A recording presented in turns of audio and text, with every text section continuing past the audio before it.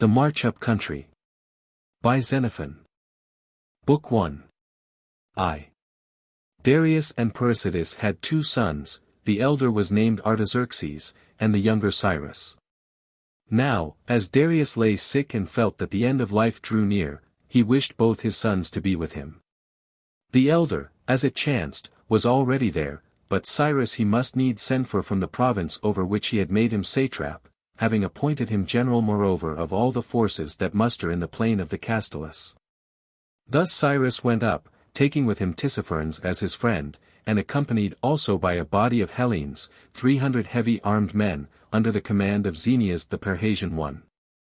Now when Darius was dead, and Artaxerxes was established in the kingdom, Tissaphernes brought slanderous accusations against Cyrus before his brother, the king, of harboring designs against him. And Artaxerxes, listening to the words of Tissaphernes, laid hands upon Cyrus, desiring to put him to death, but his mother made intercession for him, and sent him back again in safety to his province. He then, having so escaped through peril and dishonor, fell to considering, not only how he might avoid ever again being in his brother's power, but how, if possible, he might become king in his stead. Persides, his mother, was his first resource. For she had more love for Cyrus than for Artaxerxes upon his throne. Moreover, Cyrus's behavior towards all who came to him from the king's court was such that, when he sent them away again, they were better friends to himself than to the king his brother.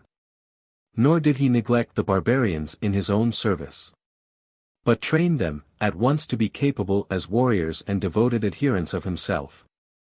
Lastly, he began collecting his Hellenic armament, but with the utmost secrecy, so that he might take the king as far as might be at unawares. The manner in which he contrived the levying of the troops was as follows. First, he sent orders to the commandants of garrisons in the cities, so held by him, bidding them to get together as large a body of picked Peloponnesian troops as they severally were able, on the plea that Tissaphernes was plotting against their cities. And truly these cities of Ionia had originally belonged to Tissaphernes, being given to him by the king, but at this time, with the exception of Miletus, they had all revolted to Cyrus. In Miletus, Tissaphernes, having become aware of similar designs, had forestalled the conspirators by putting some to death and banishing the remainder. Cyrus, on his side, welcomed these fugitives, and having collected an army, laid siege to Miletus by sea and land, endeavoring to reinstate the exiles, and this gave him another pretext for collecting an armament. At the same time he sent to the king, and claimed, as being the king's brother, that these cities should be given to himself rather than that Tissaphernes should continue to govern them. And in furtherance of this end, the queen, his mother, co-operated with him, so that the king not only failed to see the design against himself, but concluded that Cyrus was spending his money on armaments in order to make war on Tissaphernes. Nor did it pain him greatly to see the two at war together, and the less so because Cyrus was careful to remit the tribute due to the king from the cities which belonged to Tissaphernes.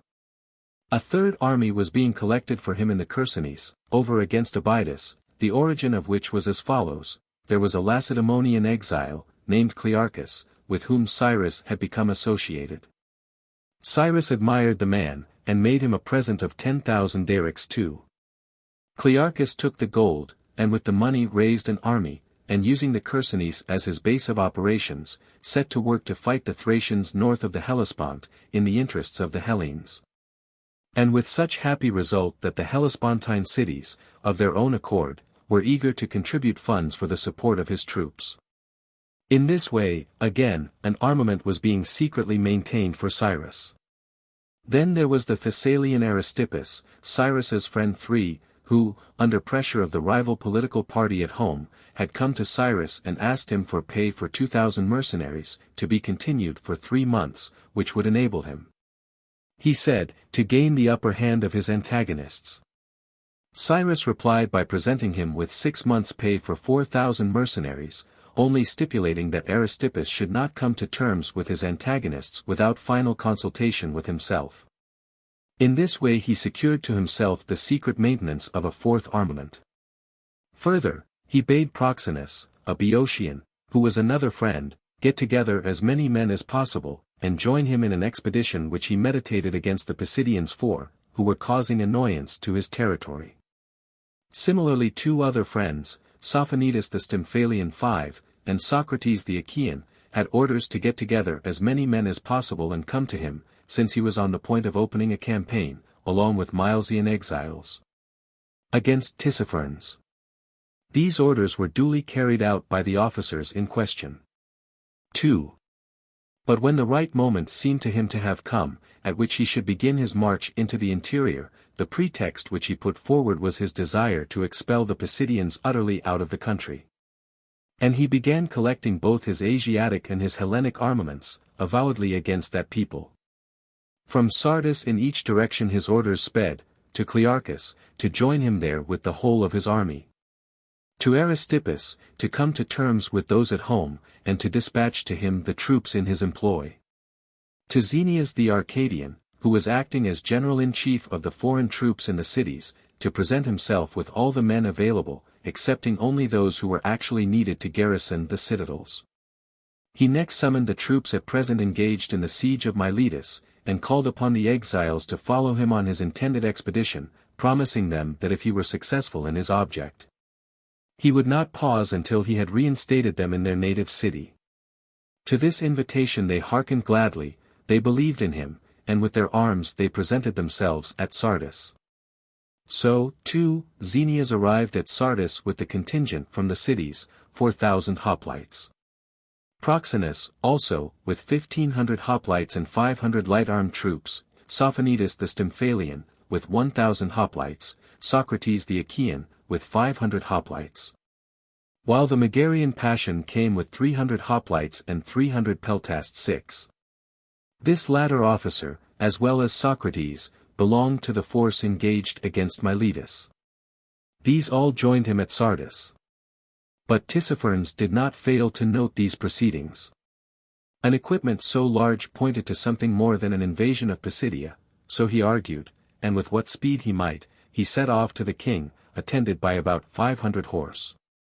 The king, on his side, had no sooner heard from Tissaphernes of Cyrus's great armament, than he began to make counter-preparations.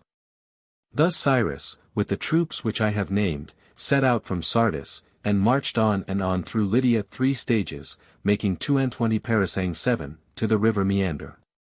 That river is 200 feet 8 broad, and was spanned by a bridge consisting of 7 boats.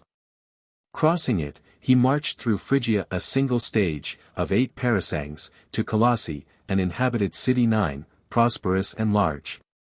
Here he remained 7 days, and was joined by Menon the Thessalian, who arrived with 1,000 hoplites and 500 peltasts, Dolops, Aenians, and Olynthians. From this place he marched 3 stages, 20 parasangs in all, to Selene, a populous city of Phrygia, large and prosperous. Here Cyrus owned a palace and a large park 10 full of wild beasts, which he used to hunt on horseback, whenever he wished to give himself or his horses exercise. Through the midst of the park flows the river Meander, the sources of which are within the palace buildings, and it flows through the city of Selene. The great king also has a palace in Selene, a strong place, on the sources of another river, the Marsyas, at the foot of the Acropolis. This river also flows through the city, discharging itself into the Meander, and is 25 feet broad. Here is the place where Apollo is said to have flayed Marsyas, when he had conquered him in the contest of skill. He hung up the skin of the conquered man, in the cavern where the spring wells forth, and hence the name of the river, Marsyas. It was on this site that Xerxes, as tradition tells, built this very palace, as well as the citadel of Selene itself, on his retreat from Hellas, after he had lost the famous battle. Here Cyrus remained for 30 days, during which Clearchus the Lacedaemonian arrived with 1,000 hoplites and 800 Thracian peltasts and 200 Cretan archers. At the same time, also, came Soses the Syracusan with 3,000 hoplites, and Sophonetus the Arcadian 11 with 1,000 hoplites. And here Cyrus held a review, and numbered his Hellenes in the park, and found that they amounted in all to 11,000 hoplites and about 2,000 peltasts. From this place he continued his march 2 stages, 10 parasangs, to the populous city of Pelti, where he remained 3 days, while Xenias, the Arcadian, celebrated the Lycia 12 with sacrifice, and instituted games. The prizes were headbands of gold, and Cyrus himself was a spectator of the contest. From this place the march was continued 2 stages, 12 parasangs, to Saramanagora, a populous city, the last on the confines of Mysia. Thence a march of 3 stages, 30 parasangs, brought him to Caestru, Pedion 13, a populous city. Here Cyrus halted 5 days. And the soldiers, whose pay was now more than 3 months in arrear, came several times to the palace gates demanding their dues.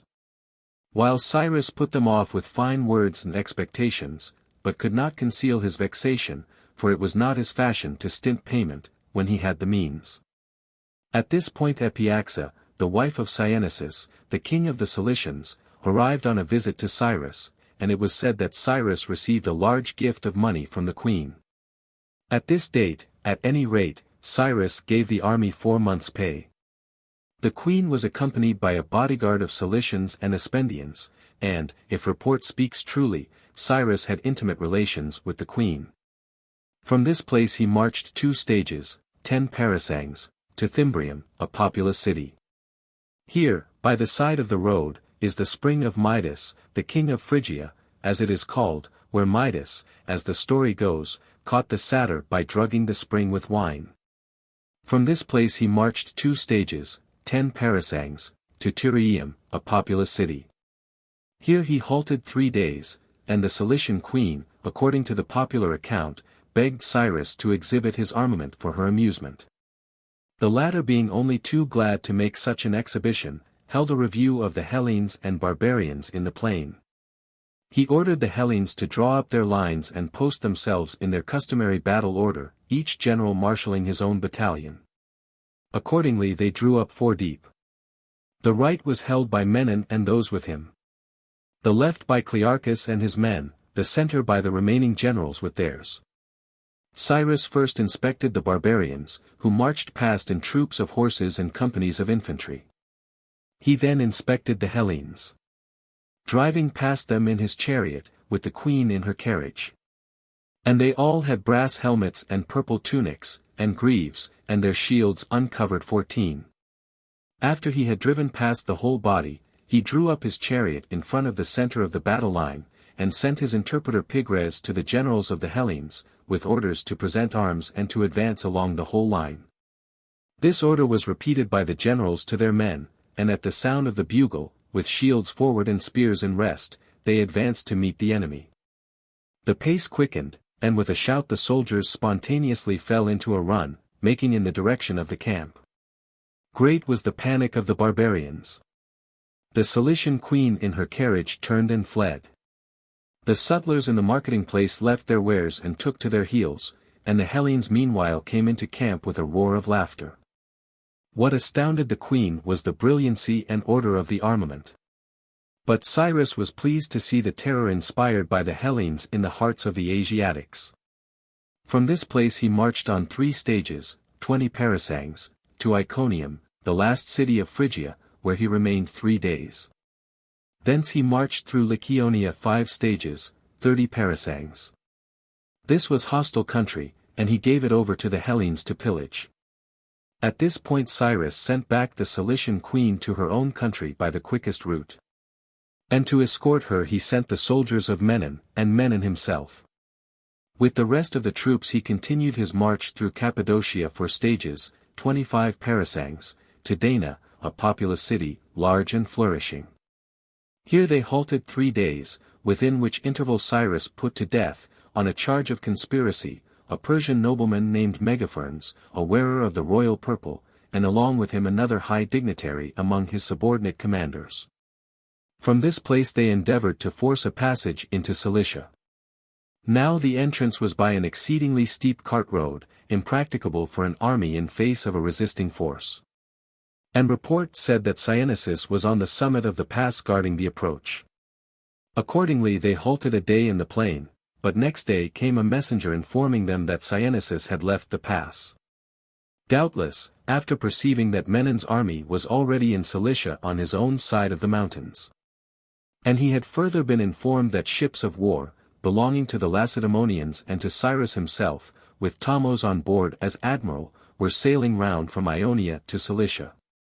Whatever the reason might be, Cyrus made his way up into the hills without let or hindrance, and came in sight of the tents where the Cilicians were on guard. From that point he descended gradually into a large and beautiful plain country, well watered, and thickly covered with trees of all sorts and vines.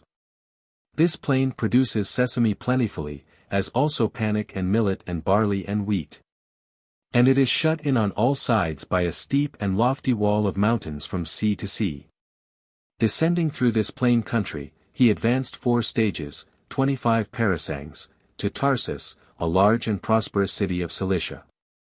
Here stood the palace of Cynesis, the king of the country, and through the middle of the city flows a river called the Cydnus, 200 feet broad. They found that the city had been deserted by its inhabitants, who had betaken themselves, with Cynesis, to a strong place on the hills. All had gone, except the tavern keepers. The seaboard inhabitants of Soli and Issae also remained. Now Epyaxa, Cyanesis's queen, had reached Tarsus 5 days in advance of Cyrus. During their passage over the mountains into the plain, 2 companies of Menon's army were lost. Some said they had been cut down by the Cilicians, while engaged on some pillaging affair. Another account was that they had been left behind, and being unable to overtake the main body, or discover the route, had gone astray and perished. However it was, they numbered 100 hoplites, and when the rest arrived, being in a fury at the destruction of their fellow soldiers, they vented their spleen by pillaging the city of Tarsus and the palace to boot. Now when Cyrus had marched into the city, he sent for Cynesis to come to him, but the latter replied that he had never yet put himself into the hands of any one who was his superior, nor was he willing to accede to the proposal of Cyrus now. Until, in the end, his wife persuaded him, and he accepted pledges of good faith. After this they met, and Cynesis gave Cyrus large sums in aid of his army. While Cyrus presented him with the customary royal gifts, to wit, a horse with a gold bit, a necklace of gold, a gold bracelet, and a gold scimitar, a Persian dress, and lastly, the exemption of his territory from further pillage. With the privilege of taking back the slaves that had been seized, wherever they might chance to come upon them. 3. At Tarsus Cyrus and his army halted for 20 days, the soldiers refusing to advance further, since the suspicion ripened in their minds, that the expedition was in reality directed against the king. And as they insisted, they had not engaged their services for that object.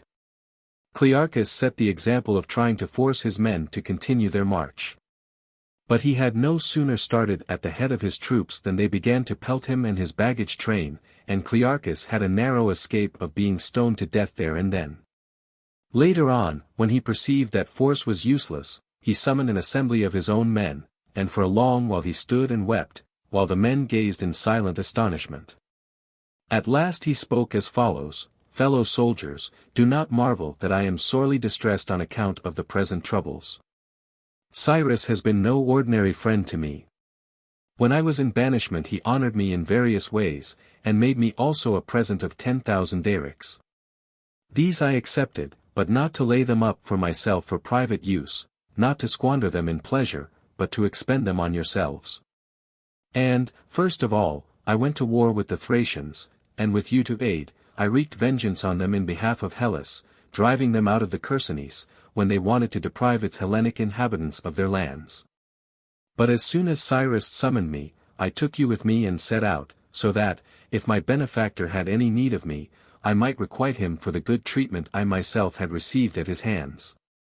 But since you are not minded to continue the march with me, one of 2 things is left to me to do: either I must renounce you for the sake of my friendship with Cyrus, or I must go with you at the cost of deceiving him. Whether I am about to do right or not, I cannot say, but I choose yourselves, and, whatever betide, I mean to share your fate.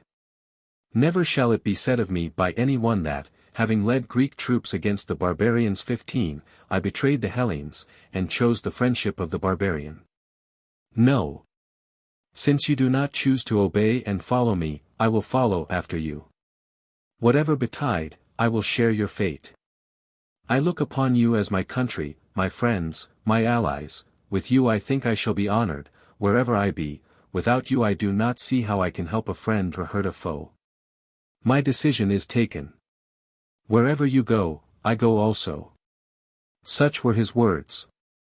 But the soldiers, not only his own, but the rest also, when they heard what he said, and how he had scouted the idea of going up to the great king's palace 16, expressed their approval. And more than 2,000 men deserted Xenias and Passion, and took their arms and baggage train, and came and encamped with Clearchus. But Cyrus, in despair and vexation at this turn of affairs, sent for Clearchus. He refused to come. But, without the knowledge of the soldiers, sent a message to Cyrus, bidding him keep a good heart, for that all would arrange itself in the right way, and bade him keep on sending for him, whilst he himself refused to go. After that he got together his own men, with those who had joined him, and of the rest any who chose to come, and spoke as follows: "Fellow soldiers, it is clear that the relations of Cyrus to us are identical with ours to him. We are no longer his soldiers, since we have ceased to follow him, and he, on his side, is no longer our paymaster. He, however, no doubt considers himself wronged by us. And though he goes on sending for me, I cannot bring myself to go to him, for two reasons, chiefly from a sense of shame, for I am forced to admit to myself that I have altogether deceived him. But partly, too, because I am afraid of his seizing me and inflicting a penalty on the wrongs which he conceives that I have done him. In my opinion, then, this is no time for us to go to sleep and forget all about ourselves, rather it is high time to deliberate on our next move, and as long as we do remain here, we had better bethink us how we are to abide in security. Or, if we are resolved to turn our backs at once, what will be the safest means of retreat, and, further, how we are to procure supplies, for without supplies there is no profit whatsoever in the general or the private soldier. The man with whom we have to deal is an excellent friend to his friends, but a very dangerous enemy to his foes. And he is backed by a force of infantry and cavalry and ships such as we all alike very well see and know, since we can hardly be said to have posted ourselves at any great distance from him. If, then, any one has a suggestion to make, now is the time to speak." With these words he ceased. Then various speakers stood up, some of their own motion to propound their views. Others inspired by Clearchus to dilate on the hopeless difficulty of either staying, or going back without the goodwill of Cyrus. One of these, in particular, with a make-believe of anxiety to commence the homeward march without further pause, called upon them instantly to choose other generals. If Clearchus were not himself prepared to lead them back, let them at once purchase supplies, the market being in the heart of the Asiatic camp, let them pack up their baggage, let them, he added, go to Cyrus and ask for some ships in order to return by sea. If he refuse to give them ships, let them demand of him a guide to lead them back through a friendly district. And if he would not so much as give them a guide, they could but put themselves, without more ado, in marching order, and send on a detachment to occupy the pass, before Cyrus and the Cilicians, whose property, the speaker added, we have so plentifully pillaged, can anticipate us. Such were the remarks of that speaker. He was followed by Clearchus, who merely said, as to my acting personally as general at this season, pray do not propose it, I can see numerous obstacles to my doing so. Obedience, in the fullest, I can render to the man of your choice, that is another matter, and you shall see and know that I can play my part, under command, with the best of you. After Clearchus another spokesman stood up, and proceeded to point out the simplicity of the speaker, who proposed to ask for vessels, just as if Cyrus were minded to renounce the expedition and sail back again.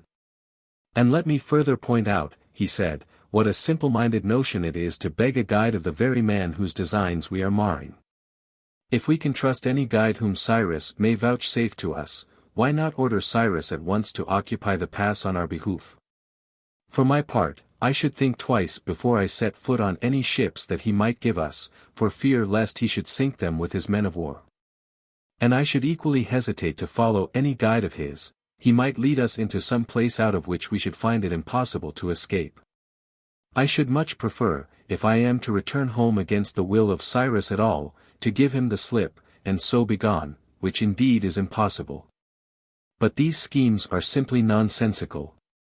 My proposal is that a deputation of fit persons, with Clearchus, should go to Cyrus. Let them go to Cyrus and ask him, what use he proposes to make of us. And if the business is at all similar to that on which he once before employed a body of foreigners, let us by all means follow, let us show that we are the equals of those who accompanied him on his march up formerly. But if the design should turn out to be of larger import than the former one, involving more toil and more danger, we should ask him either to give us good reasons for following his lead, or else consent to send us away into a friendly country. In this way, whether we follow him, we shall do so as friends, and with heart and soul, or whether we go back, we shall do so in security. The answer to this shall be reported to us here, and when we have heard it, we will advise as to our best course. This resolution was carried, and they chose and sent a deputation with Clearchus, who put to Cyrus the questions which had been agreed upon by the army. Cyrus replied as follows, that he had received news that Abracomas, an enemy of his, was posted on the Euphrates, 12 stages off. His object was to march against this aforesaid Abracomas, and if he were still there, he wished to inflict punishment on him, or if he be fled, so the reply concluded, we will there deliberate on the best course. The deputation received the answer and reported it to the soldiers. The suspicion that he was leading them against the king was not dispelled, but it seemed best to follow him. They only demanded an increase of pay, and Cyrus promised to give them half as much again as they had hitherto received, that is to say, a daric and a half a month to each man, instead of a daric. Was he really leading them to attack the king? Not even at this moment was any one apprised of the fact, at any rate in any open and public manner. 4. From this point he marched 2 stages, 10 parasangs, to the river Saris, which is 200 feet broad, and from the Saris he marched a single stage, 5 parasangs, to Isai, the last city in Cilicia. It lies on the seaboard, a prosperous, large and flourishing town. Here they halted 3 days, and here Cyrus was joined by his fleet. There were 35 ships from Peloponnesus, with the Lacedaemonian admiral Pythagoras on board. These had been piloted from Ephesus by Thamos the Egyptian, who himself had another fleet of 25 ships belonging to Cyrus. These had formed Thomos's blockading squadron at Miletus, when that city sided with Tissaphernes.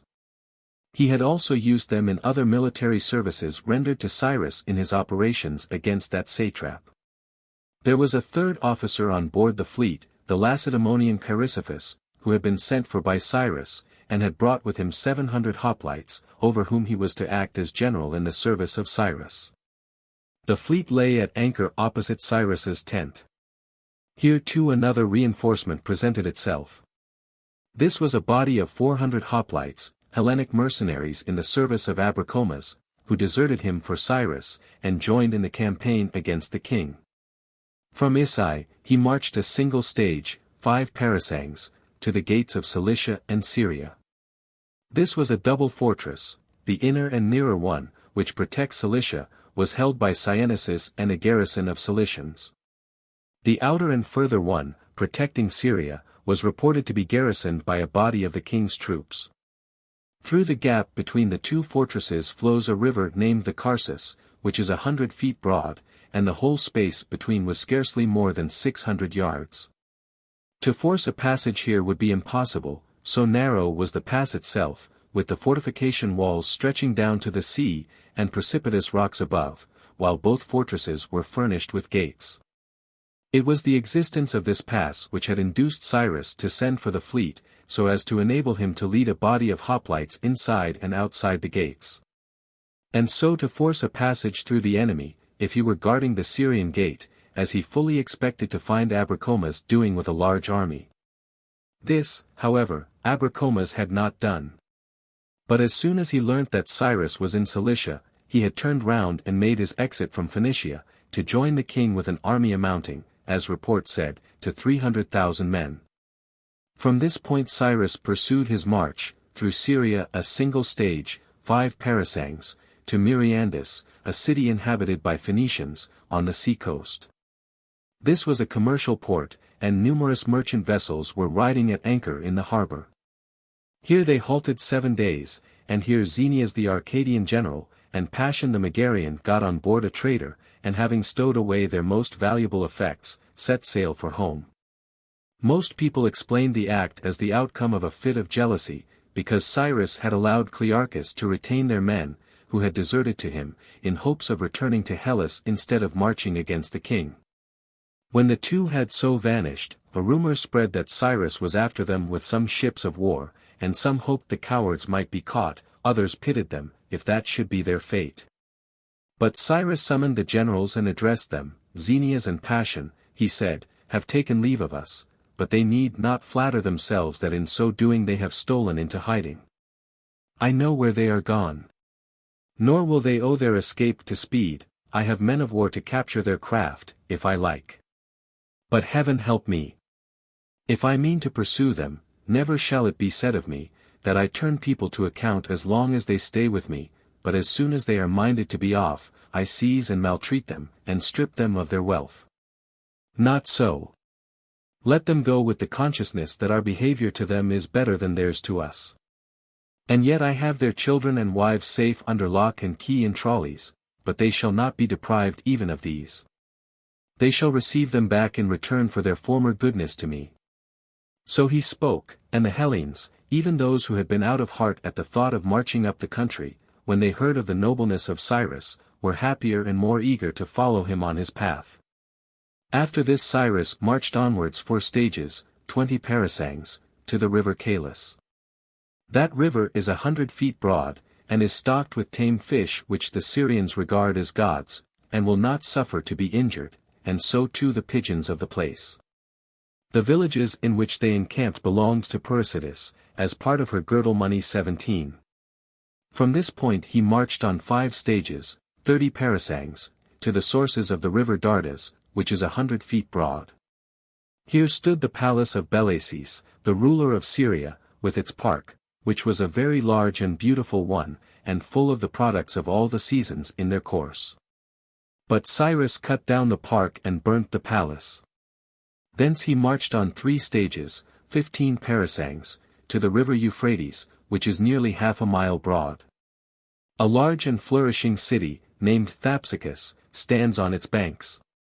Here they halted 5 days, and here Cyrus sent for the generals of the Hellenes, and told them that the advance was now to be upon Babylon, against the great king. He bade them communicate this information to the soldiers and persuade them to follow. The generals called an assembly, and announced the news to the soldiers. The latter were indignant and angry with the generals, accusing them of having kept secret what they had long known, and refused to go, unless such a bribe of money were given them as had been given to their predecessors, when they went up with Cyrus to the court of his father, not as now to fight a battle, but on a peaceful errand, the visit of a son to his father by invitation.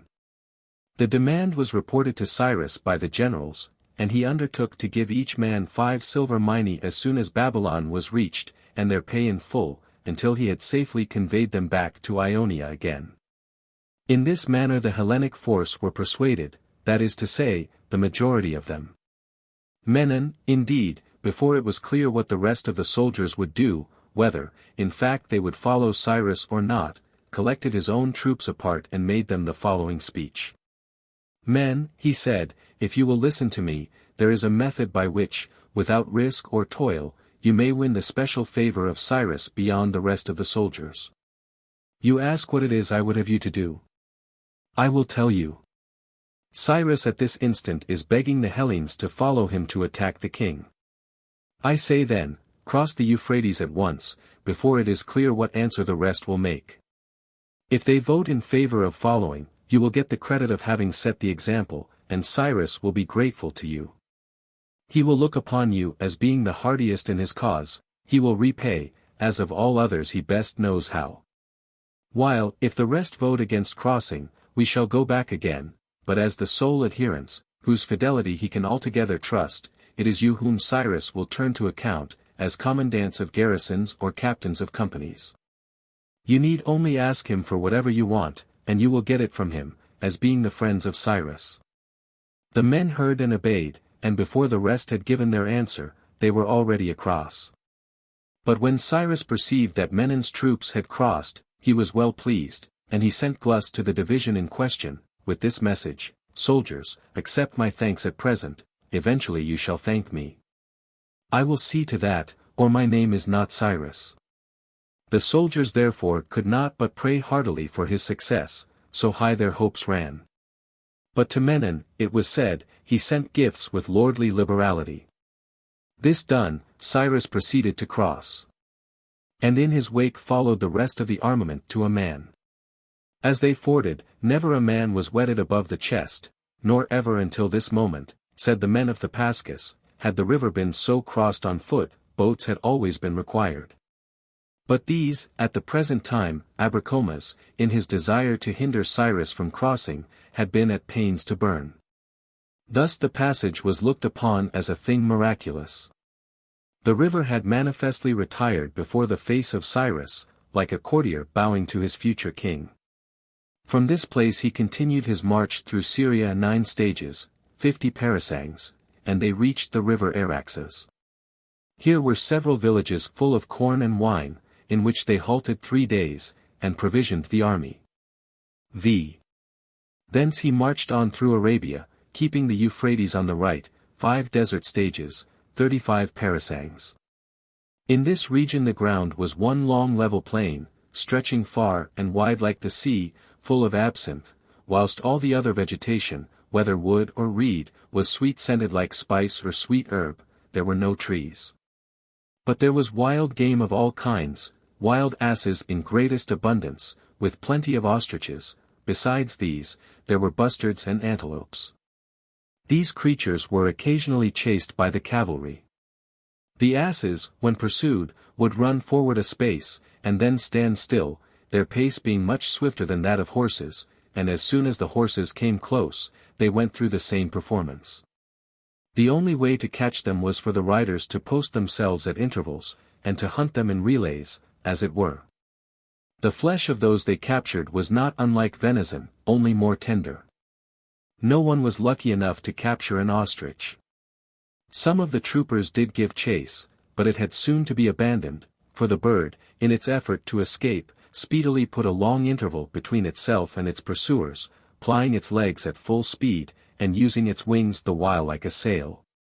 The bustards were not so hard to catch when started suddenly, for they only take short flights, like partridges, and are soon tired. Their flesh is delicious. As the army wended its way through this region, they reached the river Moscas, which is 100 feet in breadth. Here stood a big deserted city called Corsote, almost literally environed by the stream, which flows round it in a circle. Here they halted 3 days and provisioned themselves. Thence they continued their march 13 desert stages, 90 parasangs, with the Euphrates still on their right, until they reached the gates. On these marches several of the baggage animals perished of hunger, for there was neither grass nor green herb, or tree of any sort, but the country throughout was barren. The inhabitants make their living by quarrying millstones on the river banks, which they work up and take to Babylon and sell, purchasing corn in exchange for their goods. Corn failed the army, and was not to be got for money, except in the Lydian market open in Cyrus's Asiatic army, where a capiz of wheat or barley cost 4 shekels. The shekel being equal to 7½ Attic obols, whilst the capiz is the equivalent of 2 Attic cunisses 18, dry measure, so that the soldiers subsisted on meat alone for the whole period. Some of the stages were very long, whenever they had to push on to find water or fodder, and once they found themselves involved in a narrow way, where the deep clay presented an obstacle to the progress of the wagons. Cyrus, with the nobles about him, halted to superintend the operation, and ordered Glus and Pigres to take a body of barbarians and to help in extricating the wagons. As they seemed to be slow about the business, he turned round angrily to the Persian nobles and bade them lend a hand to force the wagons out. Then, if ever, what goes to constitute one branch of good discipline, was to be witnessed. Each of those addressed, just where he chanced to be standing, threw off his purple cloak, and flung himself into the work with as much eagerness as if it had been a charge for victory. Down a steep hillside they flew, with their costly tunics and embroidered trousers, some with the circlets round their necks, and bracelets on their arms. In an instant, they had sprung into the miry clay. And in less time than one could have conceived, they had landed the wagons safe on terra firma. Altogether it was plain that Cyrus was bent on pressing on the march, and averse to stoppages, except where he halted for the sake of provisioning or some other necessary object. Being convinced that the more rapidly he advanced, the less prepared for battle would he find the king, while the slower his own progress, the larger would be the hostile army which he would find collected. Indeed, the attentive observer could see, at a glance, that if the king's empire was strong in its extent of territory and the number of inhabitants, that strength is compensated by an inherent weakness, dependent upon the length of roads and the inevitable dispersion of defensive forces, where an invader insists upon pressing home the war by forced marches. On the opposite side of the Euphrates to the point reached on one of these desert stages, was a large and flourishing city named Charmond. From this town the soldiers made purchases of provisions, crossing the river on rafts, in the following fashion: they took the skins which they used as tent coverings, and filled them with light grass. They then compressed and stitched them tightly together by the ends, so that the water might not touch the hay. On these they crossed and got provisions, wine made from the date nut, and millet or panic corn, the common staple of the country. Some dispute or other here occurred between the soldiers of Menon and Clearchus, in which Clearchus sentenced one of Menon's men, as the delinquent, and had him flogged. The man went back to his own division and told them. Hearing what had been done to their comrade, his fellows fretted and fumed, and were highly incensed against Clearchus. The same day Clearchus visited the passage of the river, and after inspecting the market there, was returning with a few followers, on horseback, to his tent, and had to pass through Menon's quarters. Cyrus had not yet come up, but was riding up in the same direction. One of Menon's men, who was splitting wood, caught sight of Clearchus as he rode past, and aimed a blow at him with his axe. The aim took no effect. When another hurled a stone at him, and a third, and then several, with shouts and hisses. Clearchus made a rapid retreat to his own troops, and at once ordered them to get under arms. He bade his hoplites remain in position with their shields resting against their knees, while he, at the head of his Thracians and horsemen, of which he had more than 40 in his army, Thracians for the most part, advanced against Menon's soldiers. So that the latter, with Menon himself, were panic-stricken, and ran to seize their arms. Some even stood riveted to the spot, in perplexity at the occurrence. Just then Proxenus came up from behind, as chance would have it, with his division of hoplites, and without a moment's hesitation marched into the open space between the rival parties, and grounded arms. Then he fell to begging Clearchus to desist. The latter was not too well pleased to hear his trouble mildly spoken of, when he had barely escaped being stoned to death, and he bade Proxenus retire and leave the intervening space open. At this juncture Cyrus arrived and inquired what was happening. There was no time for hesitation. With his javelins firmly grasped in his hands he galloped up, escorted by some of his faithful bodyguard, who were present, and was soon in the midst, exclaiming, "Clearchus, Proxenus, and you other Hellenes yonder, you know not what you do. As surely as you come to blows with one another, our fate is sealed. This very day I shall be cut to pieces, and so will you. Your turn will follow close on mine. Let our fortunes once take an evil turn, and these barbarians whom you see around will be worse foes to us than those who are at present serving the king." At these words Clearchus came to his senses. Both parties paused from battle, and retired to their quarters. Order reigned. 6. As they advanced from this point, opposite Charmond, they came upon the hoof prints and dung of horses at frequent intervals. It looked like the trail of some 2,000 horses. Keeping ahead of the army, these fellows burnt up the grass and everything else that was good for use. Now there was a Persian, named Orontes. He was closely related to the king by birth, and in matters pertaining to war reckoned among the best of Persian warriors. Having formerly been at war with Cyrus, and afterwards reconciled to him, he now made a conspiracy to destroy him. He made a proposal to Cyrus: if Cyrus would furnish him with 1,000 horsemen, he would deal with these troopers, who were burning down everything in front of them. He would lay an ambuscade and cut them down, or he would capture a host of them alive. In any case, he would put a stop to their aggressiveness and burnings. He would see to it that they did not ever get a chance of setting eyes on Cyrus's army and reporting its advent to the king. The proposal seemed plausible to Cyrus, who accordingly authorized Orontes to take a detachment from each of the generals, and be gone. He, thinking that he had got his horsemen ready to his hand, wrote a letter to the king, announcing that he would ere long join him with as many troopers as he could bring. He bade him, at the same time, instruct the royal cavalry to welcome him as a friend. The letter further contained certain reminders of his former friendship and fidelity. This dispatch he delivered into the hands of one who was a trusty messenger, as he thought, but the bearer took and gave it to Cyrus. Cyrus read it. Orontes was arrested. Then Cyrus summoned to his tent 7 of the noblest Persians among his personal attendants, and sent orders to the Hellenic generals to bring up a body of hoplites. These troops were to take up a position round his tent. This the generals did, bringing up about 3,000 hoplites. Clearchus was also invited inside, to assist at the court-martial, a compliment due to the position he held among the other generals, in the opinion not only of Cyrus, but also of the rest of the court. When he came out, he reported the circumstances of the trial, as to which, indeed, there was no mystery, to his friends. He said that Cyrus opened the inquiry with these words: "I have invited you hither, my friends, that I may take advice with you, and carry out whatever, in the sight of God and man, it is right for me to do, as concerning the man before you."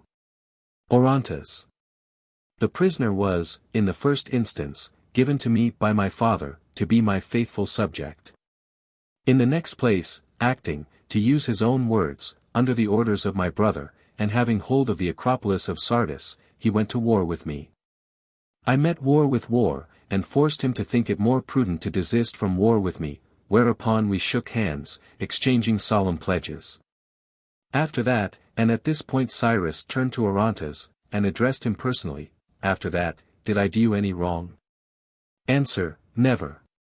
Again another question: then later on, having received, as you admit, no injury from me, did you revolt to the Mysians and injure my territory, as far as in you lay? I did, was the reply. Then, once more having discovered the limits of your power, did you flee to the altar of Artemis, crying out that you repented?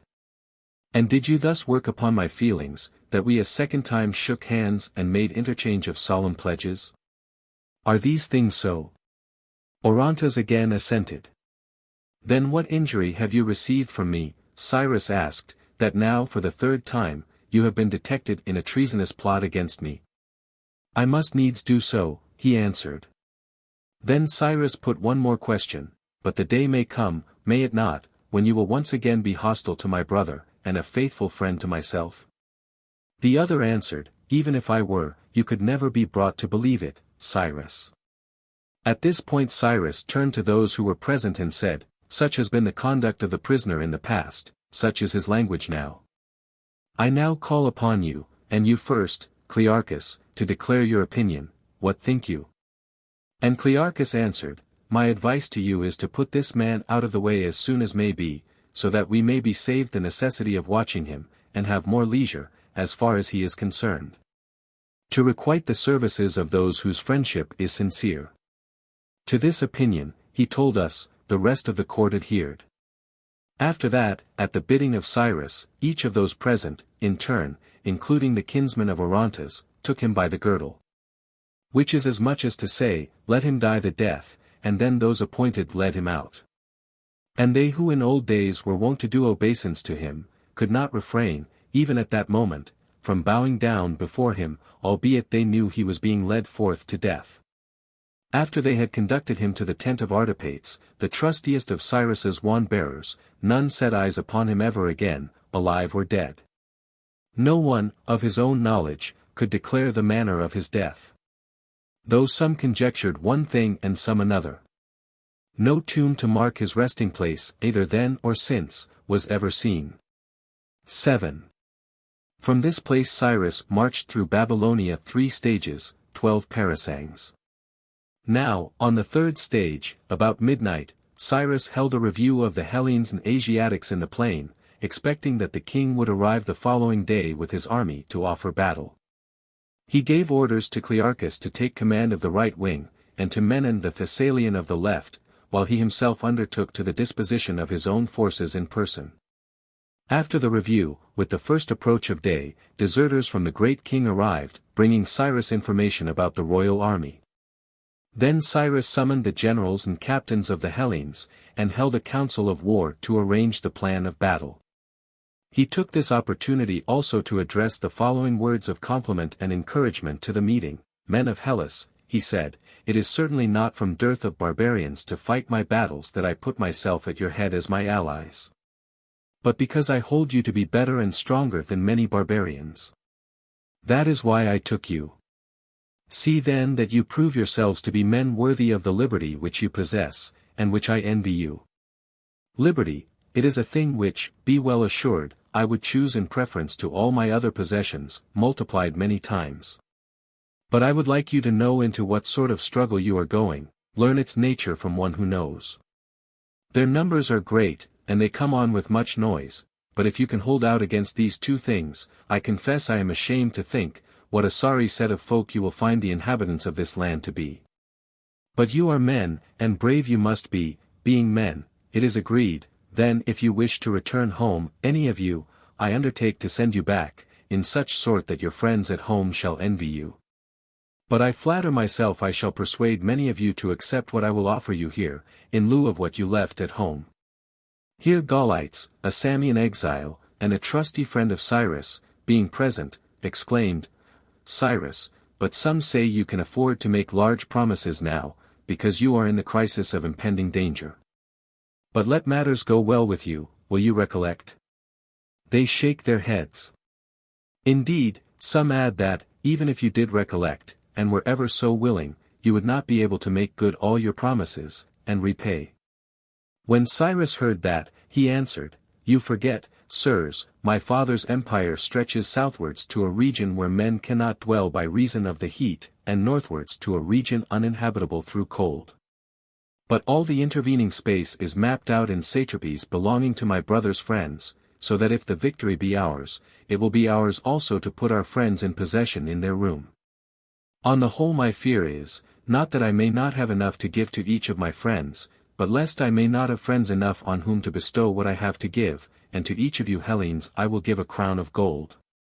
So they, when they heard these words, were once more elated than ever themselves, and spread the good news among the rest outside. And there came into his presence both the generals and some of the other Hellenes also, claiming to know what they should have in the event of victory, and Cyrus satisfied the expectations of each and all, and so dismissed them. Now the advice and admonition of all who came into conversation with him was, not to enter the battle himself, but to post himself in rear of themselves.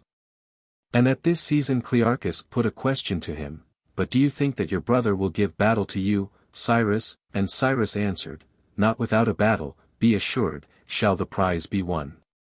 If he be the son of Darius and Persidas, and a brother of mine. In the final arming for battle at this juncture, the numbers were as follows. Of Hellenes there were 10,400 heavy infantry with 2,500 targeteers. While the barbarians with Cyrus reached a total of 100,000. He had about 20 scythe chariots. The enemy's forces were reported to number 1,200,000, with 200 scythe chariots, besides which he had 6,000 cavalry under Artaxerxes. These formed the immediate vanguard of the king himself. The royal army was marshaled by 4 generals or field marshals, each in command of 300,000 men. Their names were Abracomas, Tissaphernes, Gobrias, and Arbaces. But of this total not more than 900,000 were engaged in the battle, with 150 scythe chariots, since Abracomas, on his march from Phoenicia, arrived 5 days too late for the battle.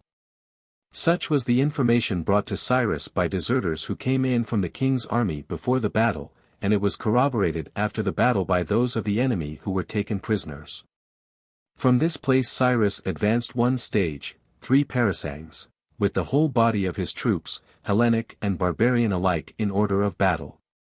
He expected the king to give battle the same day, for in the middle of this day's march a deep sunk trench was reached, 30 feet broad, and 18 feet deep. The trench was carried inland through the plain, 12 parasangs distance, to the wall of Media 19. Here are canals, flowing from the river Tigris. They are 4 in number, each 100 feet broad, and very deep, with corn ships plying upon them. They empty themselves into the Euphrates, and are at intervals of 1 parasang apart, and are spanned by bridges. Between the Euphrates and the trench was a narrow passage, 20 feet only in breadth. The trench itself had been constructed by the great king upon hearing of Cyrus's approach, to serve as a line of defense. Through this narrow passage then Cyrus and his army passed, and found themselves safe inside the trench. So there was no battle to be fought with the king that day, only there were numerous unmistakable traces of horse and infantry in retreat. Here Cyrus summoned Silanus, his Ambratiate soothsayer, and presented him with 3,000 darics. Because 11 days back, when sacrificing, he had told him that the king would not fight within 10 days, and Cyrus had answered, "Well, then, if he does not fight within that time, he will not fight at all.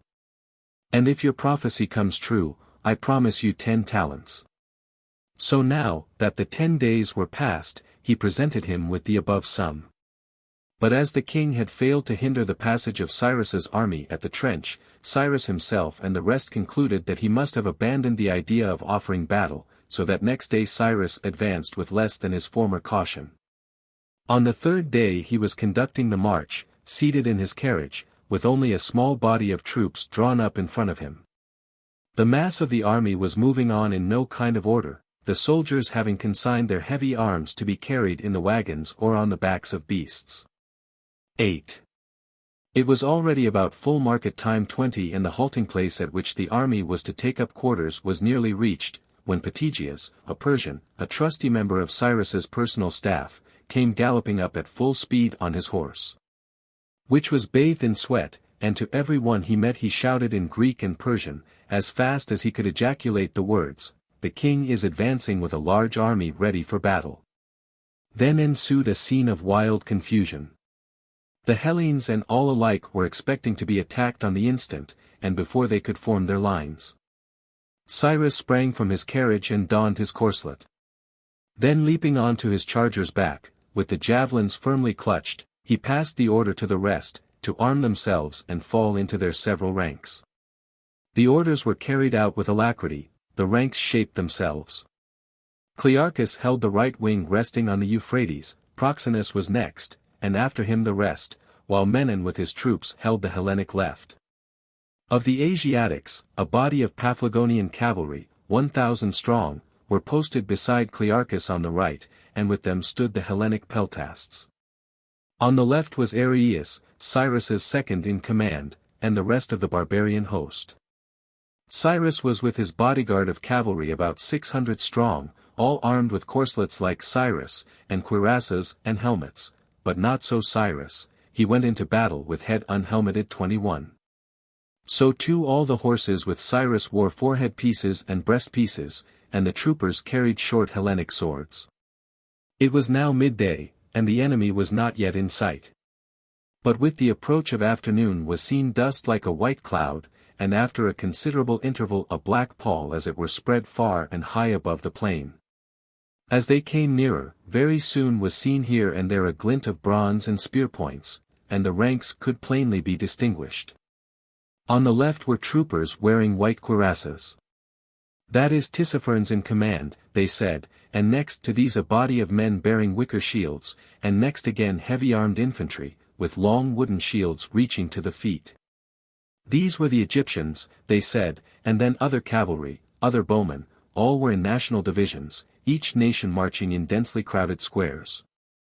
And all along their front was a line of chariots at considerable intervals from one another, the famous scythe chariots, as they were named, having their scythes fitted to the axle trees and stretching out slantwise. While others protruded under the chariot seats, facing the ground, so as to cut through all they encountered. The design was to let them dash full speed into the ranks of the Hellenes and cut them through. Curiously enough, the anticipation of Cyrus, when at the council of war he admonished the Hellenes not to mind the shouting of the Asiatics, was not justified. Instead of shouting, they came on in deep silence, softly and slowly, with even tread. At this instant, Cyrus, riding past in person, accompanied by Pigres, his interpreter, and 3 or 4 others, called aloud to Clearchus to advance against the enemy's center. For there the king was to be found, and if we strike home at this point, he added, our work is finished. Clearchus, though he could see the compact body at the center, and had been told by Cyrus that the king lay outside the Hellenic left, for, owing to numerical superiority, the king, while holding his own center, could well overlap Cyrus's extreme left, still hesitated to draw off his right wing from the river, for fear of being turned on both flanks. And he simply replied, assuring Cyrus that he would take care all went well. At this time the barbarian army was evenly advancing, and the Hellenic division was still riveted to the spot, completing its formation as the various contingents came up. Cyrus, riding past at some distance from the lines, glanced his eye first in one direction and then in the other, so as to take a complete survey of friends and foes. When Xenophon the Athenian, seeing him, rode up from the Hellenic quarter to meet him, asking him whether he had any orders to give, Cyrus, pulling up his horse, begged him to make the announcement generally known that the omens from the victims, internal and external alike, were good. 22. While he was still speaking, he heard a confused murmur passing through the ranks, and asked what it meant. The other replied that it was the watchword being passed down for the second time. Cyrus wondered who had given the order, and asked what the watchword was.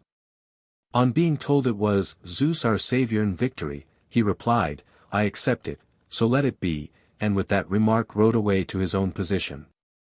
And now the 2 battle lines were no more than 3 or 4 furlongs apart, when the Hellenes began chanting the paean, and at the same time advanced against the enemy.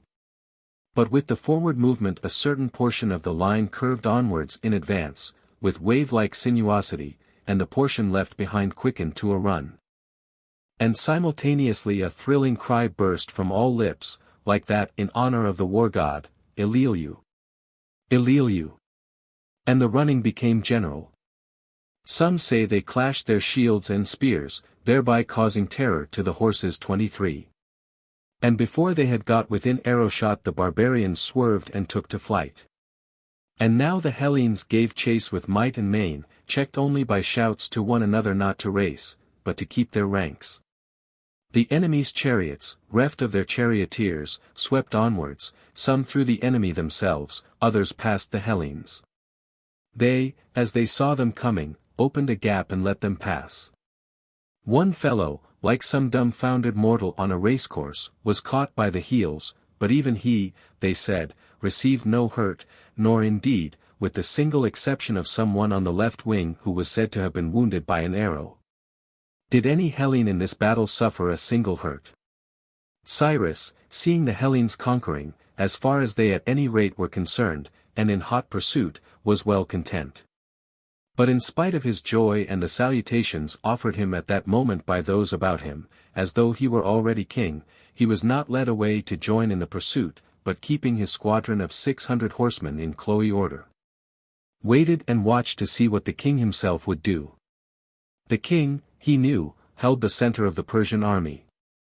Indeed, it is the fashion for the Asiatic monarch to occupy that position during action. For this twofold reason, he holds the safest place, with his troops on either side of him, while, if he has occasion to dispatch any necessary rider along the lines, his troops will receive the message in half the time.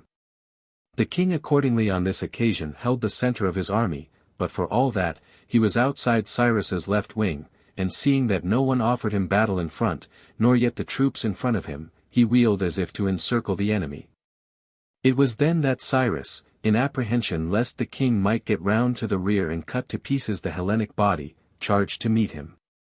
Attacking with his 600, he mastered the line of troops in front of the king, and put to flight the 6,000, cutting down, as is said, with his own hand their general, Artaxerxes. But as soon as the rout commenced, Cyrus's own 600 themselves, in the ardor of pursuit, were scattered, with the exception of a handful who were left with Cyrus himself, chiefly his table companions, so-called. Left alone with these, he caught sight of the king, and the close throng about him. Unable longer to contain himself, with a cry, "I see the man," he rushed at him and dealt a blow at his chest, wounding him through the corslet. This, according to the statement of Ctesias the surgeon 24, who further states that he himself healed the wound. As Cyrus delivered the blow, some one struck him with a javelin under the eye severely. And in the struggle which then ensued between the king and Cyrus and those about them to protect one or other, we have the statement of Ctesias as to the number slain on the king's side, for he was by his side. On the other, Cyrus himself fell, and 8 of his bravest companions lay on the top of him. The story says that Artaxerxes, the trustiest among his wand-wearers, when he saw that Cyrus had fallen to the ground, leapt from his horse and threw his arms about him. Then, as one account says, the king bade one slay him as a worthy victim to his brother, others say that Artaxerxes drew his scimitar and slew himself by his own hand. A golden scimitar it is true, he had. He wore also a collar and bracelets and the other ornaments such as the noblest Persians wear, for his kindliness and fidelity had won him honors at the hands of Cyrus. 9. So died Cyrus. A man the kingliest 25 and most worthy to rule of all the Persians who have lived since the elder Cyrus, according to the concurrent testimony of all who are reputed to have known him intimately. To begin from the beginning, when still a boy, and whilst being brought up with his brother and the other lads, his unrivaled excellence was recognized. For the sons of the noblest Persians, it must be known, are brought up, one and all, at the king's portals. Here lessons of sobriety and self-control may largely be laid to heart, while there is nothing base or ugly for eye or ear to feed upon. There is the daily spectacle ever before the boys of some receiving honor from the king, and again of others receiving dishonor, and the tale of all this is in their ears, so that from earliest boyhood they learn how to rule and to be ruled. In this courtly training Cyrus earned a double reputation. First, he was held to be a paragon of modesty among his fellows, rendering an obedience to his elders which exceeded that of many of his own inferiors. And next he bore away the palm for skill in horsemanship and for love of the animal itself. Nor less in matters of war, in the use of the bow and the javelin, was he held by men in general to be at once the optest of learners and the most eager practicer. As soon as his age permitted, the same preeminence showed itself in his fondness for the chase, not without a certain appetite for perilous adventure in facing the wild beasts themselves. Once a bear made a furious rush at him 26, and without wincing he grappled with her, and was pulled from his horse, receiving wounds the scars of which were visible through life. But in the end he slew the creature, nor did he forget him who first came to his aid, but made him enviable in the eyes of many. After he had been sent down by his father to be satrap of Lydia and Great Phrygia and Cappadocia, and had been appointed general of the forces, whose business it is to muster in the plain of the Castilus. Nothing was more noticeable in his conduct than the importance which he attached to the faithful fulfillment of every treaty or compact or undertaking entered into with others. He would tell no lies to any one. Thus doubtless it was that he won the confidence alike of individuals and of the communities entrusted to his care. Or in case of hostility, a treaty made with Cyrus was a guarantee sufficient to the combatant that he would suffer nothing contrary to its terms. Therefore, in the war with Tissaphernes, all the states of their own accord chose Cyrus in lieu of Tissaphernes, except only the men of Miletus, and these were only alienated through fear of him, because he refused to abandon their exiled citizens. And his deeds and words bore emphatic witness to his principle, even if they were weakened in number or in fortune, he would never abandon those who had once become his friends. He made no secret of his endeavor to outdo his friends and his foes alike in reciprocity of conduct. The prayer has been attributed to him, "God grant I may live long enough to recompense my friends and requite my foes with a strong arm." However this may be, no one, at least in our days, ever drew together so ardent a following of friends, eager to lay at his feet their money, their cities, their own lives and persons. Nor is it to be inferred from this that he suffered the malefactor and the wrongdoer to laugh him to scorn, on the contrary, these he punished most unflinchingly. It was no rare sight to see on the well-trodden highways, men who had forfeited hand or foot or eye. The result being that throughout the satrapy of Cyrus any one, Hellene or barbarian, provided he were innocent, might fearlessly travel wherever he pleased, and take with him whatever he felt disposed. However, as all allowed, it was for the brave in war that he reserved a special honor. To take the first instance to hand, he had a war with the Pisidians and Mysians. Being himself at the head of an expedition into those territories, he could observe those who voluntarily encountered risks. These he made rulers of the territory which he subjected, and afterwards honored them with other gifts. So that, if the good and brave were set on a pinnacle of fortune, cowards were recognized as their natural slaves. And so it befell that Cyrus never had lack of volunteers in any service of danger, whenever it was expected that his eye would be upon them. So again, wherever he might discover any one ready to distinguish himself in the service of uprightness, his delight was to make this man richer than those who seek for gain by unfair means. On the same principle, his own administration was in all respects uprightly conducted, and, in particular, he secured the services of an army worthy of the name. Generals, and subalterns alike, came to him from across the seas, not merely to make money, but because they saw that loyalty to Cyrus was a more profitable investment than so many pounds a month. Let any man whatsoever render him willing service, such enthusiasm was sure to win its reward. And so Cyrus could always command the service of the best assistants, it was said, whatever the work might be. Or if he saw any skillful and just steward who furnished well the country over which he ruled, and created revenues, so far from robbing him at any time, to him who had, he delighted to give more. So that toil was a pleasure, and gains were amassed with confidence, and least of all from Cyrus would a man conceal the amount of his possessions, seeing that he showed no jealousy of wealth openly avowed. But his endeavor was rather to turn to account the riches of those who kept them secret. Towards the friends he had made, whose kindliness he knew, or whose fitness as fellow-workers with himself, in aught which he might wish to carry out, he had tested, he showed himself in turn an adept in the arts of courtesy. Just in proportion as he felt the need of this friend or that to help him, so he tried to help each of them in return in whatever seemed to be their heart's desire. Many were the gifts bestowed on him, for many in diverse reasons. No one man, perhaps, ever received more, no one, certainly, was ever more ready to bestow them upon others, with an eye ever to the taste of each, so as to gratify what he saw to be the individual requirement. Many of these presents were sent to him to serve as personal adornments of the body or for battle, and as touching these he would say, "How am I to deck myself out in all these? To my mind a man's chief ornament is the adornment of nobly adorned friends." Indeed, that he should triumph over his friends in the great matters of well-doing is not surprising, seeing that he was much more powerful than they, but that he should go beyond them in minute attentions, and in an eager desire to give pleasure, seems to me, I must confess, more admirable. Frequently when he had tasted some specially excellent wine, he would send the half-remaining flagon to some friend with a message to say, "Cyrus says, this is the best wine he has tasted for a long time, that is his excuse for sending it to you.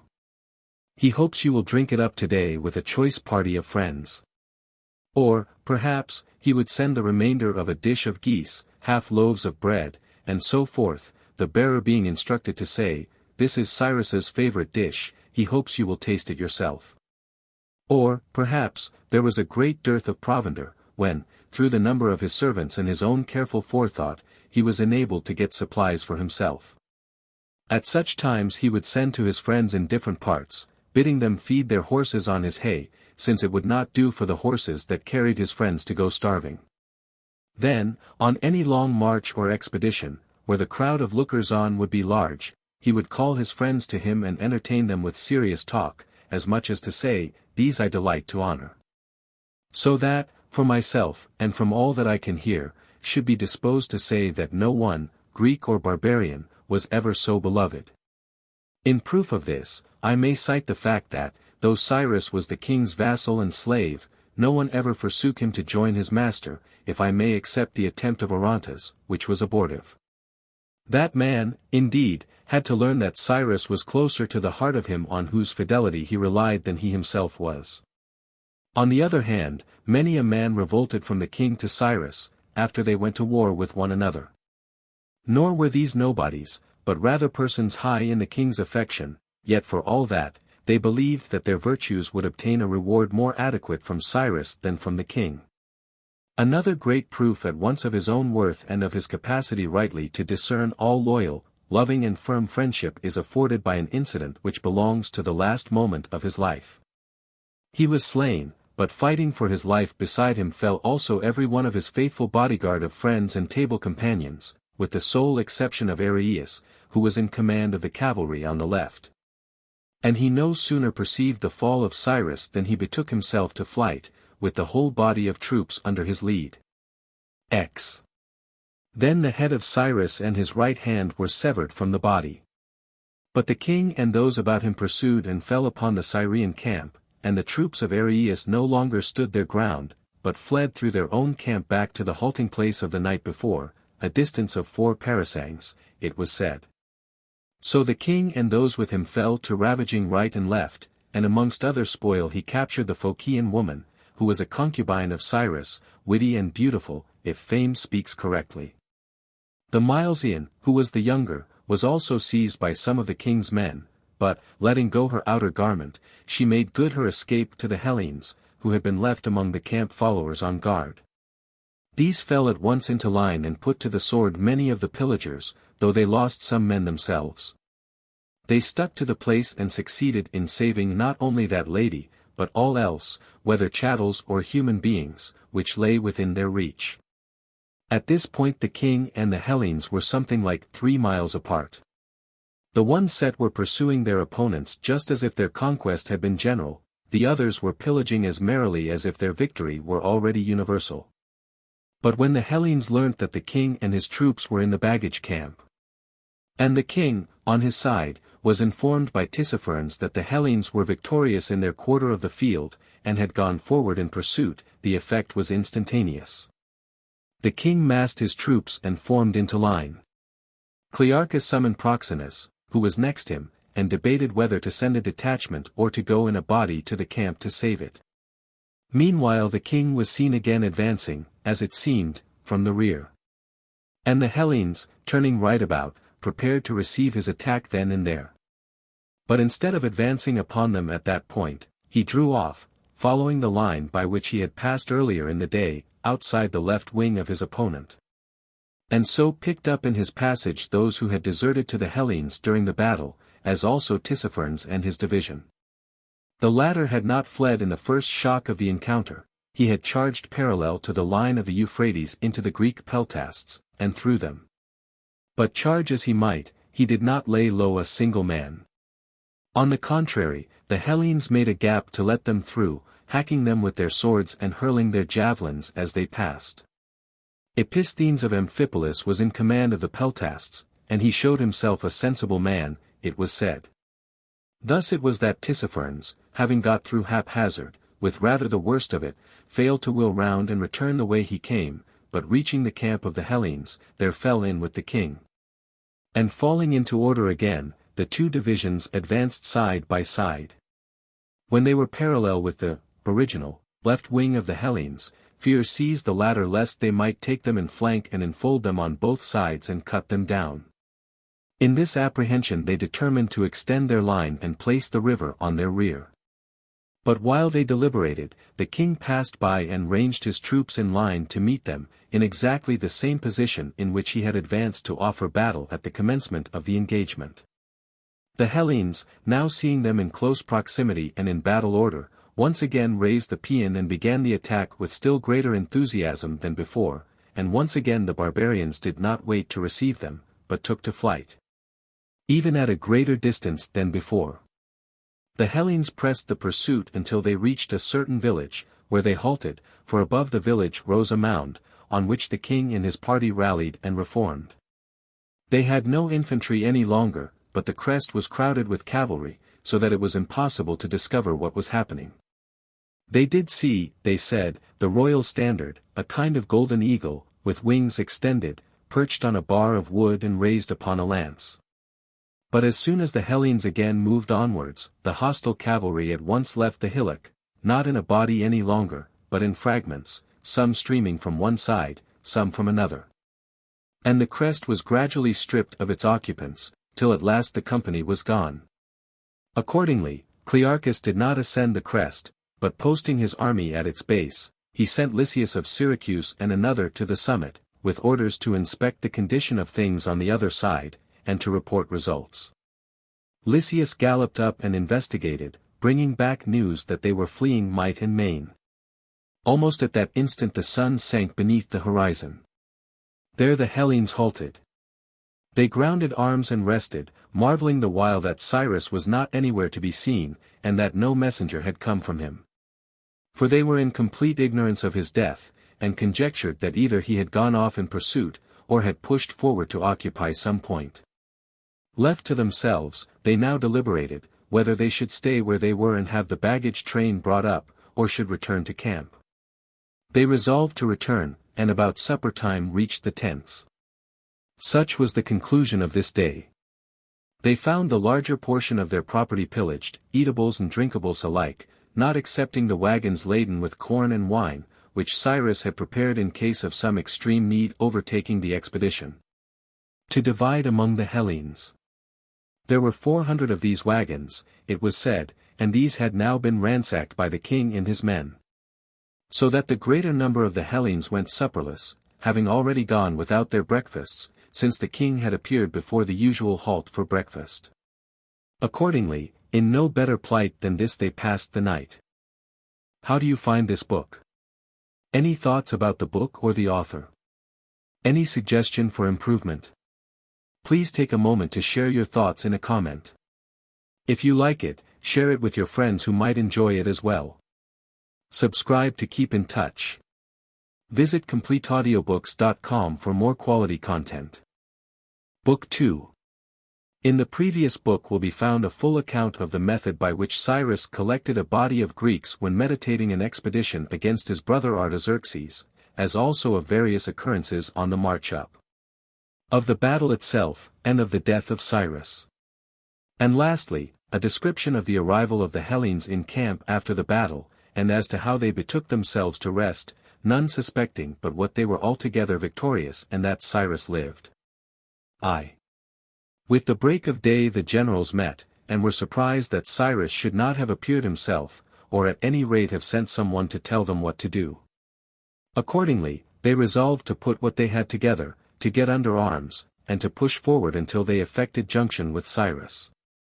Just as they were on the point of starting, with the rising sun came Proclus the ruler of Tithrania. He was a descendant of Damaratus 27 the Laconian, and with him also came Glus the son of Thamos. These two told them, first, that Cyrus was dead. Next, that Artaxerxes had retreated with the rest of the barbarians to the halting place whence they had started at dawn on the previous day. And wished to inform them that, if they were minded to come, he would wait for this one day, but on the morrow he should return home again to Ionia, whence he came. When they heard these tidings, the generals were sorely distressed. So too were the rest of the Hellenes when they were informed of it. Then Clearchus spoke as follows: Would that Cyrus were yet alive! But since he is dead, take back this answer to Artaxerxes, that we, at any rate, have conquered the king. And, as you yourselves may see, there is not a man left in the field to meet us. Indeed, had you not arrived, we should ere this have begun our march upon the king. Now, we can promise to Artaxerxes that, if he will join us here, we will place him on the king's throne. Surely to those who conquer empire pertains. With these words he sent back the messengers, and with them he sent Chrysippus the Laconian, and Menon the Thessalian. That was what Menon himself wished, being, as he was, a friend and intimate of Artaxerxes, and bound by mutual ties of hospitality. So these set off, and Clearchus waited for them. The soldiers furnished themselves with food, and drink, as best they might, falling back on the baggage animals, and cutting up oxen and asses. There was no lack of firewood. They need only step forward a few paces from the line where the battle was fought, and they would find arrows to hand in abundance, which the Hellenes had forced the deserters from the king to throw away. There were arrows and wicker shields also, and the huge wooden shields of the Egyptians. There were many targets also, and empty wagons left to be carried off. Here was a store which they were not slow to make use of to cook their meat and serve their meals that day. It was now about full market hour 28 when heralds from the king and Tissaphernes arrived. These were barbarians with one exception. This was a certain Philinus, a Hellene who lived at the court of Tissaphernes, and was held in high esteem. He gave himself out to be a connoisseur of tactics and the art of fighting with heavy arms. These were the men who now came up, and having summoned the generals of the Hellenes, they delivered themselves of the following message: the great king having won the victory and slain Cyrus, bids the Hellenes to surrender their arms, to betake themselves to the gates of the king's palace, and there obtain for themselves what terms they can. That was what the herald said, and the Hellenes listened with heavy hearts, but Clearchus spoke, and his words were few. Conquerors do not, as a rule, give up their arms. Then turning to the others he added, I leave it to you, my fellow generals, to make the best and noblest answer, that ye may, to these gentlemen. I will rejoin you presently. At the moment an official had summoned him to come and look at the entrails which had been taken out, for, as it chanced, he was engaged in sacrificing. As soon as he was gone, Clearchus the Arcadian, by right of seniority, answered, they would sooner die than give up their arms. Then Proxenus the Theban said, for my part, I marvel if the king demands our arms as our master, or for the sake of friendship merely, as presents. If as our master, why need he ask for them rather than come and take them? But if he would fain wheedle us out of them by fine speeches, he should tell us what the soldiers will receive in turn for such kindness. In answer to him Philinus said, the king claims to have conquered, because he has put Cyrus to death. And who is there now to claim the kingdom as against himself? He further flatters himself that you also are in his power, since he holds you in the heart of his country, hemmed in by impassable rivers. And he can at any moment bring against you a multitude so vast that even if leave were given to rise and slay you could not kill them. After him Theopompus 29 the Athenian spoke. Philinus, he said, at this instant, as you yourself can see, we have nothing left but our arms and our valor. If we keep the former we imagine we can make use of the latter. But if we deliver up our arms we shall presently be robbed of our lives. Do not suppose then that we are going to give up to you the only good things which we possess. We prefer to keep them. And by their help we will do battle with you for the good things which are yours. Philinus laughed when he heard those words, and said, spoken like a philosopher, my fine young man, and very pretty reasoning too. Yet, let me tell you, your wits are somewhat scattered if you imagine that your valor will get the better of the king's power. There were one or two others, it was said, who with a touch of weakness in their tone or argument, made answer, they had proved good and trusty friends to Cyrus, and the king might find them no less valuable. If he liked to be friends with them, he might turn them to any use that pleased his fancy, say for a campaign against Egypt. Their arms were at his service, they would help to lay that country at his feet. Just then Clearchus returned, and wished to know what answer they had given. The words were barely out of his mouth before Philinus interrupting, answered, as for your friends here, one says one thing and one another. Will you please give us your opinion? And he replied, the sight of you, Philinus, caused me much pleasure, and not only me, but all of us, I feel sure, for you are a Hellene even as we are, every one of us whom you see before you. In our present plight we would like to take you into our counsel as to what we had better do touching your proposals. I beg you then solemnly, in the sight of heaven, do you tender us such advice as you shall deem best and worthiest, and such as shall bring you honor of after time. When it will be said of you how once on a time Philinus was sent by the great king to bid certain Hellenes yield up their arms, and when they had taken him into their council, he gave them such and such advice. You know that whatever advice you do give us cannot fail to be reported in Hellas. Clearchus threw out these leading remarks in hopes that this man, who was the ambassador from the king, might himself be led to advise them not to give up their arms, in which case the Hellenes would be still more sanguine and hopeful. But, contrary to his expectation, Philinus turned round and said, I say that if you have one chance, one hope in 10,000 to wage a war with the king successfully, do not give up your arms. That is my advice. If, however, you have no chance of escape without the king's consent, then I say save yourselves in the only way you can. And Clearchus answered, So, then, that is your deliberate view? Well, this is our answer, take it back.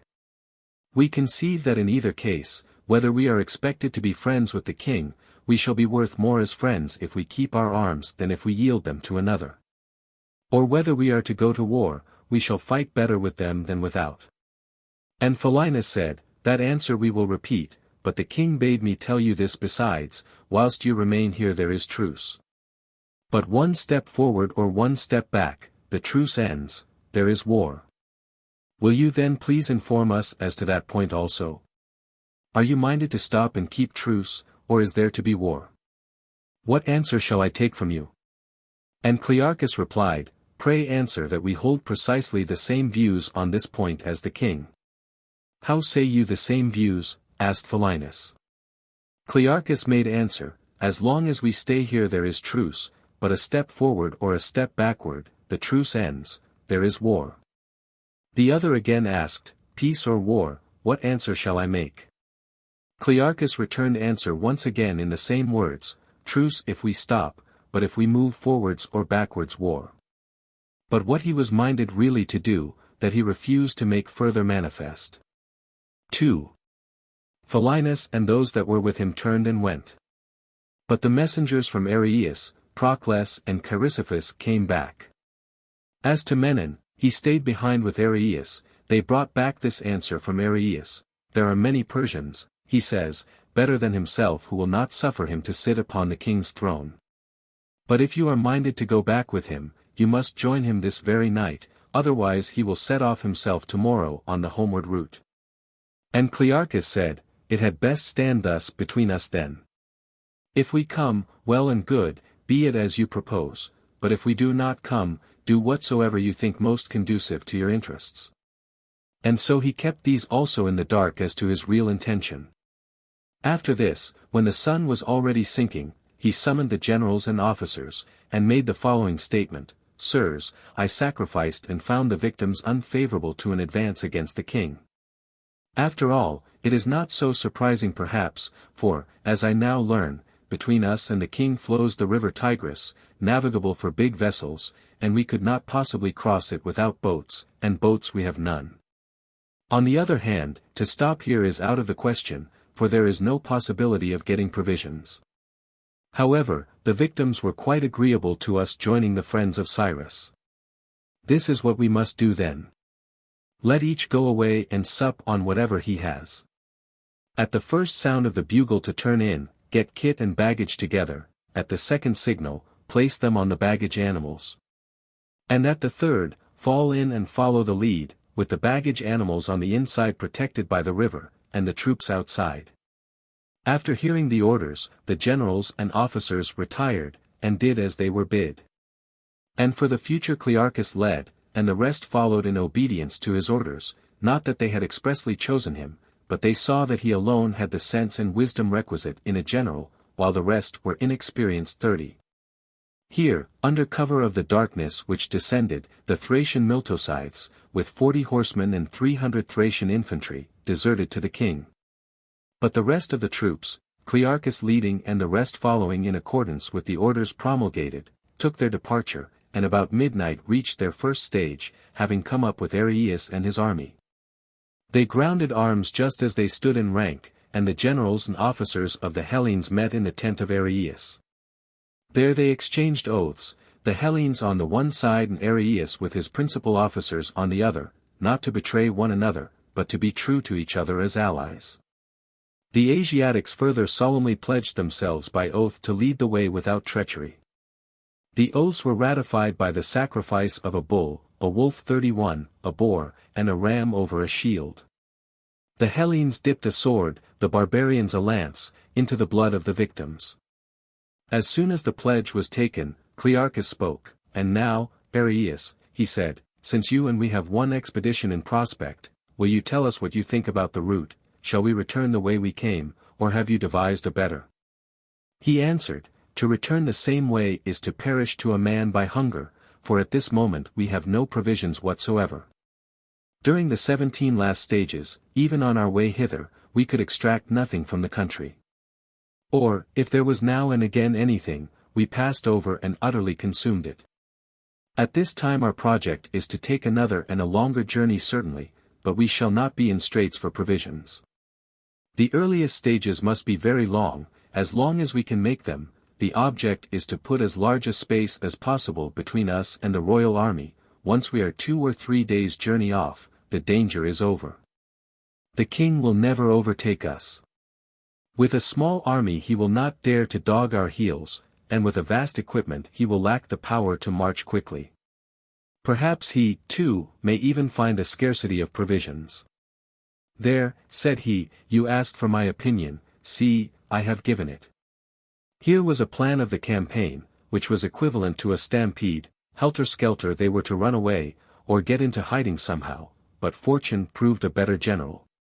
For as soon as it was day they recommenced the journey, keeping the sun on their right, and calculating that with the westering rays they would have reached villages in the territory of Babylonia, and in this hope they were not deceived.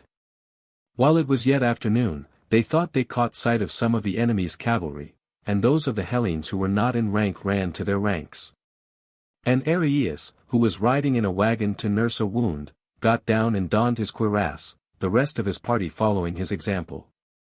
Whilst they were arming themselves, the scouts, who had been sent forward, came back with the information that they were not cavalry but baggage animals grazing. It was at once clear to all that they must be somewhere in the neighborhood of the king's encampment. Smoke could actually be seen rising, evidently from villages not far ahead. Clearchus hesitated to advance upon the enemy, knowing that the troops were tired and hungry, and indeed it was already late. On the other hand he had no mind either to swerve from his route, guarding against any appearance of flight. Accordingly he marched straight as an arrow, and with sunset entered the nearest villages with his vanguard and took up quarters.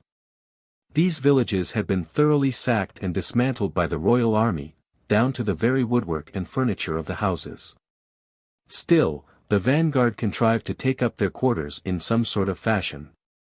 But the rear division, coming up in the dark, had to bivouac as best they could, one detachment after another, and a great noise they made, with hue and cry to one another, so that the enemy could hear them. And those in their immediate proximity actually took to their heels, left their quarters, and decamped, as was plain enough next morning, when not a beast was to be seen, nor sign of camp or wreath of smoke anywhere in the neighborhood. The king, as it would appear, was himself quite taken aback by the advent of the army, as he fully showed by his proceedings next day. During the progress of this night the Hellenes had their turn of scare, a panic seized them, and there was a noise and clatter, hardly to be explained except by the visitation of some sudden terror. But Clearchus had with him the Elean Ptolemies, the best herald of his time. Him he ordered to proclaim silence, and then to give out this proclamation of the generals: whoever will give any information as to who let an ass into the camp shall receive a talent of silver in reward. On hearing this proclamation the soldiers made up their minds that their fear was baseless, and their generals safe and sound. At break of day Clearchus gave the order to the Hellenes to get under arms in line of battle, and take up exactly the same position as they held on the day of the battle. 3. And now comes the proof of what I stated above, that the king was utterly taken aback by the sudden apparition of the army. Only the day before, he had sent and demanded the surrender of their arms, and now, with the rising sun, came heralds sent by him to arrange a truce. These, having reached the advanced guard, asked for the generals. The guard reported their arrival. And Clearchus, who was busy inspecting the ranks, sent back word to the heralds that they must await his leisure.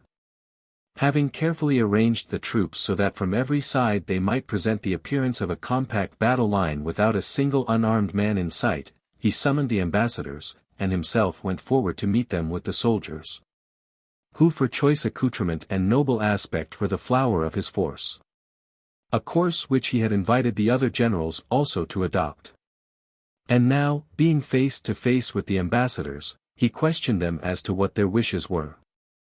They replied that they had come to arrange a truce, and were persons competent to carry proposals from the king to the Hellenes and from the Hellenes to the king.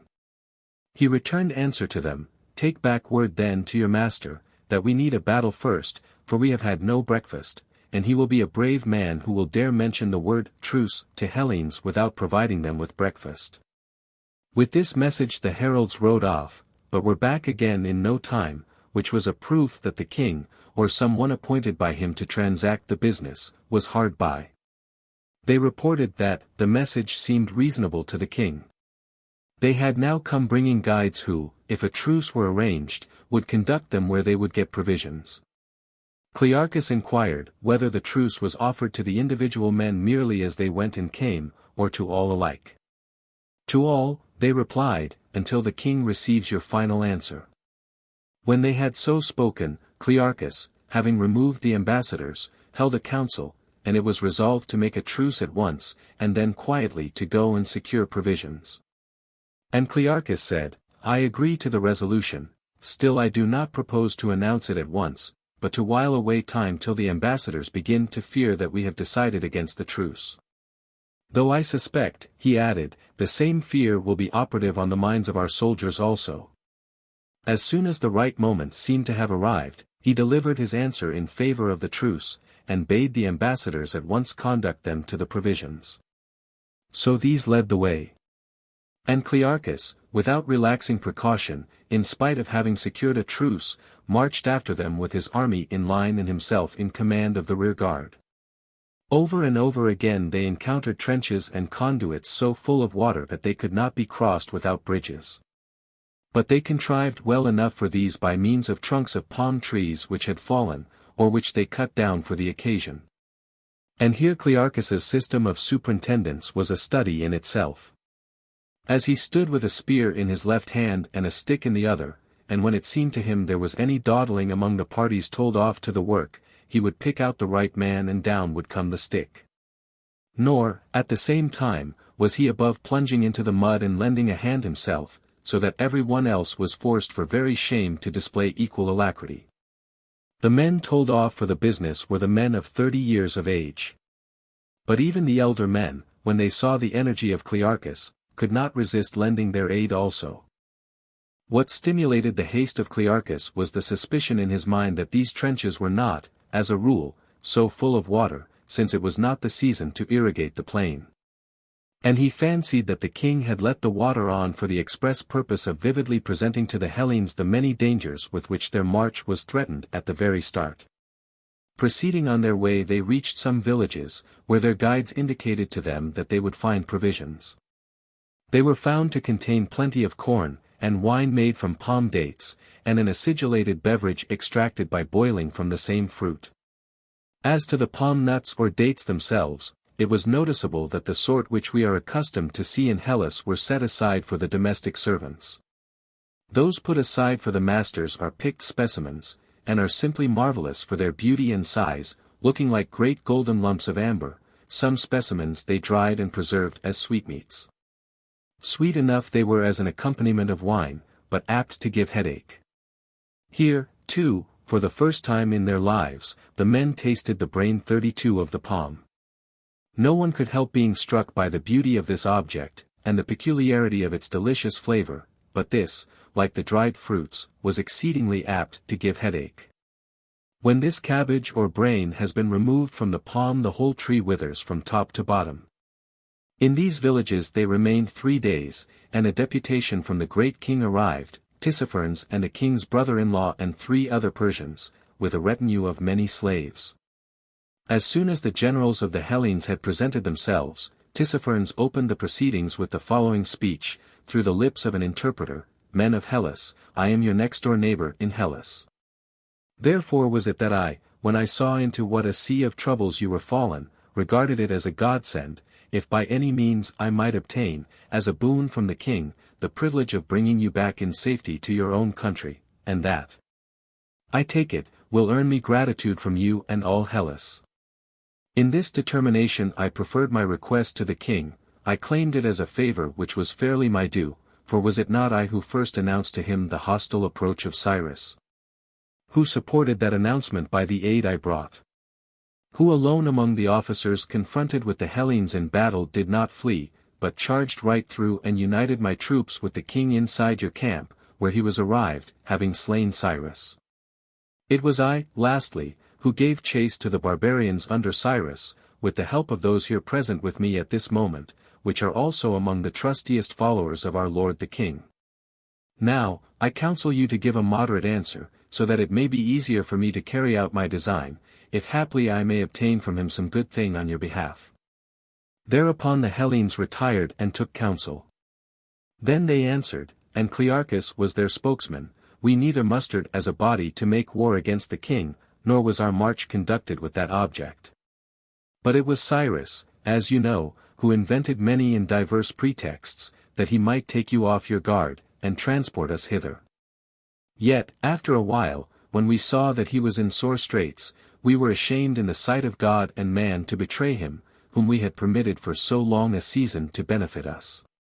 But now that Cyrus is dead, we set up no claim to his kingdom against the king himself. There is neither person nor thing for the sake of which we would care to injure the king's country. We would not choose to kill him if we could, rather we would march straight home, if we were not molested, but, God helping us, we will retaliate on all who injure us. On the other hand, if any be found to benefit us, we do not mean to be outdone in kindly deeds, as far as in us lies." So he spoke, and Tissaphernes listened and replied, "That answer will I take back to the king and bring you word from him again.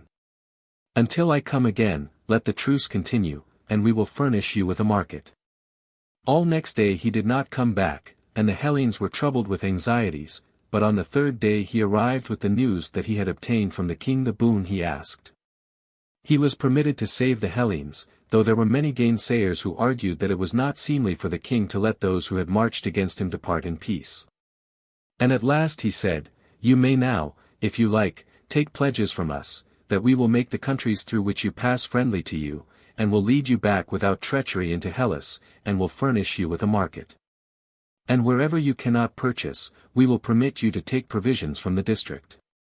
You, on your side, must swear that you will march as through a friendly country, without damage, merely taking food and drink wherever we fail to supply a market, or, if we afford a market, you shall only obtain provisions by paying for them."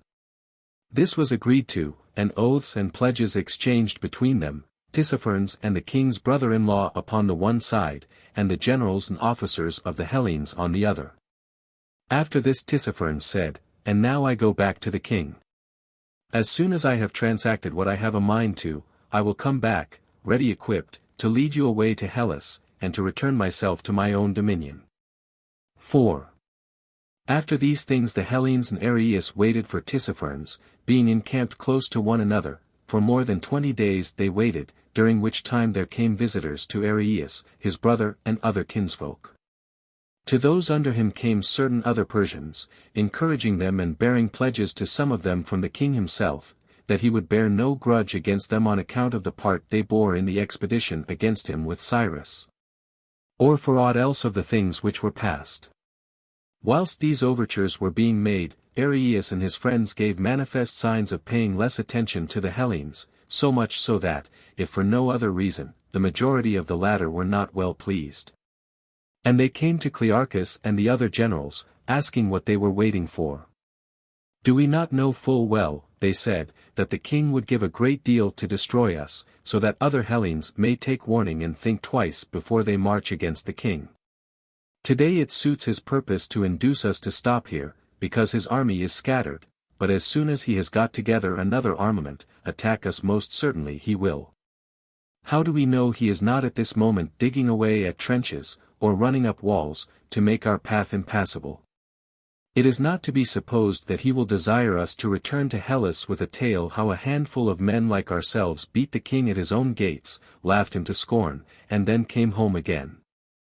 Clearchus replied, "I too am keenly aware of all this, but I reason thus: if we turn our backs now, they will say, we mean war and are acting contrary to the truce, and then what follows? First of all, no one will furnish us with a market or means of providing ourselves with food. Next, we shall have no one to guide us. Moreover, such action on our part will be a signal to Areus to hold aloof from us, so that not a friend will be left to us. Even those who were formerly our friends will now be numbered with our enemies. What other river, or rivers, we may find we have to cross, I do not know, but this we know, to cross the Euphrates in face of resistance is impossible. You see, in the event of being driven to an engagement, we have no cavalry to help us, but with the enemy it is the reverse. Not only the most, but the best of his troops are cavalry, so that if we are victorious, we shall kill no one. But if we are defeated, not a man of us can escape. For my part, I cannot see why the king, who has so many advantages on his side, if he desires to destroy us, should swear oaths and tender solemn pledges merely in order to perjure himself in the sight of heaven. To render his word worthless and his credit discreditable the wide world over. These arguments he propounded at length. Meanwhile Tissaphernes came back, apparently ready to return home. He had his own force with him, and so had Orontes, who was also present, his. The latter brought, moreover, his bride with him, the king's daughter, whom he had just wedded. The journey was now at length fairly commenced. Tissaphernes led the way, and provided a market. They advanced, and Artaxerxes advanced too, at the head of Cyrus's Asiatic troops, side by side with Tissaphernes and Orontes, and with these two he also pitched his camp. The Hellenes, holding them in suspicion, marched separately with the guides, and they encamped on each occasion a parasang apart, or rather less. And both parties kept watch upon each other as if they were enemies, which hardly tended to lull suspicion. And sometimes, whilst foraging for wood and grass and so forth on the same ground, blows were exchanged, which occasioned further embitterments. 3 stages they had accomplished ere they reached the wall of Media, as it is called, and passed within it. It was built of baked bricks laid upon bitumen. It was 20 feet broad and 100 feet high, and the length of it was said to be 20 parasangs. It lies at no great distance from Babylon.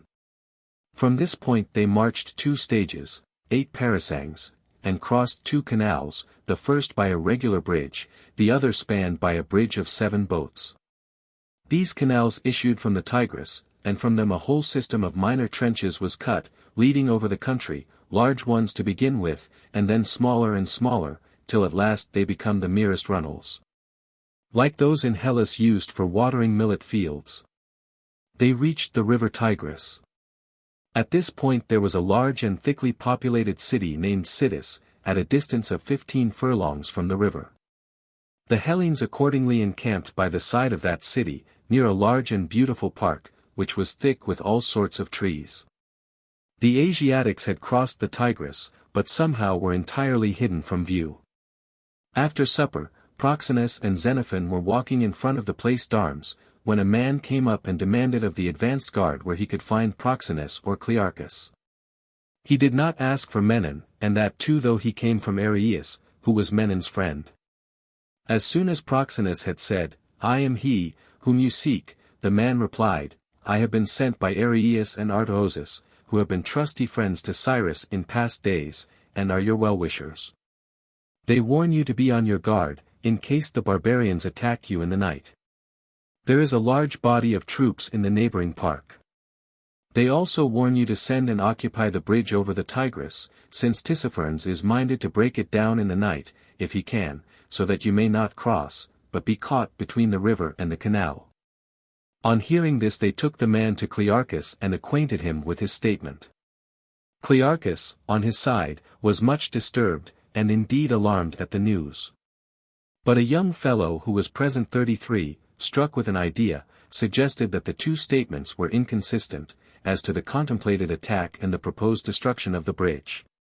Clearly, the attacking party must either conquer or be worsted. If they conquer, what need of their breaking down the bridge? Why? If there were 6 bridges, said he, we should not be any the more able to save ourselves by flight, there would be no place to flee to. But, in the opposite case, suppose we win, with the bridge broken down, it is they who will not be able to save themselves by flight. And, what is worse for them, not a single soul will be able to bring them succor from the other side, for all their numbers, since the bridge will be broken down.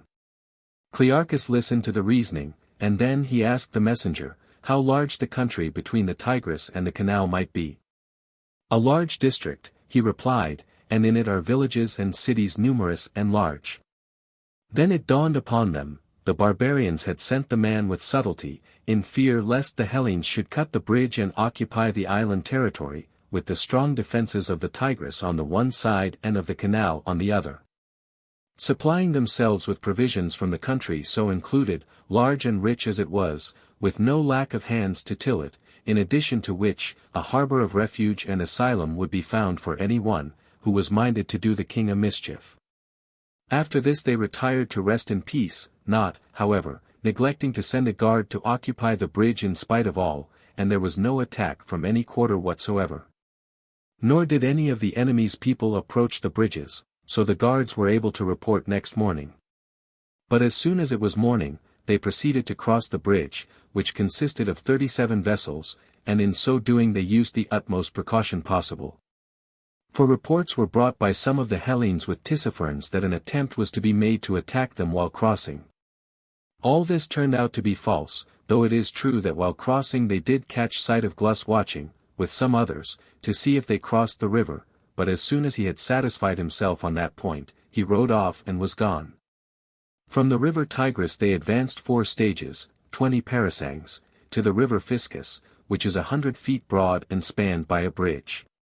Here lay a large and populous city named Opis, close to which the Hellenes were encountered by the natural brother of Cyrus and Artaxerxes, who was leading a large army from Susa and Ecbatana to assist the king. He halted his troops and watched the Hellenes march past.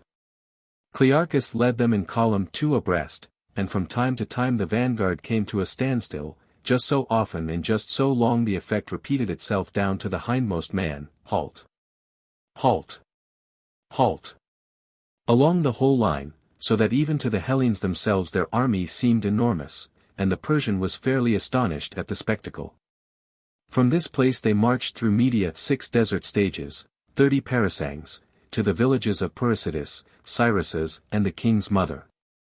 These Tissaphernes, in mockery of Cyrus, delivered over to the Hellenes to plunder, except that the folk in them were not to be made slaves. They contained much corn, cattle, and other property.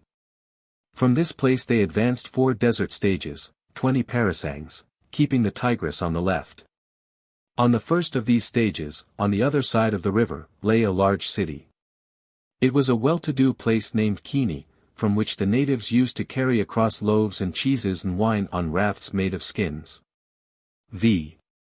After this they reached the river Zapatis 34, which is 400 feet broad, and here they halted 3 days. During the interval suspicions were rife, though no act of treachery displayed itself. Clearchus accordingly resolved to bring to an end these feelings of mistrust, before they led to war. Consequently, he sent a messenger to the Persian to say that he desired an interview with him, to which the other readily consented.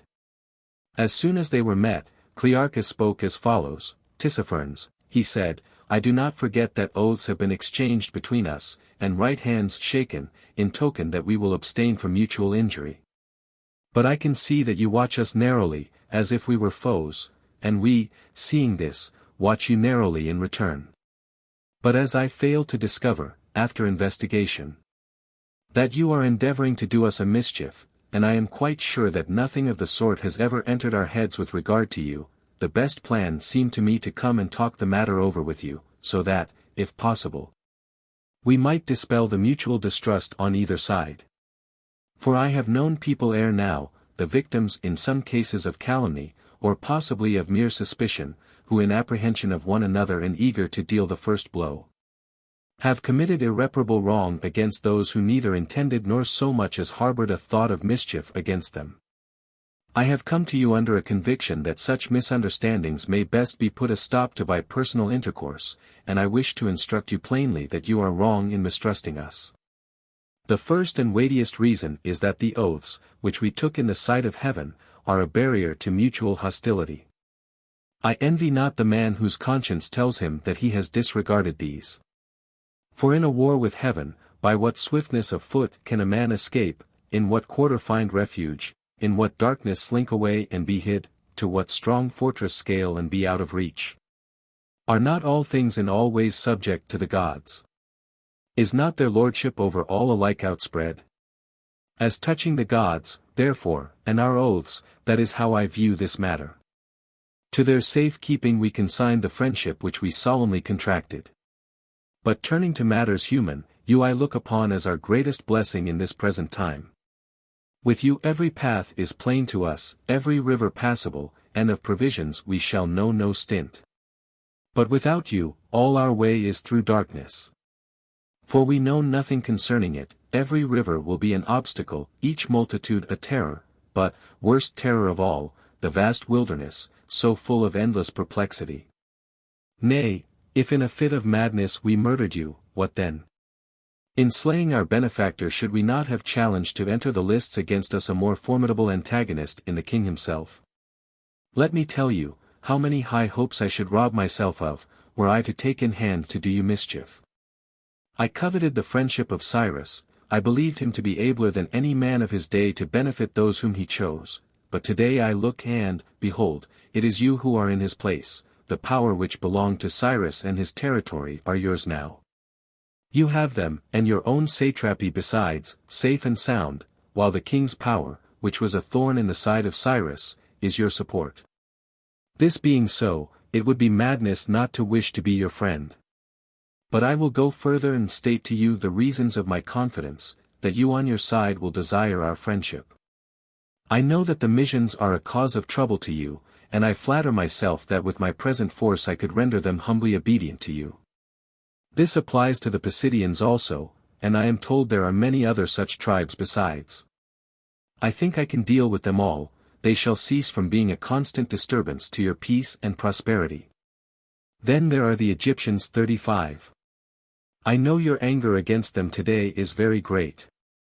Nor can I see what better force you will find to help you in chastising them than this which marches at my back today.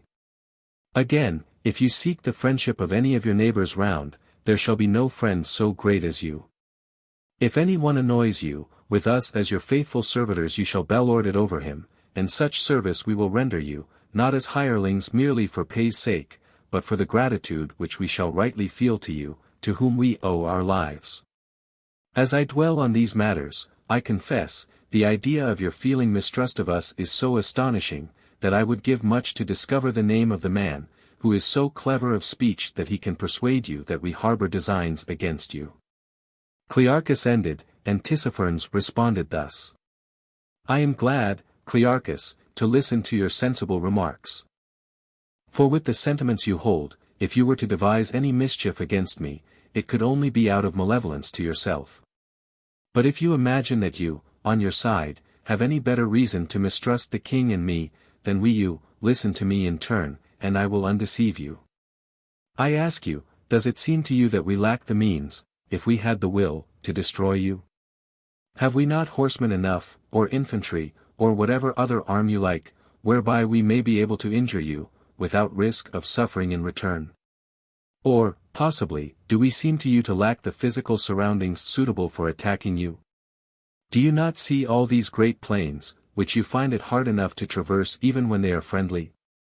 And all yonder great mountain chains left for you to cross, which we can at any time occupy in advance and render impassable? And all those rivers, on whose banks we can deal craftily by you, checking and controlling and choosing the right number of you whom we care to fight? Nay, there are some which you will not be able to cross at all, unless we transport you to the other side.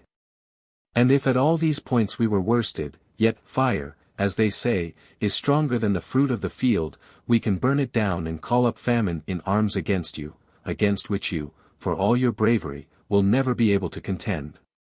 Why then, with all these avenues of attack, this machinery of war, open to us, not one of which can be turned against ourselves, why should we select from among them all that method, which alone in the sight of God is impious and of man abominable? Surely it belongs to people altogether without resources, who are helplessly struggling in the toils of fate, and are villains to boot, to seek accomplishment of their desires by perjury to heaven and faithlessness to their fellows. We are not so unreasoning, Clearchus, nor so foolish. Why, when we had it in our power to destroy you, did we not proceed to do it?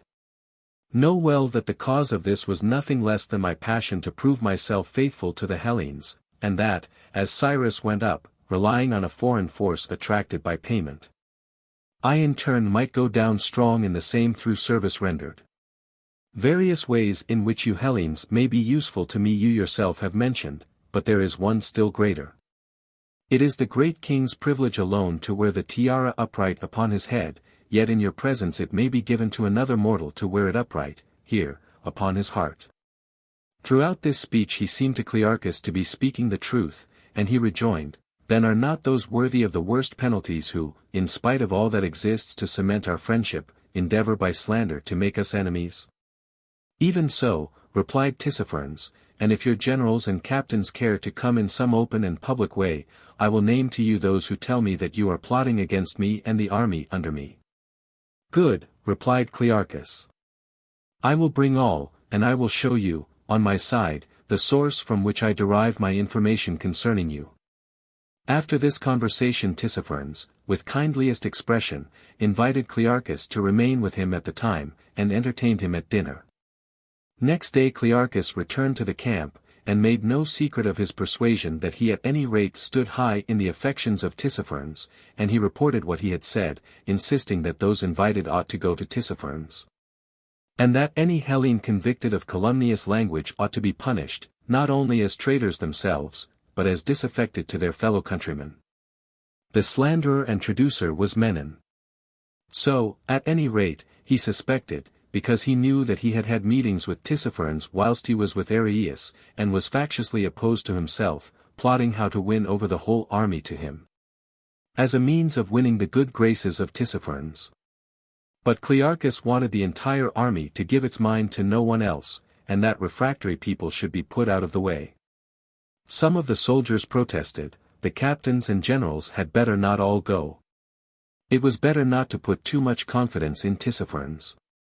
But Clearchus insisted so strongly that finally it was arranged for 5 generals to go and 20 captains. These were accompanied by about 200 of the other soldiers, who took the opportunity of marketing. On arrival at the doors of Tissaphernes' quarters the generals were summoned inside. They were Proxenus the Boeotian, Menon the Thessalian, Aegeas the Arcadian, Clearchus the Laconian, and Socrates the Achaean, while the captains remained at the doors. Not long after that, at one and the same signal, those within were seized and those without cut down, after which some of the barbarian horsemen galloped over the plain, killing every Hellene they encountered, bond or free. The Hellenes, as they looked from the camp, viewed that strange horsemanship with surprise, and could not explain to themselves what it all meant, until Nicarchus the Arcadian came tearing along for bare life with a wound in the belly, and clutching his protruding entrails in his hands. He told them all that had happened. Instantly the Hellenes ran to their arms, one and all, in utter consternation, and fully expecting that the enemy would instantly be down upon the camp. However, they did not all come. Only Arius came, and Artaxerxes and Mithridates, who were Cyrus's most faithful friends, but the interpreter of the Hellenes said he saw and recognized the brother of Tissaphernes also with them. They had at their back other Persians also, armed with cuirasses, as many as 300. As soon as they were within a short distance, they bade any general or captain of the Hellenes who might be there to approach and hear a message from the king. After this, 2 Hellene generals went out with all precaution. These were Cleanor the Orchomenian, and Sophonidas the Stymphalian, attended by Xenophon the Athenian, who went to learn news of Proxenus. Chrysippus was at the time away in a village with a party gathering provisions. As soon as they had halted within earshot, Arius said, Hellenes, Clearchus being shown to have committed perjury and to have broken the truce, has suffered the penalty, and he is dead. But Proxenus and Menon, in return for having given information of his treachery, are in high esteem and honor. As to yourselves, the king demands your arms.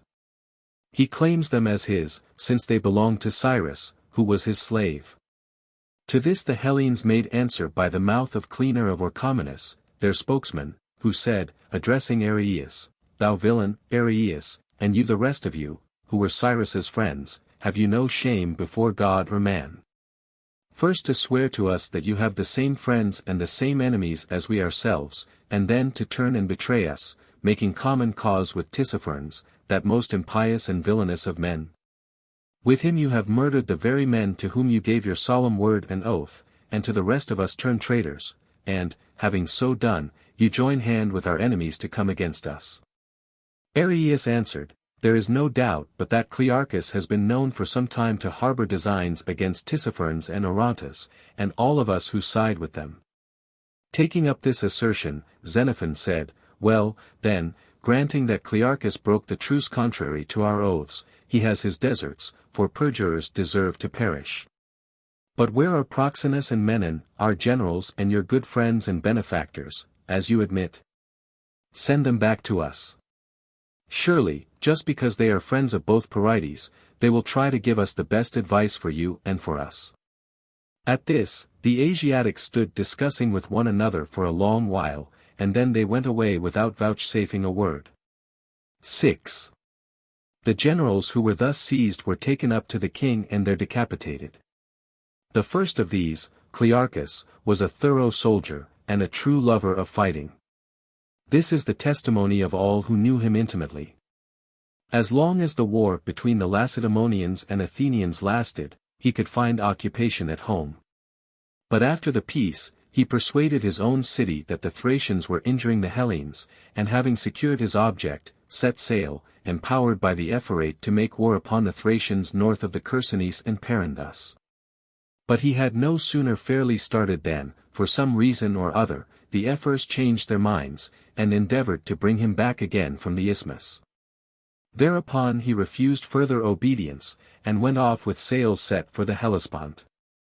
In consequence he was condemned to death by the Spartan authorities for disobedience to orders, and now, finding himself in exile, he came to Cyrus. Working on the feelings of that prince, in language described elsewhere, he received from his entertainer a present of 10,000 darics.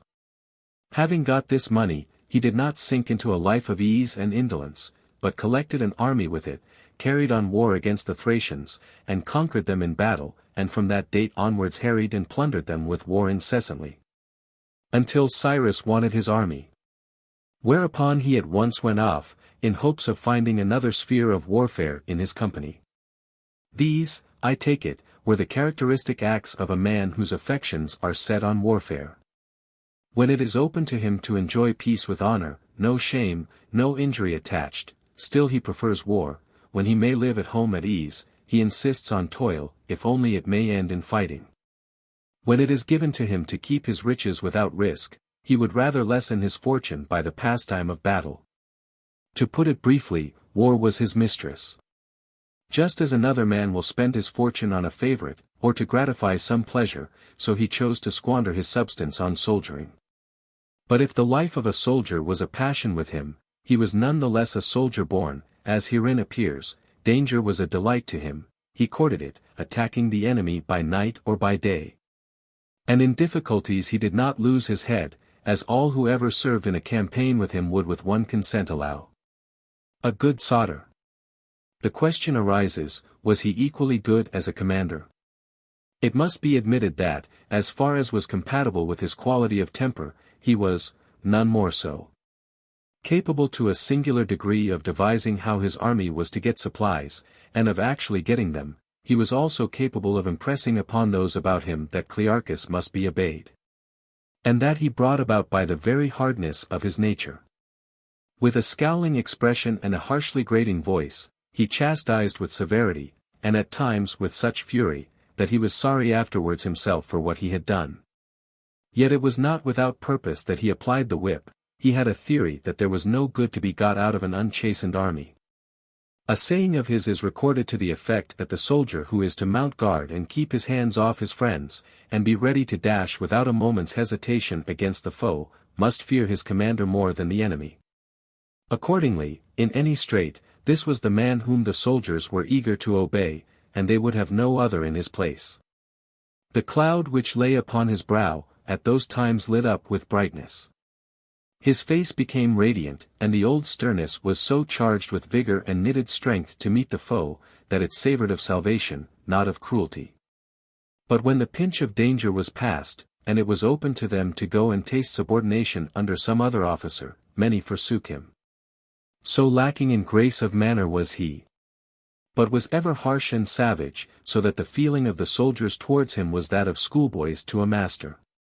In other words, though it was not his good fortune ever to have followers inspired solely by friendship or goodwill, yet those who found themselves under him, either by state appointment or through want, or other arch necessity, yielded him implicit obedience. From the moment that he led them to victory, the elements which went to make his soldiers efficient were numerous enough. There was the feeling of confidence in facing the foe, which never left them, and there was the dread of punishment at his hands to keep them orderly. In this way and to this extent he knew how to rule. But to play a subordinate part himself he had no great taste, so, at any rate, it was said. At the time of his death he must have been about 50 years of age. Proxenus, the Boeotian, was of a different temperament. It had been the dream of his boyhood to become a man capable of great achievements. In obedience to this passionate desire it was, that he paid his fee to Gorgias of Leontini 36. After enjoying that teacher's society, he flattered himself that he must be at once qualified to rule, and while he was on friendly terms with the leaders of the age, he was not to be outdone in reciprocity of service 37. In this mood he threw himself into the projects of Cyrus, and in return expected to derive from this essay the reward of a great name, large power, and wide wealth.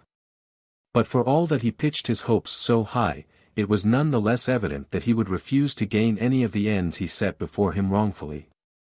Righteously and honorably he would obtain them, if he might, or else forego them.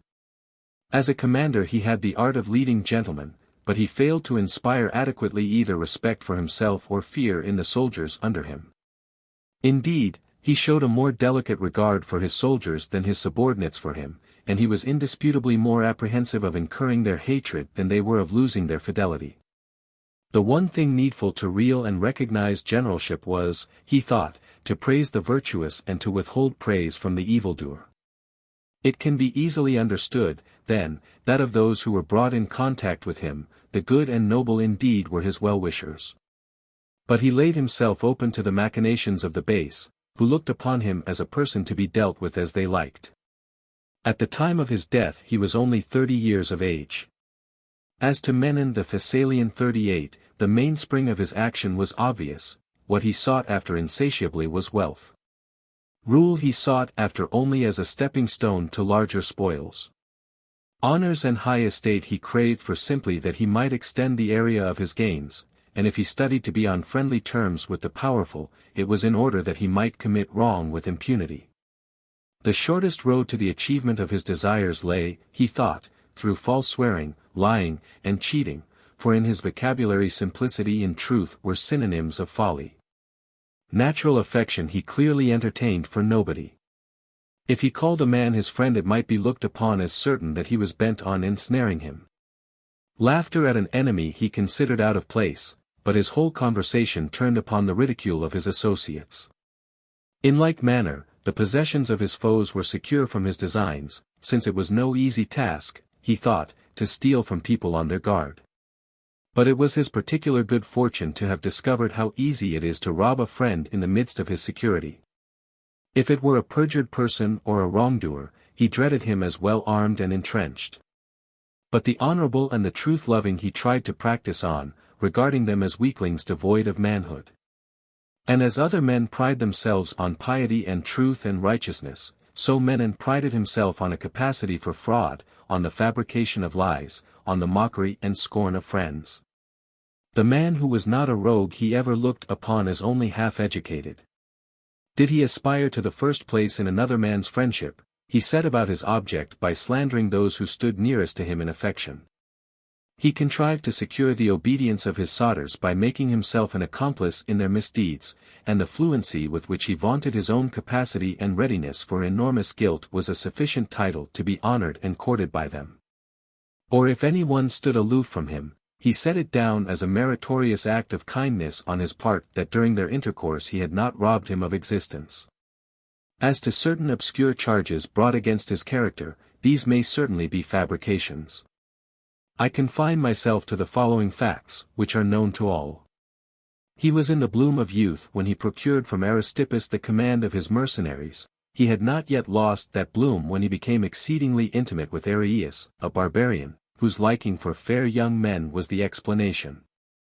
And before he had grown a beard himself, he had contracted a similar relationship with a bearded favorite named Thisaphernes. When his fellow generals were put to death on the plea that they had marched with Cyrus against the king, he alone, although he had shared their conduct, was exempted from their fate. But after their deaths the vengeance of the king fell upon him, and he was put to death, not like Clearchus and the others by what would appear to be the speediest of deaths, decapitation, but, as report says, he lived for a year in pain and disgrace and died the death of a felon. Aegeas the Arcadian and Socrates the Achaean were both among the sufferers who were put to death. To the credit, be it said, of both, no one ever derided either as cowardly in war, no one ever had a fault to find with either on the score of friendship. They were both about 35 years of age. Book 3. In the preceding pages of the narrative will be found a full account, not only of the doings of the Hellenes during the advance of Cyrus till the date of the battle, but of the incidents which befell them after Cyrus' death at the commencement of the retreat, while in company with Tissaphernes during the truce. After the generals had been seized, and the captains and soldiers who formed their escort had been killed, the Hellenes lay in deep perplexity, a prey to painful reflections. Here were they at the king's gates, and on every side environing them were many hostile cities and tribes of men. Who was there now to furnish them with a market? Separated from Hellas by more than 1,000 miles, they had not even a guide to point the way. Impassable rivers lay athwart their homeward route, and hemmed them in. Betrayed even by the Asiatics, at whose side they had marched with Cyrus to the attack, they were left in isolation. Without a single mounted trooper to aid them in pursuit, was it not perfectly plain that if they won a battle, their enemies would escape to a man, but if they were beaten themselves, not one soul of them would survive?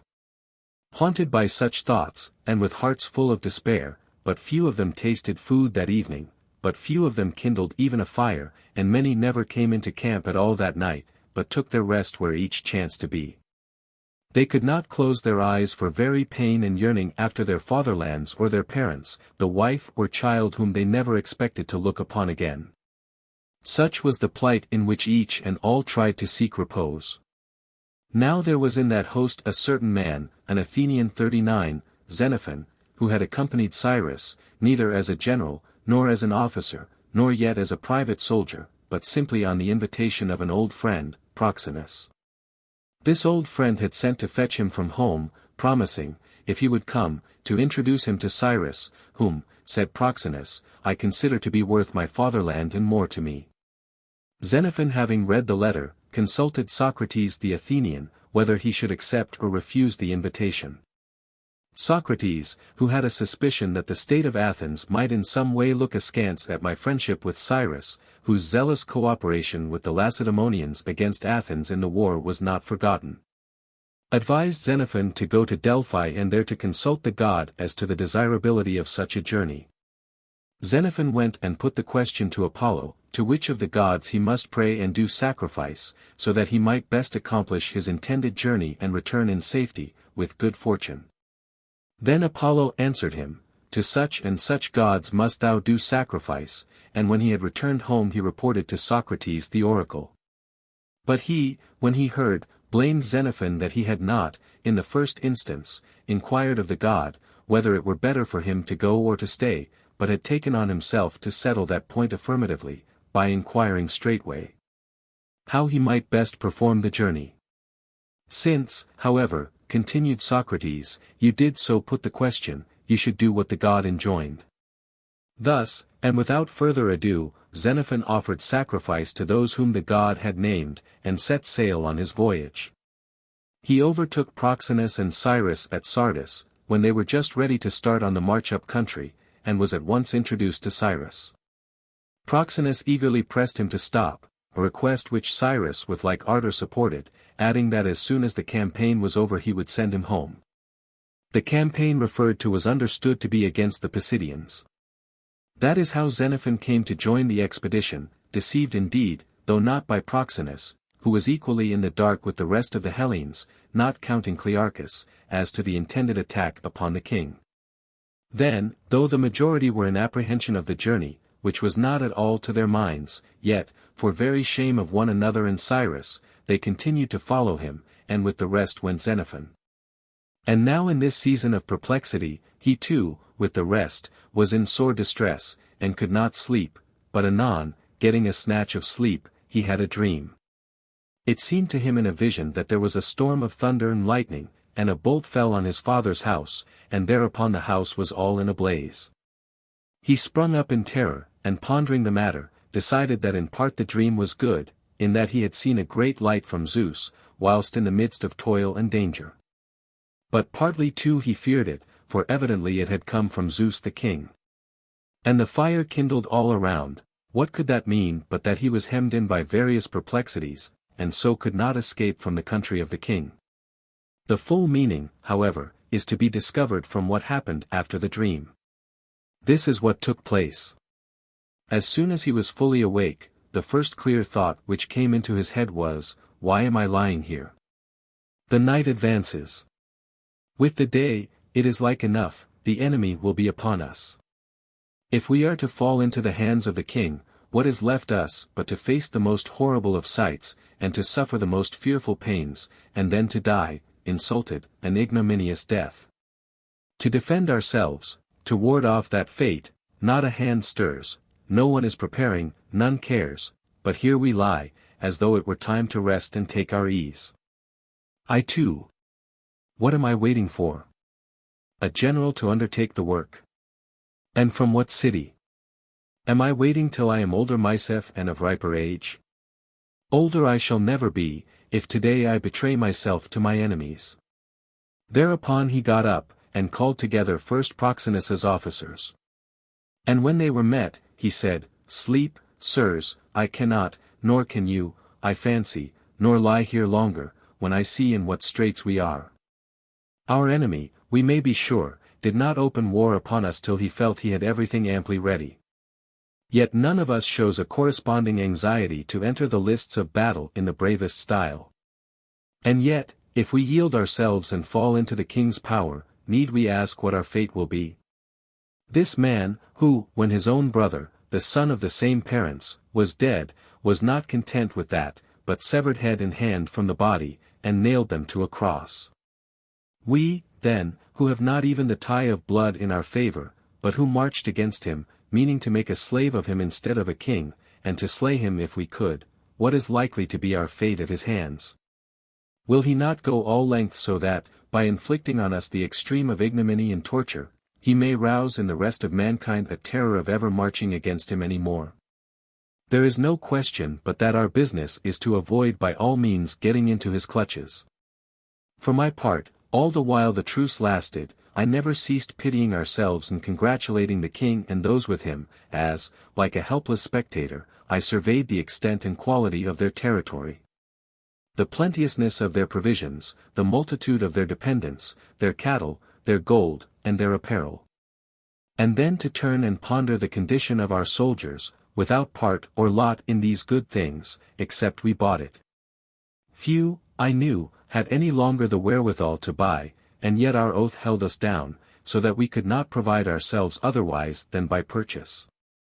I say, as I reasoned thus, there were times when I dreaded the truce more than I now dread war. Now, however, that they have abruptly ended the truce, there is an end also to their own insolence and to our suspicion. All these good things of theirs are now set as prizes for the combatants. To whichsoever of us shall prove the better men, will they fall as guerdons, and the gods themselves are the judges of the strife. The gods, who full surely will be on our side, seeing it is our enemies who have taken their names falsely. Whilst we, with much to lure us, yet for our oath's sake, and the gods who were our witnesses, sternly held aloof.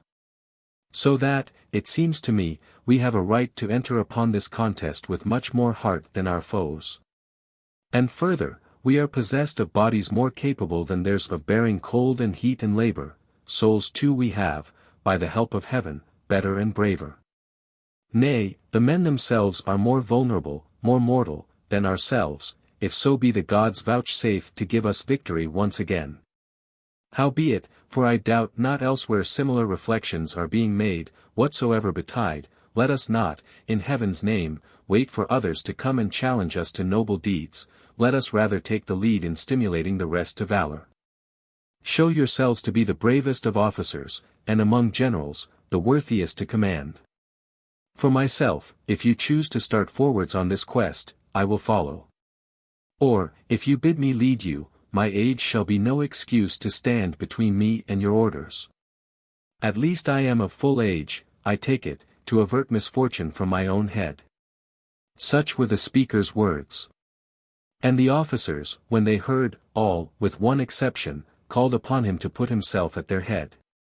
This was a certain Apollonides there present, who spoke in the Boeotian dialect. This man's opinion was that it was mere nonsense for any one to pretend they could obtain safety otherwise than by an appeal to the king, if he had skill to enforce it, and at the same time he began to dilate on the difficulties. But Xenophon cut him short. O most marvelous of men! Though you have eyes to see, you do not perceive, though you have ears to hear, you do not recollect. You were present with the rest of us now here when, after the death of Cyrus, the king, vaunting himself on that occurrence, sent dictatorially to bid us lay down our arms. But when we, instead of giving up our arms, put them on and went and pitched our camp near him, his manner changed. It is hard to say what he did not do, he was so at his wits' end, sending us embassies and begging for a truce, and furnishing provisions the while, until he had got it. Or to take the contrary instance, when just now, acting precisely on your principles, our generals and captains went, trusting to the truce, unarmed to a conference with them, what came of it? What is happening at this instant? Beaten, goaded with pricks, insulted, poor souls, they cannot even die, though death, I ween, would be very sweet. And you, who know all this, how can you say that it is mere nonsense to talk of self-defense? How can you bid us go again and try the arts of persuasion? In my opinion, sirs, we ought not to admit this fellow to the same rank with ourselves, rather ought we to deprive him of his captaincy, and load him with packs and treat him as such. The man is a disgrace to his own fatherland and the whole of Hellas, that, being a Hellene, he is what he is. Here Agasias the Stymphalian broke in, exclaiming, Nay, this fellow has no connection either with Boeotia or with Hellas, none whatever. I have noted both his ears bored like a Lydian's. And so it was.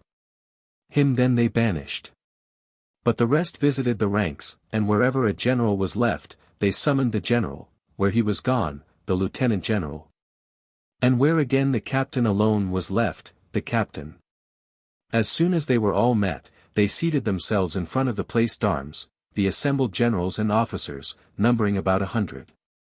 It was nearly midnight when this took place. Thereupon Euronymous the Elean, the eldest of Proxenus's captains, commenced speaking as follows, Generals and captains, it seemed right to us, in view of the present crisis, ourselves to assemble and to summon you, that we might advise upon some practicable course. Would you, Xenophon, repeat what you said to us? Thereupon Xenophon spoke as follows, We all know only too well, that the king and Tissaphernes have seized as many of us as they could, and it is clear they are plotting to destroy the rest of us if they can. Our business is plain, it is to do all we can to avoid getting into the power of the barbarians, rather, if we can, we will get them into our power. Rely upon this then, all you who are here assembled, now is your great opportunity. The soldiers outside have their eyes fixed upon you, if they think that you are faint-hearted, they will turn cowards. But if you show them that you are making your own preparations to attack the enemy, and setting an example to the rest, follow you, be assured, they will imitate you they will. Maybe, it is but right and fair that you should somewhat excel them, for you are generals, you are commanders of brigades or regiments. And if, while it was peace, you had the advantage in wealth and position, so now, when it is war, you are expected to rise superior to the common herd, to think for them, to toil for them, whenever there be need. At this very moment you would confer a great boon on the army, if you made it your business to appoint generals and officers to fill the places of those that are lost. For without leaders nothing good or noble, to put it concisely, was ever wrought anywhere, and in military matters this is absolutely true, for if discipline is held to be of saving virtue, the want of it has been the ruin of many ere now. Well, then. When you have appointed all the commanders necessary, it would only be opportune, I take it, if you were to summon the rest of the soldiers and speak some words of encouragement. Even now, I dare say you noticed yourselves the crestfallen air with which they came into camp, the despondency with which they fell to picket duty, so that, unless there is a change for the better, I do not know for what service they will be fit. Whether by night, if need were, or even by day. The thing is to get them to turn their thoughts to what they mean to do, instead of to what they are likely to suffer. Do that, and their spirits will soon revive wonderfully. You know, I need hardly remind you, it is not numbers or strength that gives victory in war. But, heaven helping them, to one or other of two combatants it is given to dash with stouter hearts to meet the foe, and such onset, in 9 cases out of 10, those others refuse to meet. This observation, also, I have laid to heart, that they, who in matters of war seek in all ways to save their lives, are just they who, as a rule, die dishonorably. Whereas they who, recognizing that death is the common lot and destiny of all men, strive hard to die nobly, these more frequently, as I observe, do after all attain to old age, or, at any rate, while life lasts, they spend their days more happily. This lesson let all lay to heart this day, for we are just at such a crisis of our fate. Now is the season to be brave ourselves, and to stimulate the rest by our example. With these words he ceased. And after him, Chrysippus said, Xenophon, hitherto I knew only so much of you as that you were, I heard, an Athenian, but now I must commend you for your words and for your conduct. I hope that there may be many more like you, for it would prove a public blessing. Then turning to the officers, and now, said he, let us waste no time, retire at once, I beg you, and choose leaders where you need them. After you have made your elections, come back to the middle of the camp, and bring the newly appointed officers. After that, we will there summon a general meeting of the soldiers. Let Tolmides, the herald, he added, be in attendance. With these words on his lips he got up, in order that what was needful might be done at once without delay. After this the generals were chosen. These were Timasian the Dardanian, in place of Clearchus, Xanthocles, an Achaean, in place of Socrates. Cleaner, an Arcadian, in place of Aegeus, Philesius, an Achaean, in place of Menon, and in place of Proxenus, Xenophon the Athenian. 2. By the time the new generals had been chosen, the first faint glimmer of dawn had hardly commenced, as they met in the center of the camp, and resolved to post an advance guard and to call a general meeting of the soldiers. Now, when these had come together, Chrysippus the Lacedaemonian first rose and spoke as follows, Fellow soldiers, the present posture of affairs is not pleasant, seeing that we are robbed of so many generals and captains and soldiers. And more than that, our former allies, Arius and his men, have betrayed us. Still, we must rise above our circumstances to prove ourselves brave men, and not give in, but try to save ourselves by glorious victory if we can. Or, if not, at least to die gloriously, and never, while we have breath in our bodies, fall into the hands of our enemies. In which latter case, I fear, we shall suffer things, which I pray the gods may visit rather upon those we hate. At this point Cleaner the Achaemenian stood up and spoke as follows, You see, men, the perjury and the impiety of the king. You see the faithlessness of Tissaphernes, professing that he was next-door neighbor to Hellas, and would give a good deal to save us, in confirmation of which he took an oath to us himself, he gave us the pledge of his right hand, and then, with a lie upon his lips, this same man turned round and arrested our generals. He had no reverence even for Zeus, the god of strangers, but, after entertaining Clearchus at his own board as a friend, he used his hospitality to delude and decoy his victims. And Arius, whom we offered to make king, with whom we exchanged pledges not to betray each other, even this man, without a particle of fear of the gods, or respect for Cyrus in his grave, though he was most honored by Cyrus in lifetime. Even he has turned aside to the worst foes of Cyrus, and is doing his best to injure the dead man's friends. Them may the gods requite as they deserve.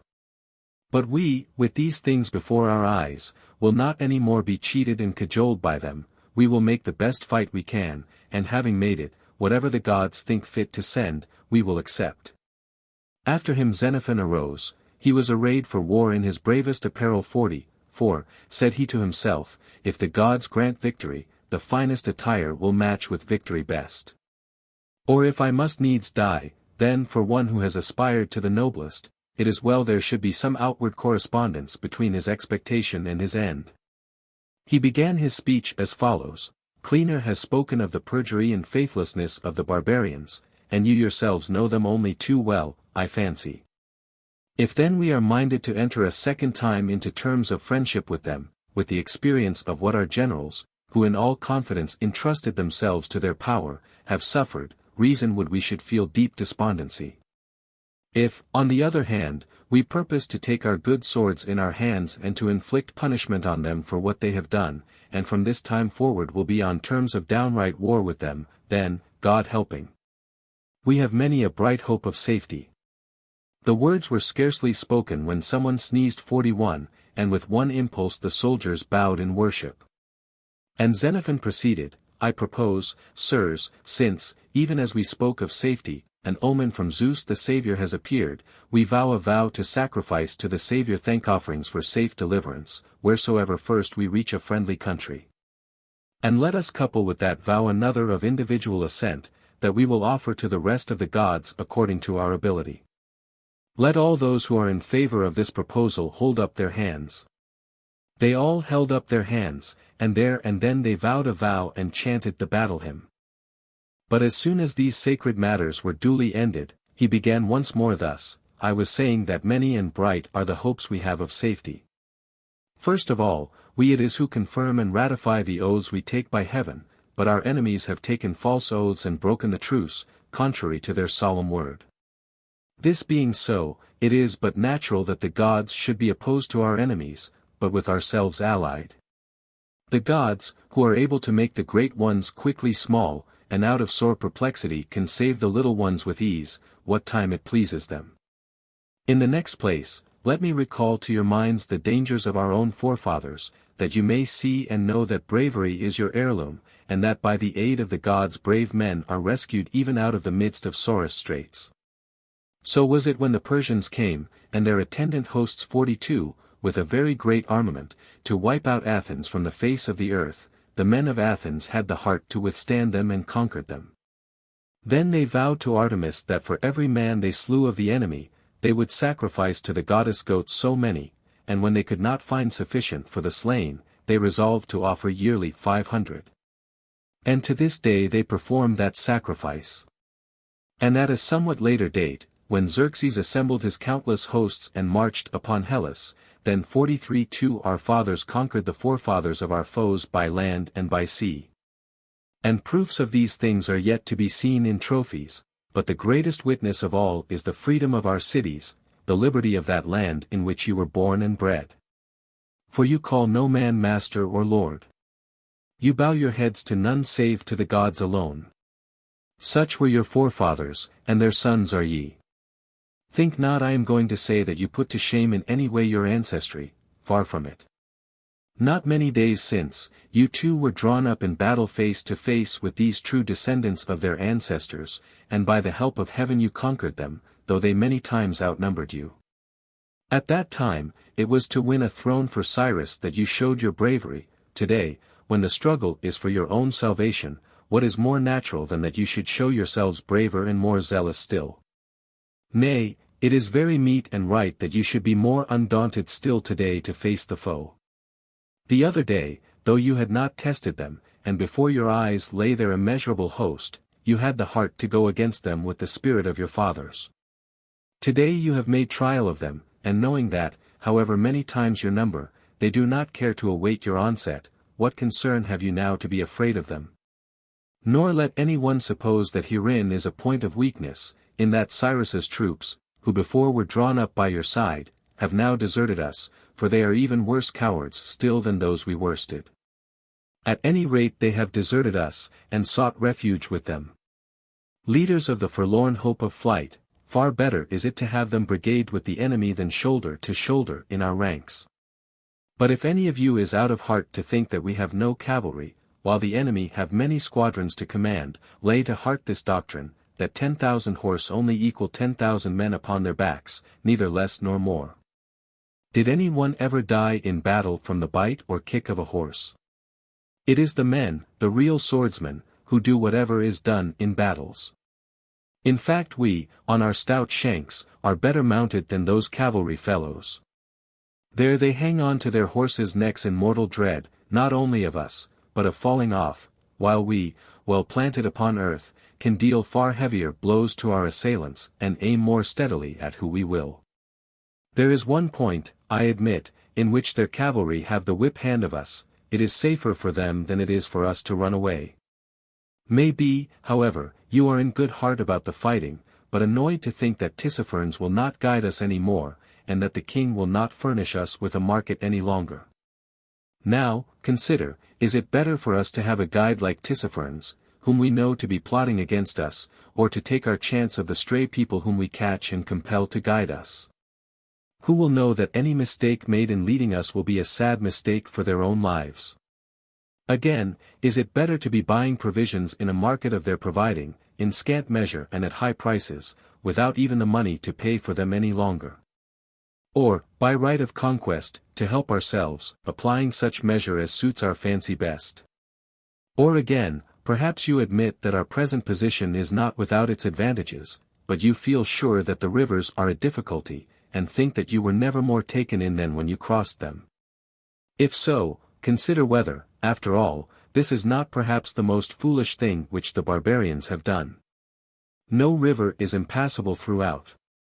Whatever difficulties it may present at some distance from its source, you need only make your way up to the springhead, and there you may cross it without wetting more than your ankles. But, granted that the rivers do bar our passage, and that guides are not forthcoming, what care we? We need feel no alarm for all that. We have heard of the Mysians, a people whom we certainly cannot admit to be better than ourselves. And yet they inhabit numbers of large and prosperous cities in the king's own country without asking leave. The Pisidians are an equally good instance, or the Lycaonians. We have seen with our own eyes how they fare, seizing fortresses down in the plains, and reaping the fruits of these men's territory. As to us, I go so far as to assert, we ought never to have let it be seen that we were bent on getting home, at any rate, not so soon. We should have begun stocking and furnishing ourselves, as if we fully meant to settle down for life somewhere or other hereabouts. I am sure that the king would be thrice glad to give the Mysians as many guides as they like, or as many hostages as they care to demand, in return for a safe conduct out of his country. He would make carriage roads for them, and if they preferred to take their departure in coaches and four, he would not say them nay. So too, I am sure, he would be only too glad to accommodate us in the same way, if he saw us preparing to settle down here. But, perhaps, it is just as well that we did not stop. For I fear, if once we learn to live in idleness and to batten in luxury and dalliance with these tall and handsome Median and Persian women and maidens, we shall be like the lotus eaters 44, and forget the road home altogether. It seems to me that it is only right, in the first instance, to make an effort to return to Hellas and to revisit our hearths and homes, if only to prove to other Hellenes that it is their own faults if they are poor and needy 45. Seeing it is in their power to give to those now living a pauper life at home a free passage hither, and convert them into well-to-do burghers at once. Now, sirs, is it not clear that all these good things belong to whoever has strength to hold them? Let us look another matter in the face. How are we to march most safely? Or where blows are needed, how are we to fight to the best advantage? That is the question. The first thing which I recommend is to burn the wagons we have got, so that we may be free to march wherever the army needs, and not, practically, make our baggage train our general. And, next, we should throw our tents into the bonfire also, for these again are only a trouble to carry, and do not contribute one grain of good either for fighting or getting provisions. Further, let us get rid of all superfluous baggage, save only what we require for the sake of war, or meat and drink, so that as many of us as possible may be under arms, and as few as possible doing porterage. I need not remind you that, in case of defeat, the owner's goods are not their own, but if we master our foes, we will make them our baggage-bearers. It only rests for me to name the one thing which I look upon as the greatest of all. You see, the enemy did not dare to bring war to bear upon us until they had first seized our generals. They felt that whilst our rulers were there, and we obeyed them, they were no match for us in war. But having got hold of them, they fully expected that the consequent confusion and anarchy would prove fatal to us. What follows? This, officers and leaders ought to be more vigilant ever than their predecessors. Subordinates still more orderly and obedient to those in command now than even they were to those who are gone.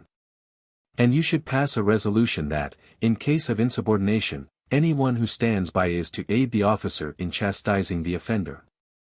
So the enemy will be mightily deceived. For on this day they will behold 10,000 Clearchuses instead of one, who will not suffer one man to play the coward. And now it is high time I brought my remarks to an end, for maybe the enemy will be here anon. Let those who are in favor of these proposals confirm them with all speed, that they may be realized in fact, or if any other course seem better, let not any one, even though he be a private soldier, shrink from proposing it. Our common safety is our common need. After this Chrysippus spoke. He said, if there is anything else to be done, beyond what Xenophon has mentioned, we shall be able to carry it out presently. But with regard to what he has already proposed, it seems to me the best course to vote upon the matters at once. Those who are in favor of Xenophon's proposals, hold up their hands. They all held them up. Xenophon rose again and said, listen, sirs, while I tell you what I think we have need of besides. It is clear that we must march where we can get provisions. Now, I am told there are some splendid villages not more than 2.5 miles distant. I should not be surprised, then, if the enemy were to hang on our heels and dog us as we retire, like cowardly curs which rush out at the passer-by and bite him if they can, but when you turn upon them they run away. Such will be their tactics, I take it. It may be safer, then, to march in a hollow square, so as to place the baggage animals and our mob of sutlers in greater security. It will save time to make the appointments at once, and to settle who leads the square and directs the vanguard, who will take command of the 2 flanks, and who of the rear guard. So that, when the enemy appears, we shall not need to deliberate, but can at once set in motion the machinery in existence. If anyone has any better plan, we need not adopt mine. But if not, suppose Chrysippus takes the lead, as he is a Lacedaemonian, and the 2 eldest generals take in charge the 2 wings respectively, whilst Timasian and I, the 2 youngest, will for the present guard the rear. For the rest, we can but make experiment of this arrangement, and alter it with deliberation, as from time to time any improvement suggests itself. If any one has a better plan to propose, let him do so. No dissentient voice was heard. Accordingly he said, those in favor of this resolution, hold up their hands. The resolution was carried. And now, said he, it would be well to separate and carry out what we have decreed. If any of you has set his heart on seeing his friends again, let him remember to prove himself a man. There is no other way to achieve his heart's wish. Or is mere living an object with any of you? Strive to conquer, if to slay is the privilege of victory. To die is the doom of the defeated. Or perhaps to gain money and wealth is your ambition, strive again for mastery. Have not conquerors the double gain of keeping what is their own, whilst they seize the possessions of the vanquished? 3. The speaking was ended, they got up and retired, then they burnt the wagons and the tents, and after sharing with one another what each needed out of their various superfluities, they threw the remnant into the fire. Having done that, they proceeded to make their breakfasts. While they were breakfasting, Mithridates came with about 30 horsemen, and summoning the generals within earshot, he thus addressed them, Men of Hellas, I have been faithful to Cyrus, as you know well, and today I am your well-wisher.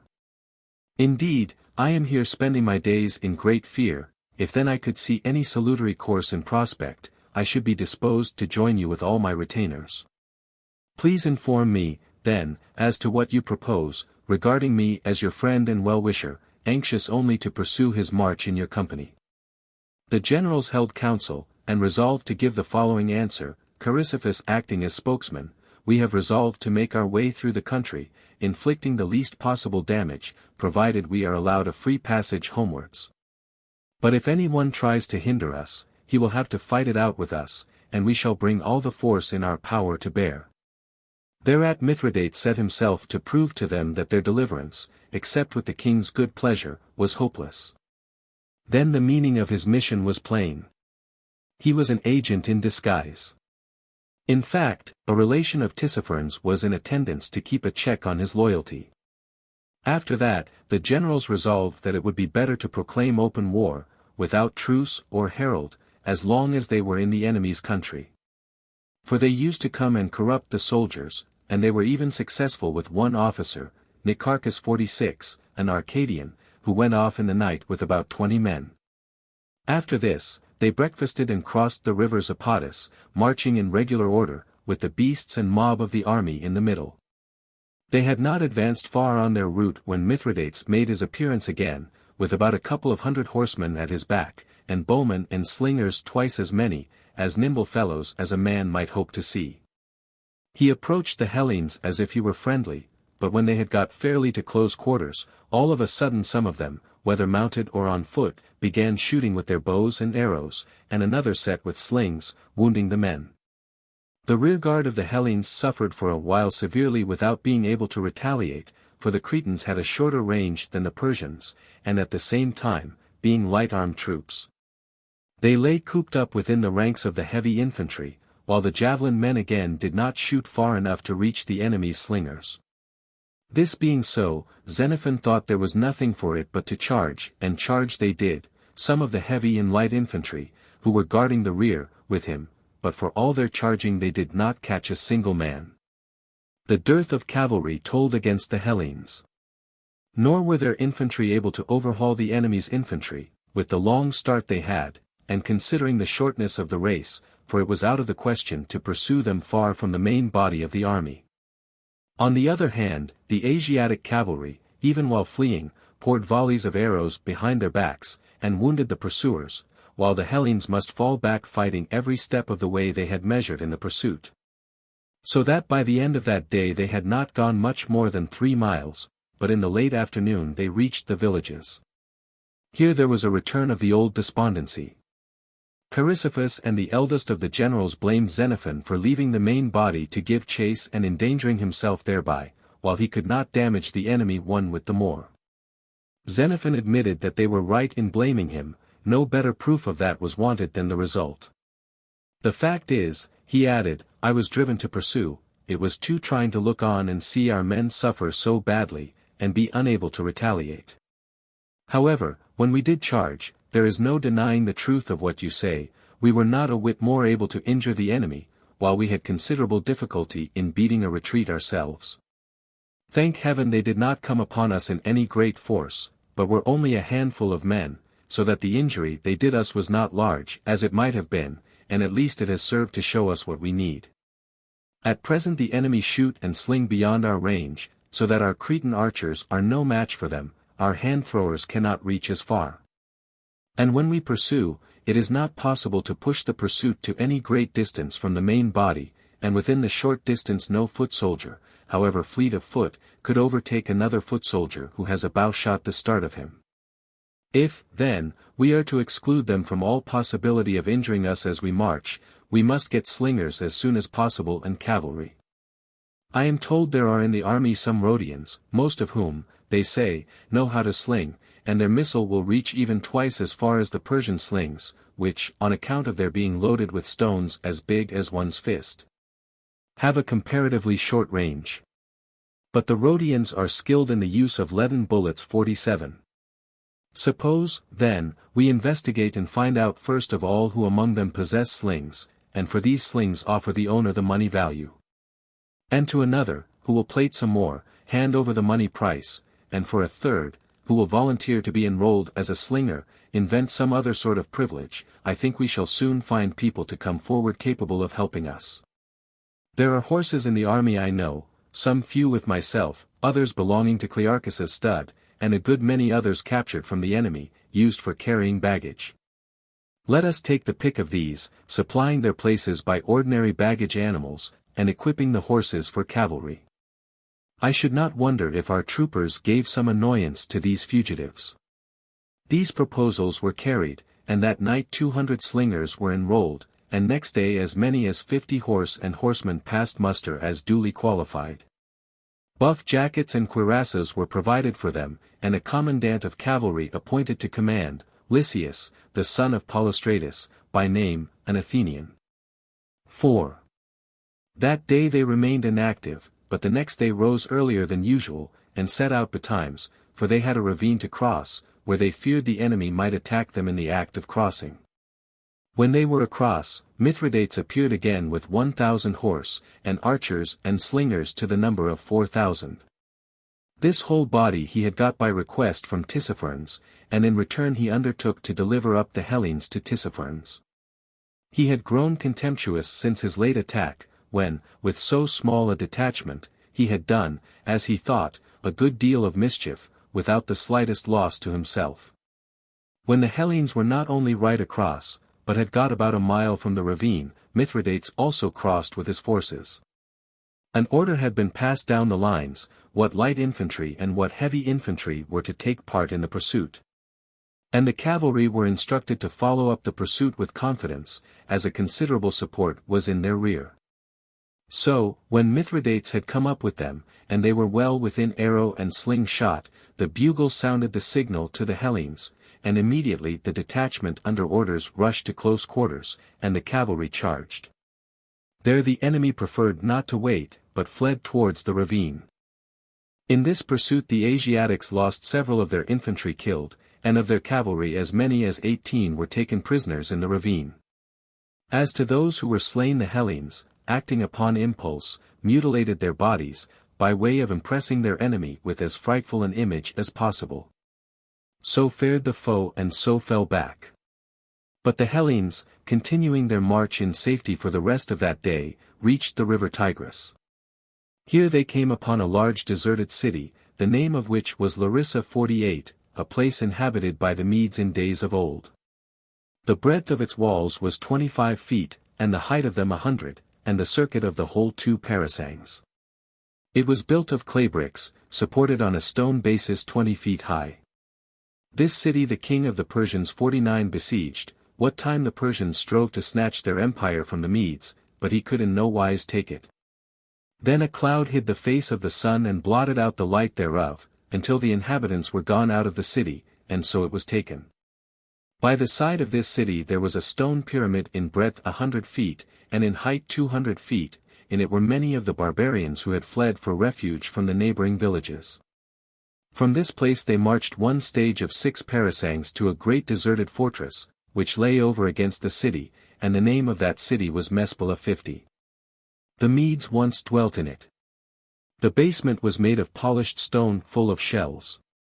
50 feet was the breadth of it, and 50 feet the height, and on this basement was reared a wall of brick, the breadth whereof was 50 feet and the height thereof 400, and the circuit of the wall was 6 parasangs.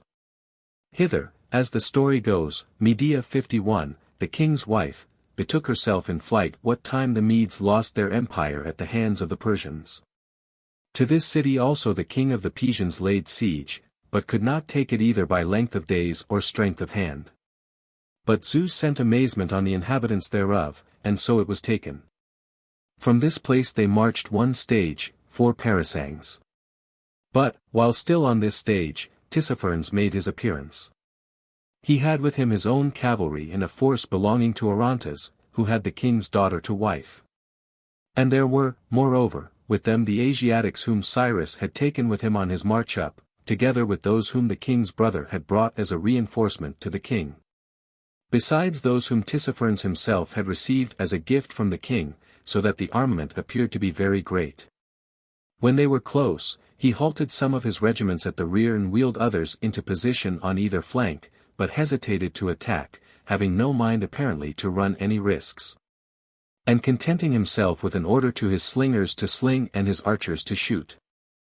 But when the Rhodian slingers and the bowmen 52, posted at intervals, retaliated, and every shot told, for with the utmost pains to miss it would have been hard to do so under the circumstances, then Tissaphernes with all speed retired out of range. The other regiments following suit. And for the rest of the day the one party advanced and the other followed. But now the Asiatics had ceased to be dangerous with their sharpshooting. For the Rhodians could reach further than the Persian slingers, or, indeed, than most of the bowmen.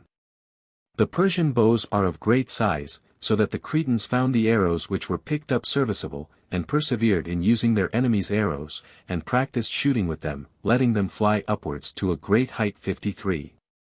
There were also plenty of bowstrings found in the villages, and lead, which they turned to account for their slings.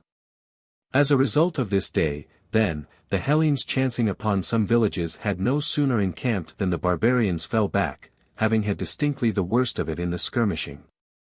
The next day was a day of inaction, they halted and took in supplies, as there was much corn in the villages. But on the day following, the march was continued through the plain of the Tigris, and Tissaphernes still hung on their skirts with his skirmishers. And now it was that the Hellenes discovered the defect of marching in a square with an enemy following. As a matter of necessity, whenever the wings of an army so disposed draw together, either where a road narrows, or hills close in, or a bridge has to be crossed, the heavy infantry cannot help being squeezed out of their ranks, and march with difficulty, partly from actual pressure, and partly from the general confusion that ensues. Or, supposing the wings are again extended, the troops have hardly recovered from their former distress before they are pulled asunder, and there is a wide space between the wings, and the men concerned lose confidence in themselves. Especially with an enemy close behind. What happened, when a bridge had to be crossed or other passage effected, was, that each unit of the force pressed on in anxiety to get over first, and at these moments it was easy for the enemy to make an attack. The generals accordingly, having recognized the defect, set about curing it. To do so, they made 6 loci, or divisions of 100 men apiece, each of which had its own set of captains and underofficers in command of half and quarter companies. It was the duty of these new companies, during a march, whenever the flanks needed to close in, to fall back to the rear, so as to disencumber the wings. This they did by wheeling clear of them. When the sides of the oblong again extended, they filled up the interstices, if the gap were narrow, by columns of companies, if broader, by columns of half companies, or, if broader still, by columns of quarter companies. So that the space between was always filled up. If again it were necessary to effect a passage by bridge or otherwise, there was no confusion, the several companies crossing in turns, or, if the occasion arose to form in line of battle, these companies came up to the front and fell in 54. In this way they advanced 4 stages, but ere the 5th was completed, they came in sight of a palace of some sort, with villages clustered round it. They could further see that the road leading to this place pursued its course over high undulating hillocks, the spur of the mountain range, under which lay the village. These knolls were a welcome sight to the Hellenes, naturally enough, as the enemy were cavalry. However, when they had issued from the plain and ascended the first crest, and were in the act of descending it so as to mount the next, at this juncture the barbarians came upon them.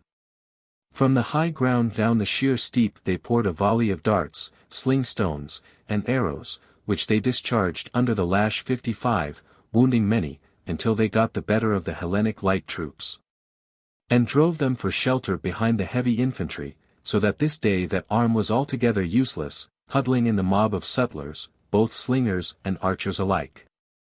But when the Hellenes, being so pressed, made an attempt to pursue, they could barely scale to the summit, being heavy-armed troops, while the enemy as lightly sprung away, and they suffered similarly in retiring to join the rest of the army. And then, on the second hill, the whole had to be gone through again. So that when it came to the 3rd hillock, they determined not to move the main body of troops from their position until they had brought up a squadron of light infantry from the right flank of the square to a point on the mountain range. When this detachment were once posted above their pursuers, the latter desisted from attacking the main body in its descent, for fear of being cut off and finding themselves between 2 assailants. Thus the rest of the day they moved on in two divisions, one set keeping to the road by the hillocks, the other marching parallel on the higher level along the mountains. And thus they reached the villages and appointed 8 surgeons to attend to the many wounded. Here they halted 3 days for the sake of the wounded chiefly, while a further inducement was the plentiful supply of provisions which they found, wheat and wine, and large stores of barley laid up for horses. These supplies had been collected by the ruling satrap of the country. On the 4th day they began their descent into the plain.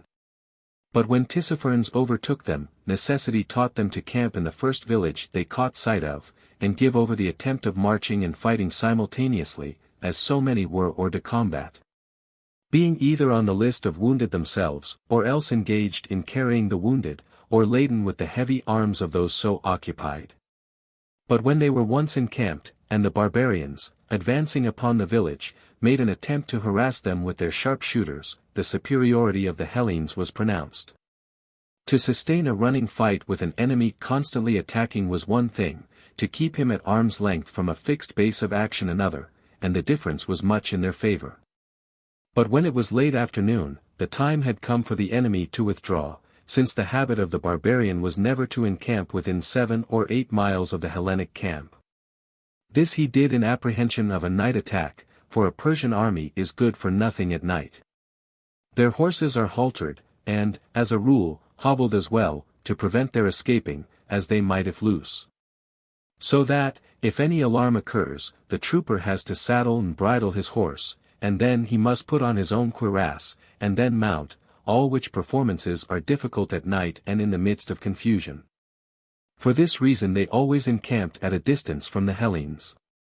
When the Hellenes perceived that they were preparing to retire, and that the order was being given, the herald's cry, "Pack up for starting," might be heard before the enemy was fairly out of earshot. For a while the Asiatics paused, as if unwilling to be gone, but as night closed in, off they went, for it did not suit their notions of expediency to set off on a march and arrive by night.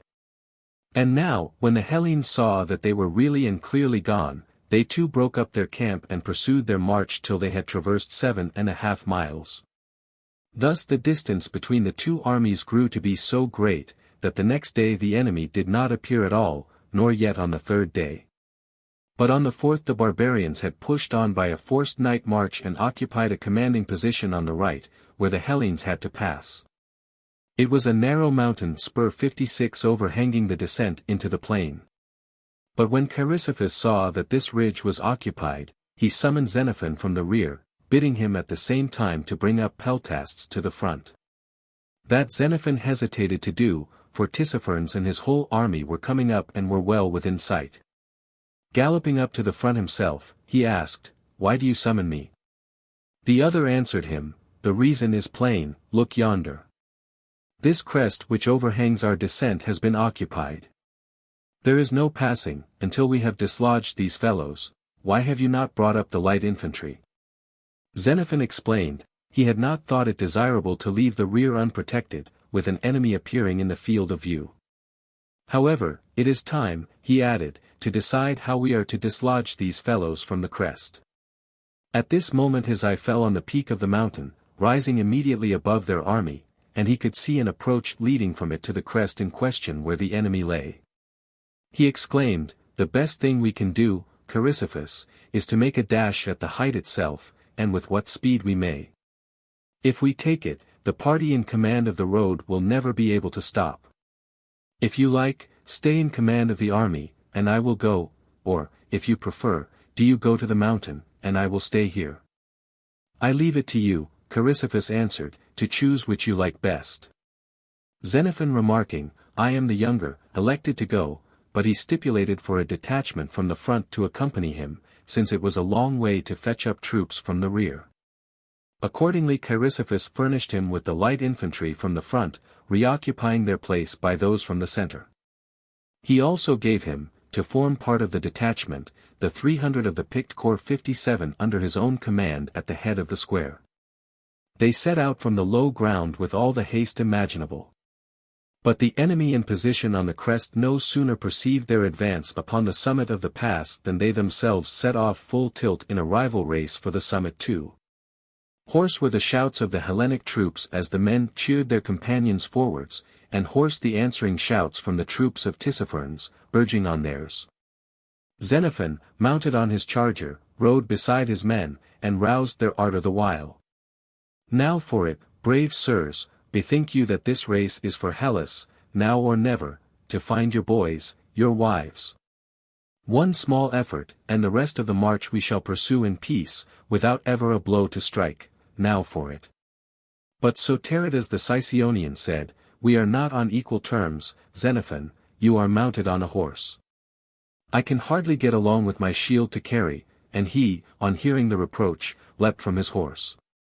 In another instant he had pushed Soterides from the ranks, snatched from him his shield, and begun marching as quickly as he might under the circumstances, having his horsemen's cuirass to carry as well, so that he was sore pressed. But he continued to cheer on the troops, exhorting those in front to lead on and the men toiling behind to follow up. 58. Soterides was not spared by the rest of the men. They gave him blows, they pelted him, they showered him with abuse, till they compelled him to take back his shield and march on, and the other, remounting, led them on horseback as long as the footing held. But when the ground became too steep, he left his horse and pressed forward on foot, and so they found themselves on the summit before the enemy. There and then the barbarians turned and fled as best they might, and the Hellenes held the summit, while the troops with Tissaphernes and Areus turned aside and disappeared by another road. The main body with Chrysippus made its way down into the plain and encamped in a village filled with good things of diverse sorts. Nor did this village stand alone.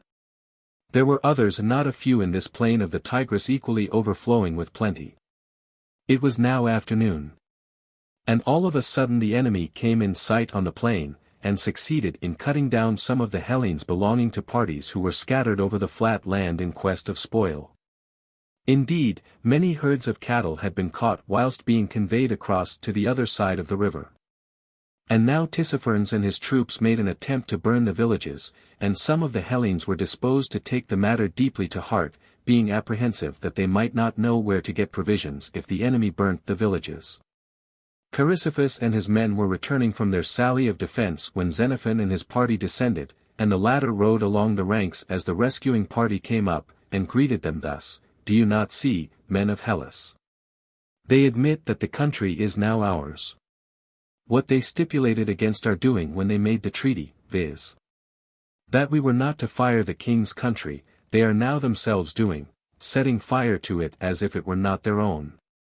But we will be even with them. If they leave provisions for themselves anywhere, there also shall they see us marching, and, turning to Chrysippus, he added, But it strikes me, we should sally forth against these incendiaries and protect our country.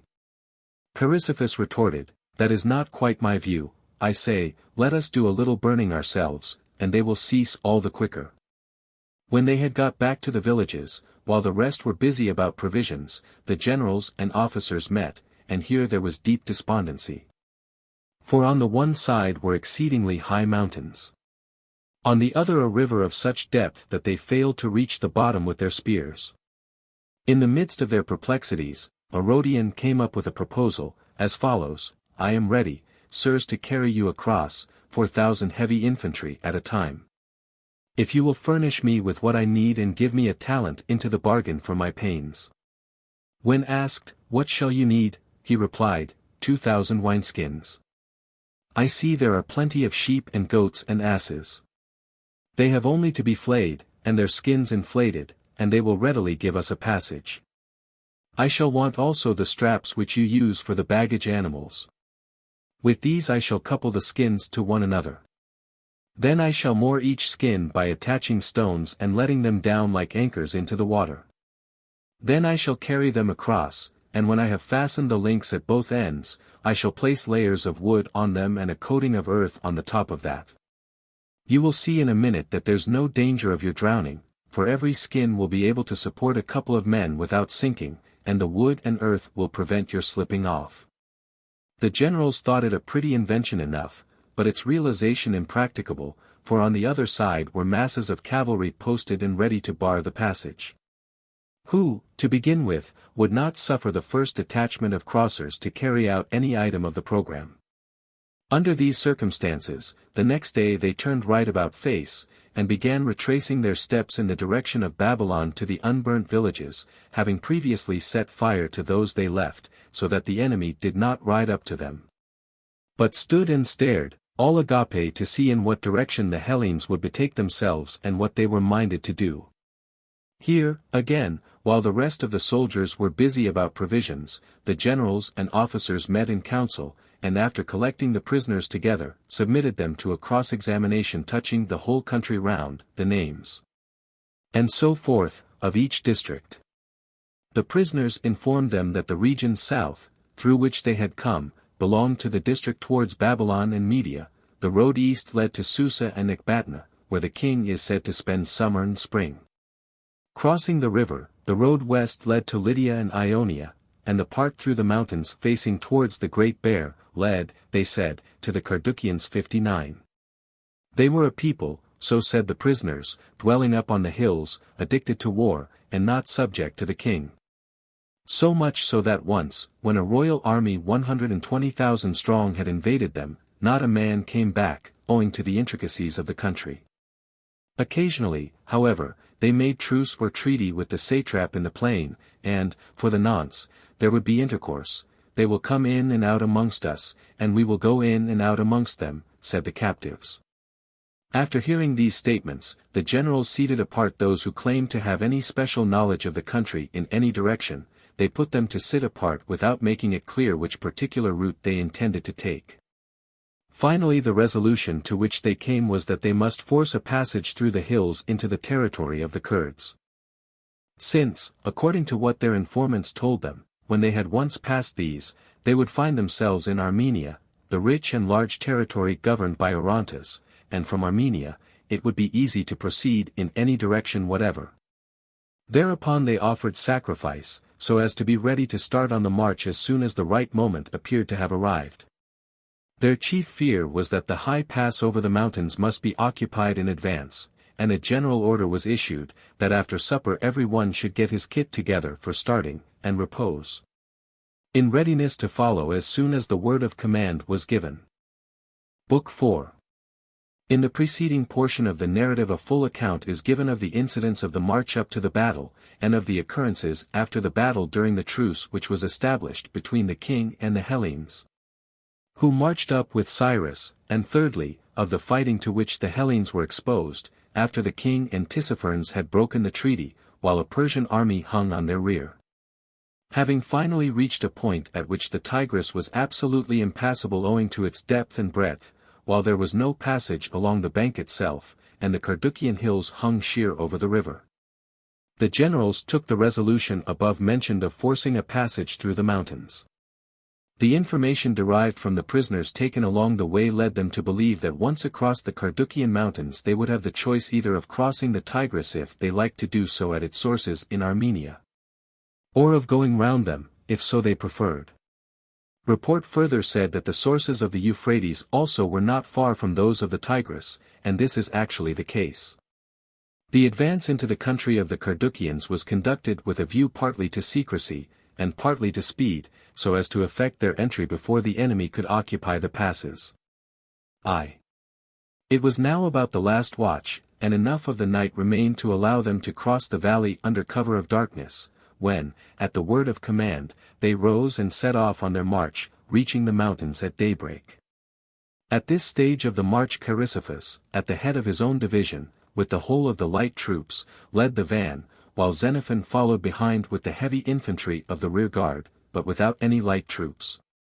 Since there seemed to be no danger of pursuit or attack from the rear, while they were making their way uphill, Chrysippus reached the summit without any of the enemy perceiving him. Then he led on slowly, and the rest of the army followed, wave upon wave, cresting the summit and descending into the villages which nestled in the hollows and recesses of the hills. Thereupon the Carduchians abandoned their dwelling places, and with their wives and children fled to the mountains. So there was plenty of provisions to be got for the mere trouble of taking, and the homesteads too were well supplied with a copious store of bronze vessels and utensils which the Hellenes kept their hands off. abstaining at the same time from all pursuit of the folk themselves, gently handling them, in hopes that the Carduchians might be willing to give them friendly passage through their country.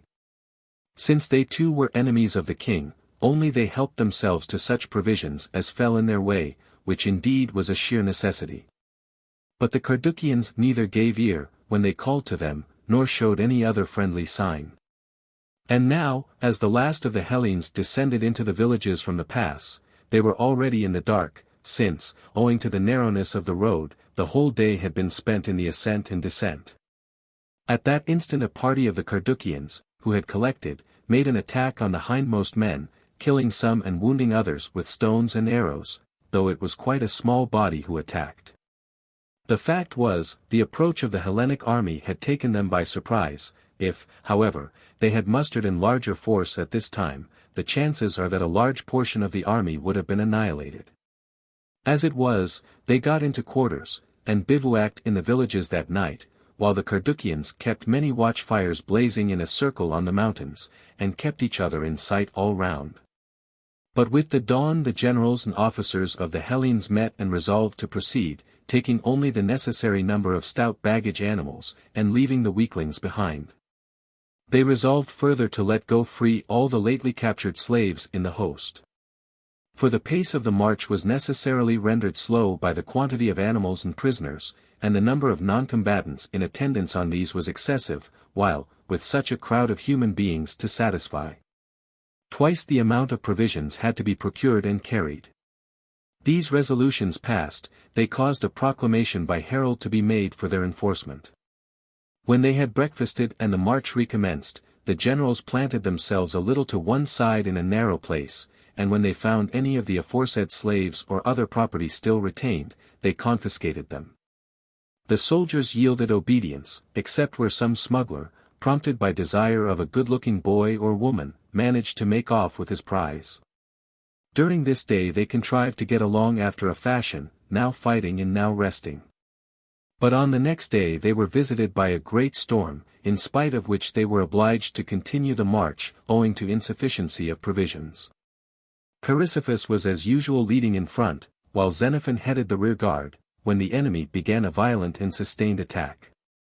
At one narrow place after another they came up quite close, pouring in volleys of arrows and sling stones, so that the Hellenes had no choice but to make sallies in pursuit and then again recoil, making but very little progress. Over and over again Xenophon would send an order to the front to slacken pace, when the enemy were pressing their attack severely. As a rule, when the word was so passed up, Chrysippus slackened. But sometimes instead of slackening, Chrysippus quickened, sending down a counter-order to the rear to follow on quickly. It was clear that there was something or other happening, but there was no time to go to the front and discover the cause of the hurry. Under the circumstances the march, at any rate in the rear, became very like a rout, and here a brave man lost his life, Cleonymus the Laconian, shot with an arrow in the ribs right through shield and corselet, as also Bacchus, an Arcadian, shot clean through the head. As soon as they reached a halting place, Xenophon, without more ado, came up to Chrysippus, and took him to task for not having waited, whereby, he said, we were forced to fight and flee at the same moment. And now it has cost us the lives of two fine fellows, they are dead, and we were not able to pick up their bodies or bury them. Chrysippus answered, look up there, pointing as he spoke to the mountain, do you see how inaccessible it all is? Only this one road, which you see, going straight up, and on it all that crowd of men who have seized and are guarding the single exit. That is why I hastened on, and why I could not wait for you, hoping to be beforehand with them yonder in seizing the pass. The guides we have got say there is no other way. And Xenophon replied, but I have got two prisoners also.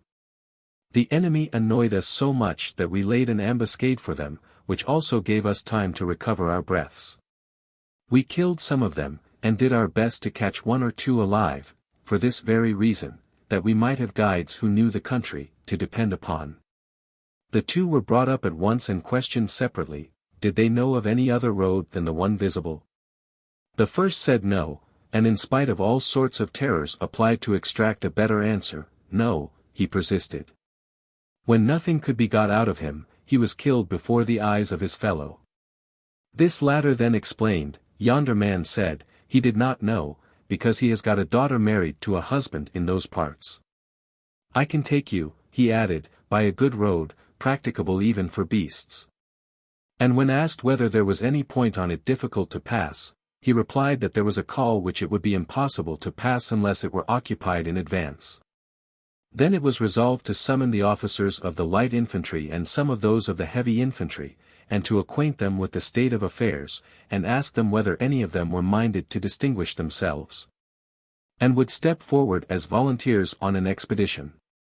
2 or 3 heavy infantry soldiers stepped forward at once, 2 Arcadians, Aristonomus of Methydrium, and Agasias of Stymphalus, and in emulation of these, a third, also an Arcadian, Callimachus from Persia, who said he was ready to go, and would get volunteers from the whole army to join him. "I know," he added, "there will be no lack of youngsters to follow where I lead." After that they asked, were there any captains of light infantry willing to accompany the expedition? Orestes, a Chian, who on several occasions proved his usefulness to the army on such service, volunteered. 2. It was already late afternoon, when they ordered the storming party to take a snatch of food and set off. Then they bound the guide and handed him over to them. The agreement was, that if they succeeded in taking the summit they were to guard the position that night, and at daybreak to give a signal by bugle. At this signal the party on the summit were to attack the enemy in occupation of the visible pass, while the generals with the main body would bring up their succors, making their way up with what speed they might. With this understanding, off they set, 2,000 strong. And there was a heavy downpour of rain, but Xenophon, with his rear guard, began advancing to the visible pass, so that the enemy might fix his attention on this road, and the party creeping round might, as much as possible, elude observation. Now when the rear guard, so advancing, had reached a ravine which they must cross in order to strike up the steep, at that instant the barbarians began rolling down great boulders, each a wagon load 60, some larger, some smaller. Against the rocks they crashed and splintered, flying like sling stones in every direction, so that it was absolutely out of the question even to approach the entrance of the pass. Some of the officers, finding themselves balked at this point, kept trying other ways, nor did they desist till darkness set in, and then, when they thought they would not be seen retiring, they returned to supper. Some of them who had been on duty in the rear guard had had no breakfast, it so happened. However, the enemy never ceased rolling down their stones all through the night, as was easy to infer from the booming sound. The party with the guide made a circuit and surprised the enemy's guards seated round their fire, and after killing some, and driving out the rest, took their places, thinking that they were in possession of the height.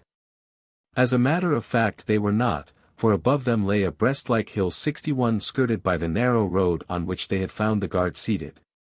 Still, from the spot in question there was an approach to the enemy, who were seated on the pass before mentioned.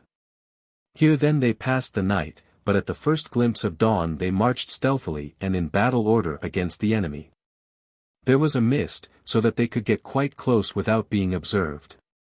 But as soon as they caught sight of one another, the trumpet sounded, and with a loud cheer they rushed upon the fellows, who did not wait their coming, but left the road and made off, with the loss of only a few lives however, so nimble were they.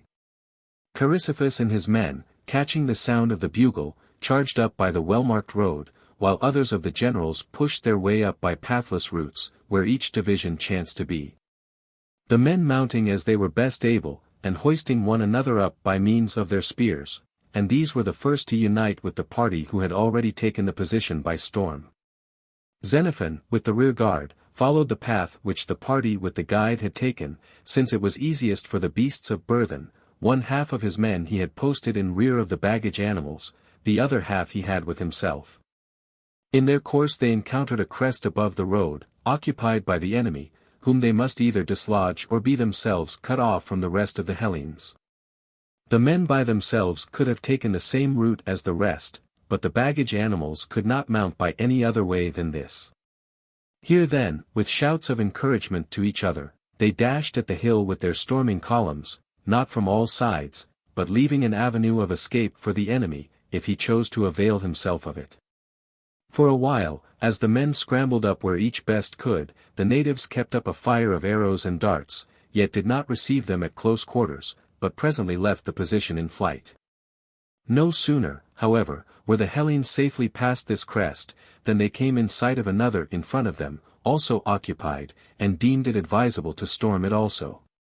But now it struck Xenophon that if they left the ridge just taken unprotected in their rear, the enemy might reoccupy it and attack the baggage animals as they filed past, presenting a long extended line owing to the narrowness of the road by which they made their way. To obviate this, he left some officers in charge of the ridge, Cephisidorus, son of Cephisophon, an Athenian, Amphicrates, the son of Amphidemus, an Athenian, and Artaxerxes, an Argive exile, while he in person with the rest of the men attacked the second ridge. This they took in the same fashion, only to find that they had still a third knoll left, far the steepest of the three. This was none other than the Mamelon mentioned as above, the outpost, which had been captured over their fire by the volunteer storming party in the night. But when the Hellenes were close, the natives, to the astonishment of all, without a struggle deserted the knoll. It was conjectured that they had left their position from fear of being encircled and besieged, but the fact was that they, from their higher ground, had been able to see what was going on in the rear, and had all made off in this fashion to attack the rear guard. So then Xenophon, with the youngest men, scaled up to the top, leaving orders to the rest to march on slowly, so as to allow the hindmost companies to unite with them. They were to advance by the road, and when they reached the level to ground arms 62. Meanwhile the Argive Artaxerxes arrived, in full flight, with the announcement that they had been dislodged from the first ridge, and that Cephisidorus and Amphicrates were slain, with a number of others besides. All in fact who had not jumped down the crags and so reached the rear guard. After this achievement the barbarians came to a crest facing the Mamelon, and Xenophon held a colloquy with them by means of an interpreter, to negotiate a truce, and demanded back the dead bodies. These they agreed to restore if he would not burn their houses, and to these terms Xenophon agreed. Meanwhile, as the rest of the army filed past, and the colloquy was proceeding, all the people of the place had time to gather gradually, and the enemy formed. And as soon as the Hellenes began to descend from the Mamelon to join the others where the troops were halted, on rushed the foe, in full force, with hue and cry. They reached the summit of the Mamelon from which Xenophon was descending, and began rolling down crags. One man's leg was crushed to pieces. Xenophon was left by his shield-bearer, who carried off his shield, but Eurylochus of Lucia 63, an Arcadian hoplite, ran up to him, and threw his shield in front to protect both of them. So the two together beat a retreat, and so too the rest, and joined the serried ranks of the main body. After this the whole Hellenic force united, and took up their quarters there in numerous beautiful dwellings, with an ample store of provisions, for there was wine so plentiful that they had it in cemented cisterns. Xenophon and Chrysippus arranged to recover the dead, and in return restored the guide. Afterwards they did everything for the dead, according to the means at their disposal, with the customary honors paid to good men. Next day they set off without a guide, and the enemy, by keeping up a continuous battle and occupying in advance every narrow place, obstructed passage after passage. Accordingly, whenever the van was obstructed, Xenophon, from behind, made a dash up the hills and broke the barricade, and freed the vanguard by endeavoring to get above the obstructing enemy. Whenever the rear was the point attacked, Chrysippus, in the same way, made a detour, and by endeavoring to mount higher than the barricaders, freed the passage for the rear rank. And in this way, turn and turn about, they rescued each other, and paid unflinching attention to their mutual needs. At times it happened that, the relief party having mounted, encountered considerable annoyance in their descent from the barbarians, who were so agile that they allowed them to come up quite close, before they turned back, and still escaped. Partly no doubt because the only weapons they had to carry were bows and slings. They were, moreover, excellent archers, using bows nearly 3 cubits long and arrows more than 2 cubits. When discharging the arrow, they draw the string by getting a purchase with the left foot planted forward on the lower end of the bow. The arrows pierced through shield and cuirass, and the Hellenes, when they got hold of them, used them as javelins, fitting them to their thongs. In these districts the Cretans were highly serviceable. They were under the command of Stratocles, a Cretan. 3. During this day they bivouacked in the villages which lie above the plain of the river Centrites 64, which is about 200 feet broad. It is the frontier river between Armenia and the country of the Carduchians. Here the Hellenes recruited themselves, and the sight of the plain filled them with joy, for the river was but 6 or 7 furlongs distant from the mountains of the Carduchians. For the moment then they bivouacked right happily. They had their provisions, they had also many memories of the labors that were now past. Seeing that the last 7 days spent in traversing the country of the Carduchians had been one long continuous battle, which had cost them more suffering than the whole of their troubles at the hands of the king and Tissaphernes put together. As though they were truly quit of them for ever, they laid their heads to rest in sweet content. But with the morrow's dawn they espied horsemen at a certain point across the river, armed cap a pie, as if they meant to dispute the passage. Infantry, too, drawn up in line upon the banks above the cavalry, threatened to prevent them debouching into Armenia. These troops were Armenian and Mardian and Chaldean mercenaries belonging to Orontes and Artaxerxes. The last of the three, the Chaldeans, were said to be a free and brave set of people. They were armed with long wicker shields and lances. The banks before named on which they were drawn up were 100 yards or more distant from the river, and the single road which was visible was one leading upwards and looking like a regular artificially constructed highway. At this point the Hellenes endeavored to cross, but on their making the attempt the water proved to be more than breast deep, and the river bed was rough with great slippery stones, and as to holding their arms in the water, it was out of the question. The stream swept them away, or if they tried to carry them over the head, the body was left exposed to the arrows and other missiles. Accordingly they turned back and encamped there by the bank of the river. At the point where they had themselves been last night, up on the mountains, they could see the Carduchians collected in large numbers and under arms. A shadow of deep despair again descended on their souls, whichever way they turned their eyes. In front lay the river so difficult to ford, over, on the other side, a new enemy threatening to bar the passage. On the hills behind, the Carduchians ready to fall upon their rear should they once again attempt to cross. Thus for this day and night they halted, sunk in perplexity. But Xenophon had a dream. In his sleep he thought that he was bound in fetters, but these, of their own accord, fell from off him, so that he was loosed, and could stretch his legs as freely as he wished. 65. So at the first glimpse of daylight he came to Chrysippus and told him that he had hopes that all things would go well, and related to him his dream. The other was well pleased, and with the first faint gleam of dawn the generals all were present and did sacrifice, and the victims were favorable in the first essay. Retiring from the sacrifice, the generals and officers issued an order to the troops to take their breakfasts. And while Xenophon was taking his, 2 young men came running up to him, for every one knew that, breakfasting or supping, he was always accessible. Or that even if asleep anyone was welcome to awaken him who had anything to say bearing on the business of war. What the 2 young men had at this time to say was that they had been collecting brushwood for fire, and had presently espied on the opposite side, in among some rocks which came down to the river's brink, an old man and some women and little girls depositing, as it would appear, bags of clothes in a cavernous rock.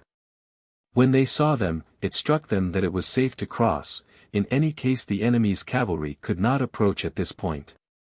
So they stripped naked, expecting to have to swim for it, and with their long knives in their hands began crossing, but going forward crossed without being wet up to the fork.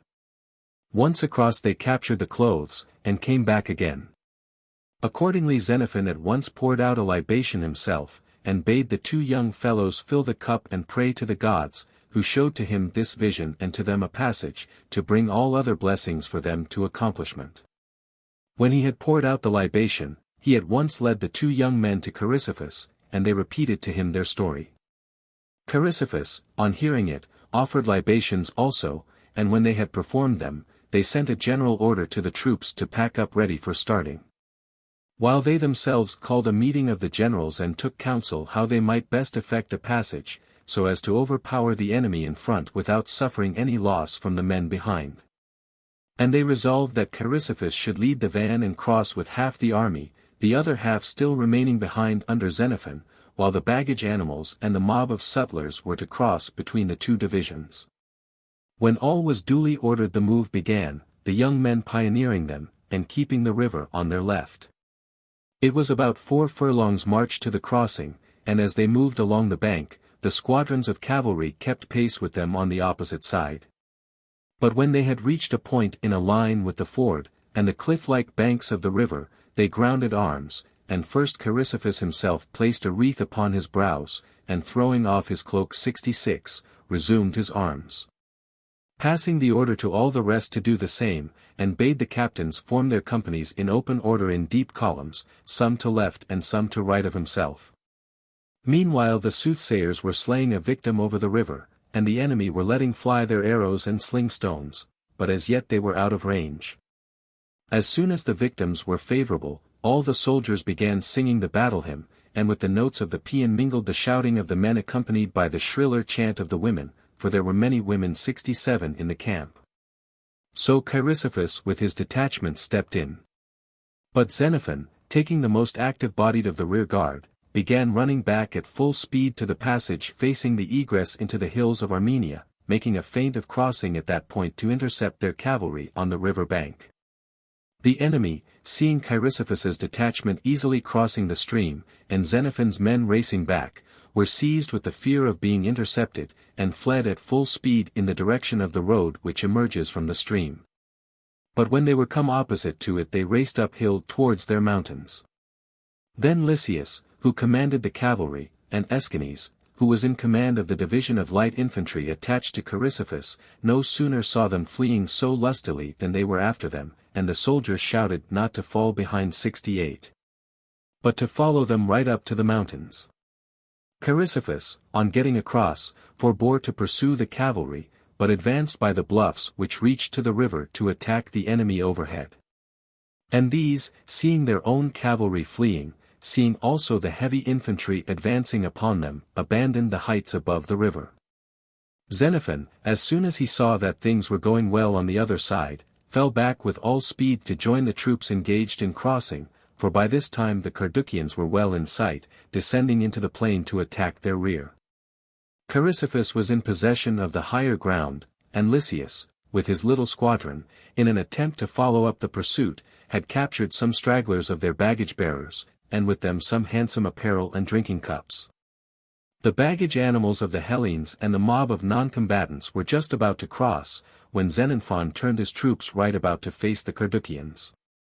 Vis-a-vis he formed his line, passing the order to the captains each to form his company into sections, and to deploy them into line by the left, the captains of companies and lieutenants in command of sections to advance to meet the Carduchians, while the rear leaders would keep their position facing the river.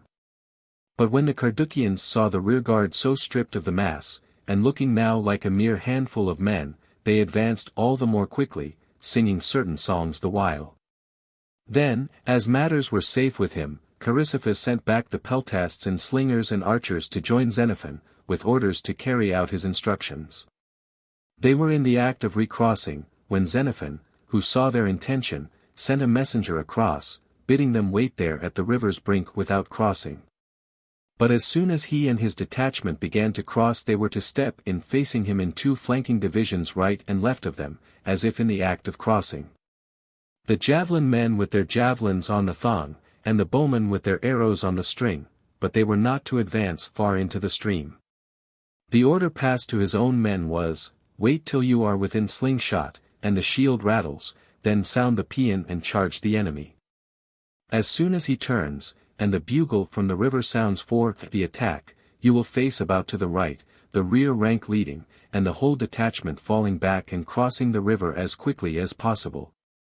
Every one preserving his original rank, so as to avoid trammeling one another. The bravest man is he who gets to the other side first." The Carduchians, seeing that the remnant left was the merest handful, for many even of those whose duty it was to remain had gone off in their anxiety to protect their beasts of burden, or their personal kit, or their mistresses, bore down upon them valorously, and opened fire with sling stones and arrows. But the Hellenes, raising the battle hymn, dashed at them at a run, and they did not await them. Armed well enough for mountain warfare, and with a view to sudden attack followed by speedy flight, they were not by any means sufficiently equipped for an engagement at close quarters. At this instant the signal of the bugle was heard. Its notes added wings to the flight of the barbarians, but the Hellenes turned right about in the opposite direction, and betook themselves to the river with what speed they might. Some of the enemy, here a man and there another, perceived, and running back to the river, let fly their arrows and wounded a few, but the majority, even when the Hellenes were well across, were still to be seen pursuing their flight. The detachment which came to meet Xenophon's men, carried away by their valor, advanced further than they had need to, and had to cross back again in the rear of Xenophon's men, and of these too a few were wounded. 4. The passage effected, they fell into line about midday, and marched through Armenian territory, one long plain with smooth rolling hillocks, not less than 5 parasangs in distance. For owing to the wars of this people with the Carduchians there were no villages near the river. The village eventually reached was large, and possessed a palace belonging to the satrap, and most of the houses were crowned with turrets. Provisions were plentiful. From this village they marched 2 stages, 10 parasangs, until they had surmounted the sources of the river Tigris, and from this point they marched 3 stages, 15 parasangs, to the river Telebois.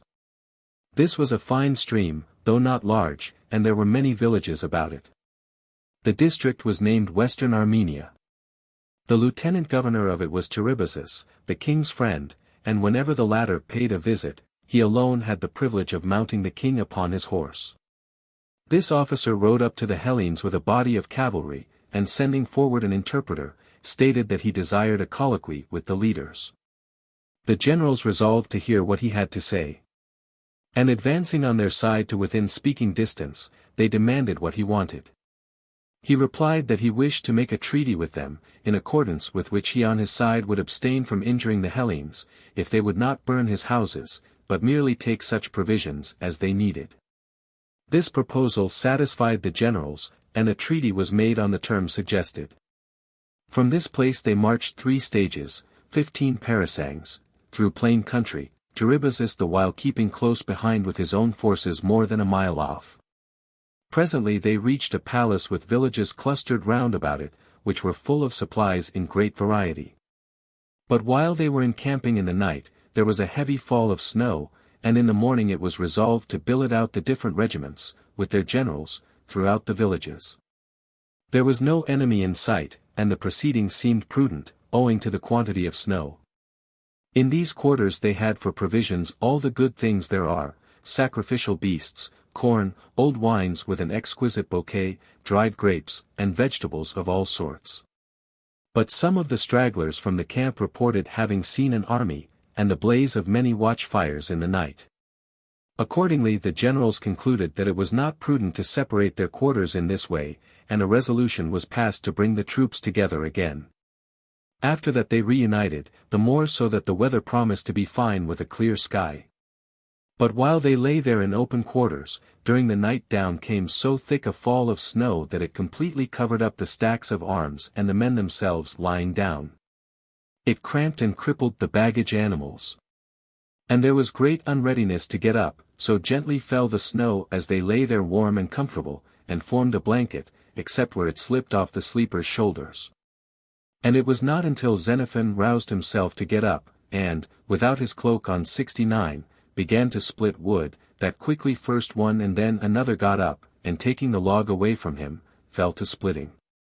Thereat the rest followed suit, got up, and began kindling fire and oiling their bodies, for there was a scented unguent to be found there in abundance, which they used instead of oil. It was made from pig's fat, sesame, bitter almonds, and turpentine. There was a sweet oil also to be found, made of the same ingredients.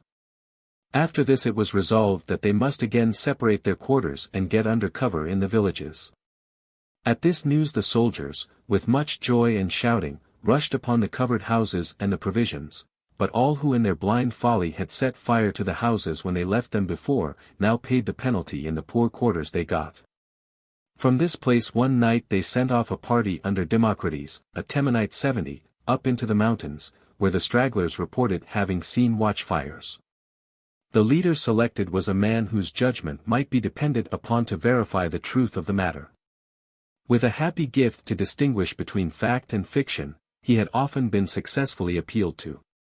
He went and reported that he had seen no watchfires, but he had got a man, whom he brought back with him, carrying a Persian bow and quiver, and a sagaris or battle-axe like those worn by the Amazons.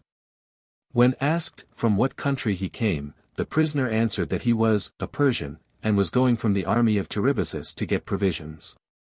They next asked him how large the army was, and for what object it had been collected.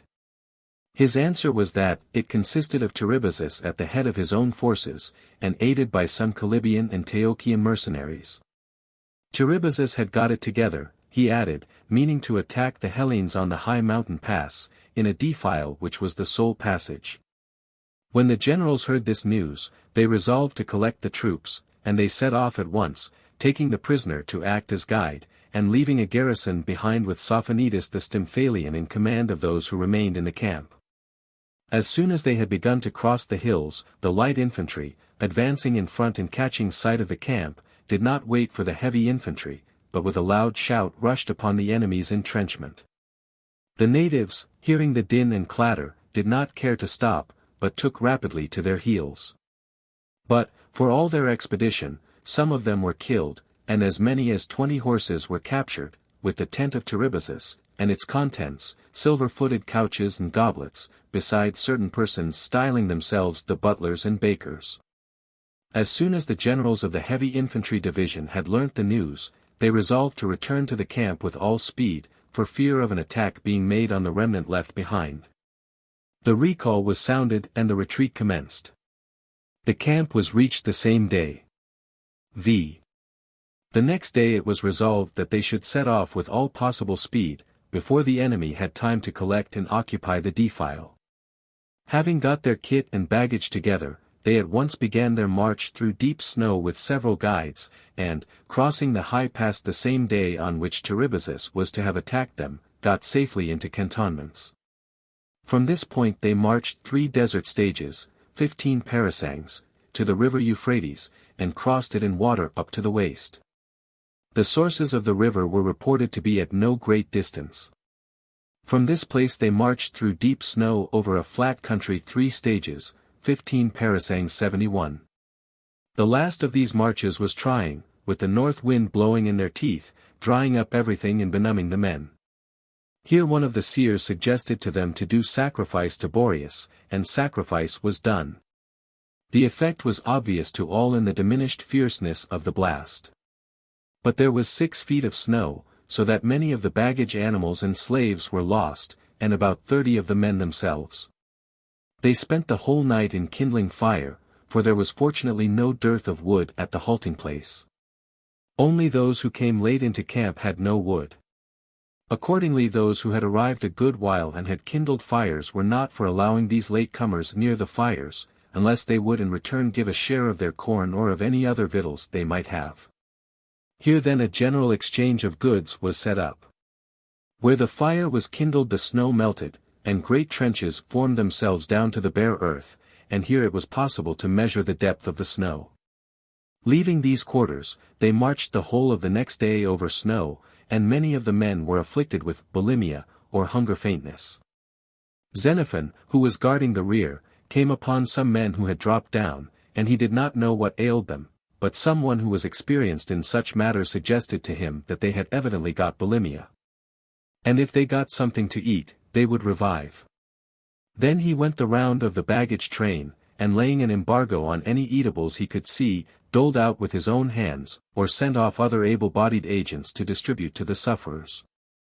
Who as soon as they had taken a mouthful got on their legs again and continued the march. On and on they marched, and about dusk Chrysippus reached a village, and surprised some women and girls who had come from the village to fetch water at the fountain outside the stockade. These asked them who they were. The interpreters answered for them in Persian. They were on their way from the king to the satrap, in reply to which the women gave them to understand that the satrap was not at home, but was away a parasang farther on. As it was late they entered with the water carriers within the stockade to visit the headman of the village. Accordingly Chrysosthemis and as many of the troops as were able got into cantonments there, while the rest of the soldiers, those namely who were unable to complete the march, had to spend the night out, without food and without fire. Under the circumstances some of the men perished. On the heels of the army hung perpetually bands of the enemy, snatching away disabled baggage animals and fighting with each other over the carcasses. And in its track not seldom were left to their fate disabled soldiers, struck down with snow blindness or with toes mortified by frostbite. As to the eyes, it was some alleviation against the snow to march with something black before them. For the feet, the only remedy was to keep in motion without stopping for an instant, and to loose the sandal at night. If they went to sleep with the sandals on, the thong worked into the feet, and the sandals were frozen fast to them. This was partly due to the fact that, since their old sandals had failed, they wore untanned brogues made of newly flayed ox hides. It was owing to some such dire necessity that a party of men fell out and were left behind, and seeing a black-looking patch of ground where the snow had evidently disappeared, they conjectured it must have been melted. And this was actually so, owing to a spring of some sort which was to be seen steaming up in a dell close by. To this they had turned aside and sat down, and were loath to go a step further.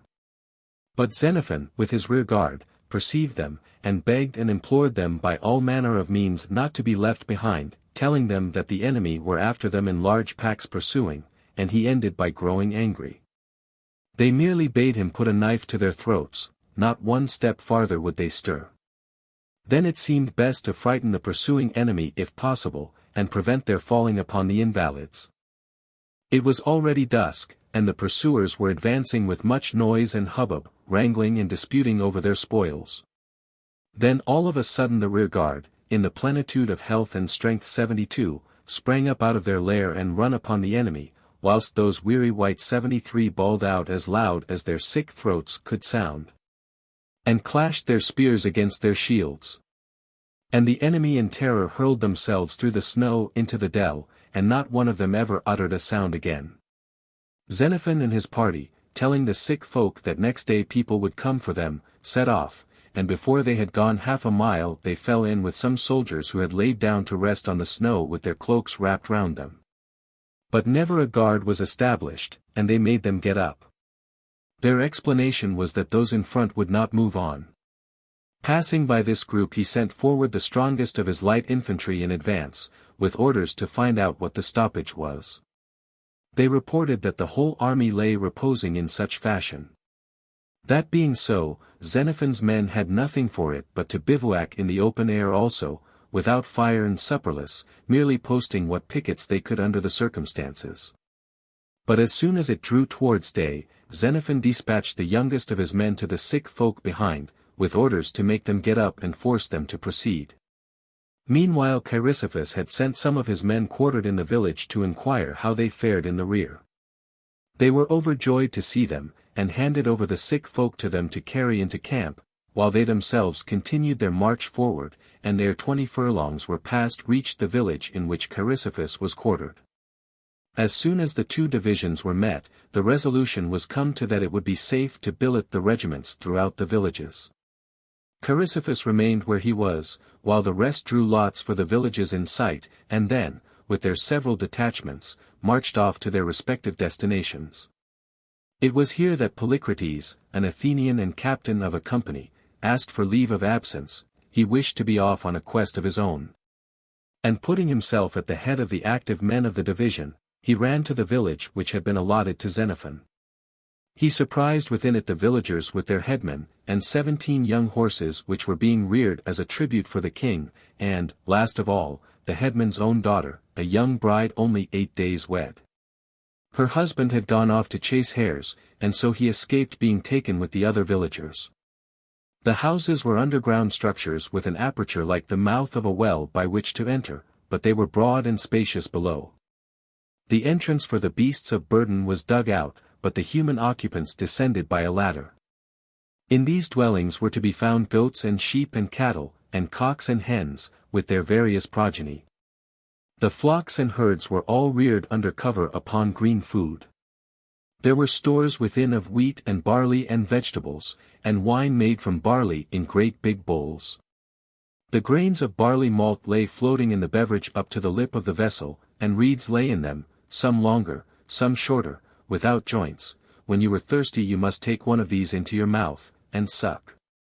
The beverage without admixture of water was very strong, and of a delicious flavor to certain palates, but the taste must be acquired.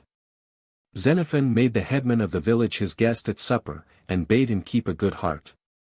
So far from robbing him of his children, they would fill his house full of good things in return for what they took before they went away. Only he must set them an example, and discover some blessing or other for the army, until they found themselves with another tribe. To this he readily assented, and with the utmost cordiality showed them the cellar where the wine was buried. For this night then, having taken up their several quarters as described, they slumbered in the midst of plenty, one and all, with the headman under watch and ward, and his children with him safe in sight. But on the following day Xenophon took the headman and set off to Chrysippus, making a round of the villages, and at each place turning in to visit the different parties. Everywhere alike he found them faring sumptuously and merrymaking. There was not a single village where they did not insist on setting a breakfast before them, and on the same table were spread half a dozen dishes at least, lamb, kid, pork, veal, fowls, with various sorts of bread, some of wheat and some of barley. When, as an act of courtesy, any one wished to drink his neighbor's health, he would drag him to the big bowl, and when there, he must duck his head and take a long pull, drinking like an ox. The headman, they insisted everywhere, must accept as a present whatever he liked to have. But he would accept nothing, except where he espied any of his relations, when he made a point of taking them off, him or her, with himself. When they reached Chrysippus they found a similar scene. There too the men were feasting in their quarters, garlanded with wisps of hay and dry grass, and Armenian boys were playing the part of waiters in barbaric costumes, only they had to point out by gesture to the boys what they were to do. Like deaf and dumb. After the first formalities, when Chrysippus and Xenophon had greeted one another like bosom friends, they interrogated the headman in common by means of the Persian-speaking interpreter. What was the country, they asked. He replied, Armenia. And again, for whom are the horses being bred? They are tribute for the king, he replied. And the neighboring country? Is the land of the Chalybes, he said, and he described the road which led to it. So for the present Xenophon went off, taking the headman back with him to his household and friends. He also made him a present of an oldish horse which he had got. He had heard that the headman was a priest of the sun, and so he could fatten up the beast and sacrifice him, otherwise he was afraid it might die outright, for it had been injured by the long marching. For himself he took his pick of the colts, and gave a colt apiece to each of his fellow generals and officers. The horses here were smaller than the Persian horses, but much more spirited. It was here too that their friend the headman explained to them, how they should wrap small bags or sacks around the feet of the horses and other cattle when marching through the snow. For without such precautions the creatures sank up to their bellies. 6. When a week had passed, on the 8th day Xenophon delivered over the guide, that is to say, the village headman, to Chrysippus. He left the headman's household safe behind in the village, with the exception of his son, a lad in the bloom of youth. This boy was entrusted to Episthanes of Amphipolis to guard. If the headman proved himself a good guide, he was to take away his son also at his departure. They finally made his house the repository of all the good things they could contrive to get together. Then they broke up their camp and commenced to march, the headman guiding them through the snow unfettered. When they had reached the third stage Chrysippus flew into a rage with him, because he had not brought them to any villages.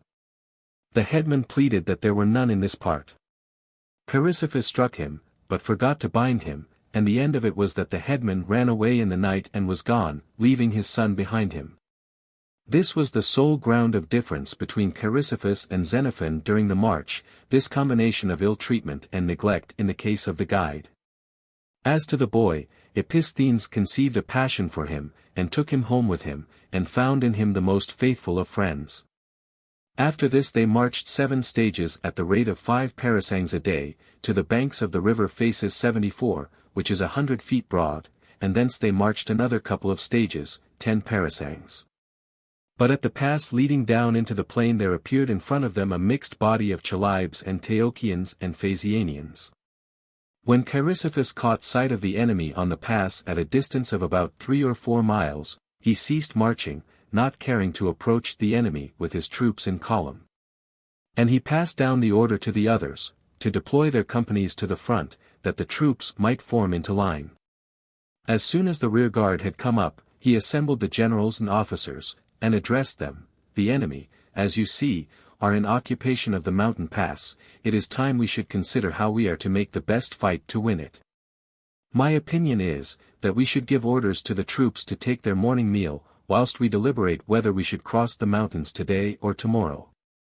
"My opinion," said Clearchus, "is, that as soon as we have breakfasted, we should arm for the fight and attack the enemy, without loss of time, for if we fritter away today, the enemy who are now content to look at us, will grow bolder.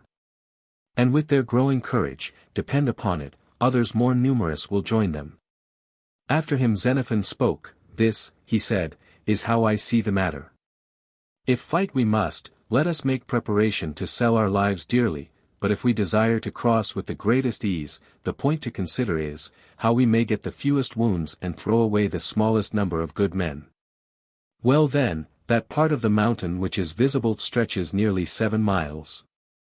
Where are the men posted to intercept us? Except at the road itself, they are nowhere to be seen. It is much better to try if possible to steal a point of this desert mountain unobserved, and before they know where we are, secure the prize, than to fly at a strong position and an enemy thoroughly prepared. Since it is much easier to march up a mountain without fighting than to tramp along a level when assailants are at either hand. And provided he has not to fight, a man will see what lies at his feet much more plainly even at night than in broad daylight in the midst of battle. And a rough road to feet that roam in peace may be pleasanter than a smooth surface with the bullets whistling about your ears 75. Nor is it so impossible, I take it, to steal a march, since it is open to us to go by night, when we cannot be seen, and to fall back so far that they will never notice us. In my opinion, however, if we make a feint of attacking here, we shall find the mountain chain all the more deserted elsewhere, since the enemy will be waiting for us here in thicker swarm. But what right have I to be drawing conclusions about stealing in your presence, Chrysippus? For you Lacedaemonians, as I have often been told, you who belong to the peers, practice stealing from your boyhood up. And it is no disgrace but honorable rather to steal, except such things as the law forbids. And in order, I presume, to stimulate your sense of secretiveness, and to make you master thieves, it is lawful for you further to get a whipping if you are caught. Now then you have a fine opportunity of displaying your training. But take care we are not caught stealing over the mountain, or we shall catch it ourselves. For all that, retorted Chrysippus, I have heard that you Athenians are clever hands at stealing the public moneys. And that too though there is a fearful risk for the person so employed, but, I am told, it is your best men who are addicted to it, if it is your best men who are thought worthy to rule. So it is a fine opportunity for yourself also, Xenophon, to exhibit your education. And I, replied Xenophon, am ready to take the rear division, as soon as we have supped, and seize the mountain chain. I have already got guides, for the light troops laid an ambuscade, and seized some of the cut-purse vagabonds who hung on our rear. I am further informed by them that the mountain is not inaccessible, but is grazed by goats and cattle, so that if we can once get hold of any portion of it, there will be no difficulty as regards our animals, they can cross. As to the enemy, I expect they will not even wait for us any longer, when they once see us on a level with themselves on the heights, for they do not even at present care to come down and meet us on fair ground. Chrysippus answered, But why should you go and leave your command in the rear? Send others rather, unless a band of volunteers will present themselves. Thereupon Aristonomus the Methydrian came forward with some heavy infantry, and Nicomachus the Edian with another body of light troops, and they made an agreement to kindle several watch-fires as soon as they held the heights. The arrangements made, they breakfasted, and after breakfast Chrysippus advanced the whole army 10 furlongs closer towards the enemy, so as to strengthen the impression that he intended to attack them at that point. But as soon as they had supped and night had fallen, the party under orders set off and occupied the mountain, while the main body rested where they were. Now as soon as the enemy perceived that the mountain was taken, they banished all thought of sleep, and kept many watchfires blazing throughout the night. But at break of day Chrysippus offered sacrifice, and began advancing along the road, while the detachment which held the mountain advanced pari passu by the high ground. The larger mass of the enemy, on his side, remained still on the mountain pass, but a section of them turned to confront the detachment on the heights. Before the main bodies had time to draw together, the detachment on the height came to close quarters, and the Hellenes were victorious and gave chase. Meanwhile the light division of the Hellenes, issuing from the plain, were rapidly advancing against the serried lines of the enemy, whilst Chrysippus followed up with his heavy infantry at quick march. But the enemy on the road no sooner saw their higher division being worsted than they fled, and some few of them were slain, and a vast number of wicker shields were taken, which the Hellenes hacked to pieces with their short swords and rendered useless. So when they had reached the summit of the pass, they sacrificed and set up a trophy, and descending into the plain, reached villages abounding in good things of every kind. 7. After this they marched into the country of the Teochians 5 stages, 30 parasangs, and provisions failed, for the Teochians lived in strong places, into which they had carried up all their stores. Now when the army arrived before one of these strong places, a mere fortress, without city or houses, into which a motley crowd of men and women and numerous flocks and herds were gathered, Chrysippus attacked at once. When the first regiment fell back tired, a second advanced, and again a third, for it was impossible to surround the place in full force, as it was encircled by a river.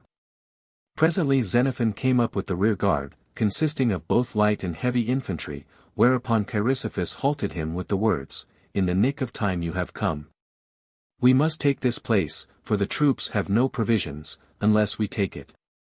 Thereupon they consulted together, and to Xenophon's inquiry, what it was which hindered their simply walking in. Chrysippus replied, "There is just this one narrow approach which you see, but when we attempt to pass it by they roll down volleys of stones from yonder overhanging crag, pointing up, and this is the state in which you find yourself, if you chance to be caught." And he pointed to some poor fellows with their legs or ribs crushed to bits. "But when they have expended their ammunition," said Xenophon, "there is nothing else, is there, to hinder our passing? Certainly, except yonder handful of fellows, there is no one in front of us that we can see. And of them, only 2 or 3 apparently are armed, and the distance to be traversed under fire is, as your eyes will tell you, about 150 feet as near as can be. And of this space the first 100 is thickly covered with great pines at intervals. Under cover of these, what harm can come to our men from a pelt of stones, flying or rolling?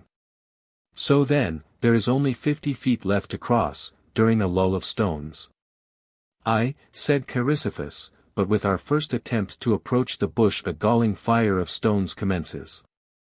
"The very thing we want," said the other, "for they will use up their ammunition all the quicker.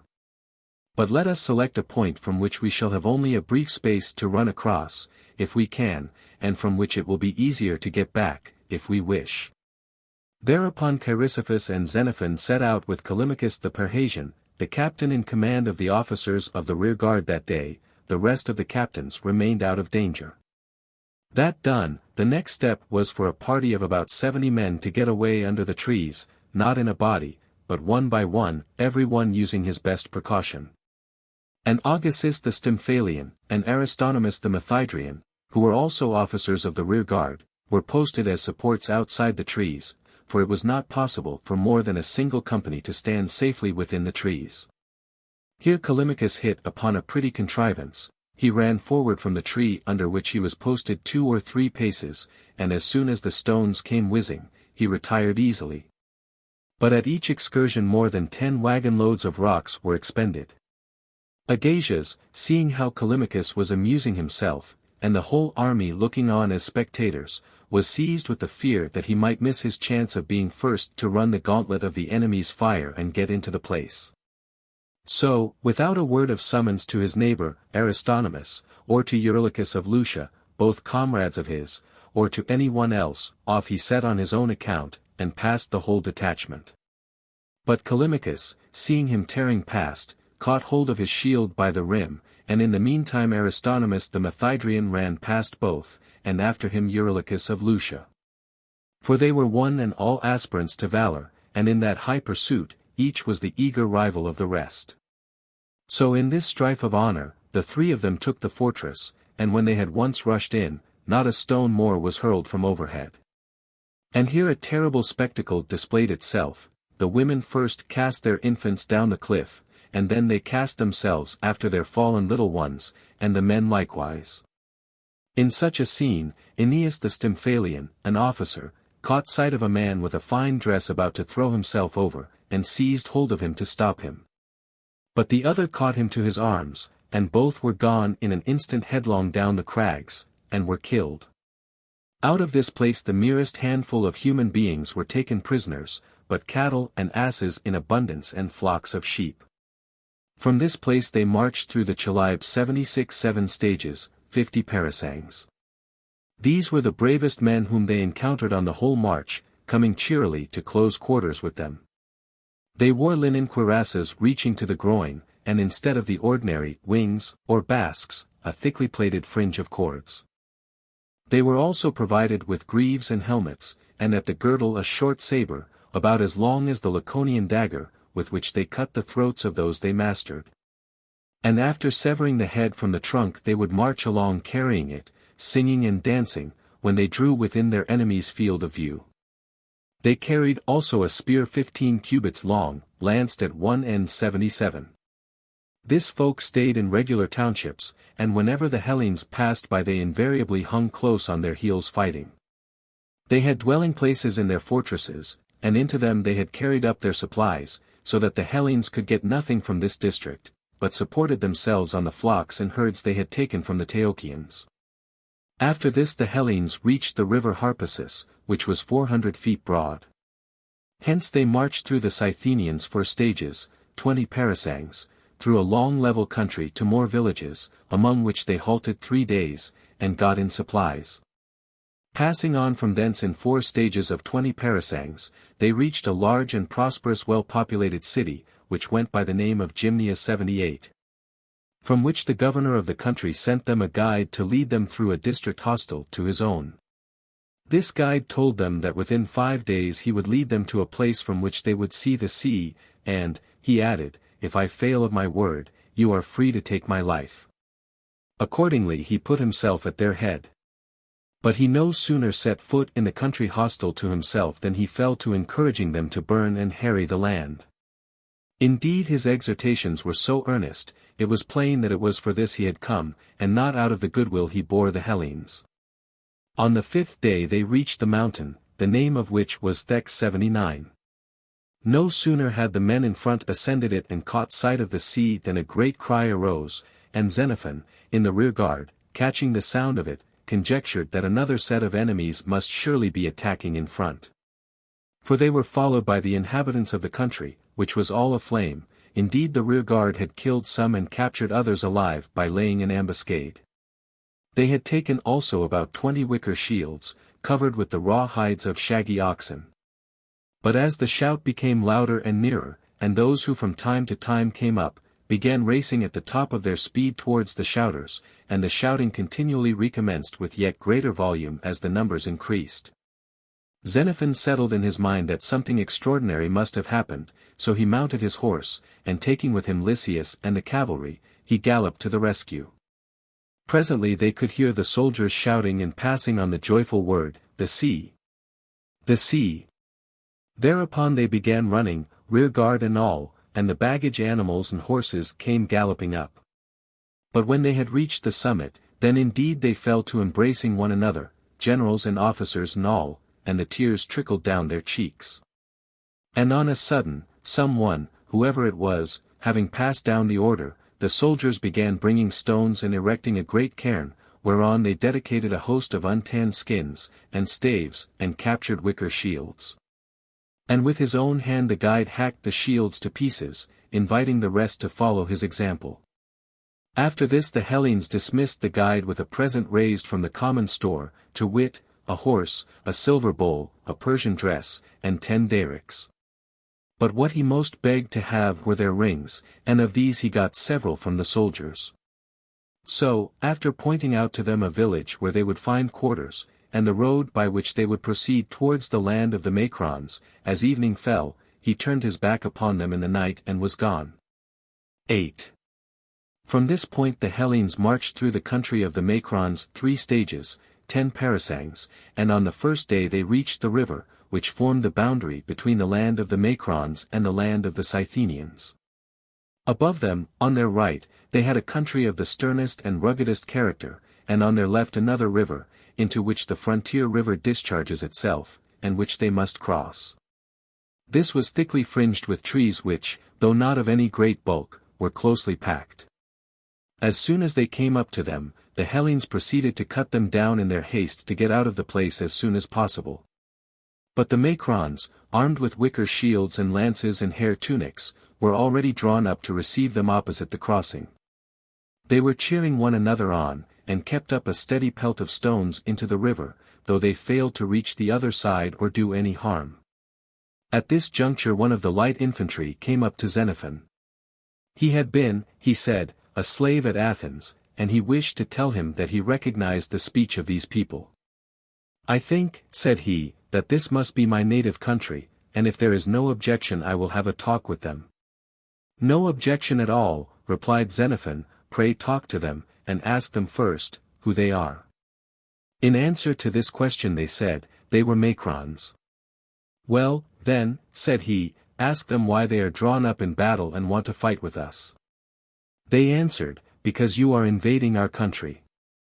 The generals bade him say, "If so, it is with not intention certainly of doing it or you any harm, but we have been at war with the king, and are now returning to Hellas, and all we want is to reach the sea." The others asked, were they willing to give them pledges to that effect? They replied, yes, they were ready to give and receive pledges to that effect.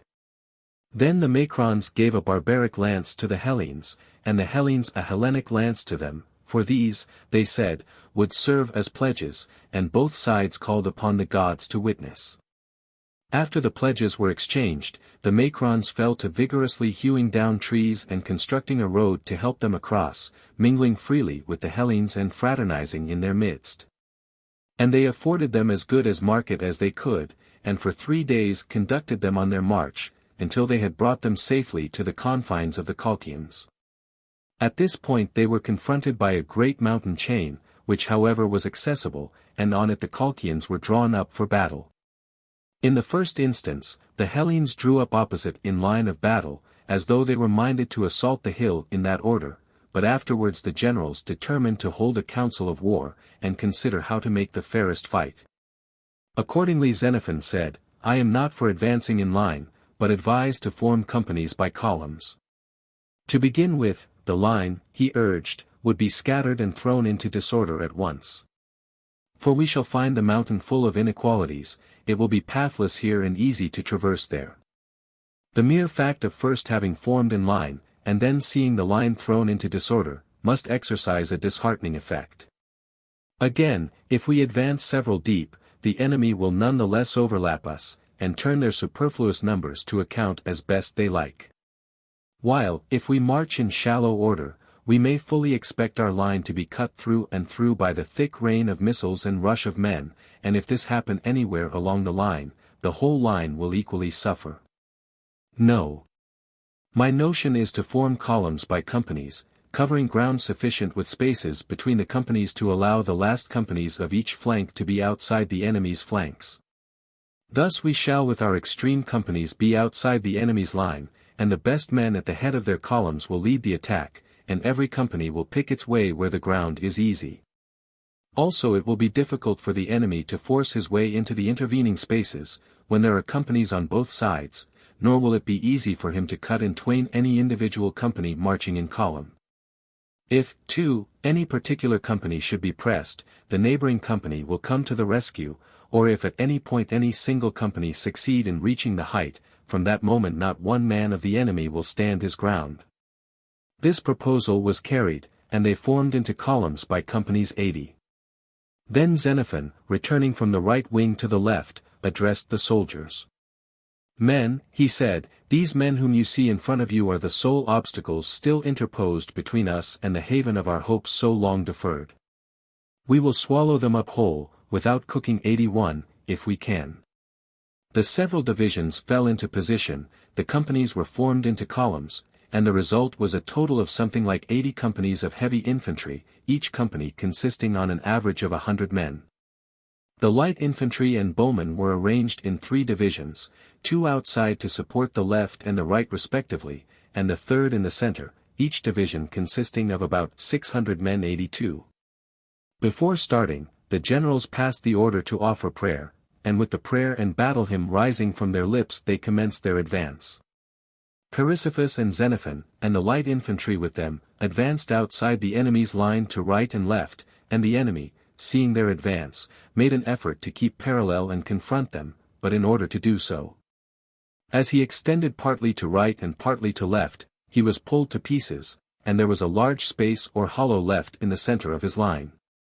Seeing them separate thus, the light infantry attached to the Arcadian battalion, under command of Aeschines, an Acarnanian, mistook the movement for flight, and with a loud shout rushed on, and these were the first to scale the mountain summit.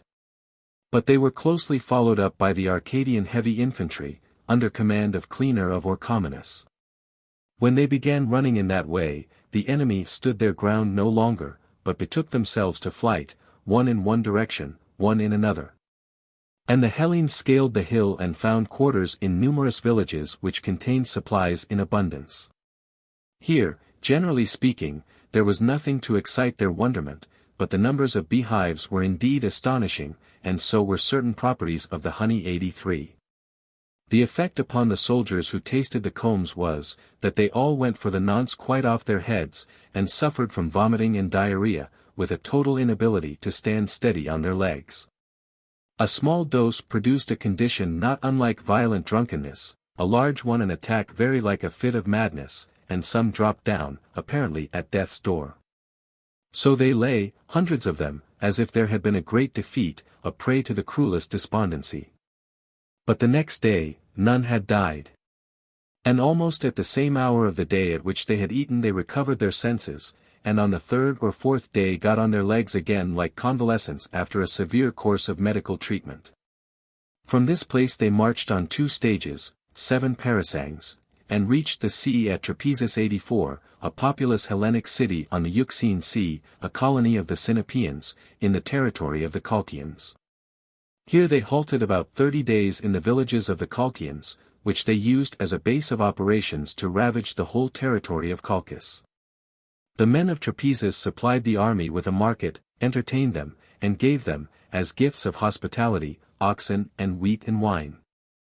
Further, they negotiated with them in behalf of their neighbors the Colchians, who dwelt in the plain for the most part, and from this folk also came gifts of hospitality in the shape of cattle. And now the Hellenes made preparation for the sacrifice which they had vowed, and a sufficient number of cattle came in for them to offer thank offerings for safe guidance to Zeus the Saviour, and to Heracles 85, and to the other gods, according to their vows.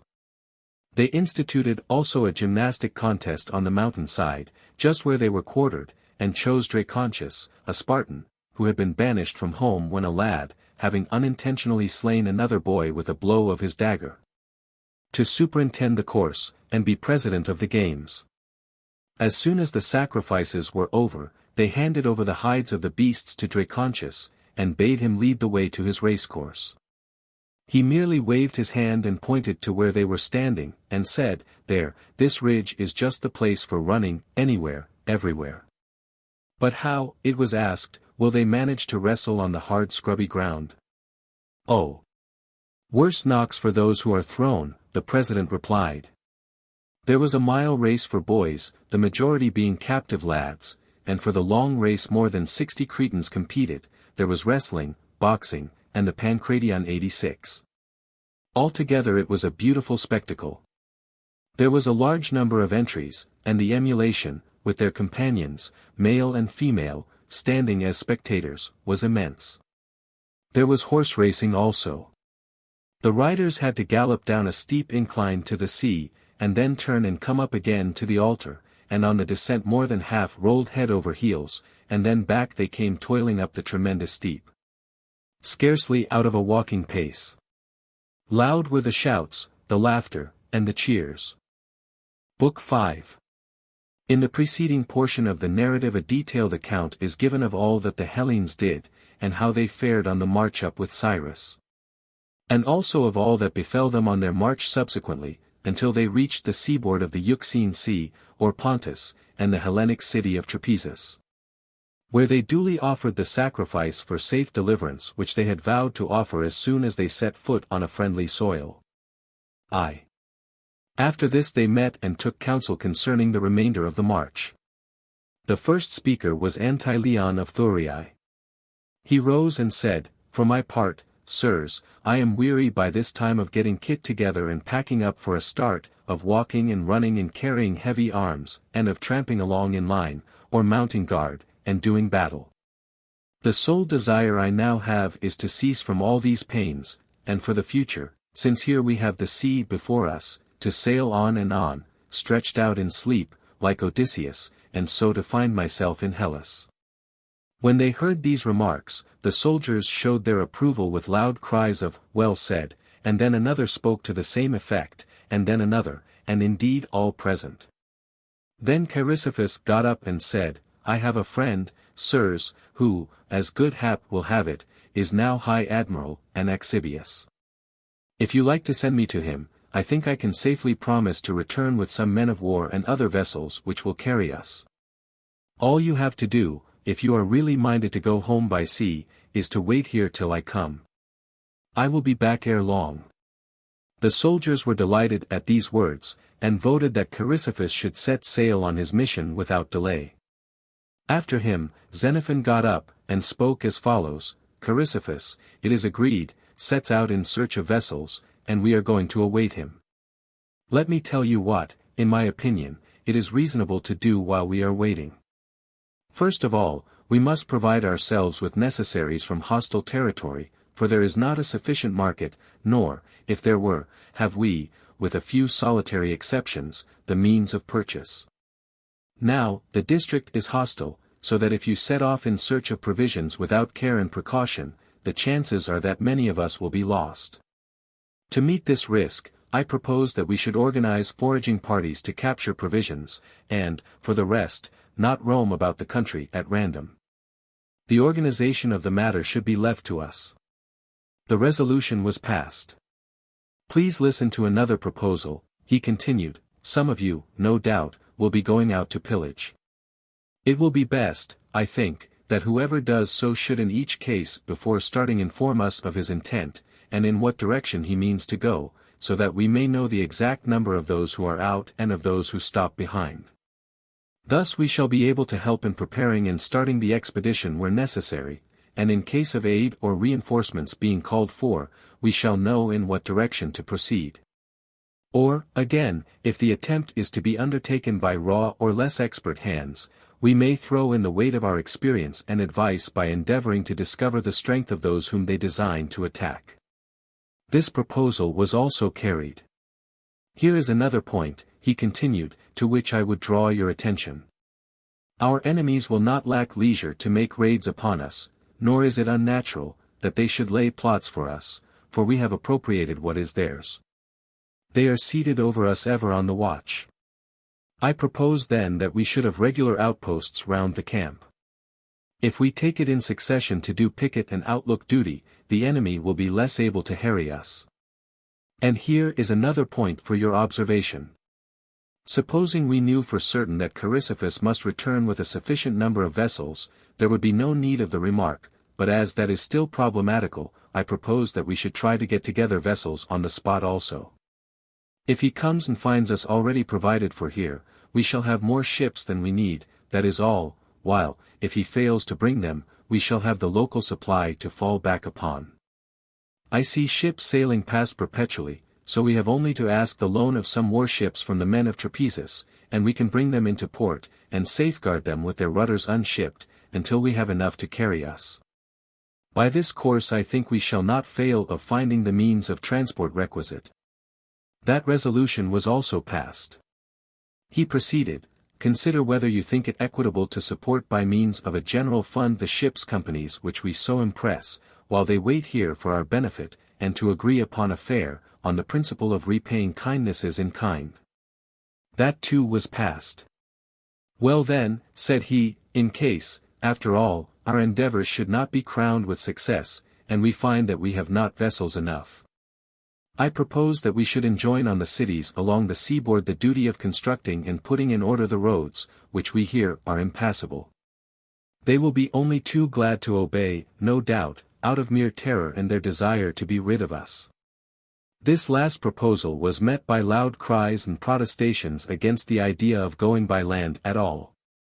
So, perceiving their infatuation, he did not put the question to the vote, but eventually persuaded the cities voluntarily to construct roads by the suggestion, if you get your roads in good order, we shall all the sooner be gone.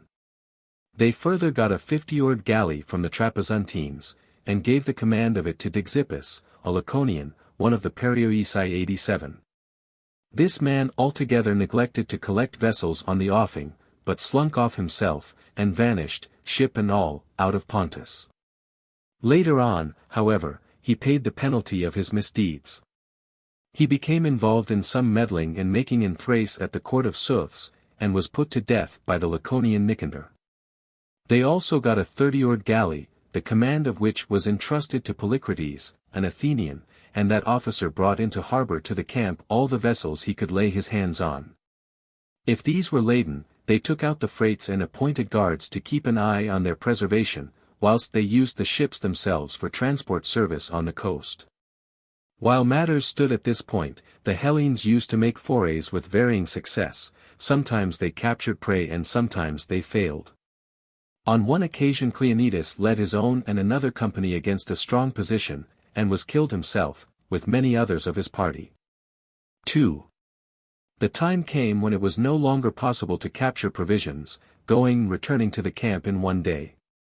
In consequence of this, Xenophon took some guides from the Trapezuntines and led half the army out against the Dryli, leaving the other half to guard the camp. That was necessary, since the Colchians, who had been ousted from their houses, were assembled thickly, and sat eyeing them from the heights above. On the other hand the Trapezuntines, being friendly to the native inhabitants, were not for leading the Hellenes to places where it was easy to capture provisions. But against the Dryli, from whom they personally suffered, they would lead them with enthusiasm, up into mountainous and scarcely accessible fortresses, and against the most warlike people of any in the Pontus. But when the Hellenes had reached the uplands, the Dryli set fire to all their fastnesses which they thought could be taken easily, and beat a retreat. And except here and there a stray pig or bullock or other animal which had escaped the fire there was nothing to capture, but there was one fastness which served as their metropolis. Into this the different streams of people collected. Round it ran a tremendously deep ravine, and the approaches to the place were difficult. So the light infantry ran forward 5 or 6 furlongs in advance of the heavy infantry, and crossed the ravine. And seeing quantities of sheep and other things, proceeded to attack the place. Close at their heels followed a number of those who had set out on the foray armed with spears, so that the storming party across the ravine amounted to more than 2,000. But, finding that they could not take the place by a coup de main, as there was a trench running round it, mounted up some breadth, with a stockade on the top of the earthwork and a close-packed row of wooden bastions. They made an attempt to run back, but the enemy fell upon them from the rear. To get away by a sudden rush was out of the question, since the descent from the fortress into the ravine only admitted of moving in single file. Under the circumstances they sent to Xenophon, who was in command of the heavy infantry. The messenger came and delivered his message, there is a fastness choke full of all sorts of stores, but we cannot take it, it is too strong, nor can we easily get away, the enemy rush out and deliver battle, and the return is difficult. On hearing this, Xenophon pushed forward his heavy infantry to the edge of the ravine, and there ordered them to take up a position. While he himself with the officers crossed over to determine whether it were better to withdraw the party already across, or to bring over the heavy infantry also, on the supposition that the fortress might be taken. In favor of the latter opinion it was agreed that the retreat must cost many lives, and the officers were further disposed to think they could take the place. Xenophon consented, relying on the victims, for the seers had announced that there would be a battle, but that the result of the expedition would be good. So he sent the officers to bring the heavy troops across, while he himself remained, having drawn off all the light infantry and forbidden all sharpshooting at long range. As soon as the heavy infantry had arrived, he ordered each captain to form his company, in whatever way he hoped to make it most effective in the coming struggle. Side by side together they stood, these captains, not for the first time today competitors for the award of manly virtue. While they were thus employed, he, the general, was engaged in passing down his order along the ranks of the light infantry and archers respectively to march with the javelin on its thong and the arrow to the string, ready at the word shoot to discharge their missiles, while the light troops were to have their wallets well stocked with sling stones. Lastly, he dispatched his adjutants to see to the proper carrying out of these orders. And now the preparations were complete, the officers and lieutenants and all others claiming to be peers of these, were drawn up in their several places. With a glance each was able to command the rest in the crescent-like disposition which the ground invited. Presently the notes of the battle hymn arose, the clarion spoke, and with a thrilling cry in honor of the warrior god, commenced a rush of the heavy infantry at full speed under cover of a storm of missiles, lances, arrows, bullets. But most of all stones hurled from the hand with ceaseless pelt, while there were some who brought firebrands to bear. Overwhelmed by this crowd of missiles, the enemy left their stockades and their bastion towers, which gave Agasias the Stymphalian and Philoxenus of Pellene a chance not to be missed. Laying aside their heavy arms, up they went in bare tunics only, and one hauled another up, and meantime another had mounted, and the place was taken, as they thought. Then the peltasts and light troops rushed in and began snatching what each man could.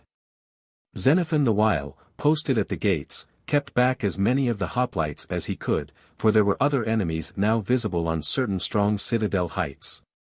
And after a lapse of no long time a shout arose within, and the men came running back, some still clutching what they had seized, and presently here and there a wounded man, and mighty was the jostling about the portals.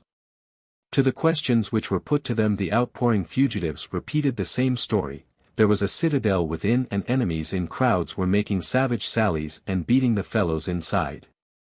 At that Xenophon ordered Tolmides the herald to proclaim, "Enter all who are minded to capture aught."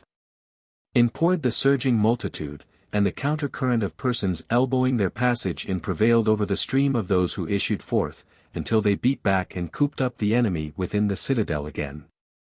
So outside the citadel everything was sacked and pillaged by the Hellenes, and the heavy infantry took up their position, some about the stockades, others along the road leading up to the citadel. Xenophon and the officers meantime considered the possibility of taking the citadel, for if so, their safety was assured, but if otherwise, it would be very difficult to get away. As the result of their deliberations they agreed that the place was impregnable. Then they began making preparations for the retreat. Each set of men proceeded to pull down the palisading which faced themselves. Further, they sent away all who were useless or who had enough to do to carry their burdens, with the mass of the heavy infantry accompanying them, the officers in each case leaving behind men whom they could severally depend on. But as soon as they began to retreat, out rushed upon them from within a host of fellows, armed with wicker shields and lances, greaves and Paphlagonian helmets. Others might be seen scaling the houses on this side and that of the road leading into the citadel. Even pursuit in the direction of the citadel was dangerous, since the enemy kept hurling down on them great beams from above, so that to stop and to make off were alike dangerous, and night approaching was full of terrors. But in the midst of their fighting and their despair some god gave them a means of safety. All of a sudden, by whatsoever hand ignited, a flame shot up. It came from a house on the right hand, and as this gradually fell in, the people from the other houses on the right took to their heels and fled. Xenophon, laying this lesson of fortune to heart, gave orders to set fire to the left-hand houses also, which being of wood burned quickly, with the result that the occupants of these also took to flight. The men immediately at their front were the sole annoyance now, and these were safe to fall upon them as they made their exit and in their descent. Here then the word was passed for all who were out of range to bring up logs of wood and pile them between themselves and the enemy, and when there was enough of these they set them on fire. They also fired the houses along the trenchwork itself, so as to occupy the attention of the enemy. Thus they got off, though with difficulty, and escaped from the place by putting a fire between them and the enemy. And the whole city was burnt down, houses, turrets, stockading, and everything belonging to it except the citadel. Next day the Hellenes were bent on getting back with the provisions. But as they dreaded the descent to Trapezus, which was precipitous and narrow, they laid a false ambuscade, and Amysian, called after the name of his nation, Mysis, 88, took 10 of the Cretans and halted in some thick brushy ground, where he made a feint of endeavoring to escape the notice of the enemy. The glint of their light shields, which were of brass, now and again gleamed through the brushwood. The enemy, seeing it all through the thicket, were confirmed in their fears of an ambuscade. But the army meanwhile was quietly making its descent.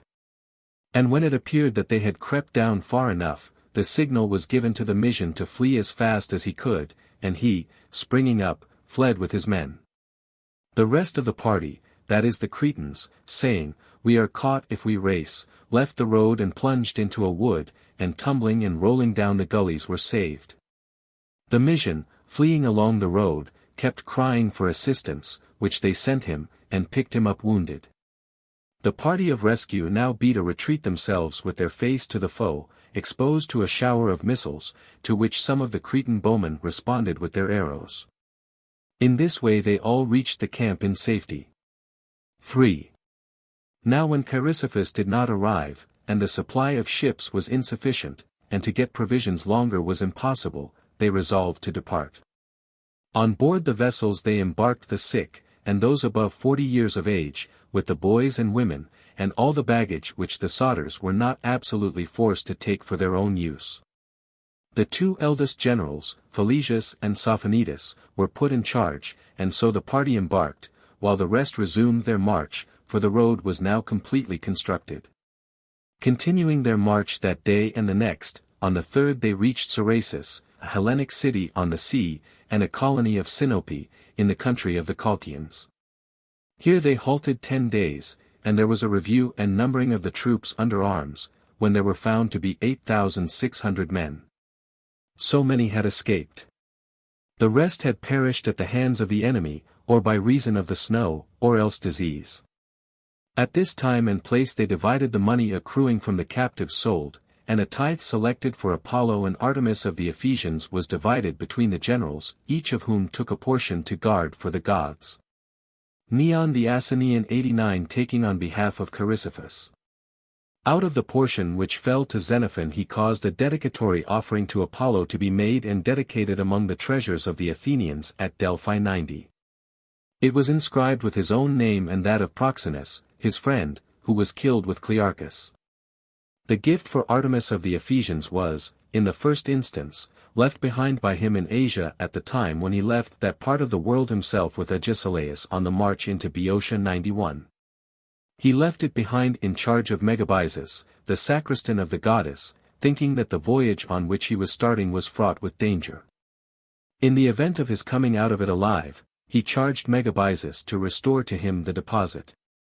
But should any evil happen to him, then he was to cause to be made and to dedicate on his behalf to Artemis, whatsoever thing he thought would be pleasing to the goddess.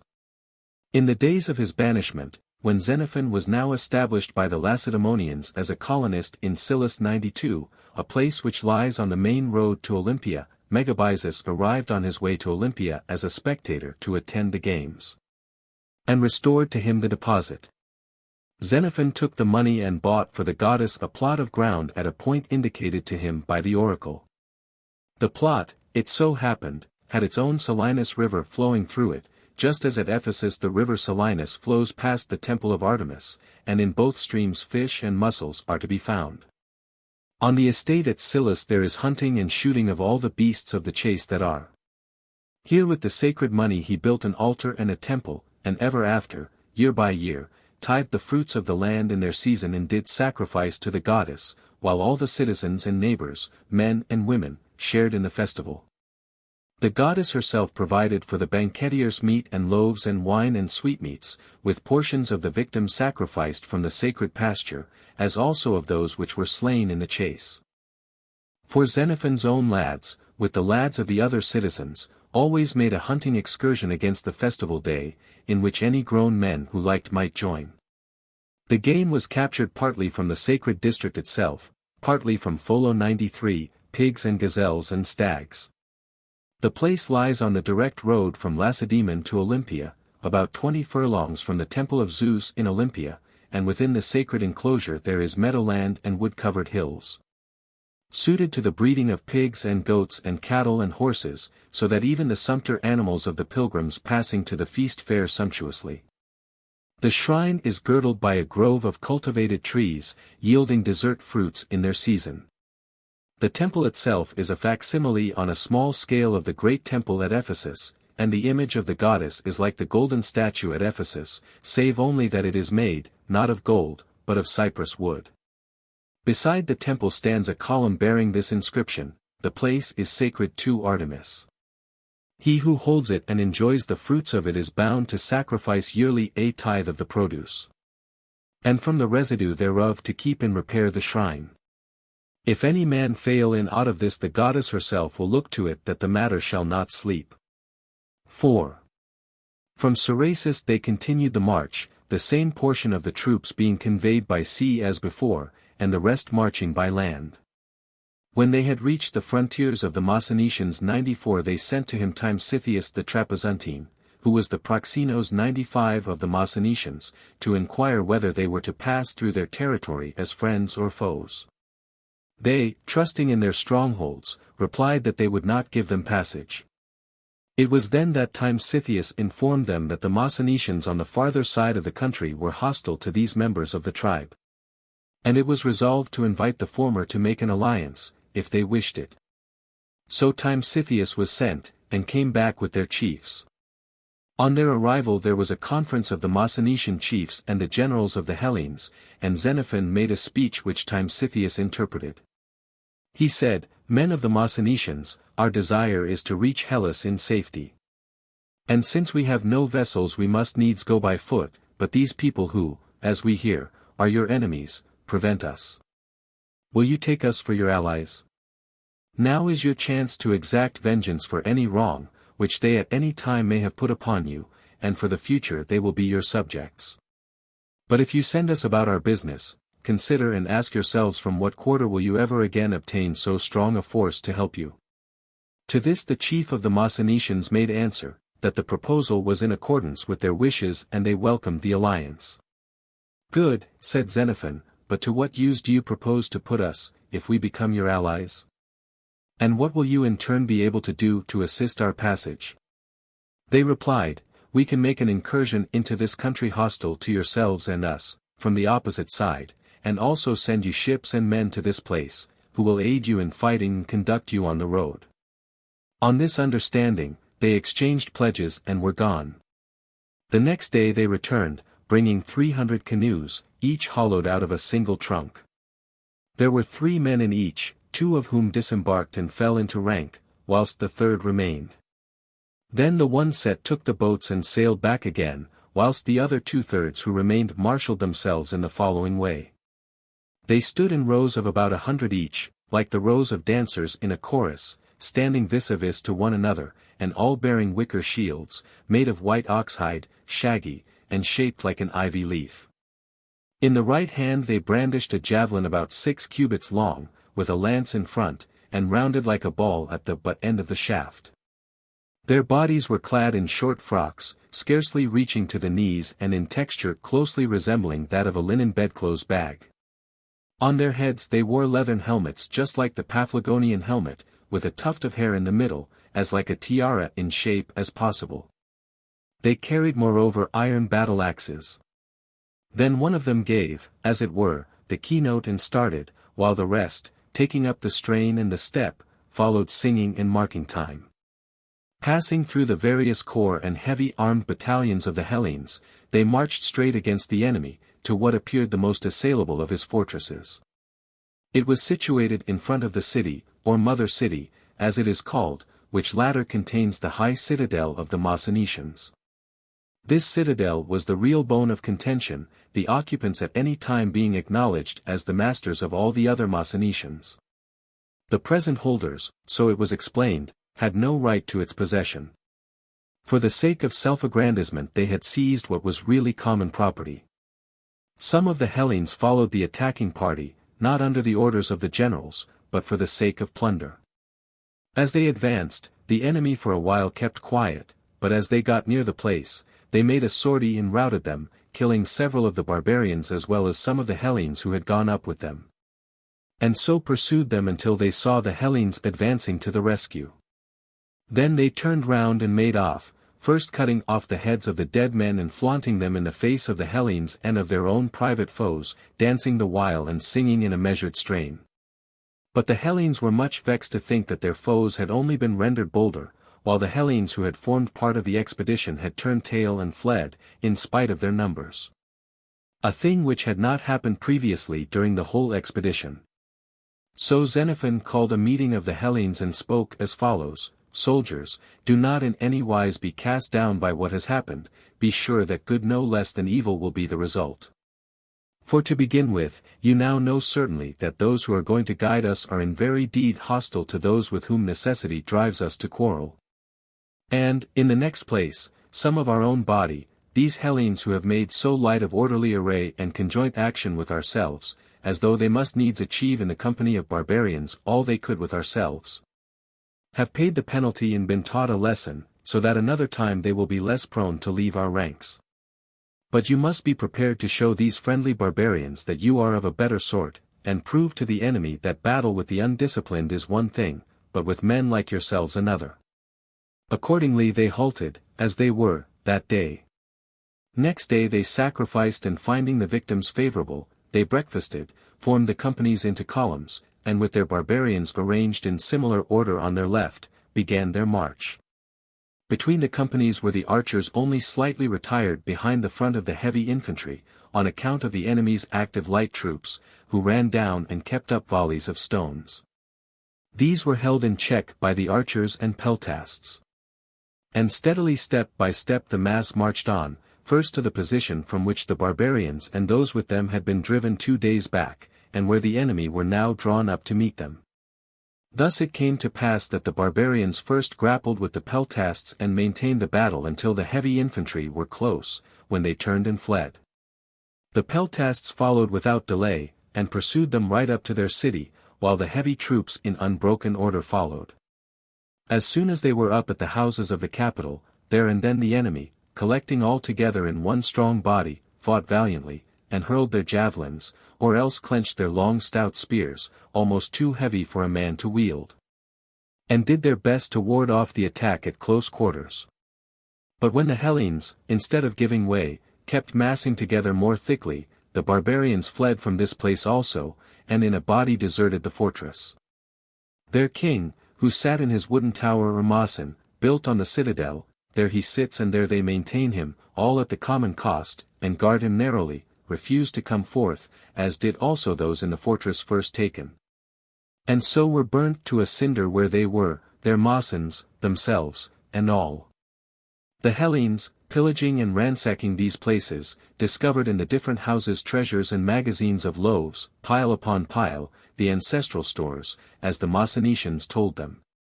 But the new corn was laid up apart with the strawstalk and ear together, and this was for the most part spelt. Slices of dolphin were another discovery, in narrow-necked jars, all properly salted and pickled. And there was blubber of dolphin in vessels, which the Macedonians used precisely as the Hellenes use oil. Then there were large stores of nuts on the upper floor, the broad kind without a division 96. This was also a chief article of food with them, boiled nuts and baked loaves. Wine was also discovered. This, from its rough, dry quality, tasted sharp when drunk pure, but mixed with water was sweet and fragrant. The Hellenes breakfasted and then started forward on their march, having first delivered the stronghold to their allies among the Massinetians. As for the other strongholds belonging to tribes allied with their foes, which they passed en route, the most accessible were either deserted by their inhabitants or gave in their adhesion voluntarily. The following description will apply to the majority of them. The cities were on an average 10 miles apart, some more, some less. But so elevated is the country and intersected by such deep clefts that if they chose to shout across to one another, their cries would be heard from one city to another. When, in the course of their march, they came upon a friendly population, these would entertain them with exhibitions of fatted children belonging to the wealthy classes, fed up on boiled chestnuts until they were as white can be. Of skin plump and delicate, and very nearly as broad as they were long, with their backs variegated and their breasts tattooed with patterns of all sorts of flowers. They sought after the women in the Hellenic army, and would fain have laid with them openly in broad daylight, for that was their custom. The whole community, male and female alike, were fair-complexioned and white-skinned. It was agreed that this was the most barbaric and outlandish people that they had passed through on the whole expedition, and the furthest removed from the Hellenic customs. Doing in a crowd precisely what other people would prefer to do in solitude, and when alone behaving exactly as others would behave in company, talking to themselves and laughing at their own expense, standing still and then again capering about wherever they might chance to be, without rhyme or reason, as if their sole business were to show off to the rest of the world. Through this country, friendly or hostile as the chance might be, the Hellenes marched, 8 stages in all, and reached the Chalybes. These were a people few in number, and subject to the Massinetians. Their livelihood was for the most part derived from mining and forging iron. Thence they came to the Tibarenians. The country of the Tibarenians was far more level, and their fortresses lay on the seaboard and were less strong, whether by art or nature. The generals wanted to attack these places, so that the army might get some pickings, and they would not accept the gifts of hospitality which came in from the Tibarenians, but bidding them wait till they had taken counsel, they proceeded to offer sacrifice. After several abortive attempts, the seers at last pronounced an opinion that the gods in no wise countenanced war. Then they accepted the gifts of hospitality, and marching through what was now recognized as a friendly country, in 2 days reached Catura, a Hellenic city, and a colony of Sinope, albeit situated in the territory of the Tibarenians 97. Here they halted 45 days, during which they first of all sacrificed to the gods, and instituted processions, each set of the Hellenes according to their several tribes, with gymnastic contests. Provisions they got in meanwhile, partly from Paphlagonia, partly from the estates of the Cottiarites, for the latter would neither provide them a market nor receive their sick within their walls. Meanwhile ambassadors arrived from Sinope, full of fears, not only for the Cottiarites and their city, which belonged to Sinope, and brought in tribute, but also for the territory which, as they had heard, was being pillaged. Accordingly they came to the camp and made a speech. Hecatonomus, who was reported to be a clever orator, acted as their spokesman. Soldiers, he said, the city of the Sinopeans has sent us to offer you, as Hellenes, our compliments and congratulations on your victories over the barbarians.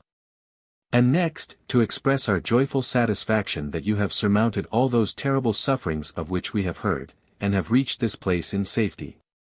As Hellenes we claim to receive at your hands, as fellow Hellenes, kindness and not harm. We have certainly not ourselves set you an example heretofore of evil treatment. Now the Cottiarites are our colonists. It was we who gave them this country to dwell in, having taken it from the barbarians, for which reason also they, with the men of Cerasus and Trapezus, pay us an appointed tribute. So that, whatever mischief you inflict on the men of Catura, the city of Sinope takes as personal to herself. At the present time we hear that you have made forcible entry into their city, some of you, and are quartered in the houses, besides taking forcibly from the Cottiarite estates whatever you need, by hook and by crook. Now against these things we enter protest. If you mean to go on so doing, you will drive us to make friends with Coryllas and the Paphlagonians, or anyone else we can find. To meet these charges Xenophon, on behalf of the soldiers, rose and said, As to ourselves, men of Sinope, having got so far, we are well content to have saved our bodies and our arms. Indeed it was impossible at one and the same moment to keep our enemies at bay and to despoil them of their goods and chattels. And now, since we have reached Hellenic cities, how has it fared with us? At Trapezus they gave us a market, and we paid for our provisions at a fair market price. In return for the honor they did us, and the gifts of hospitality they gave the army, we requited them with honor. Where the barbarian was friendly to them, we stayed our hands from injury, or under their escort, we did damage to their enemies to the utmost of our power. Ask them, what sort of people they found us. They are here, some of them, to answer for themselves. Their fellow citizens in the state of Trapezus, for friendship's sake, have sent them with us to act as our guides. But wherever we come, be it foreign or Hellenic soil, and find no market for provisions, we are wont to help ourselves, not out of insolence but from necessity. There have been tribes like the Carduchians, the Teochians, the Chaldeans, which, albeit they were not subject to the great king, yet were no less formidable than independent. These we had to bring over by our arms. The necessity of getting provisions forced us, since they refused to offer us a market. Whereas some other folk, like the Macrons, in spite of their being barbarians, we regarded as our friends, simply because they did provide us with the best market in their power, and we took no single thing of theirs by force. But, to come to these Cottiarites, whom you claim to be your people, if we have taken aught from them, they have themselves to blame, for they did not deal with us as friends, but shut their gates in our faces. They would neither welcome us within nor furnish us with a market without. The only justification they alleged was that your governor 98 had authorized this conduct. As to your assertion, he continued, turning to Hecatonomus, that we have got in by force and have taken up quarters, this is what we did. We requested them to receive our sick and wounded under cover. And when they refused to open their gates, we walked in where the place itself invited us. All the violence we have committed amounts to this, that our sick folk are quartered under cover, paying for their expenses, and we keep a sentry at the gates, so that our sick and wounded may not lie at the mercy of your governor. But we may have it in our power to remove them whenever we like. The rest of us, you observe, are camping under the canopy of heaven, in regular rank and file, and we are ready to requite kindness with kindness, but to repel evil vigorously. And as for your threat, he said, once again turning to the spokesman, that you will, if it suits you, make alliance with Coryllas and the Paphlagonians to attack us, for our part, we have no objection to fighting both sets of you, if so be we must. We have already fought others many times more numerous than you. Besides, if it suits us, as you put it, to make the Paphlagonian our friend, report says that he has a hankering after your city in some other places on the seaboard. We can enhance the value of our friendship by helping to win for him what he covets. Thereupon the ambassadors showed very plainly their annoyance with Hecatonomus, on account of the style of his remarks, and one of them stepped forward to explain that their intention in coming was not at all to raise a war, but on the contrary to demonstrate their friendliness. And if you come to Sinope itself, the speaker continued, we will welcome you there with gifts of hospitality. Meanwhile we will enjoin upon the citizens of this place to give you what they can. For we can see that every word of what you say is true. Thereupon the Cottiarites sent gifts of hospitality, and the generals of the Hellenes entertained the ambassadors of the Sinopeans. Many and friendly were the topics of conversation. Freely flowed the talk on things in general, and, in particular, both parties were able to make inquiries and satisfy their curiosity concerning the remaining portion of the march. 6. Such was the conclusion of that day.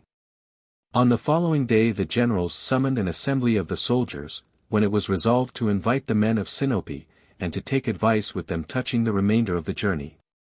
In the event of their having to continue it on foot, the Sinopeans through their acquaintance with Paphlagonia would be useful to them, while, if they had to go by sea, the services of the same people would be at a premium. For who but they could furnish ships sufficient for the army? Accordingly, they summoned their ambassadors, and took counsel with them, begging them, on the strength of the sacred ties which bind Hellenes to Hellenes, to inaugurate the good reception they had spoken of, by present kindliness and their best advice. Hecatonomus rose and wished at once to offer an apology with regard to what he had said about the possibility of making friends with the Paphlagonians. The words were not intended, he said, to convey a threat, as though they were minded to go to war with the Hellenes, but as meaning rather, albeit we have it in our power to be friendly with the barbarians, we will choose the Hellenes. Then, being urged to aid them by some advice, with a pious ejaculation, he commenced, If I bestow upon you the best counsel I am able, God grant that blessings in abundance may descend on me, but if the contrary, may evil betide me. Sacred Counsel 99, as the saying goes, well, sirs, if ever the saying held, it should hold I think today, when, if I be proved to have given you good counsel, I shall not lack panegyrists, or if evil, your imprecations will be many-tongued. As to trouble, I am quite aware, we shall have much more trouble if you are conveyed by sea, for we must provide the vessels, whereas, if you go by land, all the fighting will evolve on you. Still, let come what may, it behoves me to state my views. I have an intimate acquaintance with the country of the Paphlagonians and their power. The country possesses the two features of hill and vale, that is to say, the fairest plains and the highest mountains. To begin with the mountains, I know the exact point at which you must make your entry. It is precisely where the horns of a mountain tower over both sides of the road. Let the merest handful of men occupy these and they can hold the pass with ease, for when that is done not all the enemies in the world could effect a passage. I could point out the whole with my finger, if you like to send any one with me to the scene. So much for the mountain barrier.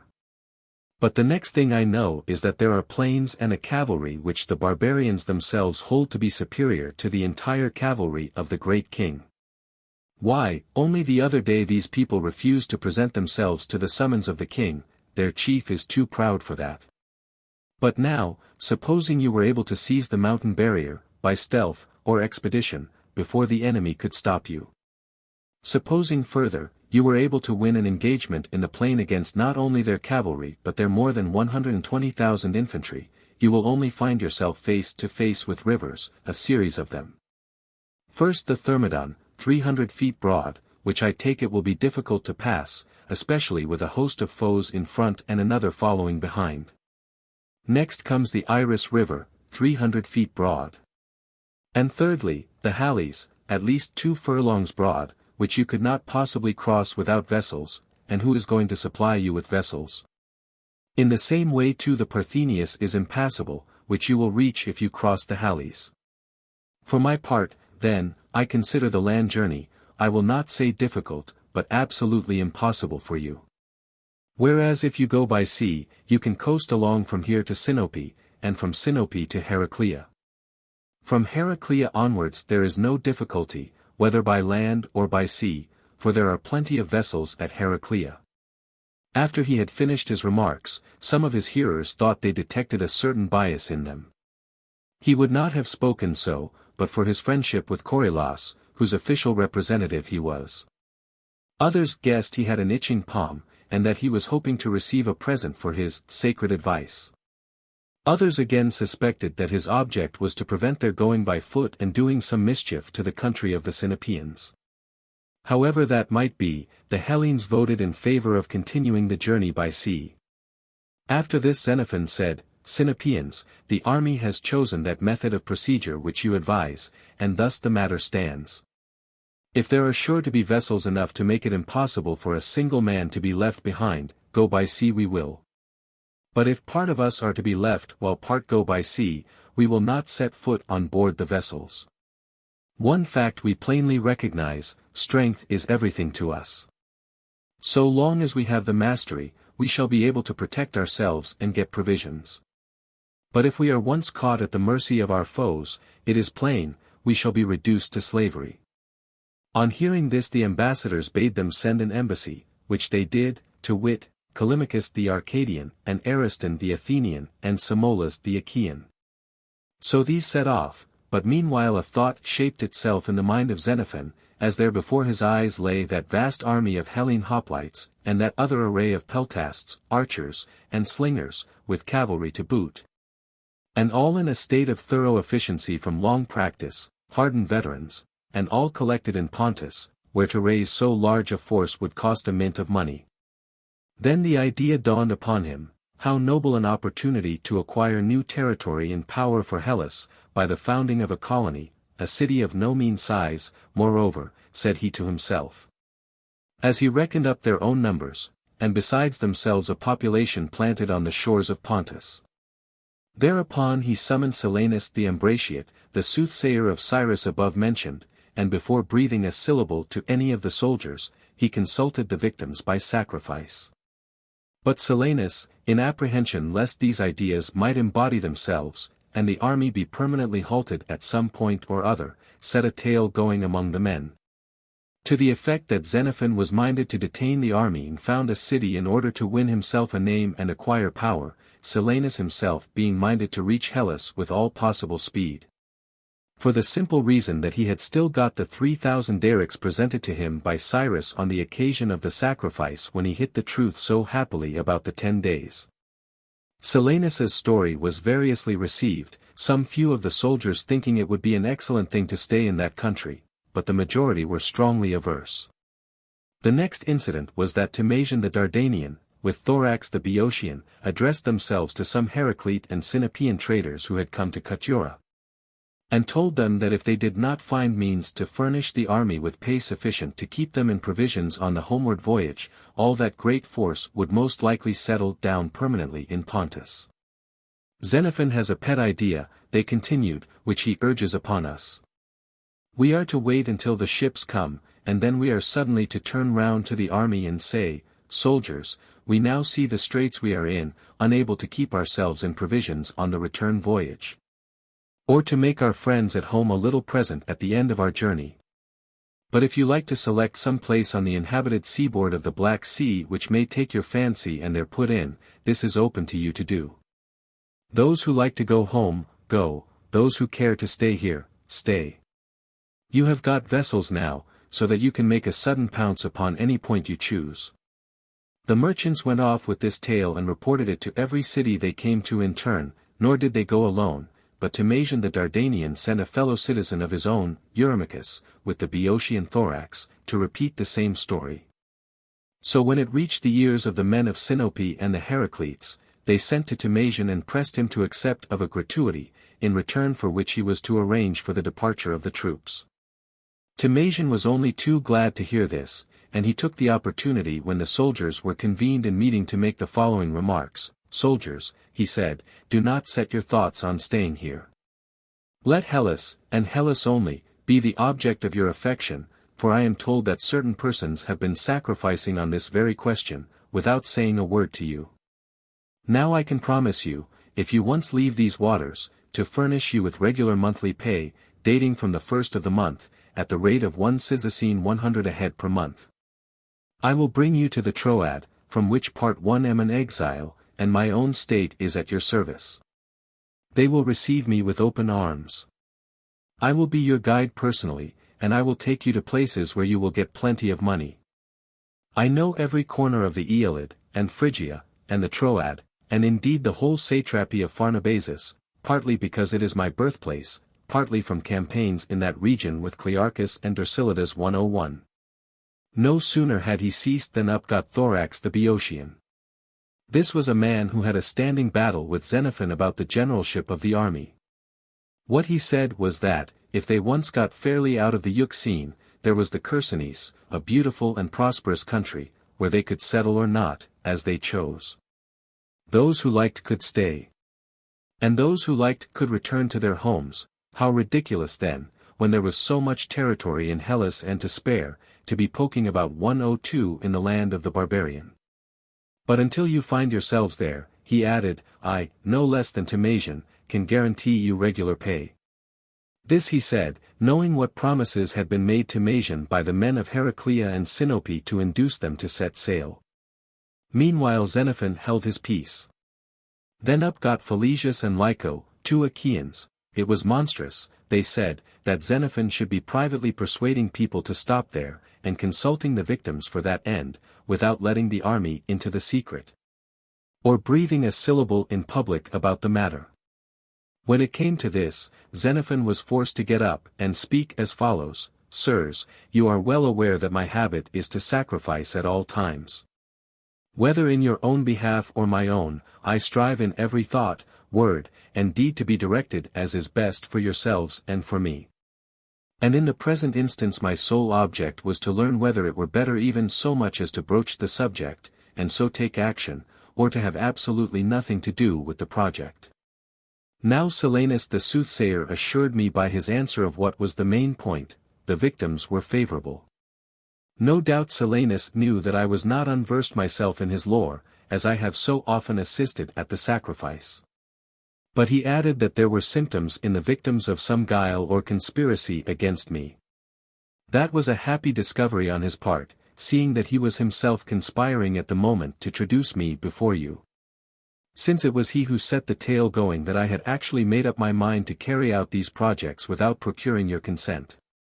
Now, for my part, if I saw that you were in any difficulties, I should set myself to discover how you might capture a city, on the understanding of course that all who wished might sail away at once, leaving those who did not wish to follow at a later date, with something perhaps in their pockets to benefit their friends at home. Now, however, as I see that the men of Heraclea and Sinope are to send you ships to assist you to sail away, and more than one person guarantees to give you regular monthly pay, it is, I admit, a rare chance to be safely piloted to the haven of our hopes, and at the same time to receive pay for our preservation. For myself I have done with that dream, and to those, who came to me to urge these projects, my advice is to have done with them. In fact, this is my view. As long as you stay together united as today, you will command respect and procure provisions, for might certainly exercises a right over what belongs to the weaker. But once broken up, with your force split into bits, you will neither be able to get subsistence, nor indeed will you get off without paying dearly for it. In fact, my resolution coincides precisely with yours. It is that we should set off for Hellas, and if any one stops behind, or is caught deserting before the whole army is in safety, let him be judged as an evildoer. Pray let all who are in favor of this proposition hold up their hands. They all held them up. Only Silenus began shouting and vainly striving to maintain the right of departure for all who liked to depart. But the soldiers would not suffer him, threatening him that if he were himself caught attempting to run away they would inflict the aforesaid penalty. After this, when the Heracletes learned that the departure by sea was resolved upon, and that the measure itself emanated from Xenophon, they sent the vessels indeed. But as to the money which they had promised to Timasian and Thorax as pay for the soldiers, they were not as good as their word, in fact they cheated them both. Thus the two who had guaranteed regular monthly pay were utterly confounded, and stood in terror of the soldiers. What they did then, was to take to them the other generals to whom they had communicated their former transactions, that is to say, all except Neon the Asnian, who, as lieutenant general, was acting for Chrysippus during his continued absence. This done they came in a body to Xenophon and said that their views were changed. As they had now got the ships, they thought it best to sail to the Phasis, and seize the territory of the Phasians, whose present king was a descendant of Eates 103. Xenophon's reply was curt, not one syllable would he have to say himself to the army in this matter, but, he added, if you like, you can summon an assembly and have your say. Thereupon Timasian the Dardanian set forth as his opinion, it were best to hold no parliament at present, but first to go and conciliate, each of them, his own officers. Thus they went away and proceeded to execute their plans. 7. Presently the soldiers came to learn what was in course of agitation, and Neon gave out that Xenophon had persuaded the other generals to adopt his views, and had a plan to cheat the soldiers and take them back to the Phasis. The soldiers were highly indignant, meetings were held, little groups gathered ominously. And there seemed an alarming probability that they would repeat the violence with which they had lately treated the heralds of the Colchians and the clerks of the market. When all who did not save themselves by jumping into the sea were stoned to death. So Xenophon, seeing what a storm was brewing, resolved to anticipate matters so far as to summon a meeting of the men without delay, and thus prevent their collecting of their own accord, and he ordered the herald to announce an assembly. The voice of the herald was no sooner heard than they rushed with great readiness to the place of meeting. Then Xenophon, without accusing the generals of having come to him, made the following speech: I hear that a charge is brought against me. It is I apparently who am going to cheat you and carry you off to Phasis. I beg you by all that is holy to listen to me, and if there be found any guilt in me, let me not leave this place till I have paid the penalty of my misdoing. But if my accusers are found guilty, treat them as they deserve. I presume, sirs, you know where the sun rises and where he sets, and that he who would go to Hellas must needs journey towards the sunset. Whereas he who seeks the land of the barbarian must contrariwise fix his face towards the dawn. Now is that a point in which a man might hope to cheat you? Could any one make you believe that the sun rises here and sets there, or that he sets here and rises there? And doubtless you know this too, that it is Boreas, the north wind, who bears the mariner out of Pontus towards Hellas, and the south wind inwards towards the Phasis, whence the saying, when the north wind doth blow, home to Hellas we will go 104. He would be a clever fellow who could befool you into embarking with a south wind blowing. That sounds all very well, you think, only I may get you on board during a calm. Granted, but I shall be on board my one ship, and you on board another 100 at least, and how am I to constrain you to voyage with me against your will, or by what cajolery shall I carry you off? But I will imagine you so far befooled and bewitched by me, that I have got you to the Phasis, we proceed to disembark on dry land. At last it will come out, that wherever you are not in Hellas, and the inventor of the trick will be one sole man, and you who have been caught by it will number something like 10,000 with swords in your hands. I do not know how a man could better ensure his own punishment than by embarking on such a policy with regards to himself and you. Nay, these tales are the invention of silly fellows who are jealous of the honor you bestow on me. A most uncalled for jealousy. Do I hinder any of them from speaking any word of import in his power? Of striking a blow in your behalf and his own, if that is his choice? Or, finally, of keeping his eyes and ears open to secure your safety? What is it?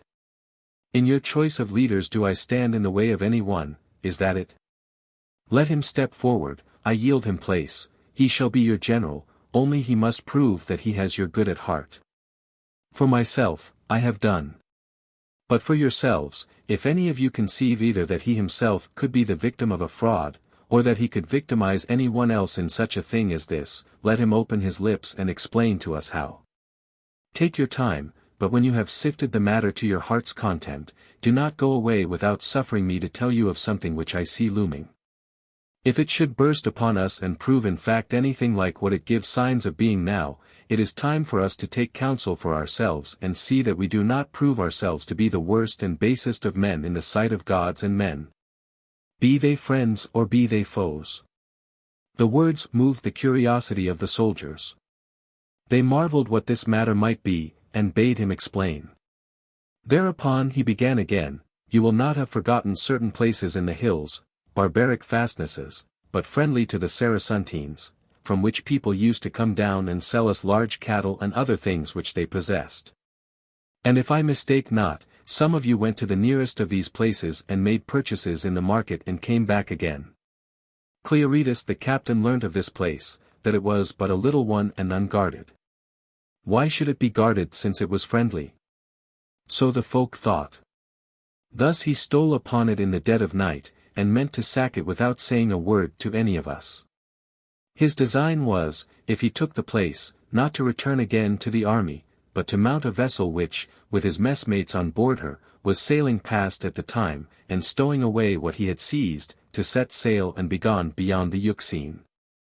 All this had been agreed upon and arranged with his comrades on board the vessel, as I now discover. Accordingly, he summoned to his side all whom he could persuade, and set off at their head against the little place. But dawn overtook him on his march. The men collected out of their strongholds, and whether from a distance or close quarters, made such a fight that they killed Clearchus and a good many of the rest, and only a few of them got safe back to Cyrrhasus. These things took place on the day on which we started to come hither on foot, while some of those who were to go by sea were still at Cyrrhasus, not having as yet weighed anchor. After this, according to what the Saracentines state, there arrived 3 inhabitants of the place which had been attacked, 3 elderly men, seeking an interview with our public assembly. Not finding us, they addressed themselves to the men of Cyrrhasus, and told them, they were astonished that we should have thought it right to attack them. However, when, as the Saracentines assert, they had assured them that the occurrence was not authorized by public consent, they were pleased, and proposed to sail here, not only to state to us what had occurred, but to offer that those who were interested should take up and bury the bodies of the slain. But among the Hellenes still at Cyrrhasus were some of those who had escaped. They found out in which direction the barbarians were minded to go, and not only had the face themselves to pelt them with stones, but vociferously encouraged their neighbors to do the same. The 3 men, ambassadors, mark you, were slain, stoned to death. After this occurrence, the men of Cyrrhasus came to us and reported the affair, and we generals, on being informed, were annoyed at what had taken place, and took counsel with the Saracentines how the dead bodies of the Hellenes might be buried. While seated in conclave outside the camp, we suddenly were aware of a great hubbub. We heard cries, "Cut them down! Shoot them! Stone them!" And presently we caught sight of a mass of people racing towards us with stones in their hands, and others picking them up. The Saracentines, naturally enough, considering the incident they had lately witnessed, retired in terror to their vessels, and, upon my word, some of us did not feel too comfortable. All I could do was to go to them and inquire what it all meant. Some of them had not the slightest notion, although they had stones in their hands, but chancing on someone who was better informed, I was told by him that the clerks of the market were treating the army most scandalously. Just then someone got sight of the market clerk, Xenophon, making his way off towards the sea, and lifted up his voice aloud, and the rest responding to the cry as if a wild boar or a stag had been started, they rushed upon him. The Saracentines, seeing a rush in their direction, thought that, without a doubt, it was directed against themselves, and fled with all speed and threw themselves into the sea, in which proceeding they were imitated by some few of our own men. And all who did not know how to swim were drowned. But now, what do you think of their case, these men of Cyrrhasus? They had done no wrong. They were simply afraid that some madness had seized us, like that to which dogs are liable. I say then, if proceedings like this are to be the order of the day, you had better consider what the ultimate condition of the army is like to be. As a body you will not have it in your power to undertake war against whom you like, or to conclude peace. But in private anyone who chooses will conduct the army on any quest which takes his fancy. And when ambassadors come to you to demand peace, or whatever it may be, officious people will put them to death and prevent your hearing the proposals which brought them to you.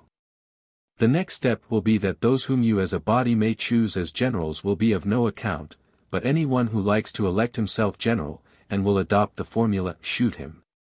Shoot him," will be competent to cut down whomsoever he pleases untried, be it general or private soldier, if only he have sufficient followers, as was the case just now. But just consider what these self-appointed generals have achieved for you. Xenophon, the clerk of the market, may possibly have done you a wrong. If so, he has sailed off and is gone without paying you any penalty. Or he may be guiltless, in which case we have driven him from the army in terror of perishing unjustly without a trial. While those who stoned the ambassadors have contrived so cleverly that we alone of all Hellenes cannot approach Cyrrhasus safely without a strong force, and the corpses which the very men who slew them themselves invited us to bury, we cannot now pick up with safety even under a flag of truce. Who indeed would care to carry a flag of truce, or go as a herald with the blood of heralds upon his hands? All we could do was to implore the Saracentines to bury them. If then you approve of such doings, have a resolution passed to that effect, so that, with a prospect of like occurrences in the future, A man may privately set up a guard and do his best to fix his tent where he can find a strong position with a commanding sight. If, however, these seem to you to be the deeds rather of wild beasts than of human beings, bethink you of some means by which to stay them, or else, in heaven's name, how shall we do sacrifice to the gods gladly, with impious deeds to answer for? Or how shall we, who lay the knife to each other's throats, give battle to our enemies? What friendly city will receive us when they see rampant lawlessness in our midst? Who will have the courage to afford us a market, when we prove our worthlessness in these weightiest concerns? And what becomes of the praise we expect to win from the mouths of men? Who will vouchsafe it to us, if this is our behavior? Should we not ourselves bestow the worst of names on the perpetrators of like deeds? After this they rose, and, as one man, proposed that the ringleaders in these matters should be punished. And that for the future, to set an example of lawlessness should be forbidden. Every such ringleader was to be prosecuted on the capital charge, the generals were to bring all offenders to the bar of justice. Prosecutions for all other misdemeanors committed since the death of Cyrus were to be instituted, and they ended by constituting the officers into a board of dicasts 105. And upon the strong representation of Xenophon, with the concurrence of the soothsayers, it was resolved to purify the army, and this purification was made. 8. It was further resolved that the generals themselves should undergo a judicial examination in reference to their conduct in past time. In course of investigation, Phalesius and Xanthicles respectively were condemned to pay a sum of 20 minae, to meet a deficiency to that amount incurred during the guardianship of the cargoes of the merchantman. Sophonidas was fined 10 minae for inadequate performance of his duty as one of the chief officers selected. Against Xenophon a charge was brought by certain people, who asserted that they had been beaten by him, and framed the indictment as one of personal outrage with violence 106. Xenophon got up and demanded that the first speaker should state where and when it was he had received these blows. The other, so challenged, answered, when we were perishing of cold and there was a great depth of snow. Xenophon said, upon my word, with weather such as you describe, when our provisions had run out, when the wine could not even be smelt, when numbers were dropping down dead beat, so acute was the suffering, with the enemy close on our heels. Certainly, if at such a season as that I was guilty of outrage, I plead guilty to being a more outrageous brute than the ass, which is too wanton, they say, to feel fatigue.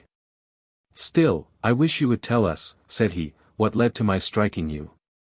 Did I ask you for something and, on your refusing it to me, did I proceed to beat you? Was it a debt, for which I demanded payment? Or a quarrel about some boy or other? Was I the worse for liquor, and behaving like a drunkard? When the man met each of these questions with a negative, he questioned him further, are you a heavy infantry soldier? No, said he. A peltast, then? No, nor yet a peltast. But he had been ordered by his messmates to drive a mule, although he was a free man. Then at last he recognized him, and inquired, are you the fellow who carried home the sick man? Yes, I am, said he, thanks to your driving. And you made havoc of my messmate's kit. Havoc, said Xenophon, nay, I distributed it, some to one man, some to another to carry, and bade them bring the things safely to me. And when I got them back I delivered them all safely to you, and you, on your side, had rendered an account to me of the man. Let me tell you, he continued, turning to the court, what the circumstances were. It is worth hearing. A man was left behind from inability to proceed farther. I recognized the poor fellow sufficiently to see that he was one of ours, and I forced you, sir, to carry him to save his life. For if I am not much mistaken, the enemy were close at our heels. The fellow assented to this. Well then, said Xenophon, after I had sent you forward, I overtook you again, as I came up with the rear guard. You were digging a trench with intent to bury the man. I pulled up and said something in commendation. As we stood by, the poor fellow twitched his leg, and the bystanders all cried out, why, the man's alive. Your remark was, alive or not as he likes, I am not going to carry him. Then I struck you. Yes. You are right, for it looked very much as if you knew him to be alive. Well, said he, was he any the less dead when I reported him to you? Nay, retorted Xenophon, by the same token we shall all one day be dead, but that is no reason why meantime we should all be buried alive. Then there was a general shout. If Xenophon had given the fellow a few more blows, it might have been better.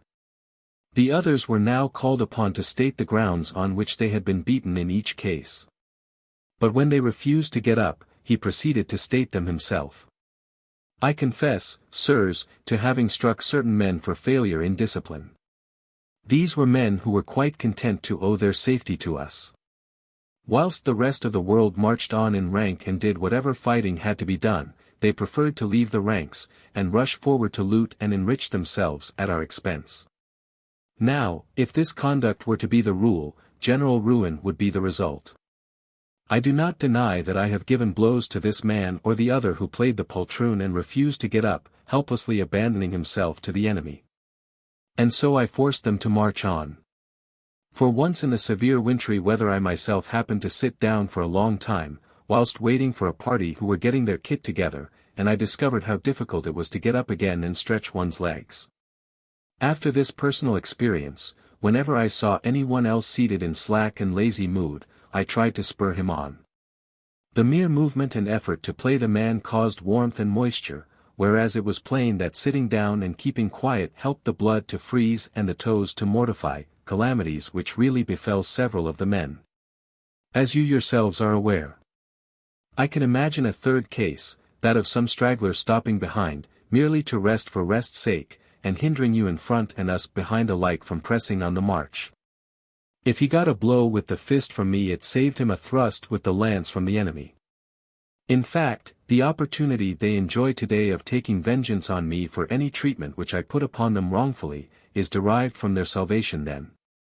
Whereas, if they had fallen into the enemy's hands, let them ask themselves for what outrage, however great, they could expect to get satisfaction now.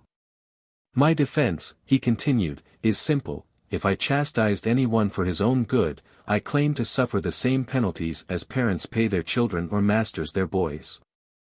Does not the surgeon also cauterize and cut us for our good? But if you really believe that these acts are the outcome of wanton insolence, I beg you to observe that although today, thank God, I am heartier than formerly, I wear a bolder front now than then, and I drink more wine, yet I never strike a soul. No, for I see that you have reached smooth water.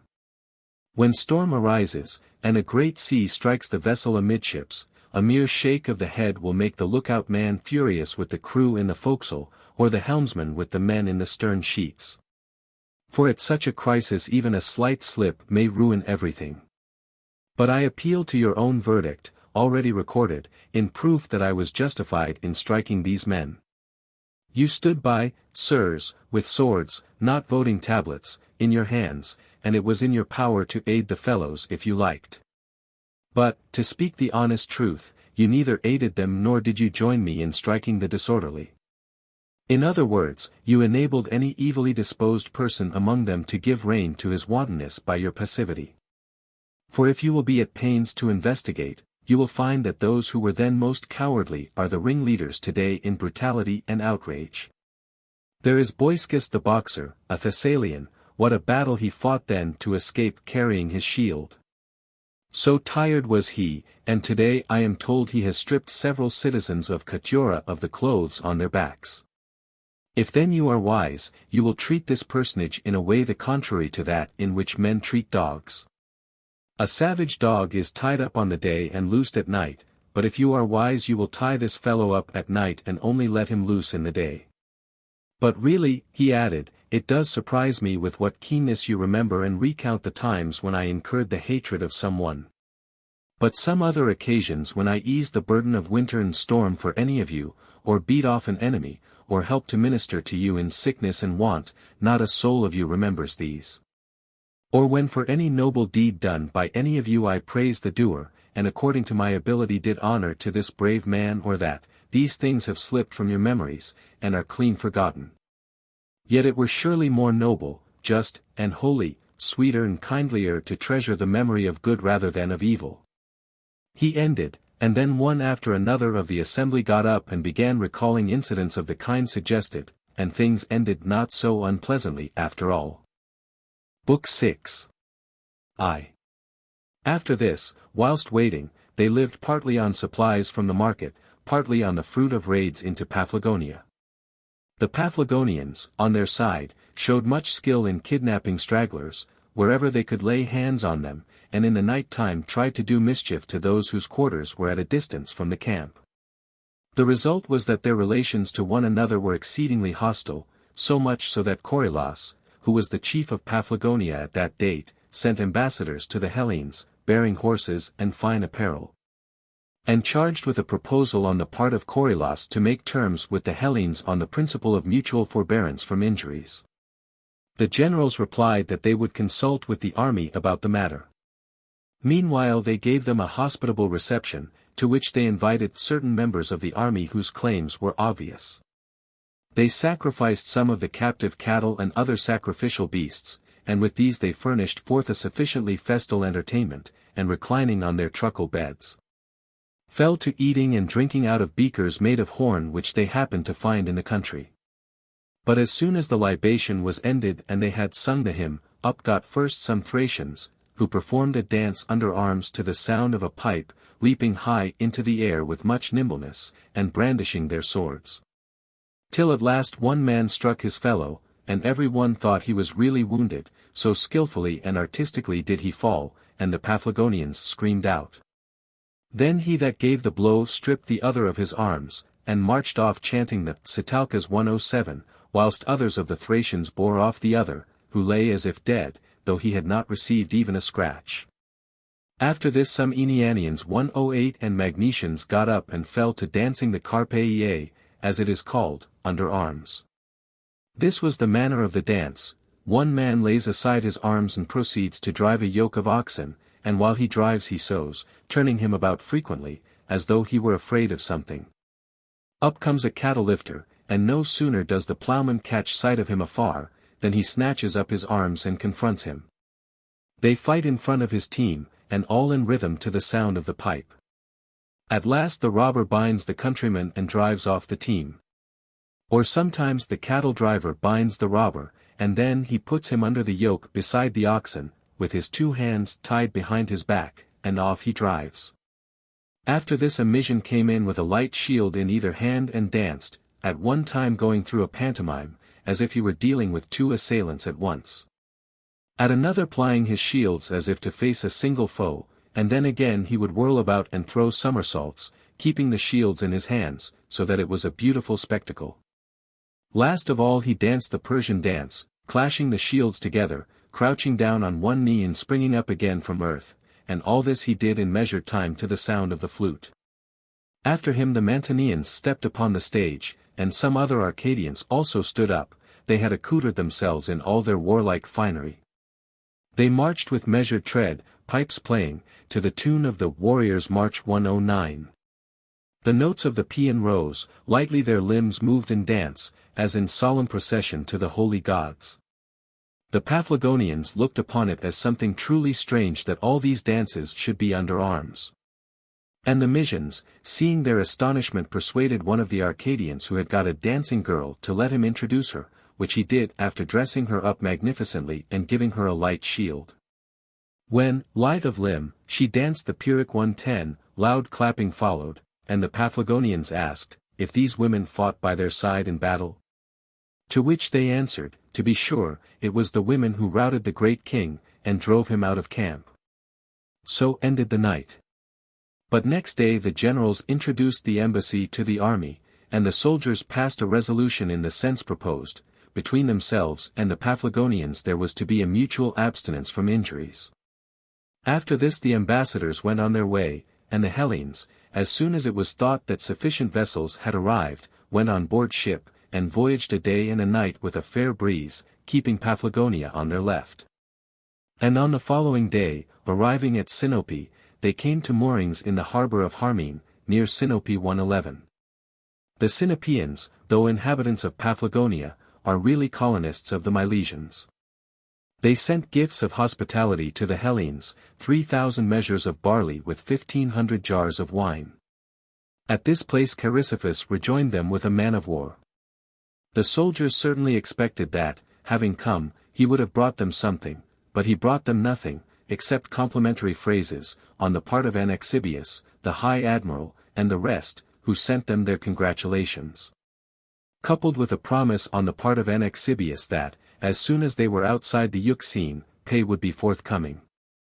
At Harmene the army halted 5 days, and now that they seemed to be so close to Hellas, the question how they were to reach home not empty-handed presented itself more forcibly to their minds than heretofore.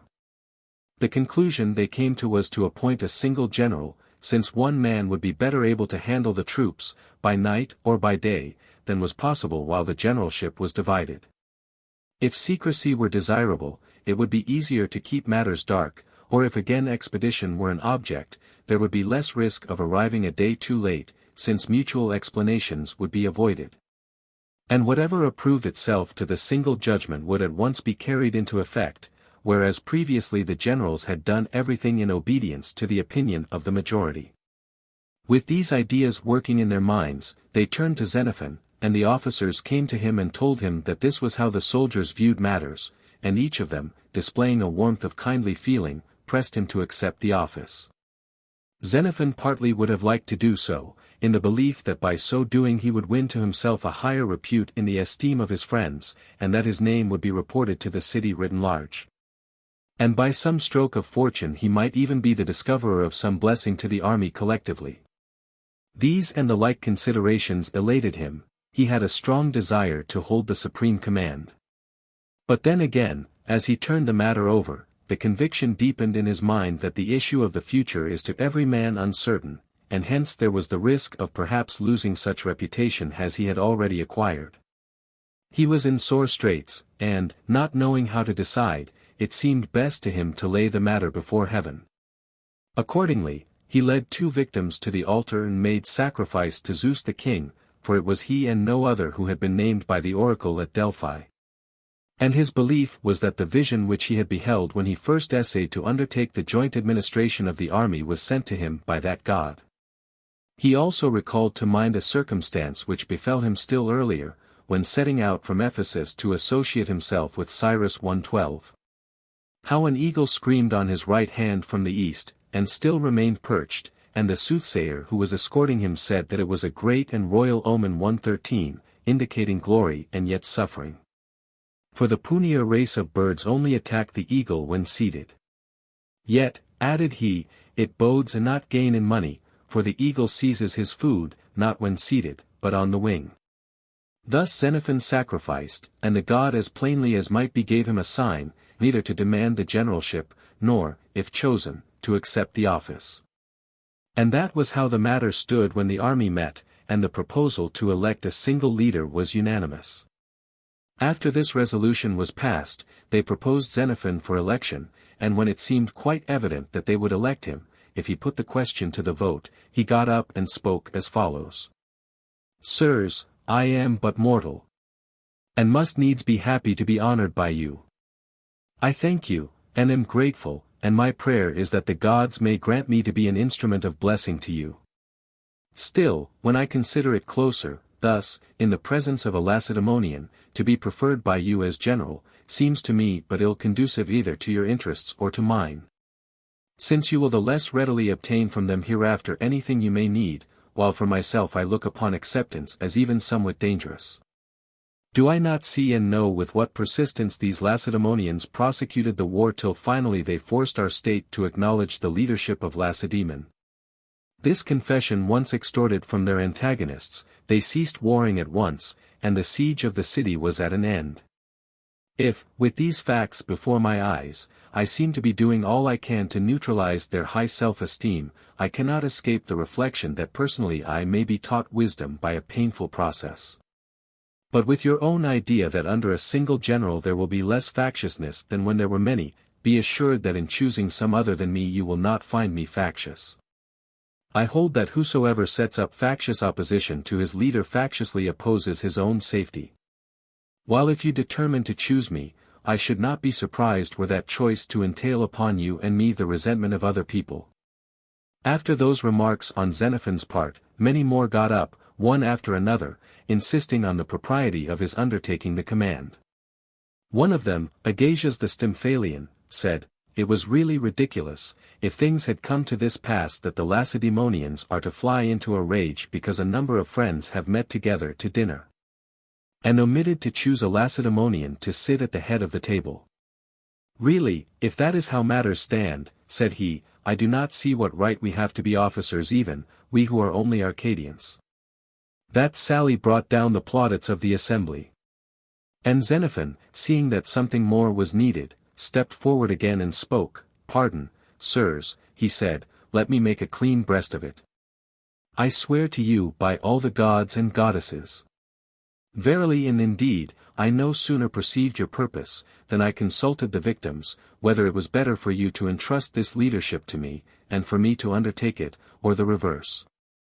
And the gods vouchsafed a sign to me so plain that even a common man might understand it, and perceive that from such sovereignty I must needs hold myself aloof. Under these circumstances they chose Chrysippus, who, after his election, stepped forward and said, Nay, sirs, be well assured of this, that had you chosen someone else, I for my part should not have set up factious opposition. As to Xenophon, I believe you have done him a good turn by not appointing him, for even now Xenippus has gone some way introducing him to Anaxagoras, as far as it lay in his power to do so, and that, in spite of my attempts to silence him. What he said was that he believed Xenophon would rather share the command of Clearchus's army with Timasian, a Dardanian, than with himself, a Laconian. But, continued Chrysippus, since your choice has fallen upon me, I will make it my endeavor to do you all the good in my power, so make your preparations to weigh anchor tomorrow, wind and weather permitting, we will voyage to Heraclea. Every one must endeavor, therefore, to put in at that port, and for the rest we will consult, when we are come thither. 2. The next day they weighed anchor and set sail from Harmene with a fair breeze, 2 days' voyage along the coast. As they coasted along they came in sight of Jason's beach 114, where, as the story says, the ship Argo came to moorings, and then the mouths of the rivers, first the Thermodon, then the Iris, then the Halys, and next to it the Parthenius. Coasting past, the latter, they reached Heraclea 115, a Hellenic city and a colony of the Megarians, situated in the territory of the Mariandynians. So they came to anchorage off the Acherusian Chersonese, where Heracles 116 is said to have descended to bring up the dog Cerberus, at a point where they still show the marks of his descent, a deep cleft more than 2 furlongs down. Here the Heracletes sent the Hellenes, as gifts of hospitality, 3,000 measures of barley and 2,000 jars of wine, 20 beeves and 100 sheep. Through the flat country here flows the Lycus River, as it is called, about 200 feet in breadth. The soldiers held a meeting, and took counsel about the remainder of the journey, should they make their exit from the Pontus by sea or by land. And Lyco the Achaean got up and said, I am astonished, sirs, that the generals do not endeavor to provide us more efficiently with provisions. These gifts of hospitality will not afford 3 days' victuals for the army. Nor do I see from what region we are to provide ourselves as we march. My proposal, therefore, is to demand of the Heracletes at least 3,000 Cyzicenes. Another speaker suggested, not less than 10,000. Let us at once, before we break up this meeting, send ambassadors to the city and ascertain their answer to the demand and take counsel accordingly. Thereupon they proceeded to put up as ambassadors, first and foremost Chrysippus, as he had been chosen general-in-chief, others also named Xenophon. But both Chrysippus and Xenophon stoutly declined, maintaining both alike that they could not compel a Hellenic city, actually friendly, to give anything which they did not spontaneously offer. So, since these two appeared to be backward, the soldiers sent Lyco the Achaean, Callimachus the Persian, and Agasias the Stymphalian. These 3 went and announced the resolutions passed by the army. Lyco, it was said, even went so far as to threaten certain consequences in case they refused to comply. The Heracletes said they would deliberate. And, without more ado, they got together their goods and chattels from their farms and fields outside, and dismantled the market outside and transferred it within, after which the gates were closed, and arms appeared at the battlements of the walls. At that check, the authors of these tumultuary measures fell to accusing the generals, as if they had marred the proceeding. And the Arcadians and Achaeans banded together, chiefly under the auspices of the two ringleaders, Callimachus the Persian and Lyco the Achaean. The language they held was to this effect: it was outrageous that a single Athenian and a Lacedaemonian, who had not contributed a soldier to the expedition, should rule Peloponnesians.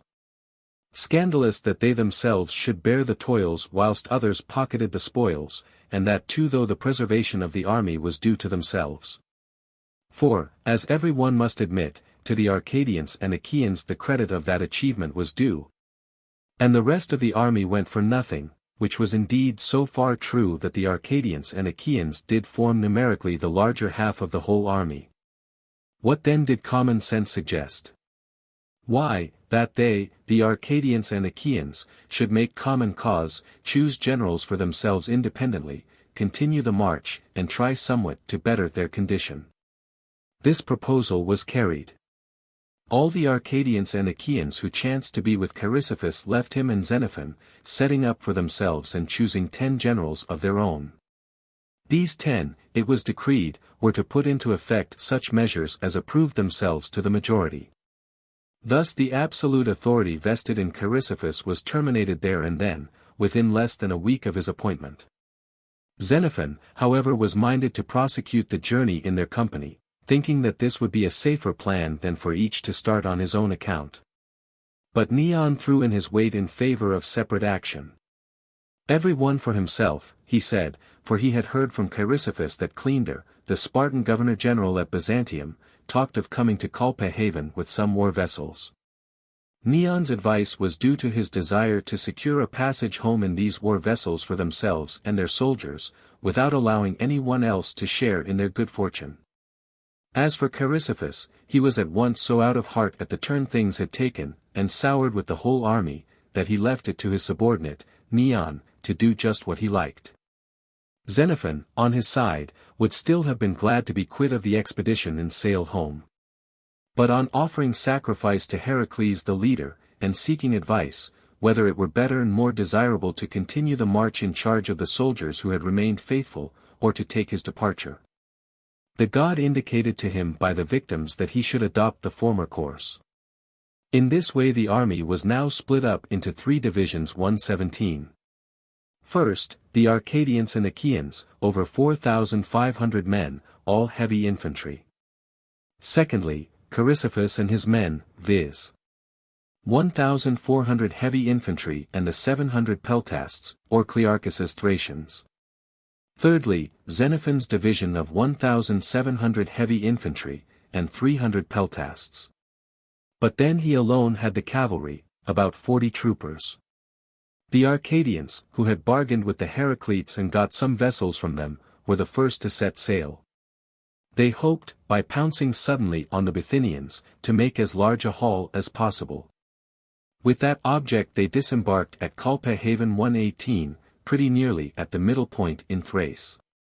Chrysippus, setting off straight from Heraclea, commenced a land march through the country, but having entered into Thrace, he preferred to cling to the seaboard, health and strength failing him. Xenophon, lastly, took vessels, and disembarking on the confines of Thrace and the Heracleid, pushed forward through the heart of the country 119. 3. The Arcadians, disembarking under cover of night at Carthage, marched against the nearest villages about 30 furlongs from the sea.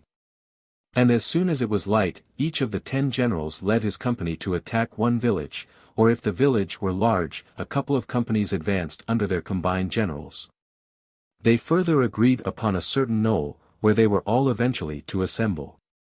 So sudden was their attack that they seized a number of captives and enclosed a multitude of small cattle. But the Thracians who escaped began to collect again. For being light-armed troops they had slipped in large numbers through the hands of the heavy infantry. And now that they were got together they first attacked the company of the Arcadian general, Smicers, who had done his work and was retiring to the appointed meeting place, driving along a large train of captives and cattle.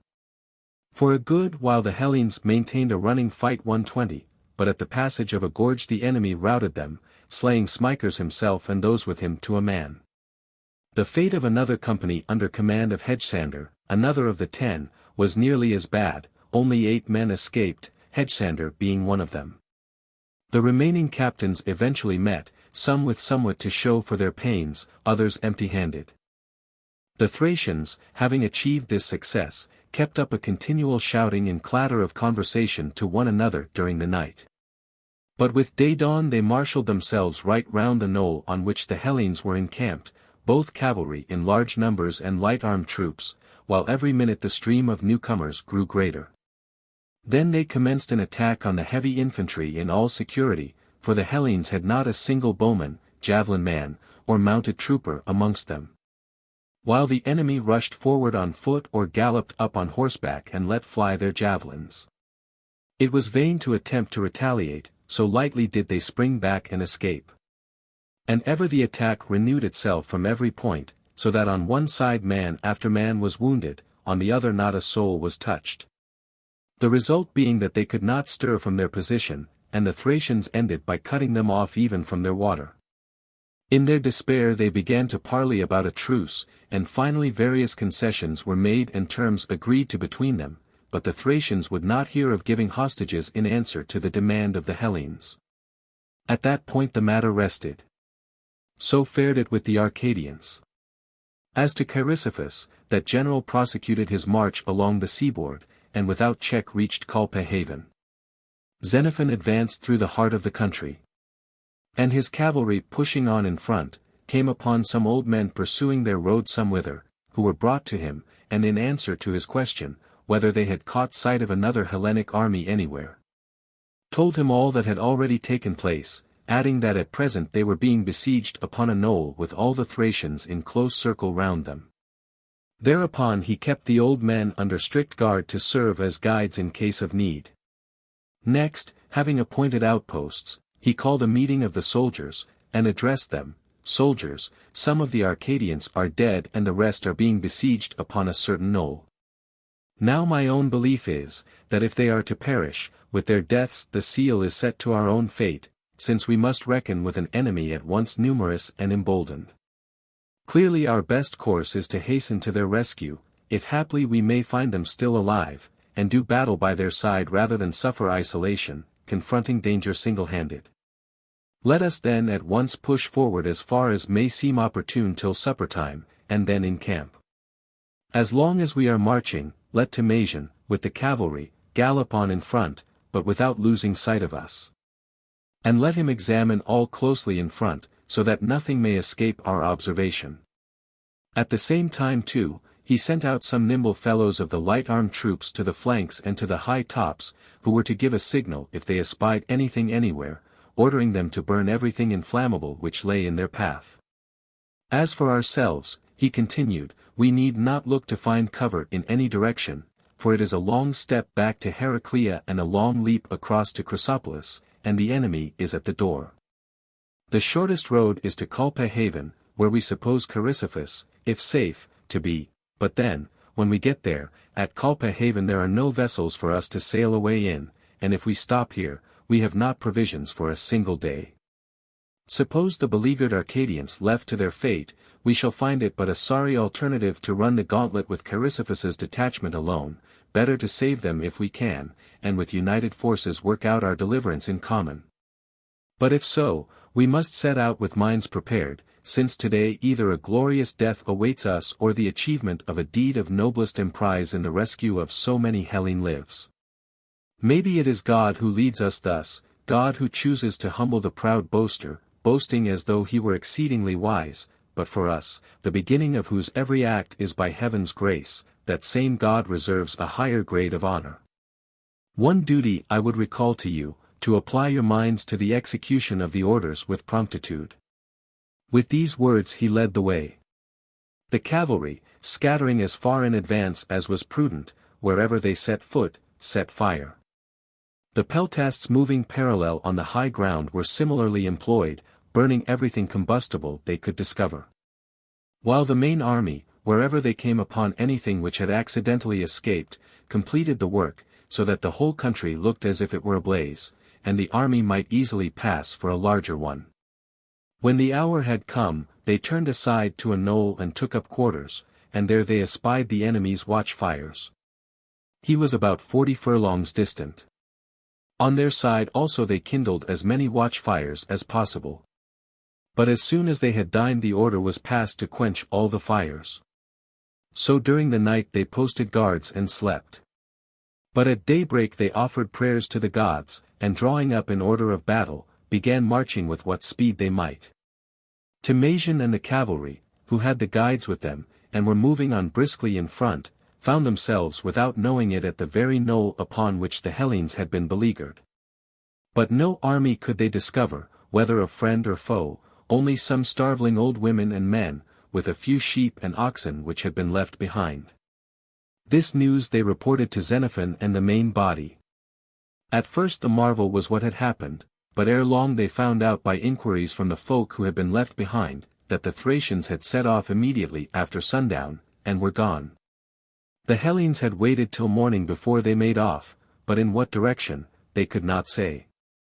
On hearing this, Xenophon's troops first breakfasted, and then getting their kit together began their march, desiring to unite with the rest at Calpe's haven without loss of time. As they continued their march, they came across the track of the Arcadians and Achaeans along the road to Calpe, and both divisions arriving eventually at the same place, were overjoyed to see one another again. And they embraced each other like brothers. Then the Arcadians inquired of Xenophon's officers, why they had quenched the watchfires. At first, said they, when we lost sight of your watchfires, we expected you to attack the enemy in the night. And the enemy, so at least we imagined, must have been afraid of that and so set off. The time at any rate at which they set off would correspond. But when the requisite time had elapsed and you did not come, we concluded that you must have learnt what was happening to us, and in terror had made a bolt for it to the seaboard. We resolved not to be left behind by you. And that is how we also came to march hither. 4. During this day they contented themselves with bivouacking there on the beach at the harbor. The place which goes by the name of Calpe Haven is in Asiatic Thrace, the name given to a region extending from the mouth of the Euxine all the way to Heraclea, which lies on the right hand as you sail into the Euxine. It is a long day's voyage for a warship, using her 3 banks of oars, from Byzantium to Heraclea, and between these two there is not a single Hellenic or friendly city, but only these Bithynian Thracians, who have a bad reputation for the savagery with which they treat any Hellenes cast ashore by shipwreck or otherwise thrown into their power. Now the haven of Calpe lies exactly midway, having the voyage between Byzantium and Heraclea. It is a long promontory running out into the sea, the seaward portion being a rocky precipice, at no point less than 20 fathoms high.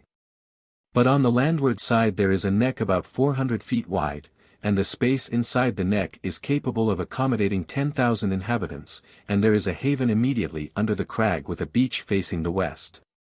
Then there is a copious spring of fresh water flowing on the very marge of the sea commanded by the stronghold.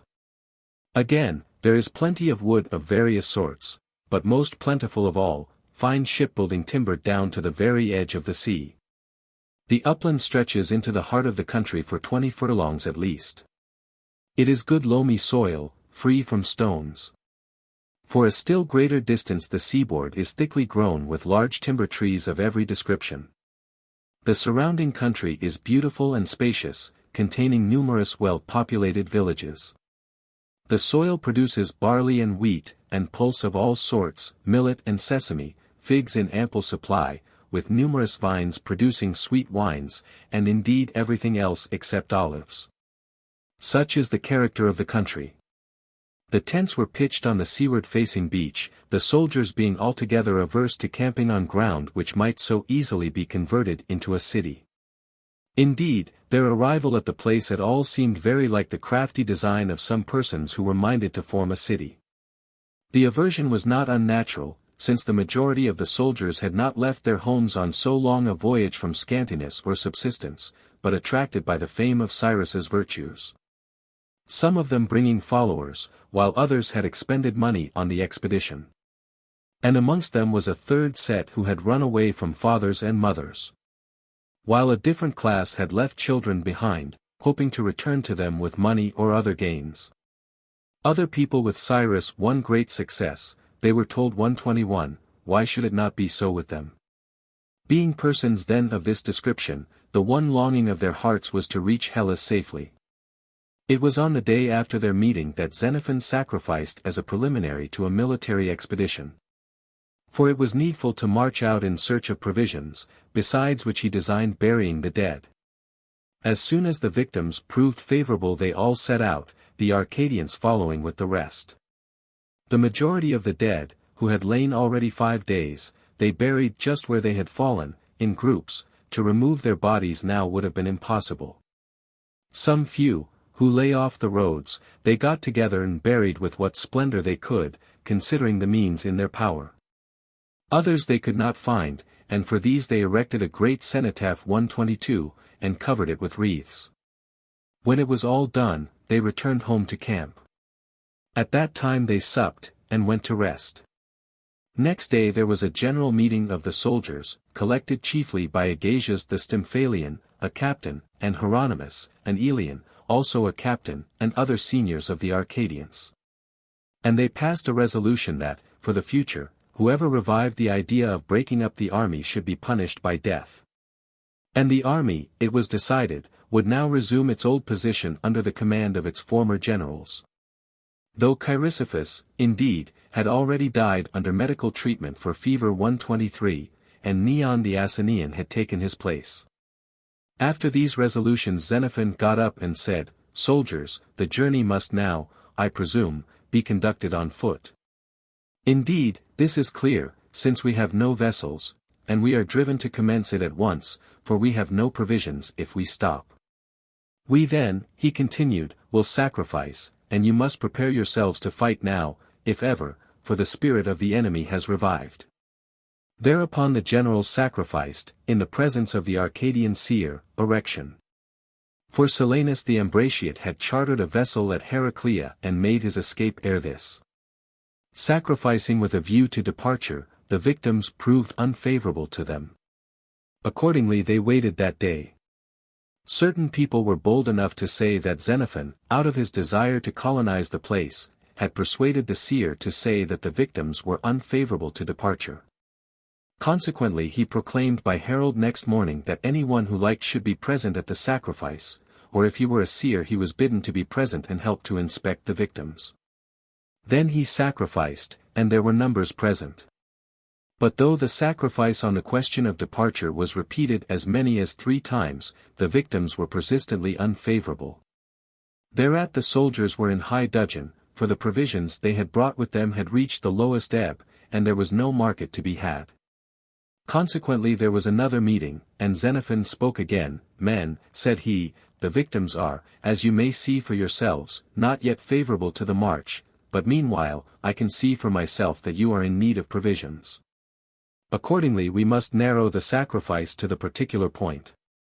Some one got up and said, "Naturally enough the victims are unfavorable, for, as I learnt from some one on a vessel which arrived here yesterday by accident, Cleander, the governor at Byzantium, intends coming here with ships and men of war."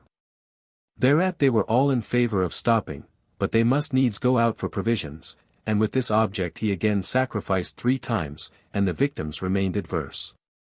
Things had now reached such a pass that the men actually came to Xenophon's tent to proclaim that they had no provisions. His sole answer was that he would not lead them out till the victims were favorable.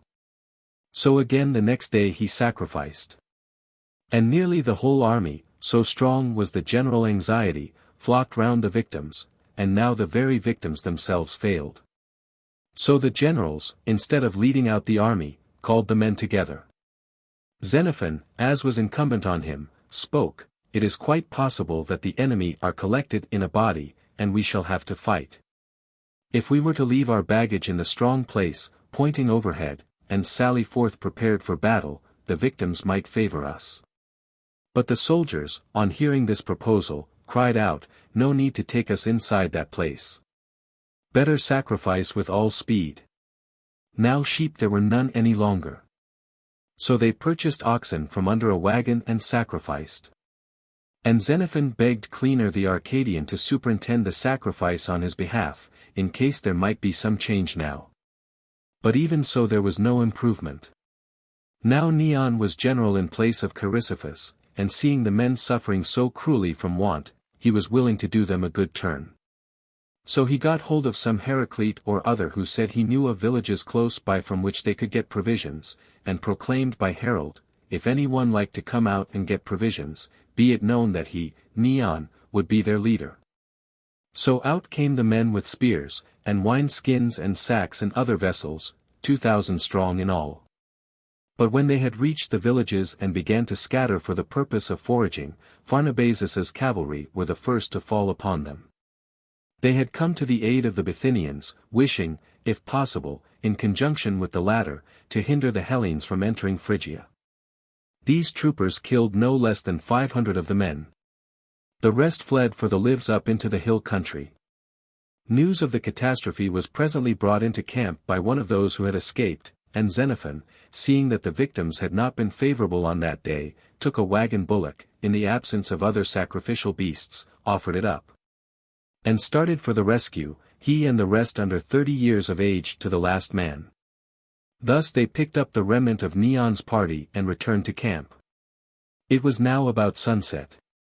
And the Hellenes in deep despondency were making their evening meal, when all of a sudden, through bush and brake, a party of Bithynians fell upon the pickets, cutting down some and chasing the rest into camp.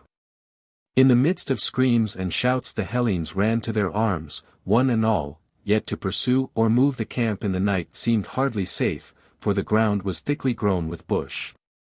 All they could do was to strengthen the outposts and keep watch under arms the livelong night. And so they spent the night, but with day-dawn the generals led the way into the natural fastness, and the others picked up their arms and baggage and followed the lead. Before the breakfast hour arrived, they had fenced off with a ditch the only side on which lay ingress into the place, and had palisaded off the whole, leaving only 3 gates. Anon a ship from Heraclea arrived bringing barley meal, victim animals, and wine. Xenophon was up betimes, and made the usual offering before starting on an expedition, and at the first victim the sacrifice was favorable. Just as the sacrifice ended, the seer, Barection the Persian, caught sight of an eagle, which boded well, and bade Xenophon lead on. So they crossed the trench and grounded arms. Then proclamation was made by herald for the soldiers to breakfast and start on an expedition under arms. The mob of sutlers and the captured slaves would be left in camp. Accordingly the mass of the troops set out. Neon alone remained. For it seemed best to leave that general and his men to guard the contents of the camp. But when the officers and soldiers had left them in the lurch, they were so ashamed to stop in camp while the rest marched out, that they too set out, leaving only those above 45 years of age. These then stayed, while the rest set out on the march. Before they had gone 2 miles, they stumbled upon dead bodies, and when they had brought up the rear of the column in a line with the first bodies to be seen, they began digging graves and burying all included in the column from end to end. After burying the first batch, they advanced, and again bringing the rear even with the first unburied bodies which appeared, they buried in the same way all which the line of troops included. Finally, reaching the road that led out of the villages where the bodies lay thick together, they collected them and laid them in a common grave. It was now about midday, when pushing forward the troops up to the villages without entering them, they proceeded to seize provisions, laying hands on everything they could set eyes on under cover of their lines. When suddenly they caught sight of the enemy cresting certain hillocks in front of them, duly marshalled in line, a large body of cavalry and infantry. It was Spithridates and Rathenes, sent by Pharnabazus with their force at their backs. As soon as the enemy caught sight of the Hellenes, they stood still, about 2 miles distant. Then Erection the seer sacrificed, and at the first essay the victims were favorable. Whereupon Xenophon addressed the other generals, would advise, sirs, that we should detach 1 or more flying columns to support our main attack, so that in case of need at any point we may have reserves in readiness to assist our main body. And the enemy, in the confusion of battle, may find himself attacking the unbroken lines of troops not hitherto engaged. These views approved themselves to all. Do you then, said he, lead on the vanguard straight at the enemy. Do not let us stand parleying here, now that we have caught sight of him and he of us. I will detach the hindmost companies in the way we have decided upon and follow you. After that they quietly advanced, and he, withdrawing the rear-rank companies in 3 brigades consisting of a couple of 100 men apiece, commissioned the first on the right to follow the main body at the distance of 100 feet. Samolas the Achaean was in command of this brigade. The duty of the second, under the command of Piraeus the Arcadian, was to follow in the center.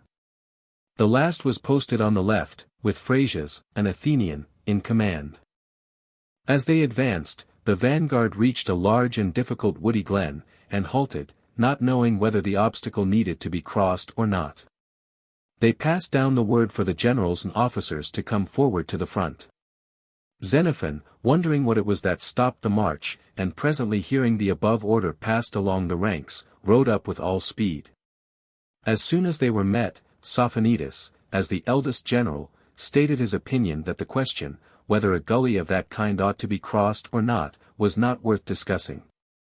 Xenophon, with some ardor, retorted, "You know, sirs, I have not been in the habit hitherto of introducing you to danger which you might avoid. It is not your reputation for courage surely that is at stake, but your safe return home. But now the matter stands thus, it is impossible to retire from this point without a battle. If we do not advance against the enemy ourselves, he will follow us as soon as we have turned our backs and attack us. Consider, then. Is it better to go and meet the foe with arms advanced, or with arms reversed to watch him as he assails us on our rear? You know this at any rate, that to retire before an enemy has nothing glorious about it, whereas attack engenders courage even in a coward. For my part, I would rather at any time attack with half my men than retreat with twice the number. As to these fellows, if we attack them, I am sure you do not really expect them to await us, though, if we retreat, we know for certain they will be emboldened to pursue us. Nay, if the result of crossing is to place a difficult gully behind us when we are on the point of engaging, surely that is an advantage worth seizing. At least, if it were left to me, I would choose that everything should appear smooth and passable to the enemy, which may invite retreat, but for ourselves we may bless the ground which teaches us that except in victory we have no deliverance. It astonishes me that any one should deem this particular gully a whit more terrible than any of the other barriers which we have successfully passed. How impassable was the plain, had we failed to conquer their cavalry! How insurmountable the mountains already traversed by us, with all their peltasts in hot pursuit at our heels! Nay, when we have safely reached the sea, the Pontus will present a somewhat formidable gully, when we have neither vessels to convey us away nor corn to keep us alive whilst we stop. But we shall no sooner be there than we must be off again to get provisions. Surely it is better to fight today after a good breakfast than tomorrow on an empty stomach. Sirs, the offerings are favorable to us, the omens are propitious, the victims more than promising, let us attack the enemy. Now that they have had a good look at us, these fellows must not be allowed to enjoy their dinners or choose a camp at their own sweet will. After that the officers bade him lead on. None gainsaid, and he led the way. His orders were to cross the gully, where each man chanced to find himself. By this method, as it seemed to him, the troops would more quickly mass themselves on the far side than was possible, if they defiled along 124 the bridge which spanned the gully. But once across he passed along the line and addressed the troops, "Sirs, call to mind what by help of the gods you have already done. Bethink you of the battles you have won at close quarters with the foe. Of the fate which awaits those who flee before their foes. Forget not that we stand at the very doors of Hellas. Follow in the steps of Heracles, our guide, and cheer each the other onwards by name. Sweet were it surely by some brave and noble word or deed, spoken or done this day, to leave the memory of oneself in the hearts of those one loves." These words were spoken as he rode past, and simultaneously he began leading on the troops in battle line, and, placing the peltasts on either flank of the main body, they moved against the enemy. Along the line the order had sped, to keep their spears at rest on the right shoulder until the bugle signal, then lower them for the charge, slow march, and even pace, no one to quicken into a run. Lastly, the watchword was passed, Zeus the Savior, Heracles our guide. The enemy waited their approach, confident in the excellence of his position, but as they drew closer the Hellene light troops, with a loud alawa, without waiting for the order, dashed against the foe. The latter, on their side, came forward eagerly to meet the charge, both the cavalry and the mass of the Bithynians, and these turned the peltasts. But when with counterwave the phalanx of the heavy infantry rapidly advancing, faced them, and at the same time the bugle sounded, and the battle hymn rose from all lips, and after this a loud cheer rose. And at the same instant they couched their spears. At this conjuncture the enemy no longer welcomed them, but fled. Timasian with his cavalry followed close, and, considering their scant numbers, they did great execution. It was the left wing of the enemy, in a line with which the Hellene cavalry were posted, that was so speedily scattered. But the right, which was not so hotly pursued, collected upon a knoll. And when the Hellenes saw them standing firm, it seemed the easiest and least dangerous course to go against them at once. Raising the battle hymn, they straightway fell upon them, but the others did not await their coming. Thereupon the peltasts gave chase until the right of the enemy was in its turn scattered, though with slight loss in killed, for the enemy's cavalry was numerous and threatening. But when the Hellenes saw the cavalry of Anabasis still standing in compact order, and the Bithynian horsemen massing together as if to join it, and like spectators gazing down from a knoll at the occurrences below, though weary, they determined to attack the enemy as best they could, and not suffer him to recover breath with reviving courage. So they formed in compact line and advanced. Thereupon the hostile cavalry turned and fled down the steep as swiftly as if they had been pursued by cavalry. In fact they sought the shelter of a gully, the existence of which was unknown to the Hellenes. The latter accordingly turned aside too soon and gave up the chase, for it was too late. Returning to the point where the first encounter took place they erected a trophy, and went back to the sea about sunset. It was something like 7 miles to camp. 6. After this the enemy confined themselves to their own concerns, and removed their households and property as far away as possible. The Hellenes, on their side, were still awaiting the arrival of Cleander with the ships of war and transports, which ought to be there soon. So each day they went out with the baggage animals and slaves and fearlessly brought in wheat and barley, wine and vegetables, millet and figs, since the district produced all good things, the olive alone excepted. When the army stayed in camp to rest, pillaging parties were allowed to go out, and those who went out appropriated the spoils, but when the whole army went out, if any one went off apart and seized anything, it was voted to be public property. Ere long there was an ample abundance of supplies of all sorts, for marketables arrived from Hellenic cities on all sides, and marts were established. Mariners coasting by, and hearing that a city was being founded and that there was a harbor, were glad to put in. Even the hostile tribes dwelling in the neighborhood presently began to send envoys to Xenophon. It was he who was forming the place into a city, as they understood, and they would be glad to learn on what terms they might secure his friendship. He made a point of introducing these visitors to the soldiers. Meanwhile Cleander arrived with 2 ships of war, but not a single transport. At the moment of his arrival, as it happened, the army had taken the field, and a separate party had gone off on a pillaging expedition into the hills and had captured a number of small cattle. In their apprehension of being deprived of them, these same people spoke to Xenippus. This was the same man who had made off from Trapezus with the 50-oared galley, and urged him to save their sheep for them. "Take some for yourself," said they, "and give the rest back to us." So, without more ado, he drove off the soldiers standing near, who kept repeating that the spoil was public property. Then off he went to Cleander. "Here is an attempt," said he, "at robbery." Cleander bade him to bring up the culprit to him. Xenippus seized on someone, and was for hailing him to the Spartan governor. Just then Agasas came across him and rescued the man, who was a member of his company, and the rest of the soldiers present set to work to stone Xenippus, calling him traitor. Things looked so ill that a number of the crew of the ships of war took fright and fled to the sea, and with the rest Cleander himself. Xenophon and the other generals tried to hold the men back, assuring Cleander that the affair signified nothing at all, and that the origin of it was a decree passed by the army. That was to blame, if anything.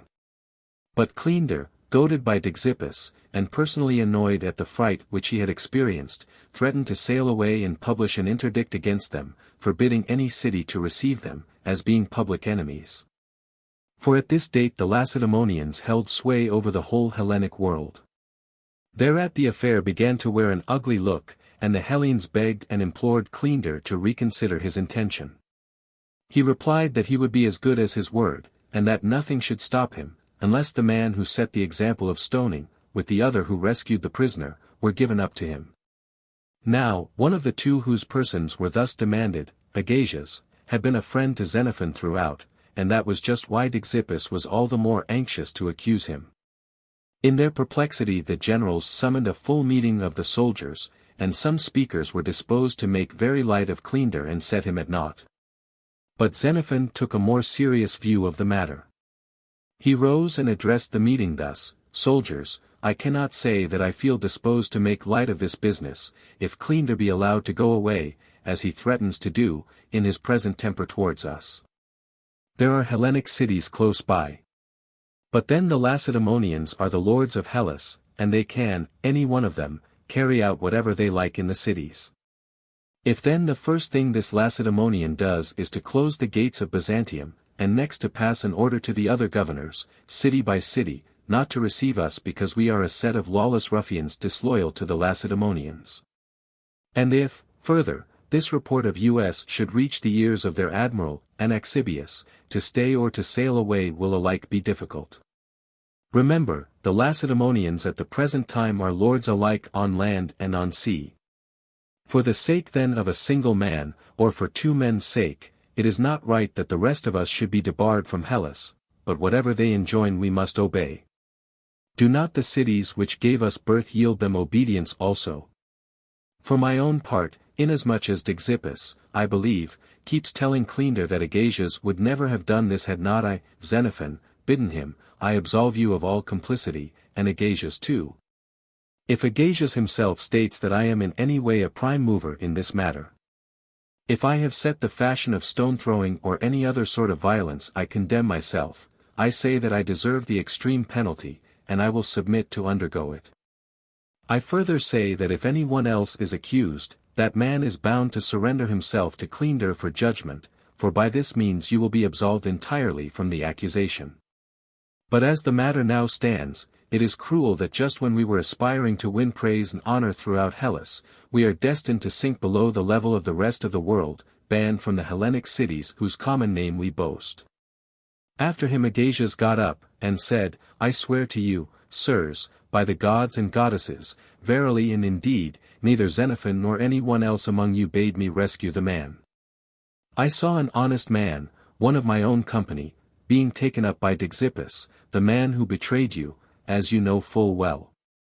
That I could not endure, I rescued him, I admit the fact. Do not you deliver me up. I will surrender myself, as Xenophon suggests, to Cleander to pass what verdict on me he thinks right. Do not, for the sake of such a matter, make foes of the Lacedaemonians. Rather God grant that 125 each of you may safely reach the goal of his desire. Only do you choose from among yourselves and send with me to Cleander those who, in case of any omission on my part, may by their words and acts supply what is lacking." Thereupon the army granted him to choose for himself whom he would have go with him and to go, and he at once chose the generals.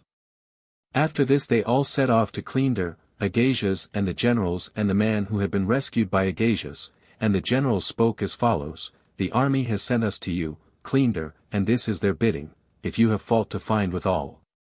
They say, you ought to pass sentence on all, and do with them what seems best.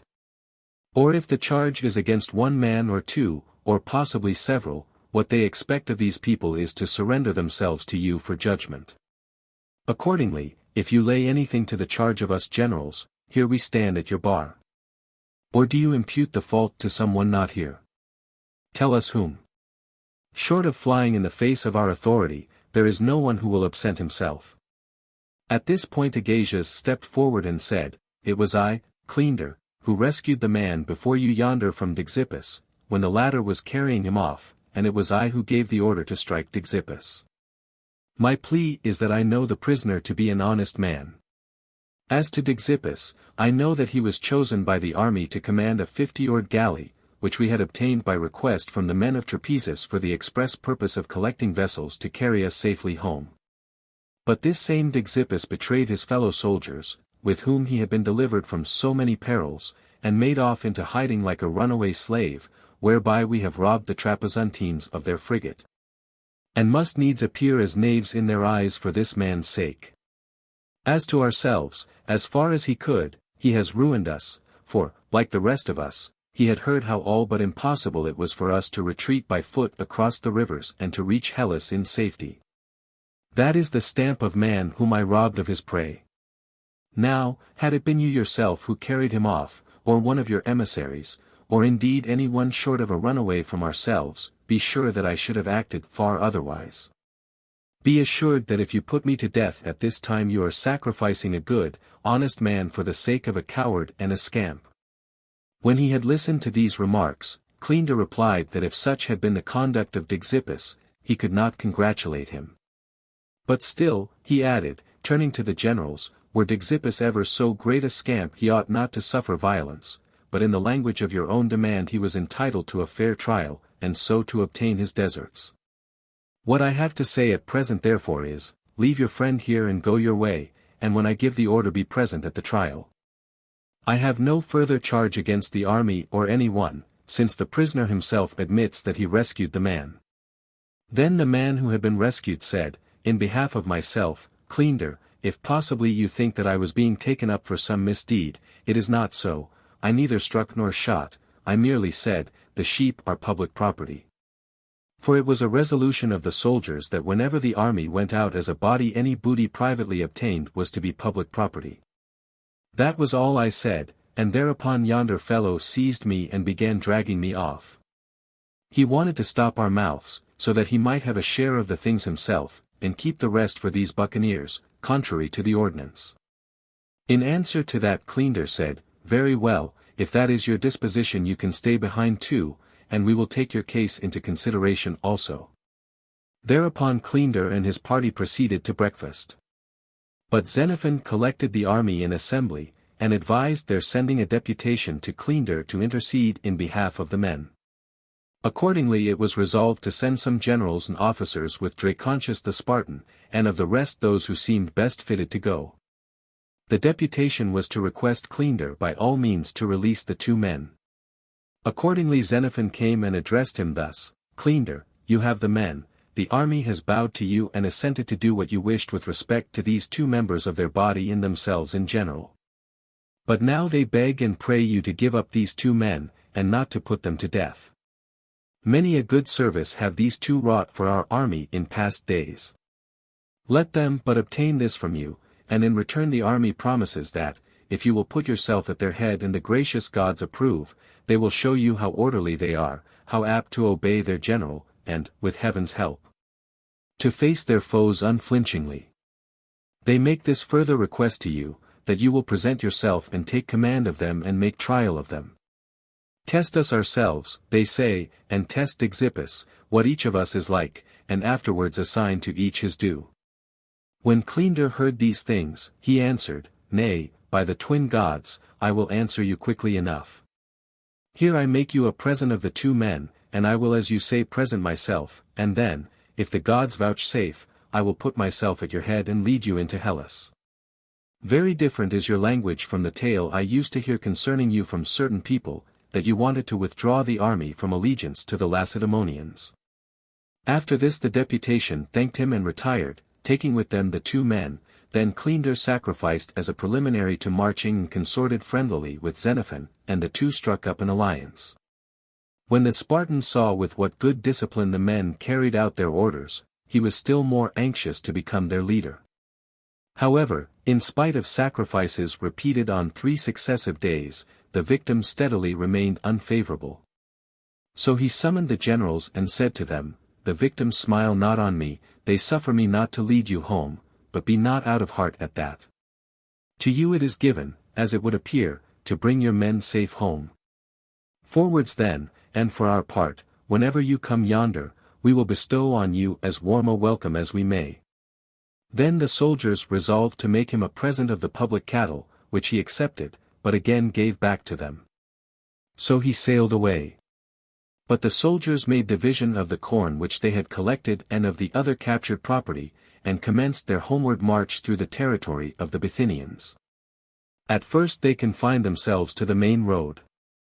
But not chancing upon anything whereby they might reach a friendly territory with something in their pockets for themselves, they resolved to turn sharp round, and marched for 1 day and night in the opposite direction. By this proceeding they captured many slaves and much small cattle, and on the 6th day reached Chrysopolis in Chalcedonia 126. Here they halted 7 days while they disposed of their booty by sail. Book 7. In the earlier portion of the narrative will be found a detailed history of the fortunes of the Hellenes during their march up country with Cyrus down to the date of the battle. And, subsequently to his death, until they reached the Euxine. As also of all their doings in their efforts to escape from the Euxine, partly by land marches and partly under sail by sea, until they found themselves outside the mouth of the Black Sea, south of the Bosphorus, at Chrysopolis in Asia. At this point Pharnabazus, who was afraid that the army might undertake a campaign against his satrapy, sent to Anaxagoras, the Spartan high admiral, who chanced to be in Byzantium, and begged him to convey the army out of Asia, undertaking to comply with his wishes in every respect. Anaxagoras accordingly sent to summon the generals and officers to Byzantium, and promised that the soldiers should not lack pay for service, if they crossed the strait. The officers said that they would deliberate and return an answer. Xenophon individually informed them that he was about to quit the army at once, and was only anxious to set sail. Anaxagoras pressed him not to be in so great a hurry. "Cross over with the rest," he said, "and then it will be time enough to think about quitting the army." This the other undertook to do. Now Suths the Thracian sent Metacades and begged Xenophon to use his influence to get the army across. "Tell Xenophon, if he will do his best for me in this matter, he will not regret it." Xenophon answered, "The army is in any case going to cross, so that, as far as that is concerned, Suths is under no obligation to me or to any one else, but as soon as it is once across, I personally shall be quit of it. Let Suths, therefore, as far as he may deem consistent with prudence, apply to those who are going to remain and will have a voice in affairs." After this the whole body of troops crossed to Byzantium. But Anaxagoras, instead of proceeding to give pay, made proclamation that, the soldiers were to take up their arms and baggage and go forth, as if all he wished were to ascertain their numbers and bid them Godspeed at the same moment. The soldiers were not well pleased at that, because they had no money to furnish themselves with provisions for the march, and they sluggishly set about getting their baggage together. Xenophon meanwhile, being on terms of intimacy with the governor, Cleander, came to pay his host a final visit, and bid him adieu, being on the point of setting sail. But the other protested. "Do not do so, or else," said he, "you will be blamed, for even now certain people are disposed to hold you to account because the army is so slow in getting under way." The other answered, "Nay, I am not to blame for that. It is the men themselves, who are in want of provisions, that is why they are out of heart at their exodus." "All the same," he replied, "I advise you to go out, as if you intended to march with them, and when you are well outside, it will be time enough to take yourself off." "Well then," said Xenophon, "we will go and arrange all this with Anaxagoras." They went and stated the case to the admiral, who insisted that they must do as he had said, and march out, bag and baggage, by the quickest road. And as an appendix to the former edict, he added, "Any one absenting himself from the review and the muster will have himself to blame for the consequences." This was peremptory. So out marched, the generals first, and then the rest. And now, with the exception of here a man and there, they were all outside. It was a clean sweep, and Edionicus stood posted near the gates, ready to close them, as soon as the men were fairly out, and to thrust in the bolt pin. Then Anaxagoras summoned the generals and captains, and addressed them, provisions you had better get from the Thracian villages, you will find plenty of barley, wheat, and other necessaries in them. And when you have got them, off with you to the Chersonese, where Cyniscus will take you into his service. Some of the soldiers overheard what was said, or possibly one of the officers was the medium of communication. However it was, the news was handed on to the army. As to the generals, their immediate concern was to try and gain some information as to Suths, was he hostile or friendly? Also, would they have to march through the sacred mountain 127, or roundabout through the middle of Thrace? While they were discussing these points, the soldiers snatched up their arms and made a rush full speed at the gates, with the intention of getting inside the fortification again. But Eteonicus and his men, seeing the heavy infantry coming up at a run, promptly closed the gates and thrust in the bolt pin. Then the soldiers fell to battering the gates, exclaiming that it was iniquitous to thrust them forth in this fashion into the jaws of their enemies. If you do not of your own accord open the gates, they cried, we will split them in half. And another set rushed down to the sea, and so along the breakwater and over the wall into the city. While a third set, consisting of those few who were still inside, having never left the city, seeing the affair at the gates, severed the bars with axes and flung the portals wide open, and the rest came pouring in. Xenophon, seeing what was happening, was seized with alarm lest the army betake itself to pillage, and ills incurable be wrought to the city, to himself, and to the soldiers. Then he set off, and, plunging into the throng, was swept through the gates with the crowd. The Byzantines no sooner saw the soldiers forcibly rushing in than they left the open square, and fled, some to the shipping, others to their homes, while those already indoors came racing out, and some fell to dragging down their ships of war, hoping possibly to be safe on board these. While there was not a soul who doubted but that the city was taken, and that they were all undone. Eteonicus made a swift retreat to the citadel. Anaxagoras ran down to the sea, and, getting on board a fisherman's smack, sailed round to the Acropolis, and at once sent off to fetch over the garrison troops from Chalcedon. Since those already in the Acropolis seemed hardly sufficient to keep the men in check. The soldiers, catching sight of Xenophon, threw themselves upon him, crying, now, Xenophon, is the time to prove yourself a man. You have got a city, you have got triremes, you have got money, you have got men. Today, if you only chose, you can do us a good turn, and we will make you a great man. He replied, nay, I like what you say, and I will do it all, but if that is what you have set your hearts on, fall into rank and take up position at once. This he said, wishing to quiet them, and so passed the order along the lines himself, while bidding the rest to do the same, take up position, stand easy. But the men themselves, by a species of self-marshalling, fell into rank, and were soon formed, the heavy infantry 8 deep, while the light infantry had run up to cover either wing. The Thracian square, as it is called, is a fine site for maneuvering, being bare of buildings and level. As soon as the arms were stacked and the men's tempers cooled, Xenophon called a general meeting of the soldiers, and made the following speech. Soldiers, I am not surprised at your wrath, or that you deem it monstrous treatment so to be cheated. But consider what will be the consequences if we gratify our indignation, and in return for such deception, avenge ourselves on the Lacedaemonians here present, and plunder an innocent city. We shall be declared enemies of the Lacedaemonians and their allies, and what sort of war that will be, we need not go far to conjecture. I take it, you have not forgotten some quite recent occurrences. We Athenians entered into war against the Lacedaemonians and their allies with a fleet consisting of not less than 300 line-of-battle ships, including those in dock as well as those afloat. We had vast treasures stored up in the city, and a yearly income which, derived from home or foreign sources, amounted to no less than 1,000 talents. Our empire included all the islands, and we were possessed of numerous cities both in Asia and in Europe. Amongst others, this very Byzantium, where we are now, was ours, and yet in the end we were vanquished, as you all very well know. What, must we anticipate, will now be our fate? The Lacedaemonians have not only their old allies, but the Athenians and those who were at that time allies of Athens are added to them. Tissaphernes and all the rest of the Asiatics on the seaboard are our foes, not to speak of our arch-enemy, the king himself, up yonder, whom we came to deprive of his empire, and to kill, if possible. I ask then, with all these banded together against us, is there any one so insensate as to imagine that we can survive the contest?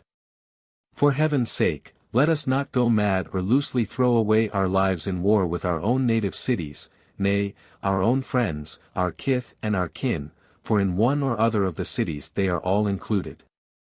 Every city will march against us, and not unjustly, if, after refusing to hold one single barbarian city by right of conquest, we seize the first Hellenic city that we come to and make it a ruinous heap. For my part, my prayer is that before I see such things wrought by you, I, at any rate, may lie 10,000 fathoms underground. My counsel to you, as Hellenes, is to try and obtain your just rights, through obedience to those who stand at the head of Hellas.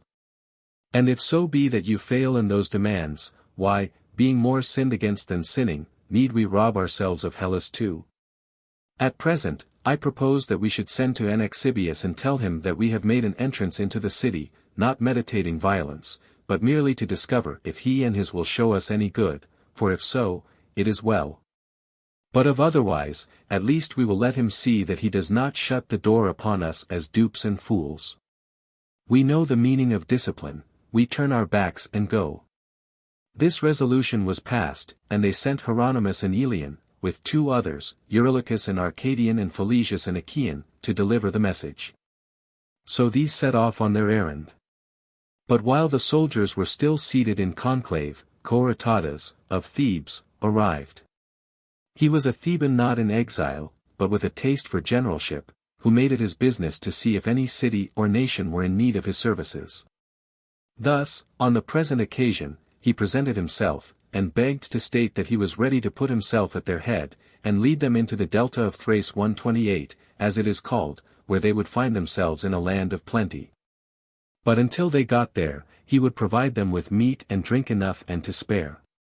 While they were still listening to this tale, the return message from Anaxagoras came. His answer was, the discipline, they had spoken of, was not a thing they would regret. Indeed, he would report their behavior to the authorities at home, and for himself, he would take advice and do the best he could for them. Thereupon the soldiers accepted Corytadas as their general, and retired without the walls. Their new general undertook to present himself to the troops next day with sacrificial beasts and a soothsayer, with eatables also and drinkables for the army. Now, as soon as they were gone out, Anaxagoras closed the gates and issued a proclamation to the effect that any of the soldiers caught inside should be knocked down to the hammer and sold at once. Next day, Corytadas arrived with the victims and the soothsayer. A string of 20 bearers bearing barley meal followed at his heels, succeeded by other 20 carrying wine, and 3 laden with a supply of olives, and 2 others carrying, the one about as much garlic as a single man could lift, and the other a similar load of onions. These various supplies he set down, apparently for distribution, and began to sacrifice. Now Xenophon sent to Clearchus, begging him to arrange matters so that he might be allowed to enter the walls, with a view to starting from Byzantium on his homeward voyage.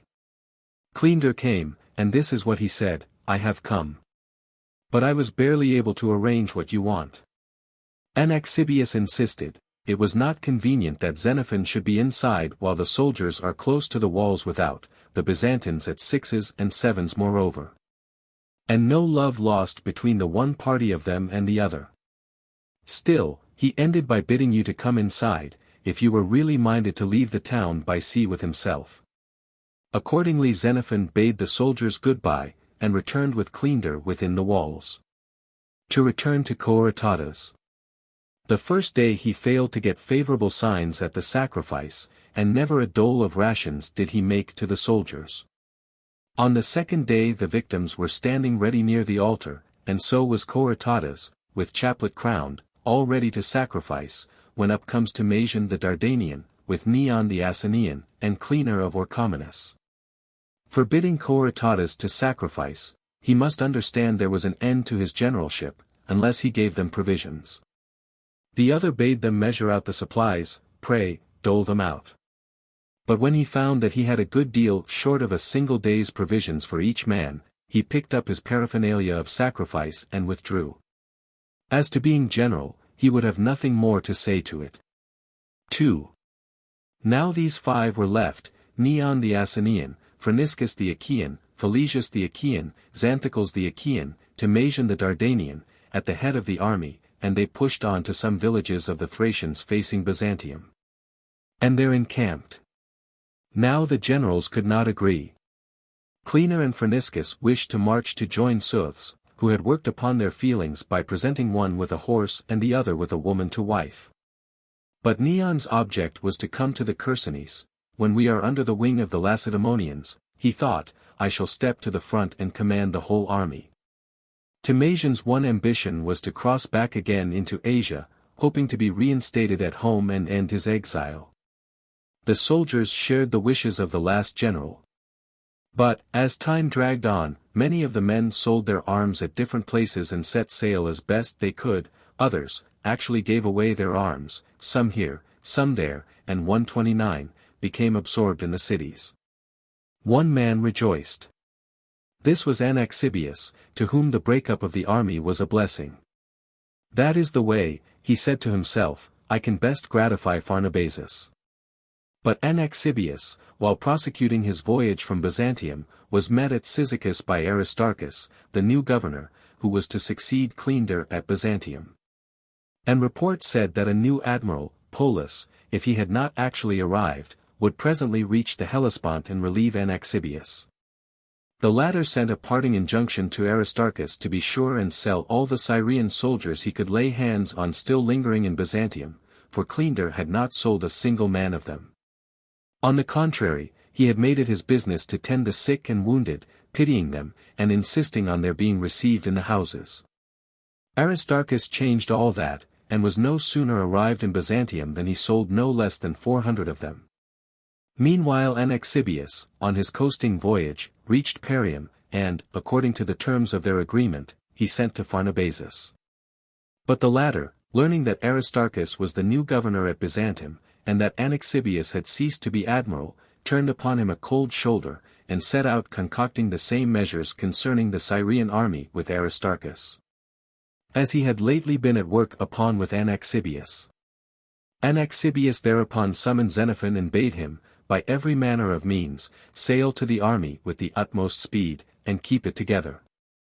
He was to collect the scattered fragments and march them down to Perindus, and thence convey them across to Asia without loss of time. And herewith he put a 30-oared galley at his service, and gave him a letter of authority and an officer to accompany him, with an order to the Perinthians, to escort Xenophon without delay on horseback to the army. So it was that Xenophon sailed across and eventually reached the army. The soldiers gave him a joyous welcome, and would have been only too glad to cross from Thrace into Asia under his leadership. But Suths, hearing that Xenophon had arrived, sent Metacades again, by sea to meet him, and begged him to bring the army to him, and whatever he thought would make his speech persuasive, he was ready to promise him. But the other replied, that none of these things were open to him to do, and with this answer Metacades departed, and the Hellenes proceeded to Perindus. Here on arrival Neon withdrew his troops and encamped apart, having about 800 men. While the remainder of the army lay in one place under the walls of Perindus. After this, Xenophon set himself to find vessels, so as to lose no time in crossing. But in the interval Aristarchus, the governor from Byzantium, arrived with a couple of warships, being moved to do so by Pharnabazus. To make doubly sure, he first forbade the skippers and shipmasters to carry the troops across, and then he visited the camp and informed the soldiers that their passage into Asia was forbidden. Xenophon replied that he was acting under the orders of Anaxagoras, who had sent him thither for this express purpose, to which Aristarchus retorted, for the matter of that, Anaxagoras is no longer admiral, and I am governor in this quarter. If I catch any of you at sea, I will sink you. With these remarks he retired within the walls of Perindus. Next day, he sent for the generals and officers of the army. They had already reached the fortification walls, when some one brought word to Xenophon that if he set foot inside, he would be seized, and either meet some ill fate there or more likely be delivered up to Anabasis. On hearing this, Xenophon sent forward the rest of the party, but for himself pleaded that there was a sacrifice which he wished to offer. In this way he contrived to turn back and consult the victims. Would the gods allow him to try and bring the army over to Souths? On the one hand, it was plain that the idea of crossing over to Asia in the face of this man with his ships of war, who meant to bar the passage, was too dangerous. Nor did he altogether like the notion of being blocked up in the Chersonese with an army in dire need of everything, where, besides being at the beck and call of the governor of the place, they would be debarred from the necessities of life. While Xenophon was thus employed, the generals and officers came back with a message from Aristarchus, who had told them they might retire for the present, but in the afternoon he would expect them. The former suspicions of a plot had now ripened to a certainty. Xenophon meantime had ascertained that the victims were favorable to his project. He personally, and the army as a whole, might with safety proceed to Souths, they seemed to say. Accordingly, he took with him Polycrates, the Athenian captain, and from each of the generals, not including Neon, some one man whom they could in each case trust, and in the night they set off to visit the army of Souths, 60 furlongs distant. As they approached, they came upon some deserted watchfires, and their first impression was that Souths had shifted his position. But presently perceiving a confused sound, the voices of Souths' people signaling to one another, the explanation dawned on him. Souths kept his watchfires kindled in front of, instead of behind, his night pickets, in order that the outposts, being in the dark, might escape notice, their numbers and position thus being a mystery. Whilst any party approaching from the outside, so far from escaping notice, would, through the glare of the fire, stand out conspicuously. Perceiving how matters stood, Xenophon sent forward his interpreter, who was one of the party, and bade him inform Souths that Xenophon was there and craved conference with him. The others asked if he were an Athenian from the army yonder, and no sooner had the interpreter replied, "Yes, the same," than up they leapt and galloped off.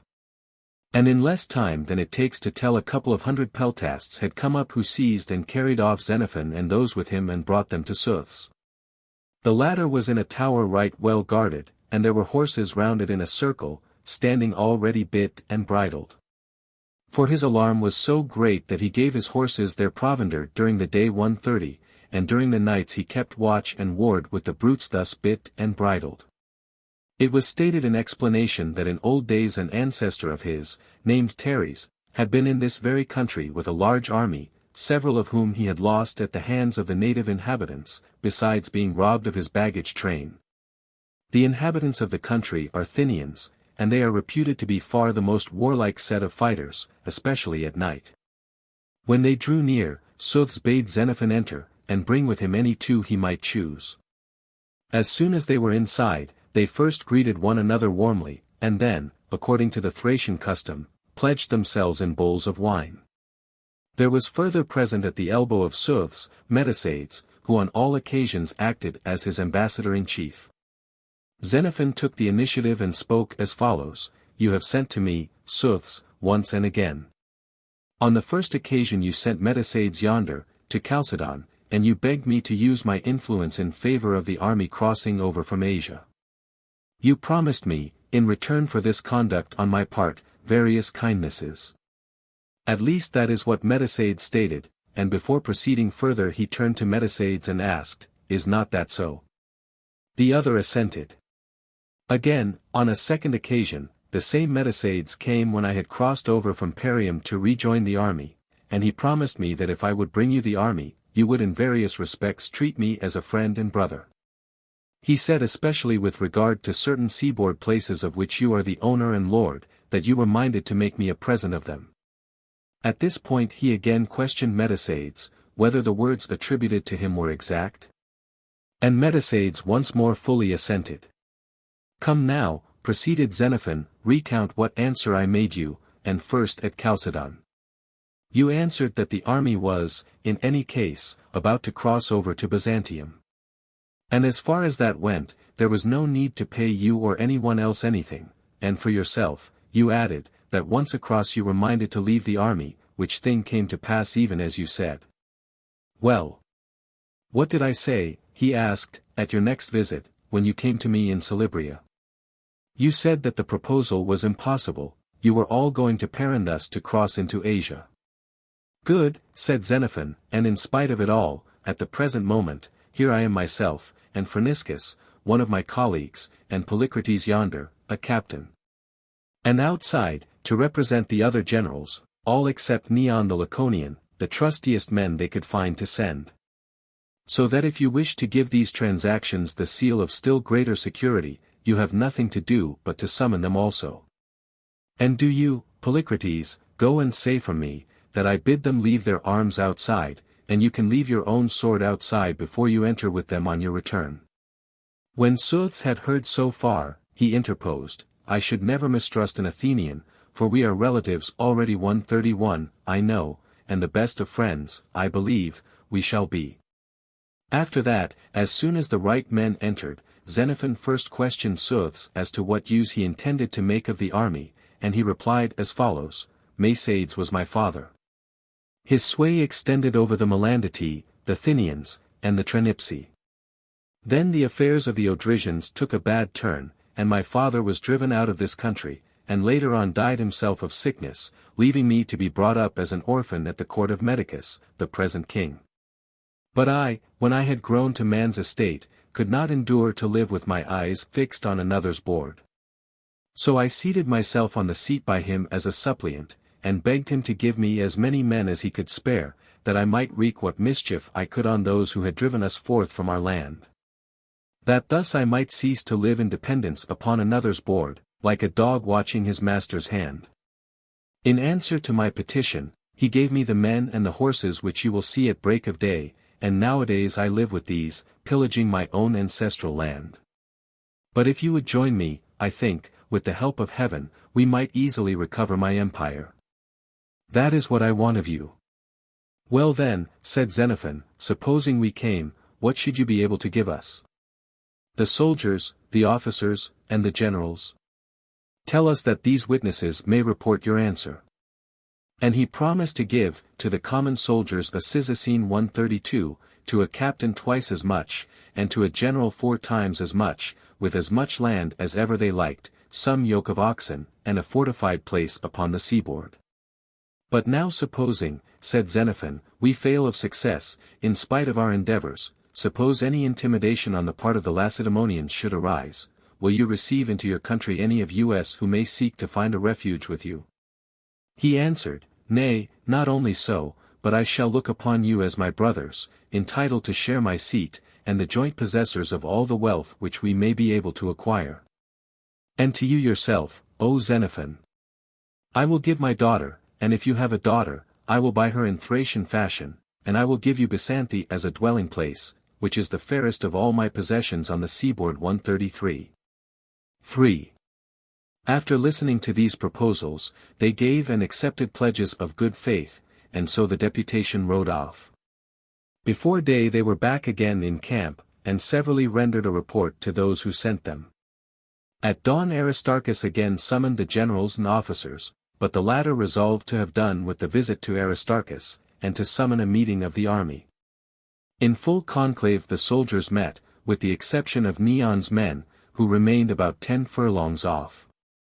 When they were met together Xenophon rose, and made the following announcement, Men, Aristarchus with his ships of war hinders us from sailing where we fain would go, it is not even safe to set foot on board a vessel. But if he hinders us here, he hastens us there. Be off to the Chersonese, says he, force a passage through the sacred mountain. If we master it and succeed in getting to that place, he has something in store for us. He promises that he will not sell you any more, as he did at Byzantium, you shall not be cheated again, you shall have pay, he will no longer, as now, suffer you to remain in want of provisions. That is his proposal. But Xerxes says that if you will go to him he will treat you well. What you have now to consider is, whether you will stay to debate this question, or leave its settlement till we have gone up into a land of provisions. If you ask me my opinion, it is this, since here we have neither money to buy, nor leave to take without money what we need, why should we not go up into these villages where the right to help ourselves is conferred by might?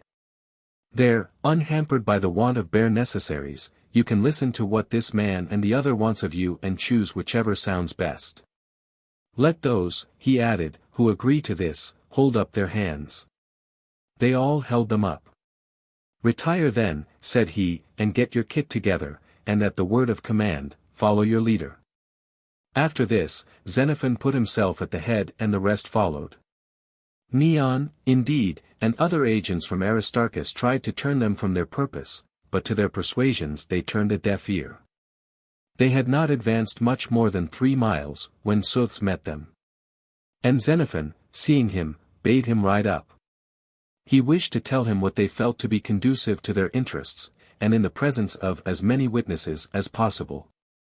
As soon as he had approached, Xenophon said, "We are going where the troops will have enough to live upon. When we are there, we will listen to you and to the emissaries of the Laconian, and choose between you both whatever seems best.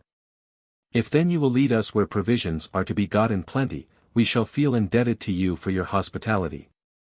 And Sooths answered, "For the matter of that, I know many villages, close-packed and stocked with all kinds of provisions, just far enough off to give you a good appetite for your breakfasts." "Lead on then," said Xenophon. When they had reached the villages in the afternoon, the soldiers met, and Sooths made the following speech: "My request to you, sirs, is that you will take the field with me, and my promise to you is that I will give every man of you a Cyzicene.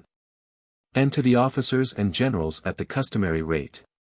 Besides this I will honor those who show special merit. Food and drink you shall get as now for yourselves from the country, but whatever is captured, I shall claim to have myself, so that by distribution of it I may provide you with pay. Let them flee, let them creep into hiding places, we shall be able to pursue after them, we will track them out, or if they resist, along with you we will endeavor to subdue them to our hands." Xenophon inquired, "And how far from the sea shall you expect the army to follow you?" "Nowhere more than 7 days' journey," he answered, "and in many places less." After this, permission was given for all who wished to speak, and many spoke, but ever to one and the same tune. What Sooths said, was very right. It was winter, and for a man to sail home, even if he had the will to do so, was impossible. On the other hand, to continue long in a friendly country, where they must depend upon what they could purchase, was equally beyond their power.